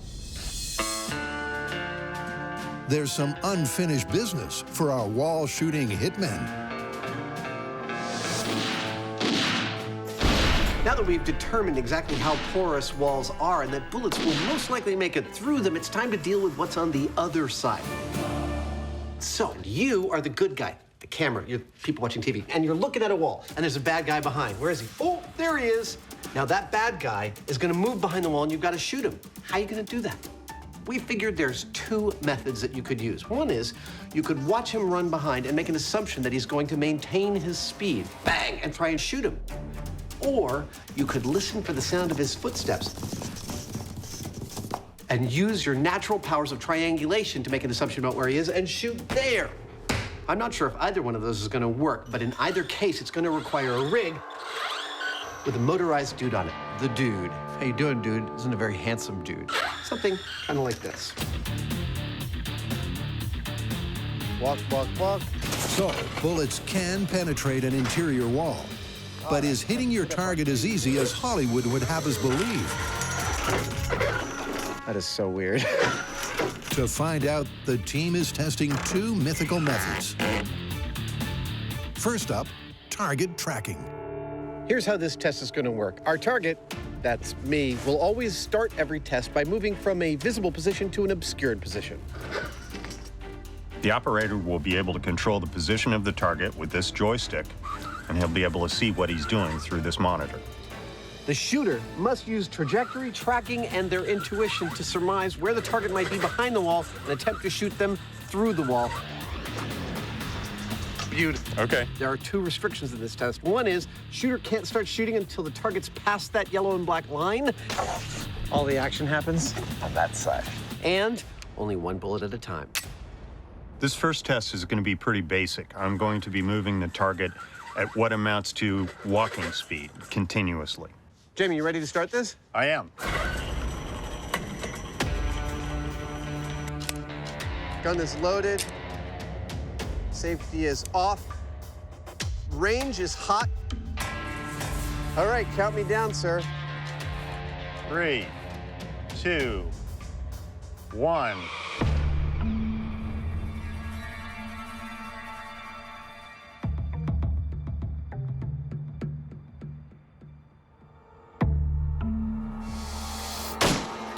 Stop. Let's see if I hit him. I'm gonna go inspect. Well, it turns out with velocity tracking of an obscured target...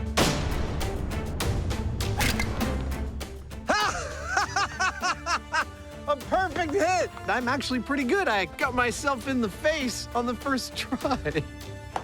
A perfect hit. But maybe Adam got lucky. It's Jamie's turn. Okay. Range is hot. Time to double down on the data. Let's go see if you hit me. With nothing to go on but the projected trajectory of the target, how did Hyneman the hitman fare? Yeah. Nice. Right there. Took out my left lung. Adam and I both got what might have been kill shots on our first go, but that was following a consistent movement. So that obviously is the best case scenario. Look at that. Nice little boo-boo. The reality is going to be more like somebody is starting and stopping. Who knows what they're doing back there? And the only thing you might have to go on is sound. So that's what we're going to try next.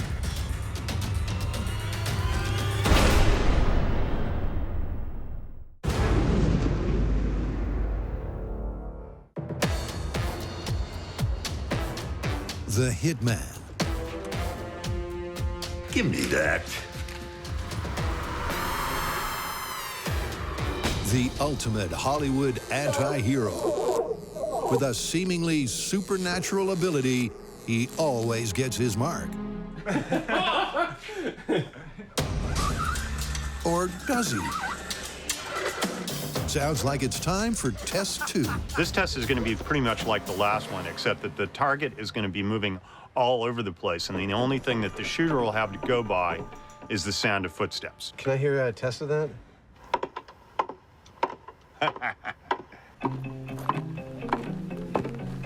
With the fake footstep audio coming from a speaker attached to the target,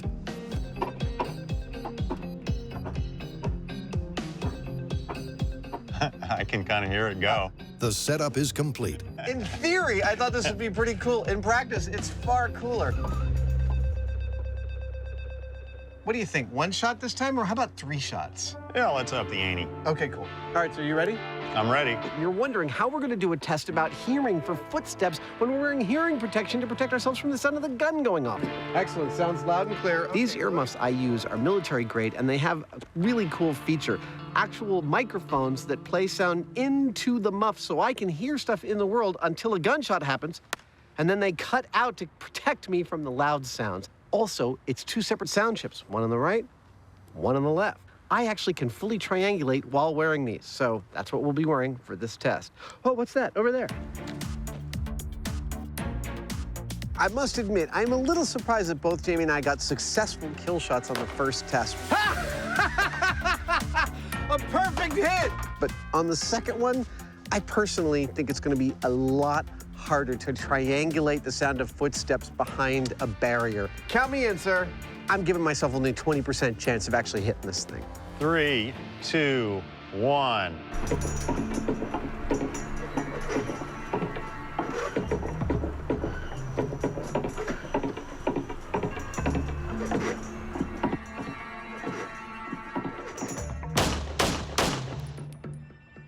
Let's see if I hit him.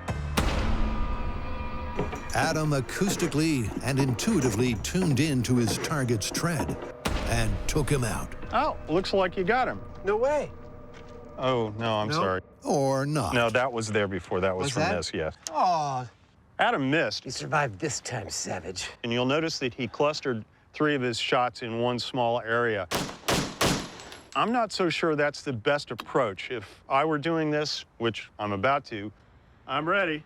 I think I'd be inclined to do a sweep across an area to try and bracket in the sound, because we can hear the sounds, but pinpointing it, not so much.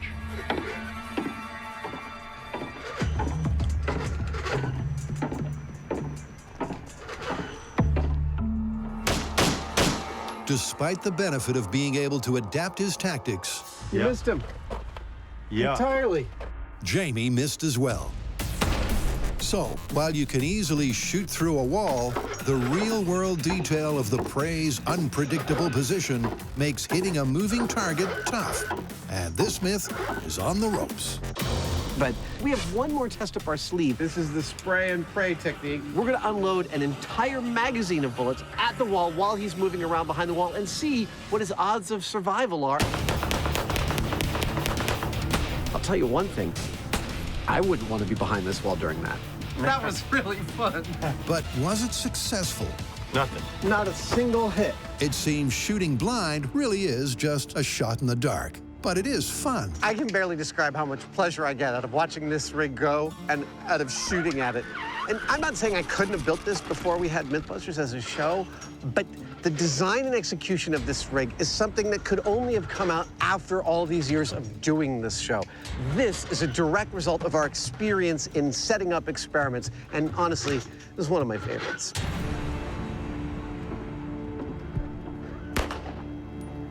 Up next is the Hyneman.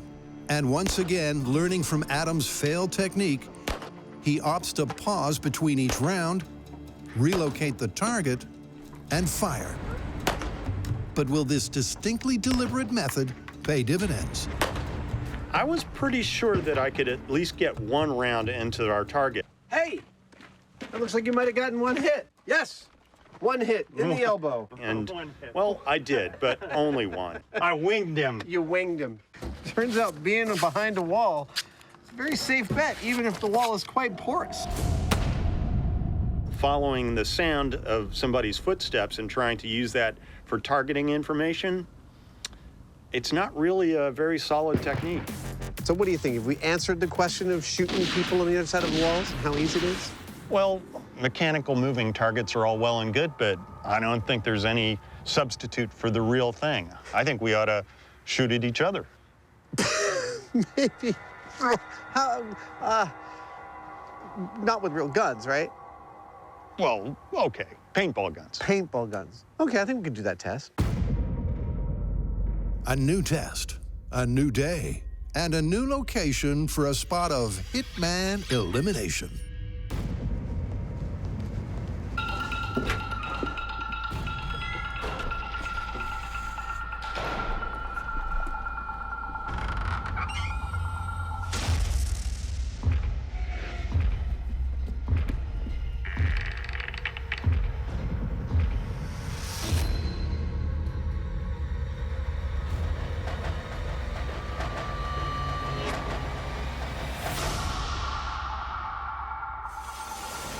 Morning. Morning. Shall we get to work? Yeah, let's do. We have brought you to an abandoned machine shop in Mare Island, California, to put all the disparate elements of this story back together for a nice, violent, fun-filled, family-friendly finale. Jamie, you want to tell the audience where we stand? We've shown that a pistol round fired through an interior wall can potentially be lethal to somebody on the other side. And we've also shown that somebody moving at a consistent speed behind that wall can be fairly easily tracked and hit. Ah, look at that. Nice little boo-boo. But the minute they start to move inconsistently, the chances of being hit drop dramatically. Nothing. Not a single hit. So it's time we ramp things up and use live human targets that are moving, namely Adam and I. That's right. It's you and me, Hyneman. Suit up. Am I out? Aw, crap.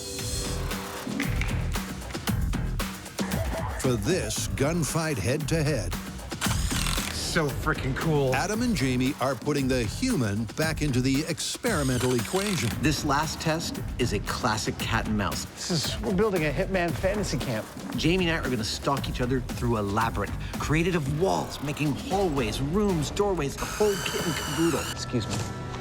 We must try and win this stalking contest by shooting each other through one or more of the walls of our labyrinth. Our walls are made of paper. Our weapons, paintball guns. With help from their origami army. Go ahead, Willie, pivot around. And an artistic finishing touch or two. Lovely. The 8-room Assassin's Arena is ready for the showdown. But it won't be a free-for-all. These are the rules. First, there's no time limit. The winner is the first one to shoot the other through a wall. We each only have one 8-round clip, so every shot counts. Finally, during the test, we are not allowed to travel beyond the boundaries of the experimental space. So that we can hear each other, the piece de resistance is some special footwear, tap shoes. Seriously? Absolutely.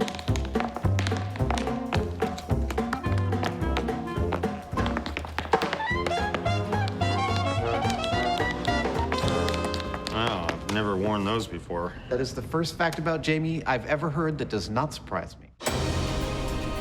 And with the rules laid down, Adam and Jamie are all set for a hitman hunt.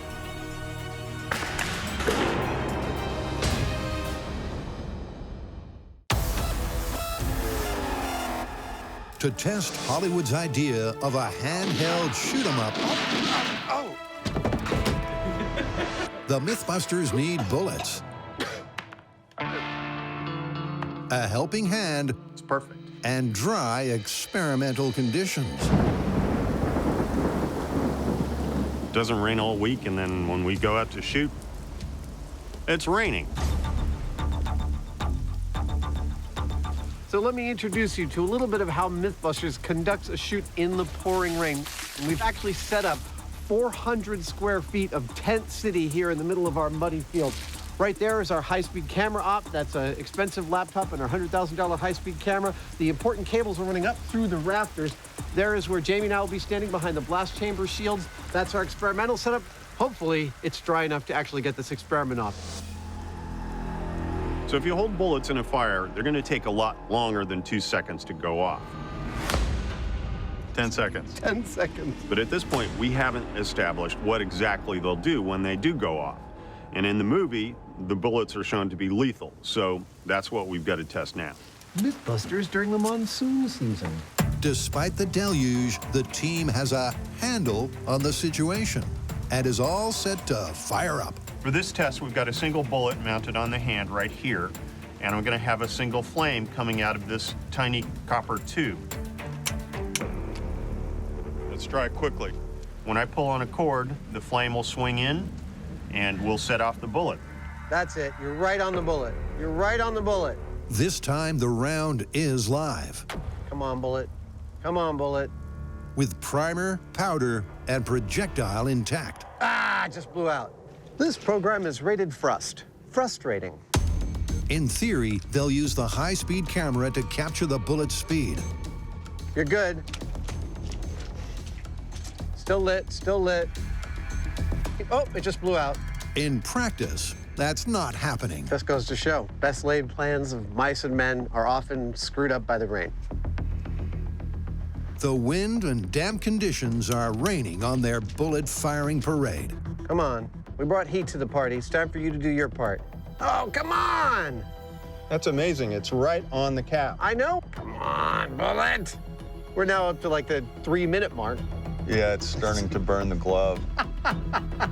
So it turns out our tiny little flame wasn't concentrated enough. The torch head we're going to use this time is called a pencil torch, and that means that it literally has a point on it that's similar to a pencil point. Jamie, you're good to light it.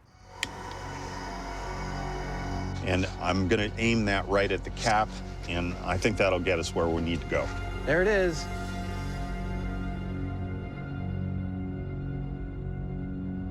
Hey! That worked a lot better. That was like within 10 seconds. That's what I wanted. Excellent. At last, there's fire in the hole. But what does the data say? Flame placement looks perfect. Oh. Let me see if I can't get a rough idea of speed here. The bullet's moving at 82 miles per hour. Yeah. Question is, why is it going so slow? When you pull the trigger of a loaded gun, the bullet inside basically explodes. The resulting shockwave travels down the barrel and propels the bullet out. But without the gun to enclose and back up the cartridge, there's nothing to prevent it from simply expanding and rocketing backwards instead of pushing the bullet forwards, hence the low speeds of the bullet. With no barrel to contain the energy, it disperses, and the bullet comes out at 10% of its usual velocity. I don't think that's going to be lethal, but for due diligence, let's put our dummy in there and see what happens to him. Sure, why not? Okay. Your days are numbered, dude. So, will a handheld bullet accurately hit a target with lethal impact? Awesome. We are close. Our villain is about to meet the business end of justice. This test with a flesh-accurate ballistics gel dummy is going to find out. Okay, coming in. That's it. It's on. I can hear it going. Hey, there it went. I don't know if it hit him. The early signs for accuracy are not good. Well, I don't see any bullet holes. I don't see any bullet holes, nor do I see any bullets. This is a job for the high-speed camera. Bang. Oh, it went way down. Boink. Is it bounced off? Actually, it looks like it's still there. Apparently, the camera never lies. It looked like it hit him. It looked like it hit him right in the middle of the chest. But maybe it has. I don't see what looks like any kind of break. I'm confused. I'm gonna look at high speed one more time. Yeah. It actually hits him right there. Spoink. And that is literally right here. Well, this is a mystery. This is right about where it looks like it hits, right? Well, see any reason why I shouldn't excavate? I don't see any reason why you shouldn't excavate. High speed says bullet entered the dude. We should cut him open and find a bullet. Let's see. Okay, there it is. Whoa, no way!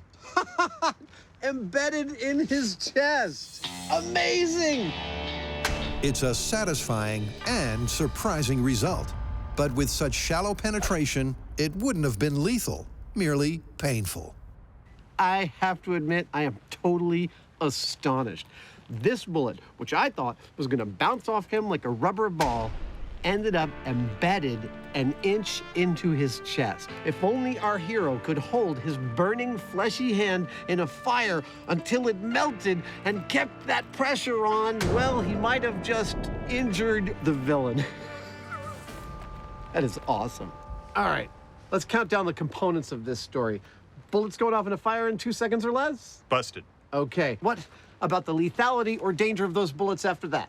Well, that is where it starts to get a little interesting. But no, it's still busted. It's still totally busted. Dude, what are you doing? I think I have an idea how to make all of these bullets go off. No way, serious? Yeah, you might want to clear out. Okay, I'll turn this guy to be your target. There you go. I'll get behind the blast chamber shield. Okay. Awesome. I'm not sure what Jamie's doing, but he's got some cockamamie plan for getting all 4 of those bullets to go off at once. I really hope it works. Don't feel like we're done until we've replicated the exact thing we saw in the movie. Last thing.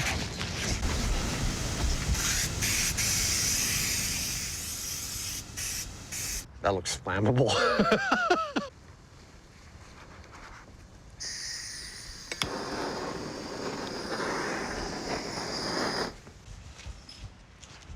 Okay, here we go. Count it in.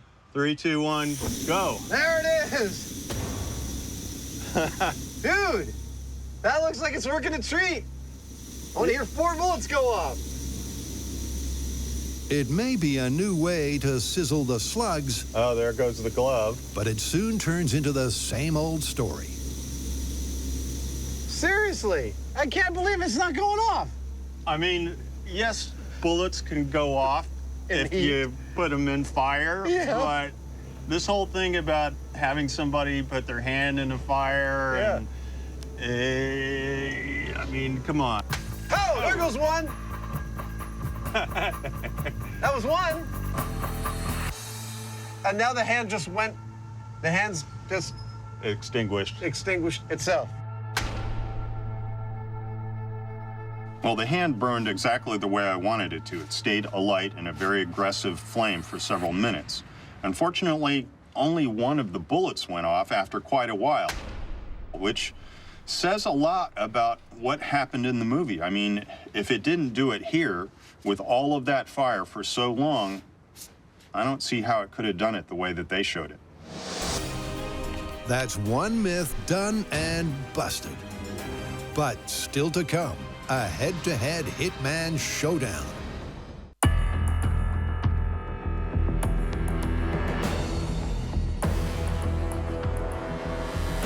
It's showtime.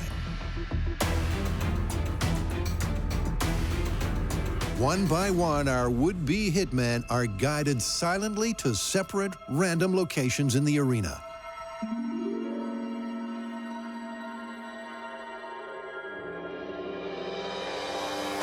Can a Hollywood hitman, gentlemen, really locate and liquidate a wall-hidden target? Are you ready? With supernatural-like acoustic ability and intuition.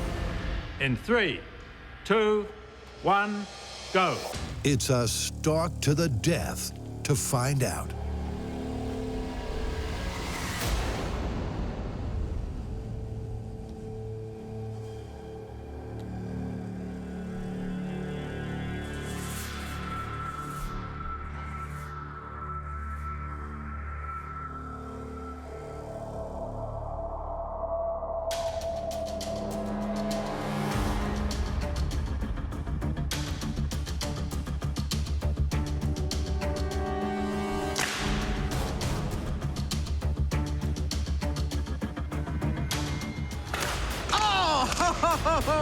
I'm hit! He got my gun hand. He got me right in the wrist. I've been looking forward to this test for a while, but that was far more scary and hair-raising and exciting than I ever imagined it would be. That's just stunning. You might recall from our earlier testing, to track somebody moving behind a wall was fairly easy to do as long as you can anticipate their movement. Now, in this first game, I remembered that. I peeked out the doorway just in time to see him move behind the wall, and so I was able to actually track his movement, fire through the wall, and I hit him. That was beautiful. It worked, just like we learned. So, the combination of a preliminary visual cue, audio location, and intuition does make it possible to pop your opponent. Good news for the Myth, but Adam's not giving up yet. Nicely done. Best out of 3? Okay. This is too much fun to give up after one try. Love this game. That's the cue for a fun and fear-filled test 2. Looking down on this test from above, I'm struck by a couple things. One, how lovely it is with all the colors and all of the labyrinth. Go. But perhaps the most diabolically scary part of this test to me was the quiet. I open my eyes. I don't see Jamie. I hear little creaks, but that doesn't necessarily help because you're waiting somebody else out. You know that they want to kill you. And even though this is for play, it doesn't make it any less of an adrenaline rush to know that someone's got your number and they're looking for you and you are looking for them. It is really, really thrilling in a way that few tests that we have done on this show really deliver.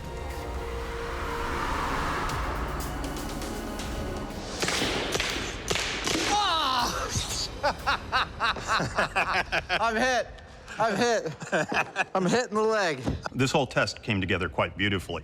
Oh, that was scary as hell. Because in our earlier mechanical testing, we found only one technique that was effective. He got me right in the knee. That is a totally incapacitating hit. Well, you know, that's my personal style. You know, it sends a message. But here, with real human subjects, I found I had to put all of those techniques together. I used a little bit of sound to roughly locate where they were at. Once I did get any kind of hint of how they were moving, I tracked them, and then I sprayed. And putting all of those techniques together allowed me to win. You've nailed it. I'm dead 2 out of 2. I'd say you are the absolute winner, sir. Congratulations. Thank you. That was an awesome contest. Well, it would seem that, just like the rest of the world, it is very difficult for me to get a bead on James Franklin Hyneman. He seems to be a fan of shooting people in the joints. Maybe that's from when he used to be a loan shark. I don't know. But I couldn't hit him once. How do you want to call it? I gotta say, I'm surprised, but I think the hitmen are onto something. Shooting through walls has far more efficacy than I began this myth believing. Yeah, I agree. Interior walls don't offer much protection, do they? No, they're far more porous than anyone thought. Let's get out of here. You coming? Sure. Oh, yeah.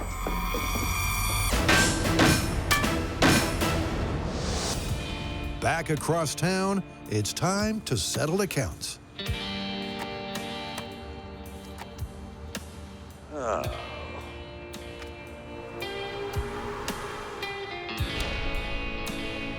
You're going? Shooting through walls confirmed. Shoot 'em up? Busted.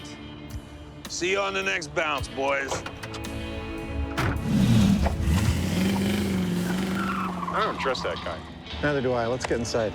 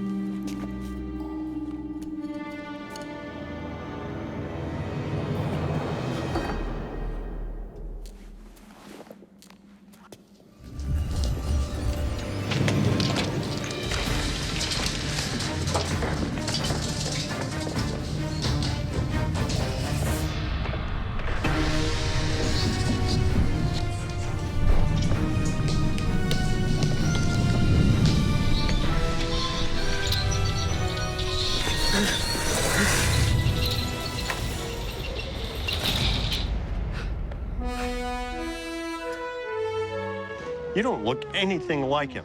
I know. Let's get to work. Okay.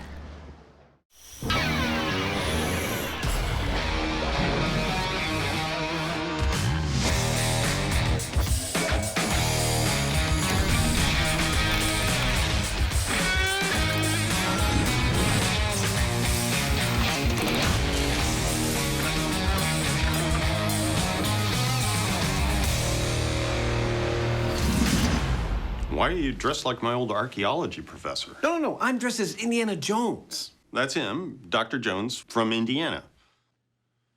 Anyway, what's the story? Okay, the story is there's also a movie called Raiders of the Lost Ark starring a guy named Indiana Jones, and we're going to tackle some myths from that movie. First and foremost, his famous sidearm, the whip. We're going to look at some of the science of Indy's whip and some of the remarkable things he does with it. But the opening sequence of Raiders is where we're beginning. Indy is escaping from a South American temple that is attempting to kill him with all manner of booby traps, including our first test, a floor filled with pressure pads that shoots poison darts at Indy. Well, sounds like fun. Let's get into it. Okay. In the exhilarating opening scene from the iconic 80s adventure story, there's a question to be answered. By simply running for it, would Indy really have escaped unharmed? And as a massive fan of the franchise, Adam's in his element.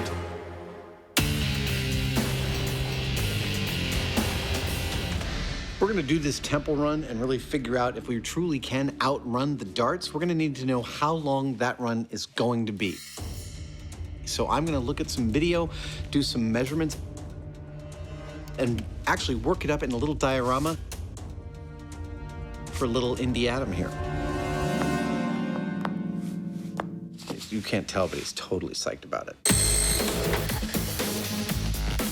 This kind of work is something I used to do all the time in the film industry. It's all coming together. In the film industry, it's often used as a pre-visualization technique. Now I'm just having fun. Like, I will mock up a set in foam core just so I understand all of its dimensions before building it in the actual materials it'll be built in. Got hot glue threads on my face. Ah. Seeing something in that white space, for some reason to me, it's deeply, deeply satisfying. I put my head down and I can see what it looks like from different angles. It's like I'm building a playground for my brain. I have actually also learned a few things. I've carefully checked screenshots of Harrison Ford against many parts of the set, knowing how tall he is. I have determined that dart pads are about 40 inches long, and that room is about 30 feet long. If it's 30 feet long and the dart pads are the size they are, Harrison Ford, Indy, will encounter at least 16 of those pads, likely setting off 16 darts. That's how many he's got to outrun. That's how many we're going to set up. Did you notice that I managed to keep the label Of the pipe facing the thing, so you really see 450 PSI. It's really shattering the illusion.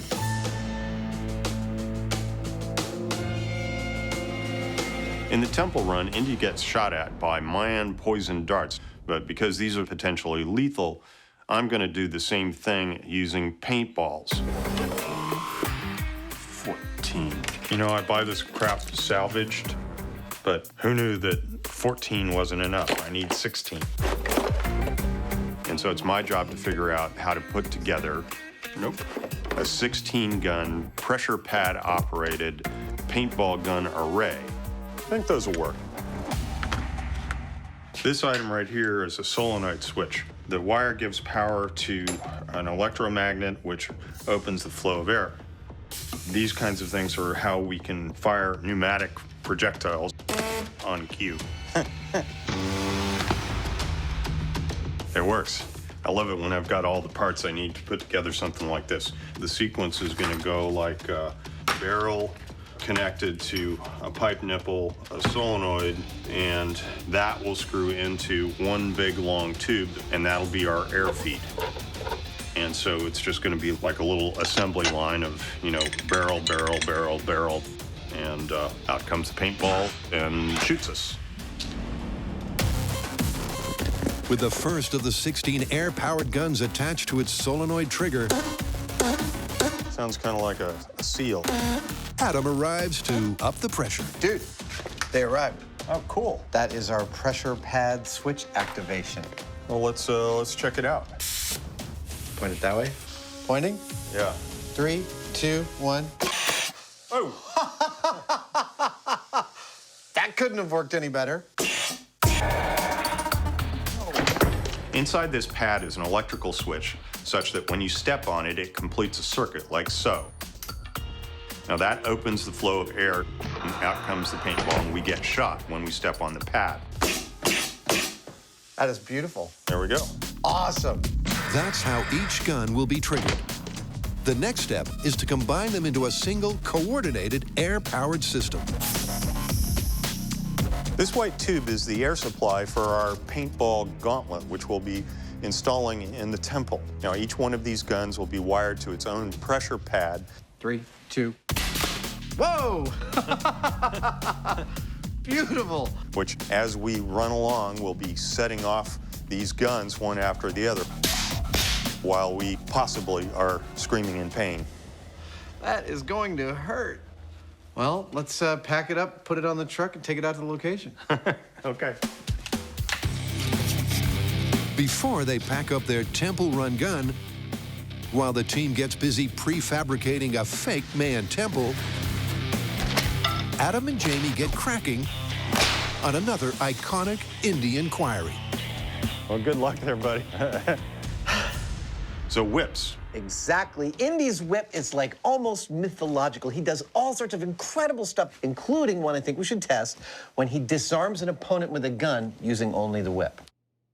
So would the whip be accurate enough, and would it hit the hand hard enough to knock the gun out of it or something? Exactly. And I think the other thing we should look at is the opening sequence when he loops the whip around a log and swings across a chasm. Is that really possible? Yeah, I wonder whether the whip would actually have enough grip. And then if it did, how are you going to get it off? I think we need to deeply look into the science of whips. Whoosh. If we're going to put whips through their paces in this episode, we're going to need, wait a minute, whips. Whip making is something I taught myself about 17 years ago. I built the whip I'd always wanted from Raiders of the Lost Ark, and to start this episode, I'm going to build the first whip. This is kangaroo hide. Don't let anyone tell you any different. This is the strongest leather in the world. Whip making is an art for which Adam clearly has a passion. Now, astonishingly, this right here is everything required to make a 8-foot leather bullwhip. Animal fat. But before I start, I actually need to prep the laces. I need to treat them with a leather dressing that softens them and allows me to stretch them to bring them out to their natural state. Then I'm going to braid them. I'm going to do a 4-plate braid, that is using 4 laces, and this will comprise the inner and smallest core of the whip. This will be the center. Now you're starting to see where this is going. That is called the belly. The first belly, the interior belly of the whip. I'm going to cover this belly with a bolster, which is effectively a long triangle of leather. That bolster will then get another belly laid over it, because the Indiana Jones whips are what are called 2-belly whips. The braided core and leather bolster is doubled up to form the second belly. And in the middle of this meticulous process, Adam couldn't be happier. In case you haven't guessed already, I loves me the bullwhips. I started out inspired by Raiders. I'm done with the second belly, and I quickly learned that I love 2 distinct things about the practice. These will be the 12 laces that make the actual outer coating of the whip. One was that I love the practice itself, the craft of whip making. The meticulous, repetitive stretching, checking, cutting, lacing. It is deeply meditative. Hold on, I gotta drink my own urine. I'm kidding. I wasn't drinking my own urine. I was drinking someone else's. The second thing I love about it is the form and function coming together magnificently. I mean, you've got this beautiful form of a smooth leather object that is tapered from one end to the other. Dude, it's looking so good. And then that tapering turns out not just to be lovely and compelling, but in fact crucial for delivering the energy from your hand out to the tip of the whip with the maximum amount of strength. That is really cool. I am really pleased with how this is looking. For the finishing touches, Adam decorates the handle, and then to make the whip actually crack, attaches two thin strips called the fall and the cracker. But will all that work pay off with a working whip? All right. Whew, this is very exciting. Oh, it sounds good. Yeah!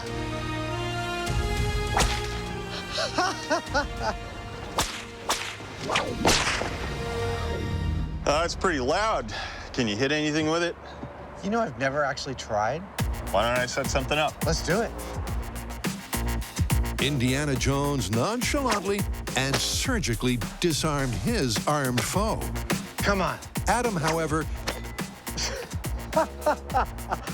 can't seem to take out a few cans. Not exactly precision shooting. Until he gets real close and the laws of probability weigh in. Yeah. Yes. He hit it. As long as I've got 10, 12, 15 tries, you are in trouble, man. Yep, to find out if you can indeed disarm armed adversaries, Adam and Jamie clearly need some expert help. And a spectacular change of scene to set up for some Temple Run fun. Totally gonna get shot.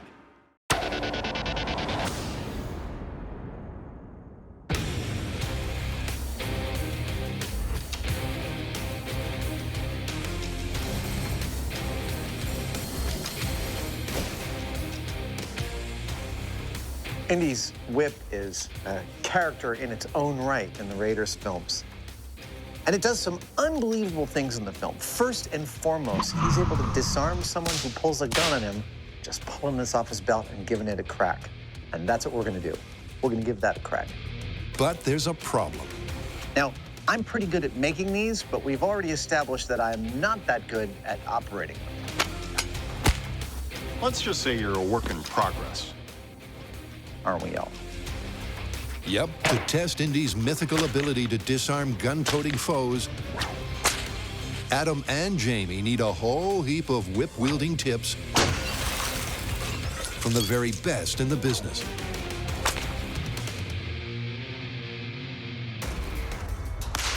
The science of the whip is the acceleration of kinetic energy. All energy added to the whip is multiplied. A small amount of focused energy literally produces explosive results. Wherever I point the handle, this is where the whip is going to go. So I'm literally aiming with my whole body instead of this kind of, I sure hope this works. That's pretty much the school I'm in. Weight on the back foot, weight on the front foot. We brought a lot of experts onto this show over the years, but Anthony might be my all-time favorite right now. And then, yes. Now it's just timing. I have rarely ever had someone teach me something so quickly. And I got results I really didn't think were going to happen within such a short period of time. Open your hand, straighten your arm, close your hand.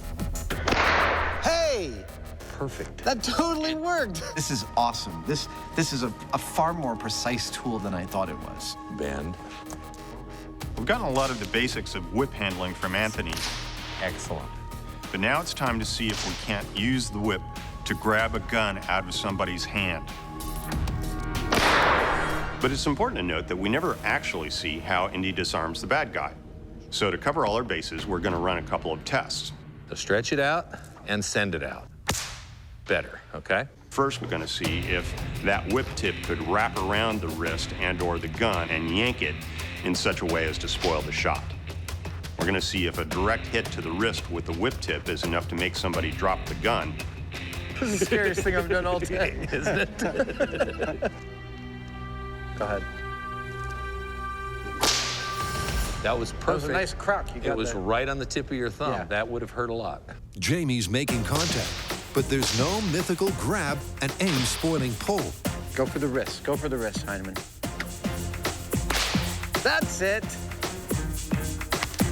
Not quite the first-time accuracy of Indy, but novice Jamie is dialing in on the technique surprisingly quickly. Yes. Oh, there we go. Good job. All right, my turn.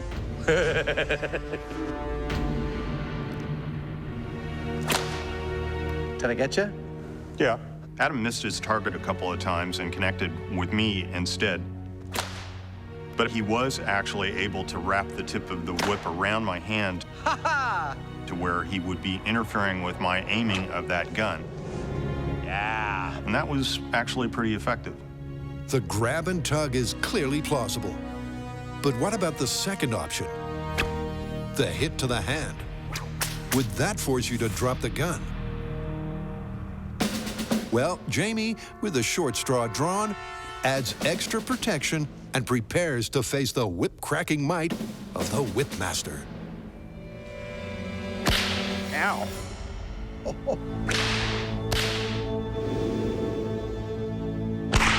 I'm positive I wouldn't have been able to hold on to that gun if I didn't have this glove on. It would be equivalent to somebody slicing at your hand with a sharp knife. You'd drop the gun. Yep, without padding, Jamie's dropping the gun every single time. Yeah, I don't think there's any way I would have been able to hold on to this if I hadn't had this protection. So, Anthony, it strikes me that we have enough experimental evidence gathered thus far to conclude that the first appearance of a whip in Raiders of the Lost Ark is actually pretty reasonable, that it is feasible to disarm someone with a gun if you're only holding a whip. Would you agree?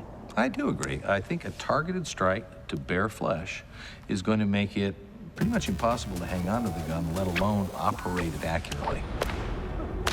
So, this is plausible. Is that what you would do if you were in the same situation? Absolutely not. No? Okay, what would you do? I would go straight for the face.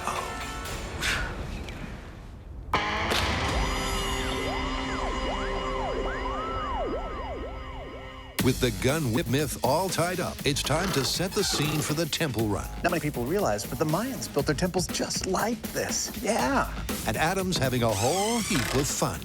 Look, I know that some of the lengths we're going to seem a little bit over the top. Now, I'm thinking right about this level. Yeah, upper torso. Yeah.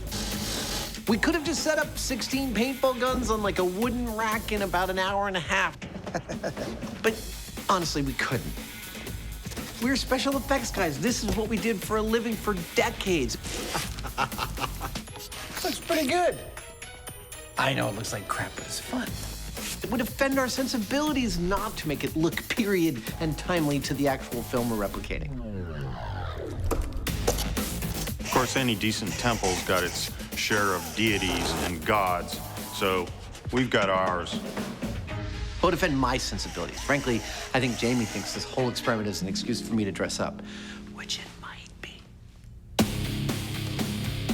While Adam completes the scene setting,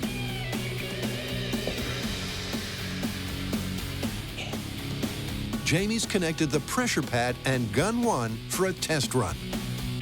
3, 2, 1. Oh! That works perfectly. Perfectly, except for a timing tweak. Oh! That was fantastic. Our Mayan temple dart room is operational, except with paintballs instead of darts. The only thing is, that hit was instantaneous. Pad touch, dart hit. And in the movie, there's actually a delay when Indy tests the rig. My question is, how much of a time delay is there between the time that torch pushes the pad and the time the dart hits the torch? That's 1 second. That's gonna be our delay. Over to Jamie. It's tricky, but by inserting a timer between the pressure pad trigger and the air-powered paintball gun, he can delay the firing by the required 1 second. And with the guns not loaded, he steps up to test the timing.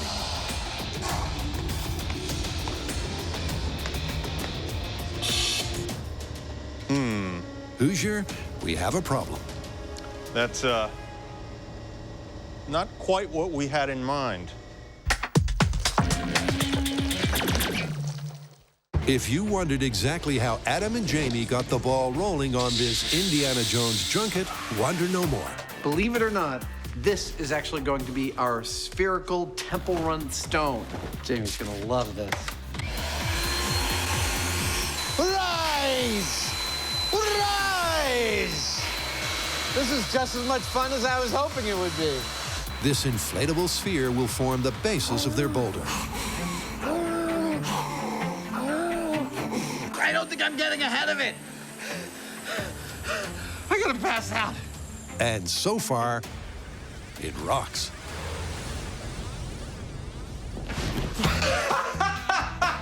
Yeah! Oh, hey, man, check it out. It's our Temple Run ball. Whoa, dude!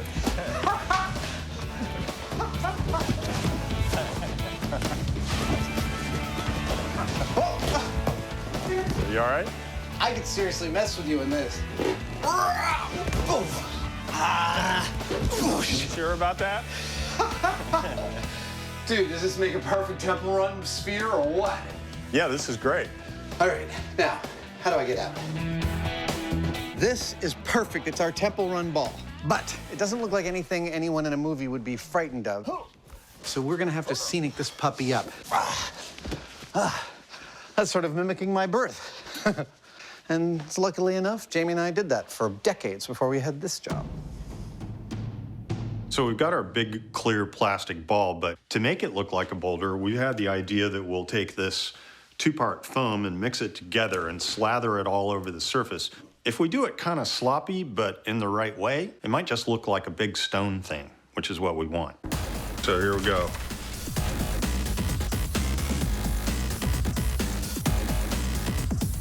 I've done hundreds and hundreds of little projects like this over a couple of decades of doing special effects.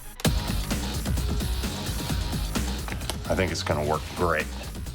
And it's actually kind of a joy to just get back into that world for a little bit while doing this. Pretty soon, this is gonna be solid. When I first started doing this work, it was in New York City at a model shop there, and the guy that ran the shop would see us doing our work and he'd say, "F it up. You gotta f it up so it looks natural." See these little stripes here? That's the kind of stuff that I'm looking for. And that just means, you know, I haven't thoroughly mixed it. I've kind of f it up.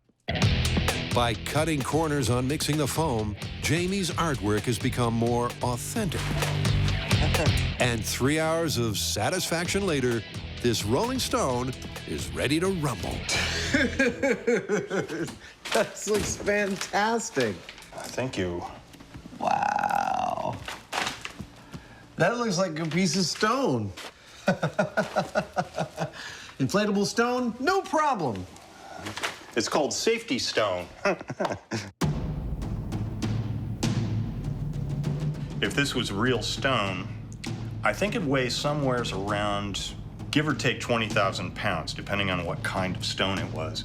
In this case, it's probably around 300 pounds. Looks like a big rock to me.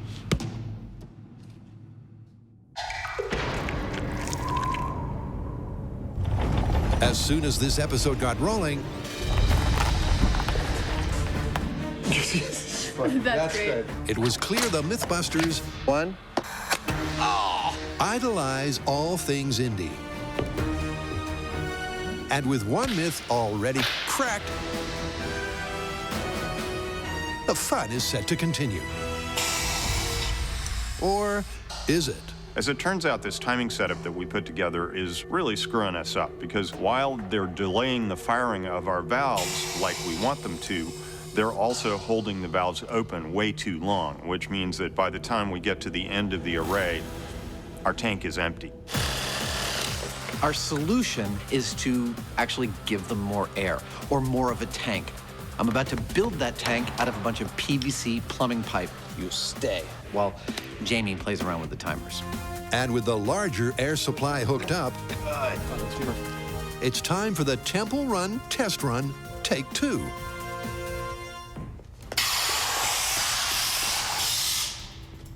That was good. Yeah. That's exactly what we wanted. Yep.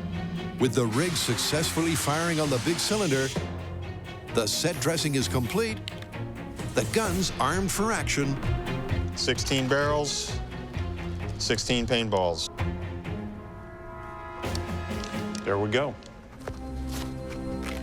And Adam's geared up, ready to run the paintball gauntlet. Any second now, I'm gonna grab that idol and hightail it across this chamber. Now, if the myth is true, if the movie's version of events are correct, I should make it to the other side alive. That's what we're gonna find out. Remember, their run has the same number of booby traps as the movie, and they'll shoot with the same 1-second delay. You ready? Yep. See you down the other end. Okay. The question is, will Adam, who'll run with the same hunched, protective shuffle as Indy, make it out unscathed? Okay, in 3, 2, 1, go. Something's not turned on. That was anticlimactic. Anticlimactic and a mystery. 3, 2, 1, go.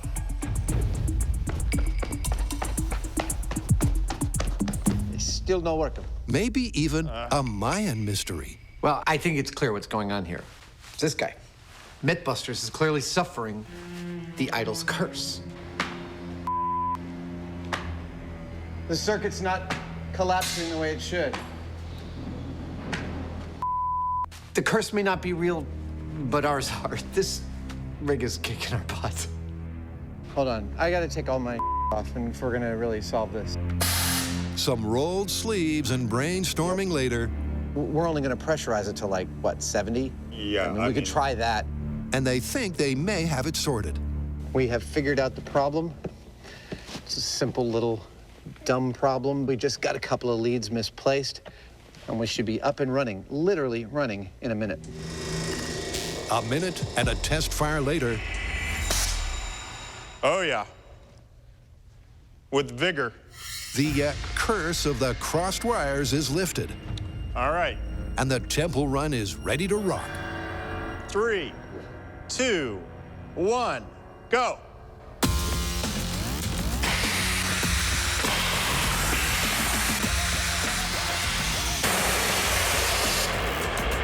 I didn't feel a thing. I don't think I got hit. You were a mile ahead of them. Really? With a 1-second delay, you were halfway across the thing before they started to fire. Fantastic. So Indy really could have made it out. Easily.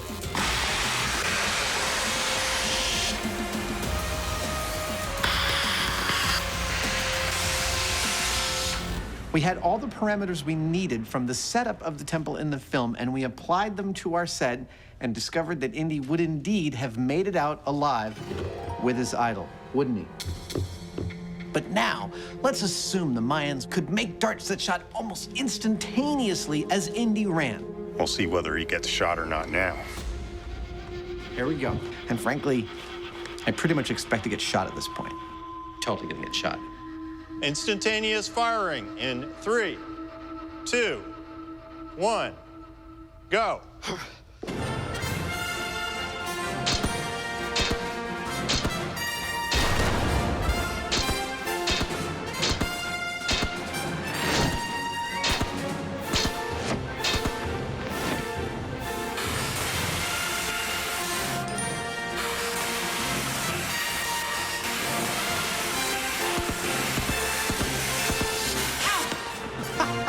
I totally got hit. I got one in my back. Right That's there. the only one I see on you. Really? Yeah. As I expected when we set the darts to instantaneous, I got shot and I'm dead. It's a poison dart after all. What I didn't expect is that I only got shot once. So as far as I'm concerned, if you ever find yourself looting a piece of precious Mayan gold from a temple while you're probably gonna die, I say run for your life.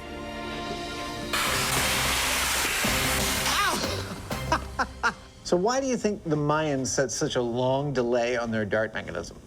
Well, it is an ancient temple. Maybe the machinery was getting kind of rusty. That's a good idea. So how do you want to call it? Confirmed, I guess. I'm there with you, but it is a fictional universe, so I'm inclined to give them plausible. Suits me. Okay.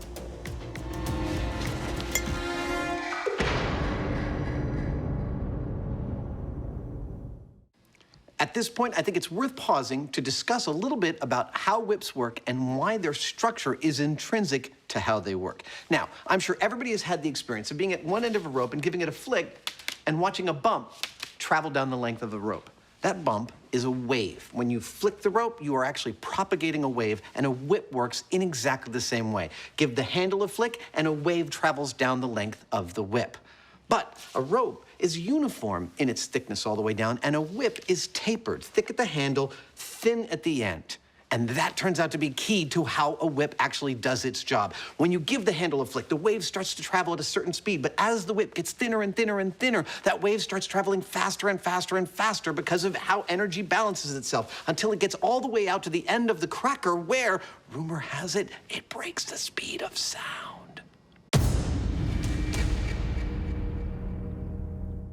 I think it's worth pausing right now to take you on a little tour of the wonder that is Indiana Jones' outfit. Pants are wool. There's a leather gun belt, which only holds up the gun holster. That's a cavalry-style gun holster. The gun is a 6-shot 45 caliber pre-war revolver.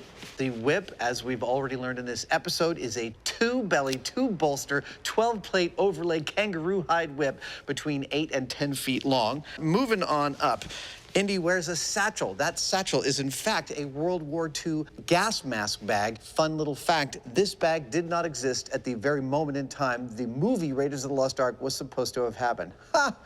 Film. And then on top of all that goes the leather jacket. Finally, the hat, made of fine beaver felt. The maker of this hat actually makes them for the Indiana Jones films. You cannot get any more accurate than this.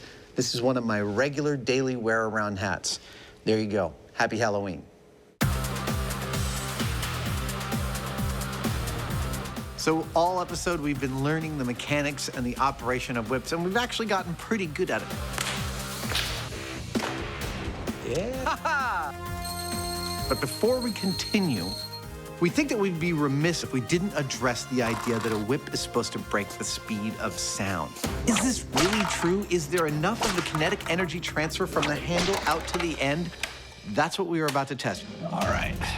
Using our high-speed camera and all of the stagecraft we've learned in 10 years of doing this show, we're gonna try and prove that the end of the whip breaks the speed of sound.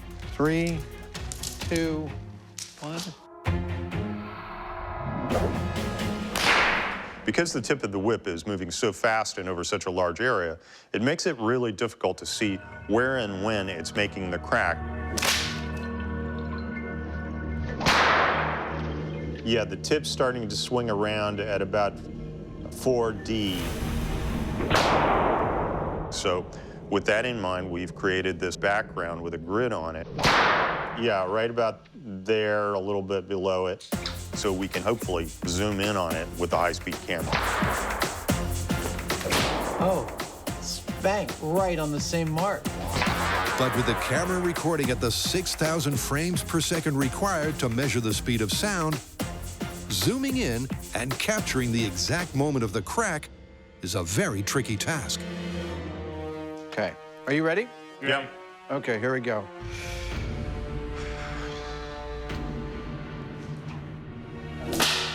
Too low. Try that.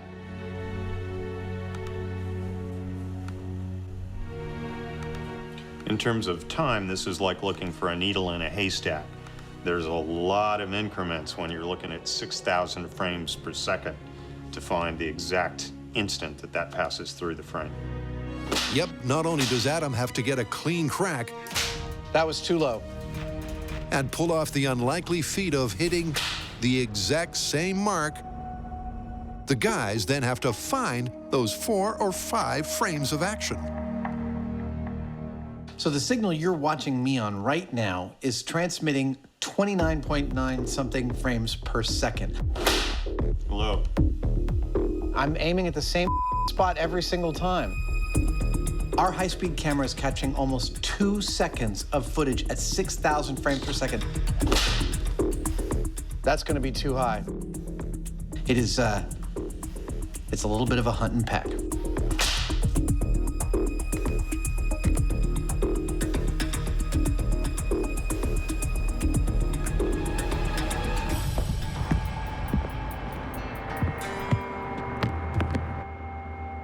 I want to go for the loudest possible crack because I think it's traveling the fastest possible speed. But it's hard for me to do that on a one-off.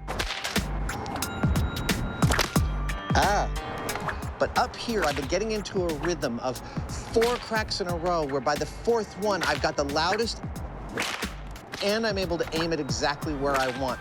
So that's a technique I'm going to take back downstairs to try and get this on camera, breaking the speed of sound.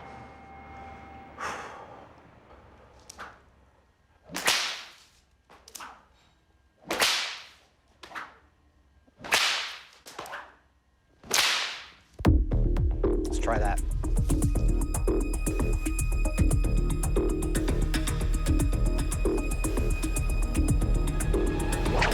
There it is. Finally, in glorious 6,000 frames per second high speed. Now, how fast is it going right here? That's 5 frames to travel 12 inches.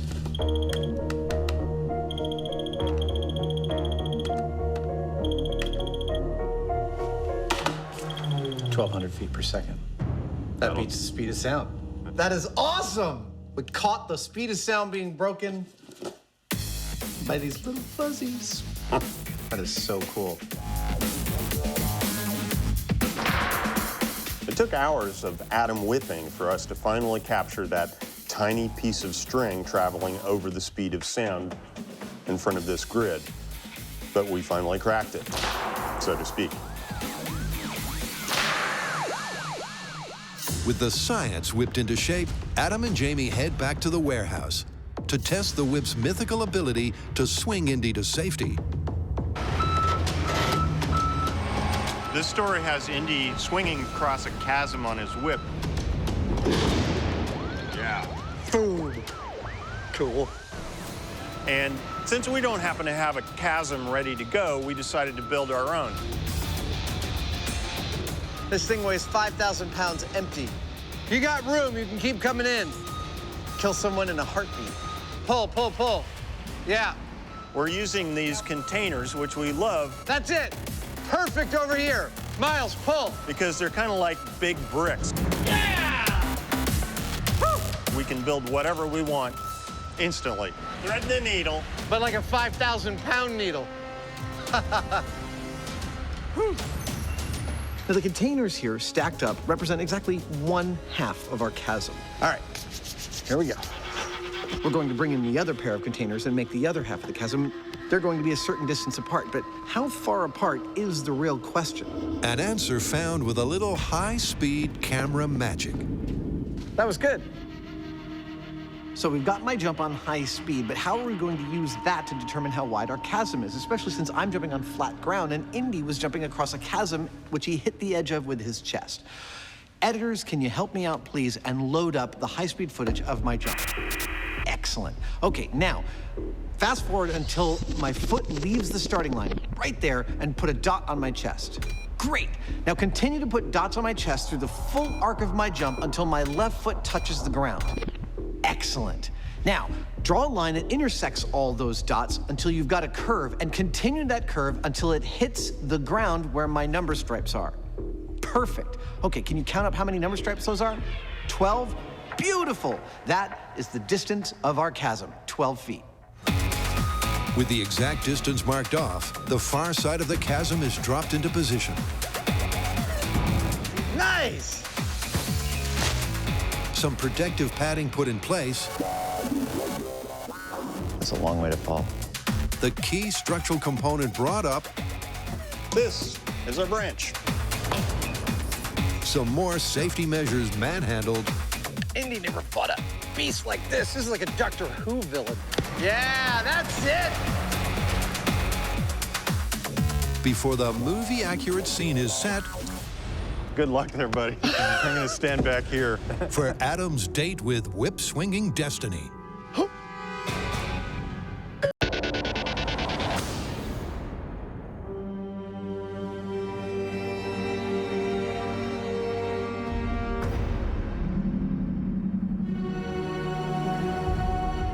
This test is all about the relationship between the whip and the tree branch. And so we've looked very closely at the film and tried to replicate the diameter of that tree branch with this log and its placement above the chasm. Now, the next thing that we've got to do is take our whip and throw it across the tree branch and see whether it creates a knot that's strong enough to hold a person. Here we go. Because if it ain't, I've waited my whole life for this moment. they're falling to their death. But before Adam tests the strength of the swing, Oh, hey. Wasn't bad. That was not bad. he has to actually secure the whip on the log. This test goes down in history as one of my all-time favorites. But it did not start out looking that rosy. First, just trying to wrap the whip around the log, I was not getting enough surface area, not getting enough friction. I want to feel that solid bite, the leather on the log. What I really needed was a kind of a knot. Actually, the technical term is a half hitch. Oh, that looks so promising. You had a crossover. I did. I need a second crossover. But that tested my whip-wielding skills to the absolute limit. Dude. That's not bad. I think I got a hitch. Oh, man. Well, good luck there, buddy. I'm going to stand back here. With the whip grip seemingly secure, this is it. This is terrible. Actually, I'm genuinely scared. Was Indy's mythical swing to freedom feasible or a fictional fancy?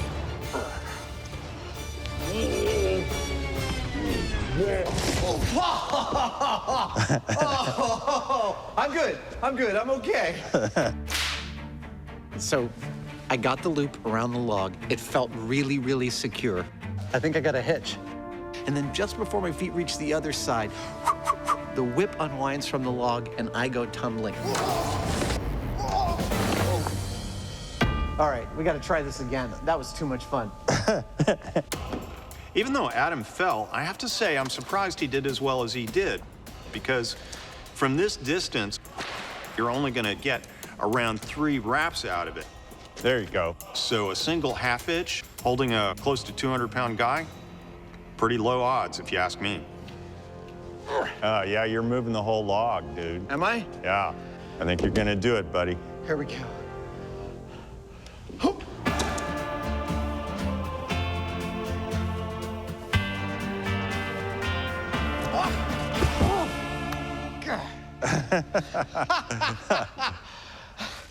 I thought that was gonna be mine! Once again, the whip and potentially the myth unravels at the last second. But as Edison almost said, mythbustering is 1% inspiration and 99% repeatedly throwing yourself into a chasm for science. Oh, dude. Well, no guts, no glory. No guts, no glory. 3, 2, 1. You're gonna make it. Oh, drat! Oh! 3 times so far, I have attempted to lasso our log with my whip and swing across this chasm, and 3 times, just as glory seemed within my grasp, the whip slipped and I fell to my death. But for due diligence, we are going to cover our log with some bark-like friction material and give it another go. This sandpaper or our pseudo bark may not seem like that much, but it may not actually take that much to allow the whip to bite. Without this, it can just slide. It's almost like it's lubricated. With this, it'll just give it a little bit of tooth so that those coils can actually cinch onto the log. All right. One more time? Go for it. Okay, here we go. So what difference will this small real-world detail make? A first-time grip, and it's looking good. But Adam's been burned before. As many times as I've done this, it's still scary. All right, it's now or never. Here we go. Yeah! Give me some!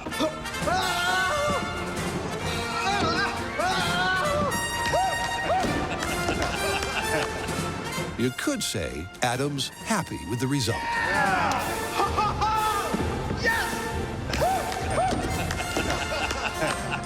Not quite an indie reaction, but dude, we totally did it. Yeah.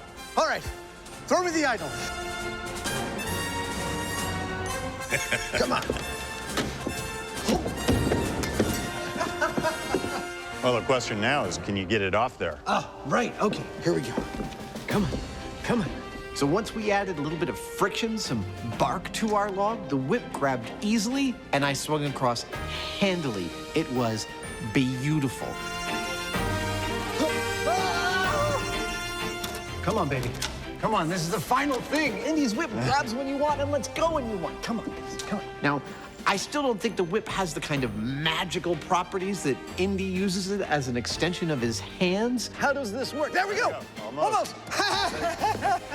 Awesome. But we've pretty much proved it can do everything we've seen in the movie.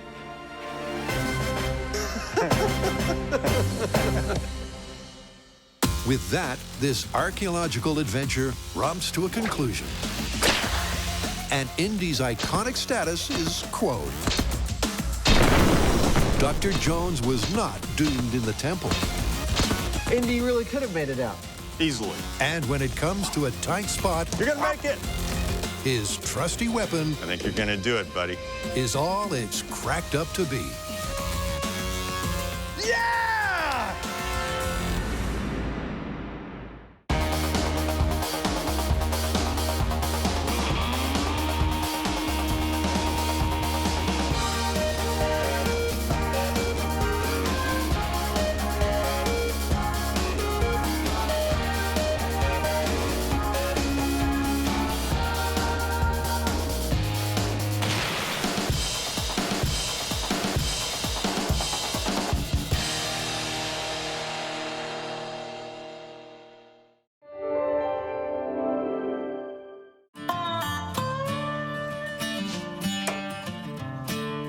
I'm always listening for the footsteps of the souls I left to burn. Wondering, am I dead yet? Did the innocents get their turn? Am I marching? Am I marching? Walking with the ones who fell. Am I marching into hell?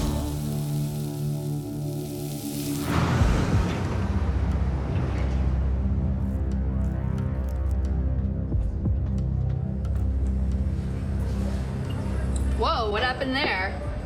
It's the symbol for infinity. Well, eat up. Your breakfast won't stay warm forever.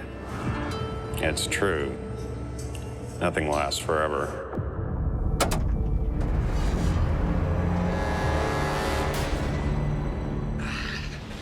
All right, you ready for this? Blow it out of the water. Okay, let's do it. Let's blow it out of the water.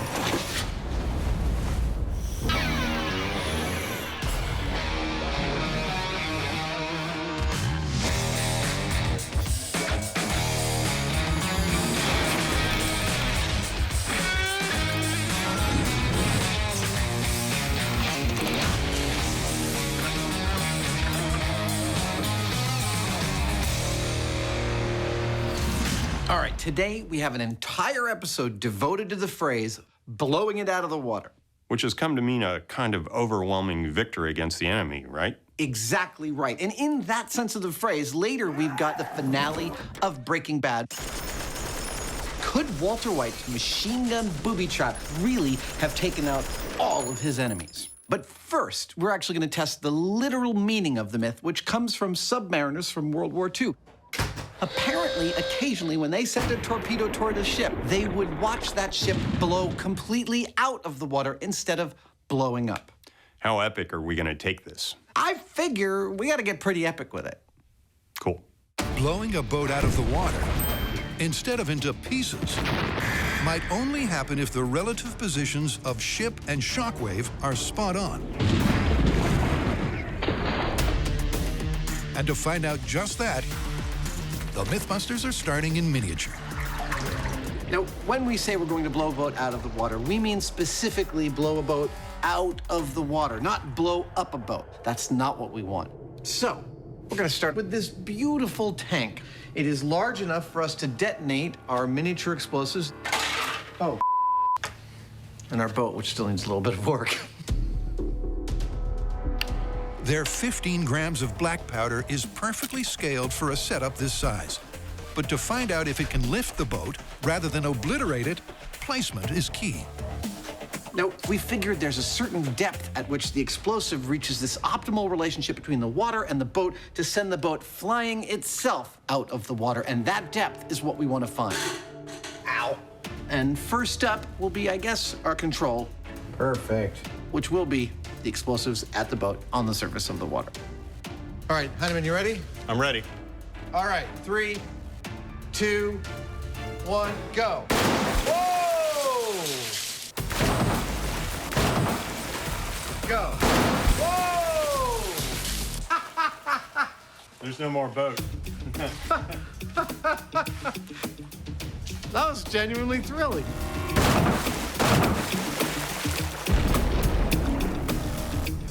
That was spectacular and kind of shockingly beautiful. Look at how this glowing ball forms this 2-foot diameter hole in the water. It's almost perfectly spherical before it starts to collapse on itself. And the boat, well, the boat, she is no more. So, now we're trying to find the depth at which to lift the boat rather than turn it into a bunch of little chunks. And frankly, given the size of that sphere of explosion, I'm thinking about going halfway down, 12 inches below the surface for the next cherry bomb.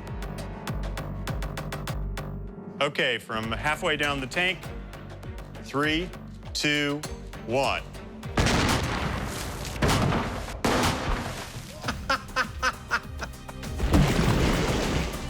This time, the boat's not been totaled. We need a hose out of here right away. We got electrical cords need to be picked up. But the tank has. Me. With more scale tests to come, it's all hands to the pump to salvage some science. But it's not all doom and gloom. Well, our breech tank notwithstanding, that last test was beautiful. As it explodes, you can see this perfect sphere of fire expand, and as it's expanding, pushes the boat literally out of the water. It was exactly what we were looking for. Oh, that boat is going straight up. It's lifting it beautifully. It made it at least to the rim of the tank. At least to the rim of the tank. That's significant. Go. Unfortunately, the tank wasn't perfectly glued around the seams, so we're going to empty this tank out. We're going to reseal it. All right. We're going to try it one more time. Oh, yeah. So far, we've set up 2 explosions, one right next to the boat and then one in the middle of the water. Now, both of those results were entirely different. And so this time, we're going to put the explosion much further away, right on the bottom of our tank, and we'll see what that does. This is depth charge at the bottom of the tank. 3, 2, 1, go! Go!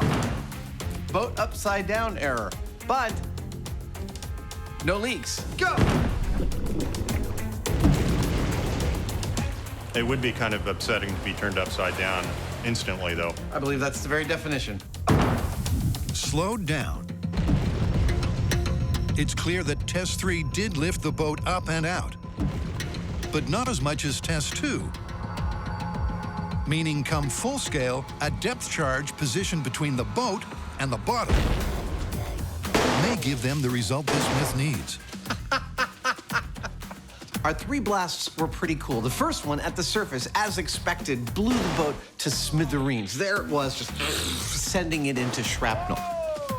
The second blast in the middle created this beautiful shockwave that lifted the boat and then sent it literally flying into the air. The bottom one created a shockwave that collapsed back in on itself, but still had enough energy to jolt the boat and send it jumping. Not quite as high as the middle one, but the fact that they're all super different is great. That is information that can help us make our final decision about where to place the boat and our explosives for the full scale. We've learned that doing controlled experiments like this can sometimes give us clues that we didn't even know were there as to what's really going on. Now, in this case, what we saw was that if the explosive is too close, it'll blow it up. If it's too far away, it won't move it as much. Now, we'll be keeping all of that as food for thought when we go out into the full scale, and hopefully we'll pick the right ratio. But before going large, what else is on the docket?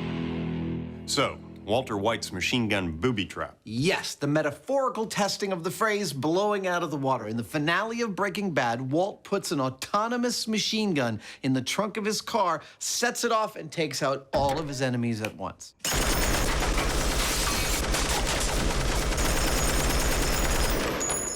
Spoiler alert. Come on, who hasn't seen Breaking Bad at this point? Okay, well, if I remember correctly, that was an M60 machine gun. Indeed it was. What are you thinking? Well, that's probably got quite a kick. I figure we ought to go to the gun range and see what we're dealing with. I like where you're going with that. Let's do it.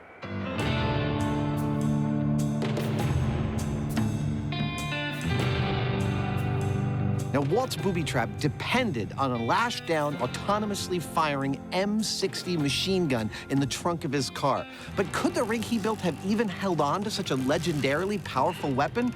The gun fires 550 rounds per minute. That is a lot of lead.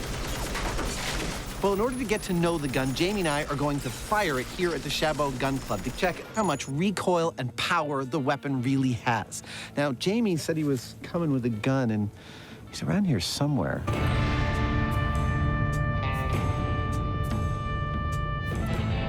This is the M60 machine gun. It was developed in the 50s for the U.S. Army and used by them through the 90s. Now, this is the iconic machine gun that you would have seen hanging off the side of a helicopter gunship in any Vietnam War era footage. And it's what Walt had in the back of his trunk. There's no doubt that it's some seriously heavy artillery. But is it so powerful? This is the heaviest gun I've ever held. You'll feel it push back. That securing it on Walt's homemade mount is a mission impossible. Let's do it. To find out, Adam's starting slow by not going full auto. Safety is off. All right, firing in 3, 2, 1.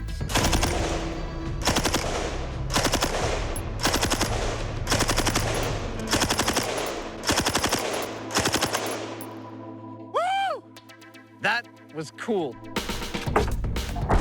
I just fired 45 rounds from the M60. And frankly, it doesn't have as much recoil as I thought it would, but it is a heavy piece of machinery, and there is a lot of movement.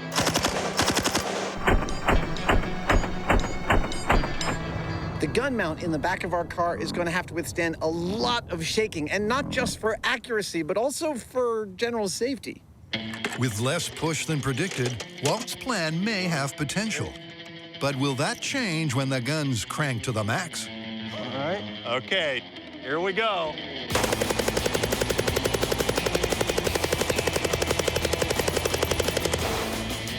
Wow.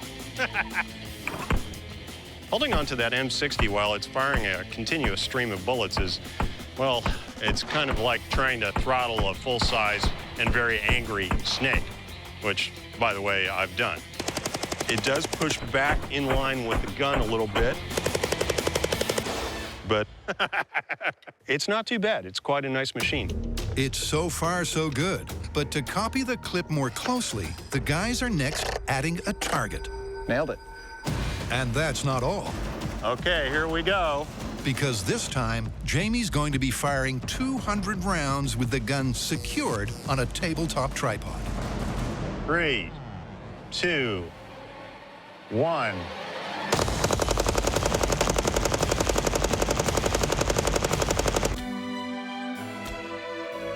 Firing at its maximum capacity, the bullets leave the barrel at a rate of 9 per second. But thanks to the gun's weight and engineering, the recoil, especially when shot from a tripod, is surprisingly slight. Meaning that firing it from a homemade mount might not be Hollywood hijinks. I think you'd be hurting.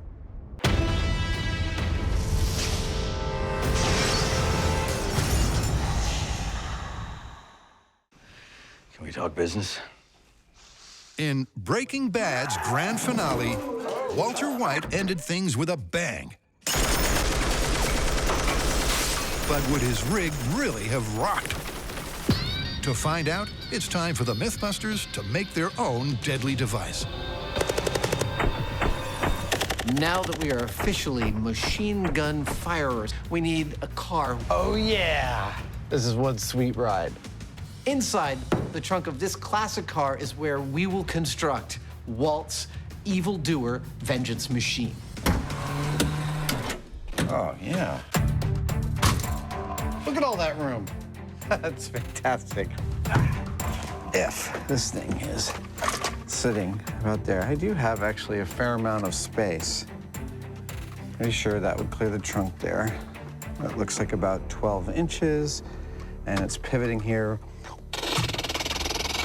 This is coming together. When I started this, I was thinking there's no way that they built all this from parts from an auto parts store, but now I'm not so sure. Well, to find out once and for all, cue the brainstorming.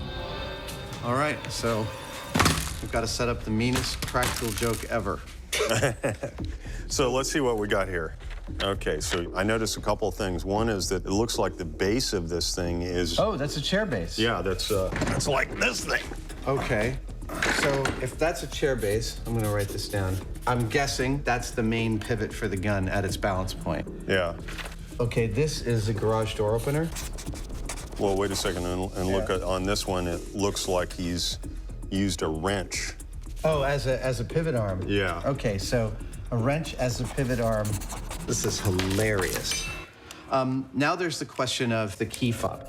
There's 3 things that happen when he hits the key fob, which is 1, the trunk pops open. Yeah. And then there's the reciprocating action. The gun starts sweeping, and then it starts firing. And on there, close up, we can see a package that is a gearhead-driven car door opener. Right. Which I feel like properly levered, it could be a fantastic trigger pull. Yeah. Well, so far, I'm not seeing anything that seems to me like a deal breaker. Yeah. So, divide and conquer? Divide and conquer. You want to work on the key fob and electronics, and I'll start getting the rig parts together? Okay. The guys start by looking high and low for all the key components. The chair, the garage door opener. This looks precisely like what we see in the show. The wrenches, and a trigger pull. This is a cool little device. It's meant for locking and unlocking the doors in your car. Oh, yeah! That would totally pull the trigger. And with that, Adam can commence his part of the build. That's how short it is. Walter's chair-based gun mount. Hey. Which involves connecting some conduit to an office chair. Yeah. You can't foil me. And that's it. That's pretty freaking cool. Dude. That's fantastic. The garage door opener, however, is proving problematic. Since these garage door openers operate off of 110 AC, we need a 110 AC source to put in that car, and that's an inverter here that does that. It takes the car battery, DC electricity, converts it into 110 AC, and this little thing here is a remote switch that I found. In fact, I just happen to have one of these because they're pretty nifty. When I hit this button, it turns that switch on. So presumably, if I plug this thing into there, I can power it up. With the key fob failing to fire, that would say that that is on. Jamie delves deeper to unearth a complex safety system. This thing has switches that tell when the door is closed or when it's open, and sensors so that you can't kill your cat or break your foot or whatever it is. We don't need any of that stuff. Jamie needs to bypass the safety switches. We just want power to go to the motor, period. So that the motor can be powered on and never automatically shut down. I've hot-wired cars before, but never hot-wired a garage door opener for a car. It may be a sophisticated circuit, but an hour later, and it ain't no match for the Hyneman. Very cool. With the door rig running, Adam next couples it to his gun mount, courtesy of the wrench pivot system.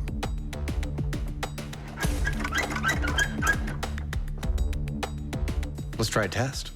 3, 2, 1. Okay, that was too fast. Just gonna go on a limb and say that was too fast. I've hit my first big snafu, and that is that the key component of sweeping this gun back and forth, the garage door opener, spins way too fast. So I need to reduce its speed. And in keeping with Walt's clues together, whatever I can find in the local store's solution, still a few bugs to be worked out. I'm thinking I might use some bicycle parts to get me that gear reduction. For the first time, Adam's having to go off script. Couple of welds. Here we go. And while this is not what Walt did, it is a fix he could have fabricated.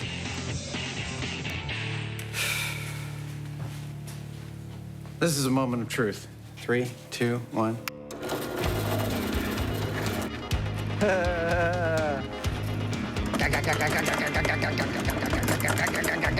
Yeah, that's the kind of abuse it's gonna be under.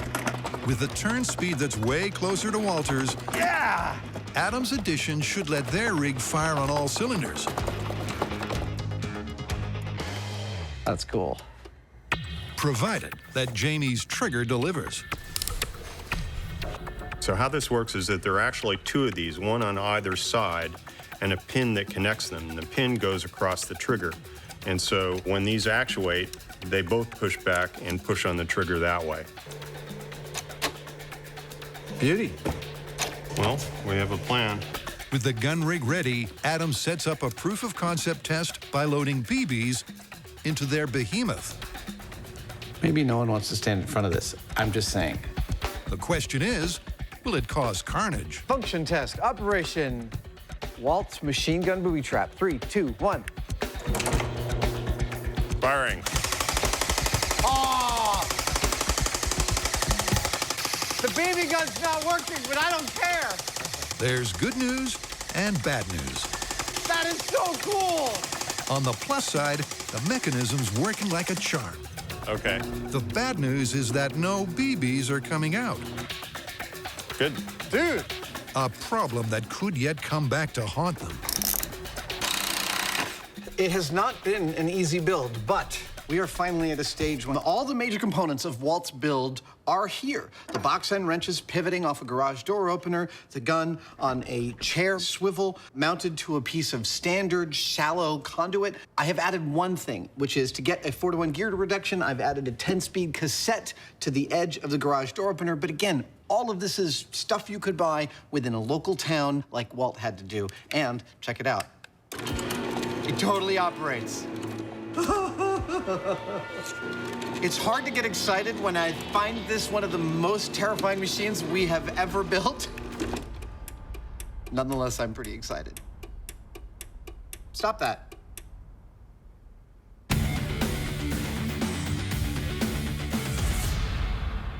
In Blow It Out of the Water, Adam and Jamie's small-scale tests Go. Whoa! showed that a mid-depth boom could lift a ship up and out. It's lifting it beautifully. But can they repeat this feat when they go large? When it comes to explosives on the water, there's not many places that open to us. But luckily, this quarry lake in Gold Country, Northern California, poetically named Pit 232, is always open for us. And it's in Pit 232 that we're going to put this boat along with a buttload of explosives and see if we can't blow it out of the water. That's a lot of steel. Now, while we've gone to great lengths to buy a really big boat made out of steel that is semi-close to the kind of military boat we're replicating, the sharp-eyed viewers among you might notice that military ships are almost never painted bright orange. We've used a lot of boats on the show. This might be both the biggest and the ugliest all at the same time. When that bomb goes off, a lot is going to get obscured, and we want the best chance for seeing if our boat actually leaves the water, and the orange might be the thing that helps us see that. Indeed, but before any boom, there are 3 titanic tasks to tick off. First, the guys need to raise her up, something that's easier said than done. This whole thing is pretty finicky because if these guys don't get their rigging right, then the trailer could be damaged, the crane could be damaged. It's not the ideal situation for loading a boat. We have liftoff. Task 2 is to secure a centralized attachment point Bang, right here. from which their explosive will hang midway between the boat and the lake bed. Jamie is now welding the ring to the underside of the boat, but that's not the most amazing thing that's happening right now. He also gave me his beret to hold. Ah, it's like alive. Handling it very carefully. This is 30 feet of rope. By the time we tie our knots on it and everything, we'll end up with 20 feet of clear line from the water line down to our explosive, and that's what we want. And the final task, as the sun sets, Yeah! is to lower her into the lake. Awesome. And she's in.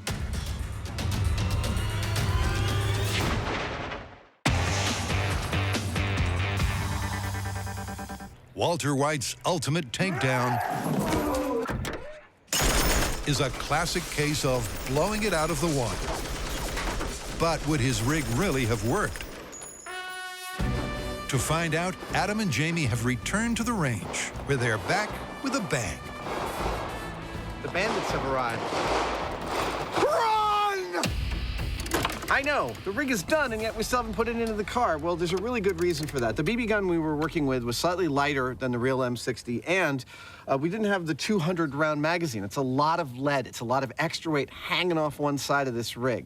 Before we put it in the car, we want to make sure everything works, and if it doesn't, we want to know why so we can fix it. There is no margin of error. This is a deadly machine that we are going to be activating remotely.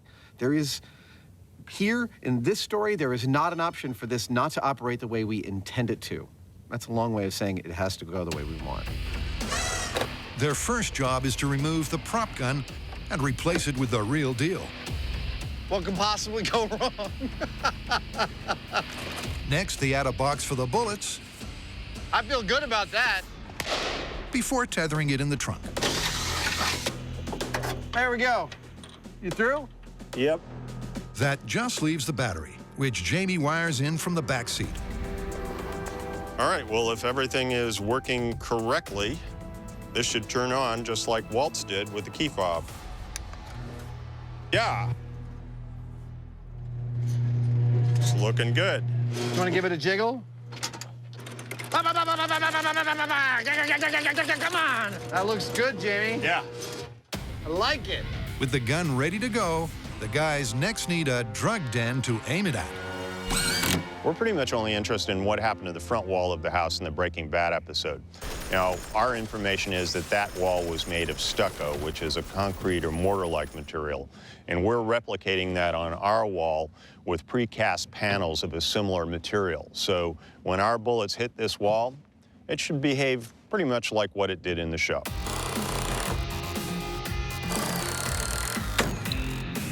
By replicating the house in the clip, the guys will see if Walt's weapon can take down the drug lords through the wall, provided that it goes off without a hitch. To find out, Adam positions the car exactly as per the clip. What do you think? I like it, Jamie. But before letting rip for real, the guys want to do a proof of concept. by firing blanks. I'm loading the weapon. 120 of them. Safety's off, gun's hot. Mr. Hyneman, you ready? I'm ready if you are. Okay, blank firing function test. Breaking Bad Felina finale. 3, 2, 1. One shot. That test might not have looked like it went very well, but I am smiling because it went beautifully. We are looking for problems. We're trying to solve them before they become deadly problems, and that is a problem. We ended up with what's called a stovepipe. That's where one of the ejecting shells does not eject all the way and gets caught in the returning slide. Jamie's gonna add some wire, hopefully to fix it, and it should be good to go in a couple minutes. All right, with the problems potentially solved, 3, 2, 1, go. It's another failure, but this time for a different reason. We were well advised to try this thing out with blanks before going for the real ammo, because even with the blanks, the recoil was powerful enough to jiggle the rifle back in its mount to where the plungers that push the trigger no longer were making contact, and the gun stopped. So we're going to anchor that back end of the gun down well enough, and there's a stop there that it'll be held against. Yeah, there you go. Hopefully that'll keep the gun from moving out of place. Walt's rig was way more reliable than this. It looks good. But will it be third time lucky for the Mythbusters? 3, 2, 1, go.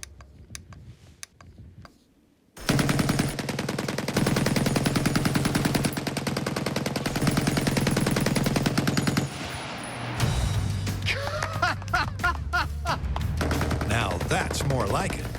With their gun finally firing on all cylinders, the guys are at last ready to take on this myth for real. To find out if you can ever blow a ship clean out of the water, Adam and Jamie have floated their boat. And she's in. Now they need to sink their depth charge. Oh, doesn't really. Pinchy.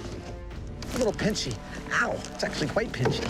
This thing is normally a septic tank, but we're not going to use it for that. There we go. That's it. Awesome. We're going to fill it with explosives and hang it underneath our boat to see if we can blow that boat out of the water. Hey! That's the plan, but it's not just explosives that'll be inside. Sand! So we need this bulb to sink once it's full. And we've calculated that to do that, if we put 2,500 pounds of stuff in here, it's not going to float. So given that we intend to put 1,000 pounds of our explosive in here, we need 1,500 pounds of something else. So that's why we're using sand. Yeah, go ahead. Get in, Captain Hyneman. Which is going to give us the correct amount if we put about 50 bags of sand in here before we put the explosives in. I like this thing. It's kind of cute, isn't it? Yeah, it's surprisingly stable. But before adding the explosives, first, it's anchors away. It's critical for our experiment that the boat stays exactly where we put it. So we are running into the reeds right now to set an anchor and a line which will go all the way across the lake and anchor our boat precisely where we put it so it doesn't move from there. It's like D-Day, except we're fighting reeds. Having the boat drift out of place could spell disaster. Yeah! That's it. So it's no surprise that Jamie is taking this job very seriously. Nice. Adam? Not so much. All right, sir. What do you need? Seriously? So I figured I'd get in the mood. Whatever. With the boat finally locked, there's only one ingredient left. Let's get the bomb. Let's do it. 1,000 pounds of ANFO. Well, there it is. That stuff's going to go into our bomb, and boom. At this point, some of you might be wondering why we're using ANFO instead of something high explosive like C4. I'd say that's a pretty good fit. Well, there's actually a really good reason for that. It's a specific choice. It, in fact, is a slower speed explosive, and we want that push. See, slower explosives are used to push things. High explosives are used to crack them into pieces. We want the ANFO to lift this boat, not C4 to slice it in half. By using ANFO, the guys are giving this myth a helping hand. Let's go ahead and tie it in. But will 1,000 pounds of it, a typical amount used in both mines and torpedoes, be enough to lift the boat high and dry? There are hundreds of moving parts to making this experiment work correctly, and this is perhaps the sealing of the container, but it is also the most important. If water gets into that container, this entire thing is a bust, and we have to start again from scratch. So Jamie's taking very careful measure and putting this petroleum butyl product around the whole rim of this thing so that no water, hopefully, can make it into our container. Well, I think that ought to do it. We're sealed up.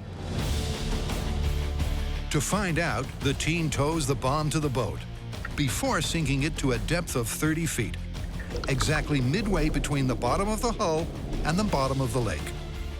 Then, it's go time.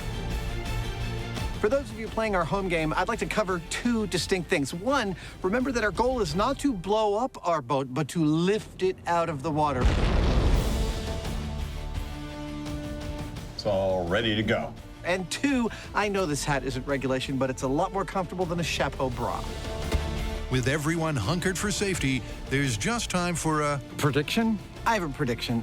Look, I think we've gone to the best effort, and we have the best location possible and the best experts to try and lift this boat out of the water. But I suspect that despite our best efforts, we're more likely to blow it up. It's too hard a relationship to find. I'm not positive about that, but small scale just made me feel like we're gonna end up with pieces of boats instead of a boat. All right, everyone, this is for real. Fire in the hole, fire in the hole. Detonating the boat in 5, 4, 3, 2, 1.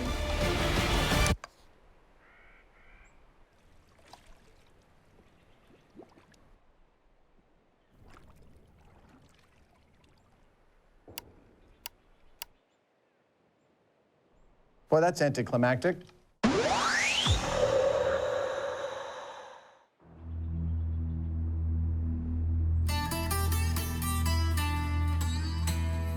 "900 miles from Albuquerque, the guys have assembled all the Breaking Bad ingredients. That is the gun, the ammunition, the classic car, a wall made of all the same materials as the target. Oh, right, and one other thing. How about Vince Gilligan, the creator of Breaking Bad? Vince, you ready to see this thing go? Hey, man, I am seriously ready to see this thing go. After giving Vince a glimpse of the trunk tripod, that is the real deal. This is completely awesome. And the drug den, You might be one Nazi shy, but other than that, it looks pretty true to life. he, for one, is confident. How do I think this is going to go compared to our Breaking Bad fictional version? We've already seen the version with the blanks go off, and that looked like a dead ringer for what we did back in Albuquerque. I think with the live ammo, Walter White is going to be vindicated, at least in technological terms, if not moral terms. I'm loading the weapon. Well, with 200 live rounds locked and loaded, it's time to find out. Weapon's hot.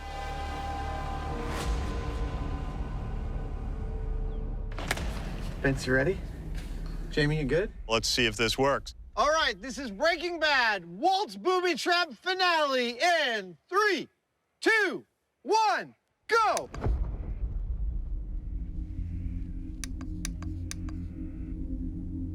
Did you hear something? There it go. Nope. Okay, stop. Powering it off.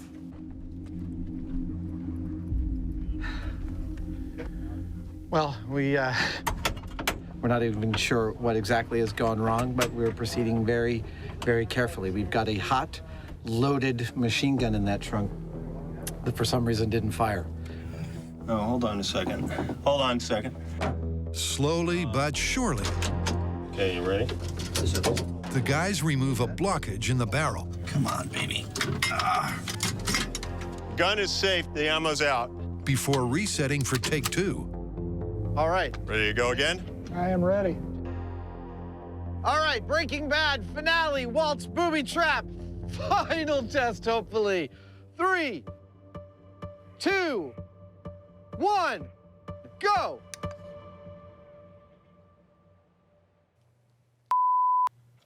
What the hell? Power off. Power's off.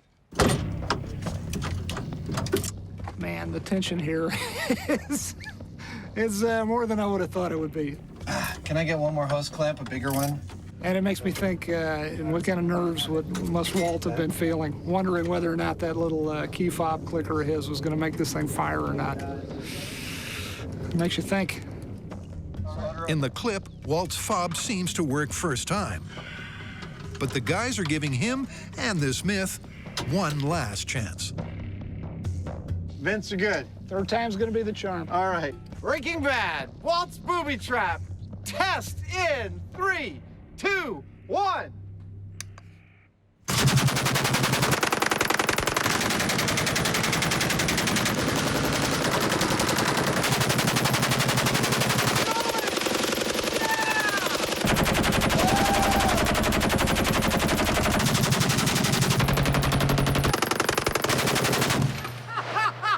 Oh, yeah. That's the stuff. That was an adrenaline rush. That was awesome. Oh, my God. That went on longer than it did when we did it for the show.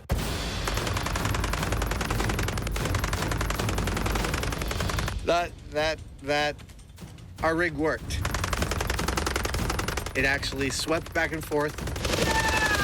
After all of this work, the rig worked. I have to say, my hat is off to Walter White for getting his to work on the first try. It took a while, but part 1 of the myth is back on track. Walt's rig worked. There's such a wide swath, man. But how's part 2 looking? That's really low. Look at that. Yeah. It's like 7 feet off the ground. Did the bullets make it through the wall and into the enemy inside? Also, look, that's a tumbling bullet. That is an oblong bullet-shaped hole. This bullet didn't go through while spiraling. Let's see what's behind here. All right. Oh. Uh-oh. Dead dude. Dead dude. Dead dude. They're all dead. And Walt is okay. So the plan wasn't entirely crazy, I guess. I mean, What a horror show.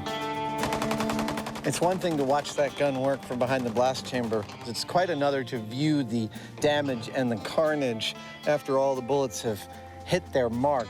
It is gobsmackingly disturbing how effective a booby trap Walt designed, and it is a testament to the show that all the damage we saw in Breaking Bad, we have been able to replicate in an actual experiment. I'm thrilled. the main thing that I see from this test is the fact that it wasn't a clean line across the building. Walt's plan to actually dive to the floor and be safe was really very risky because I'm seeing bullets that went down. The vibration in this thing is so massive that those bullets weren't just going in a straight line.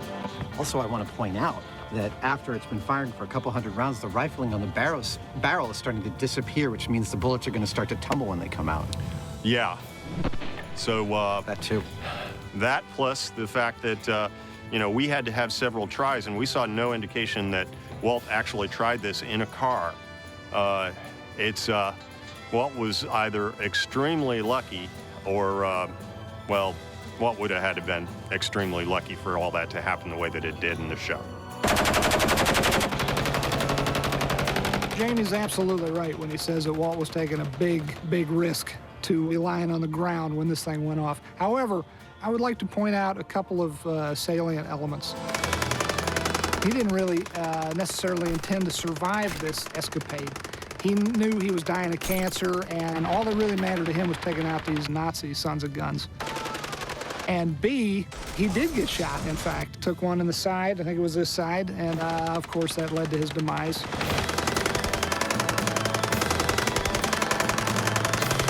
But I guess the only thing he ended with is just to say, that was amazing. That was really something. Vince, like Adam and Jamie, is thrilled at the result, but not 100%. I got to tell you, I'm elated because our rig worked, but you must be ecstatic. Yeah, I am ecstatic. You know, it's the little things though that get you. I'm looking at the grouping of the rounds as they appear in the front of the building, and I'm annoyed at myself because when it came to placing where the squibs would hit, I was out there with a drill gun, and I'm thinking, yeah, I think a bullet would go here, I think one would go there.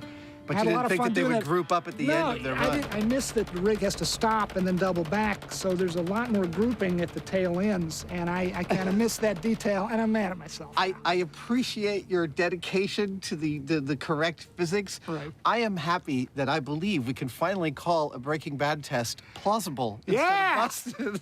We finally got one. We finally got one out of 3, that's not bad at all. That's good in, like, baseball. Yep, it was unstable, volatile, and dangerous. But given that the rig eventually worked and the bad guys were brought to justice, there's only one conclusion left to make. Plausible? Plausible. Plausible. Let's get out of here.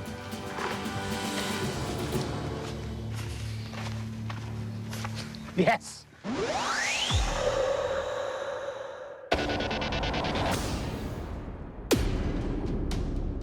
I know that some of you are probably thinking, what are you going to blow up a bomb in that lake? You're going to kill the fish and the frogs and stuff. And that is totally reasonable to question. But let me explain that Pit 232 here is a quarry lake.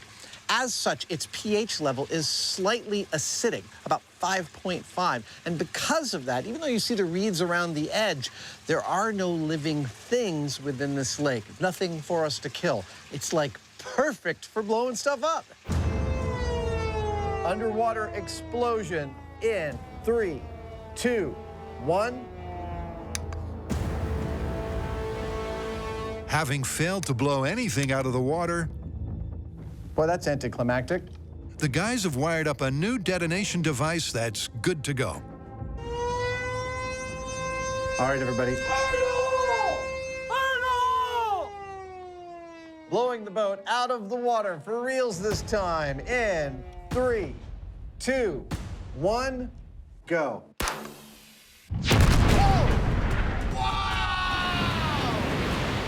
Look at that!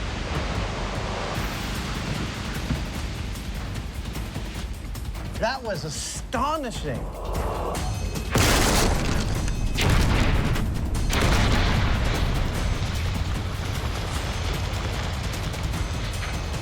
What a geyser! We did blow the boat out of the water, but there is no more boat. I think technically what we did was we separated the boat into hundreds of little pieces, which we then blew out of the water. Yeah, that works. Okay.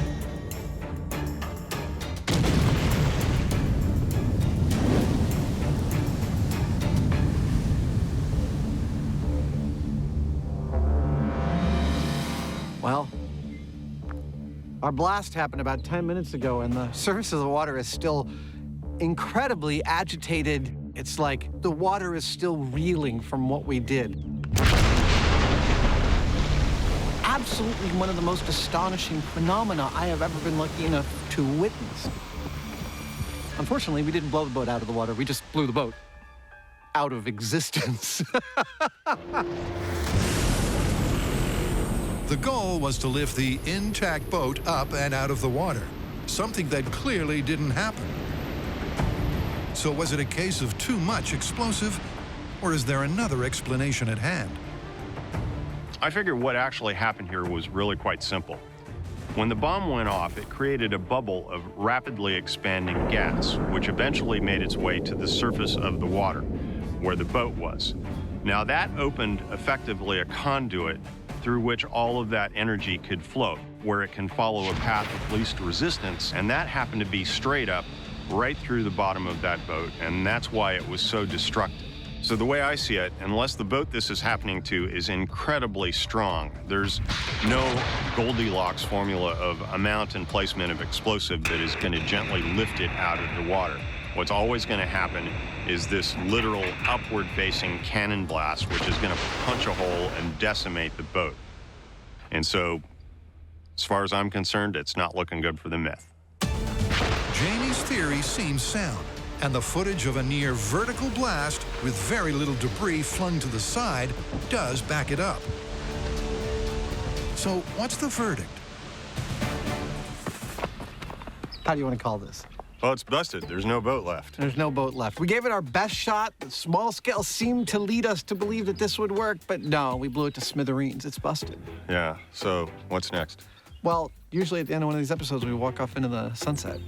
Sun's already set. Yeah, it has.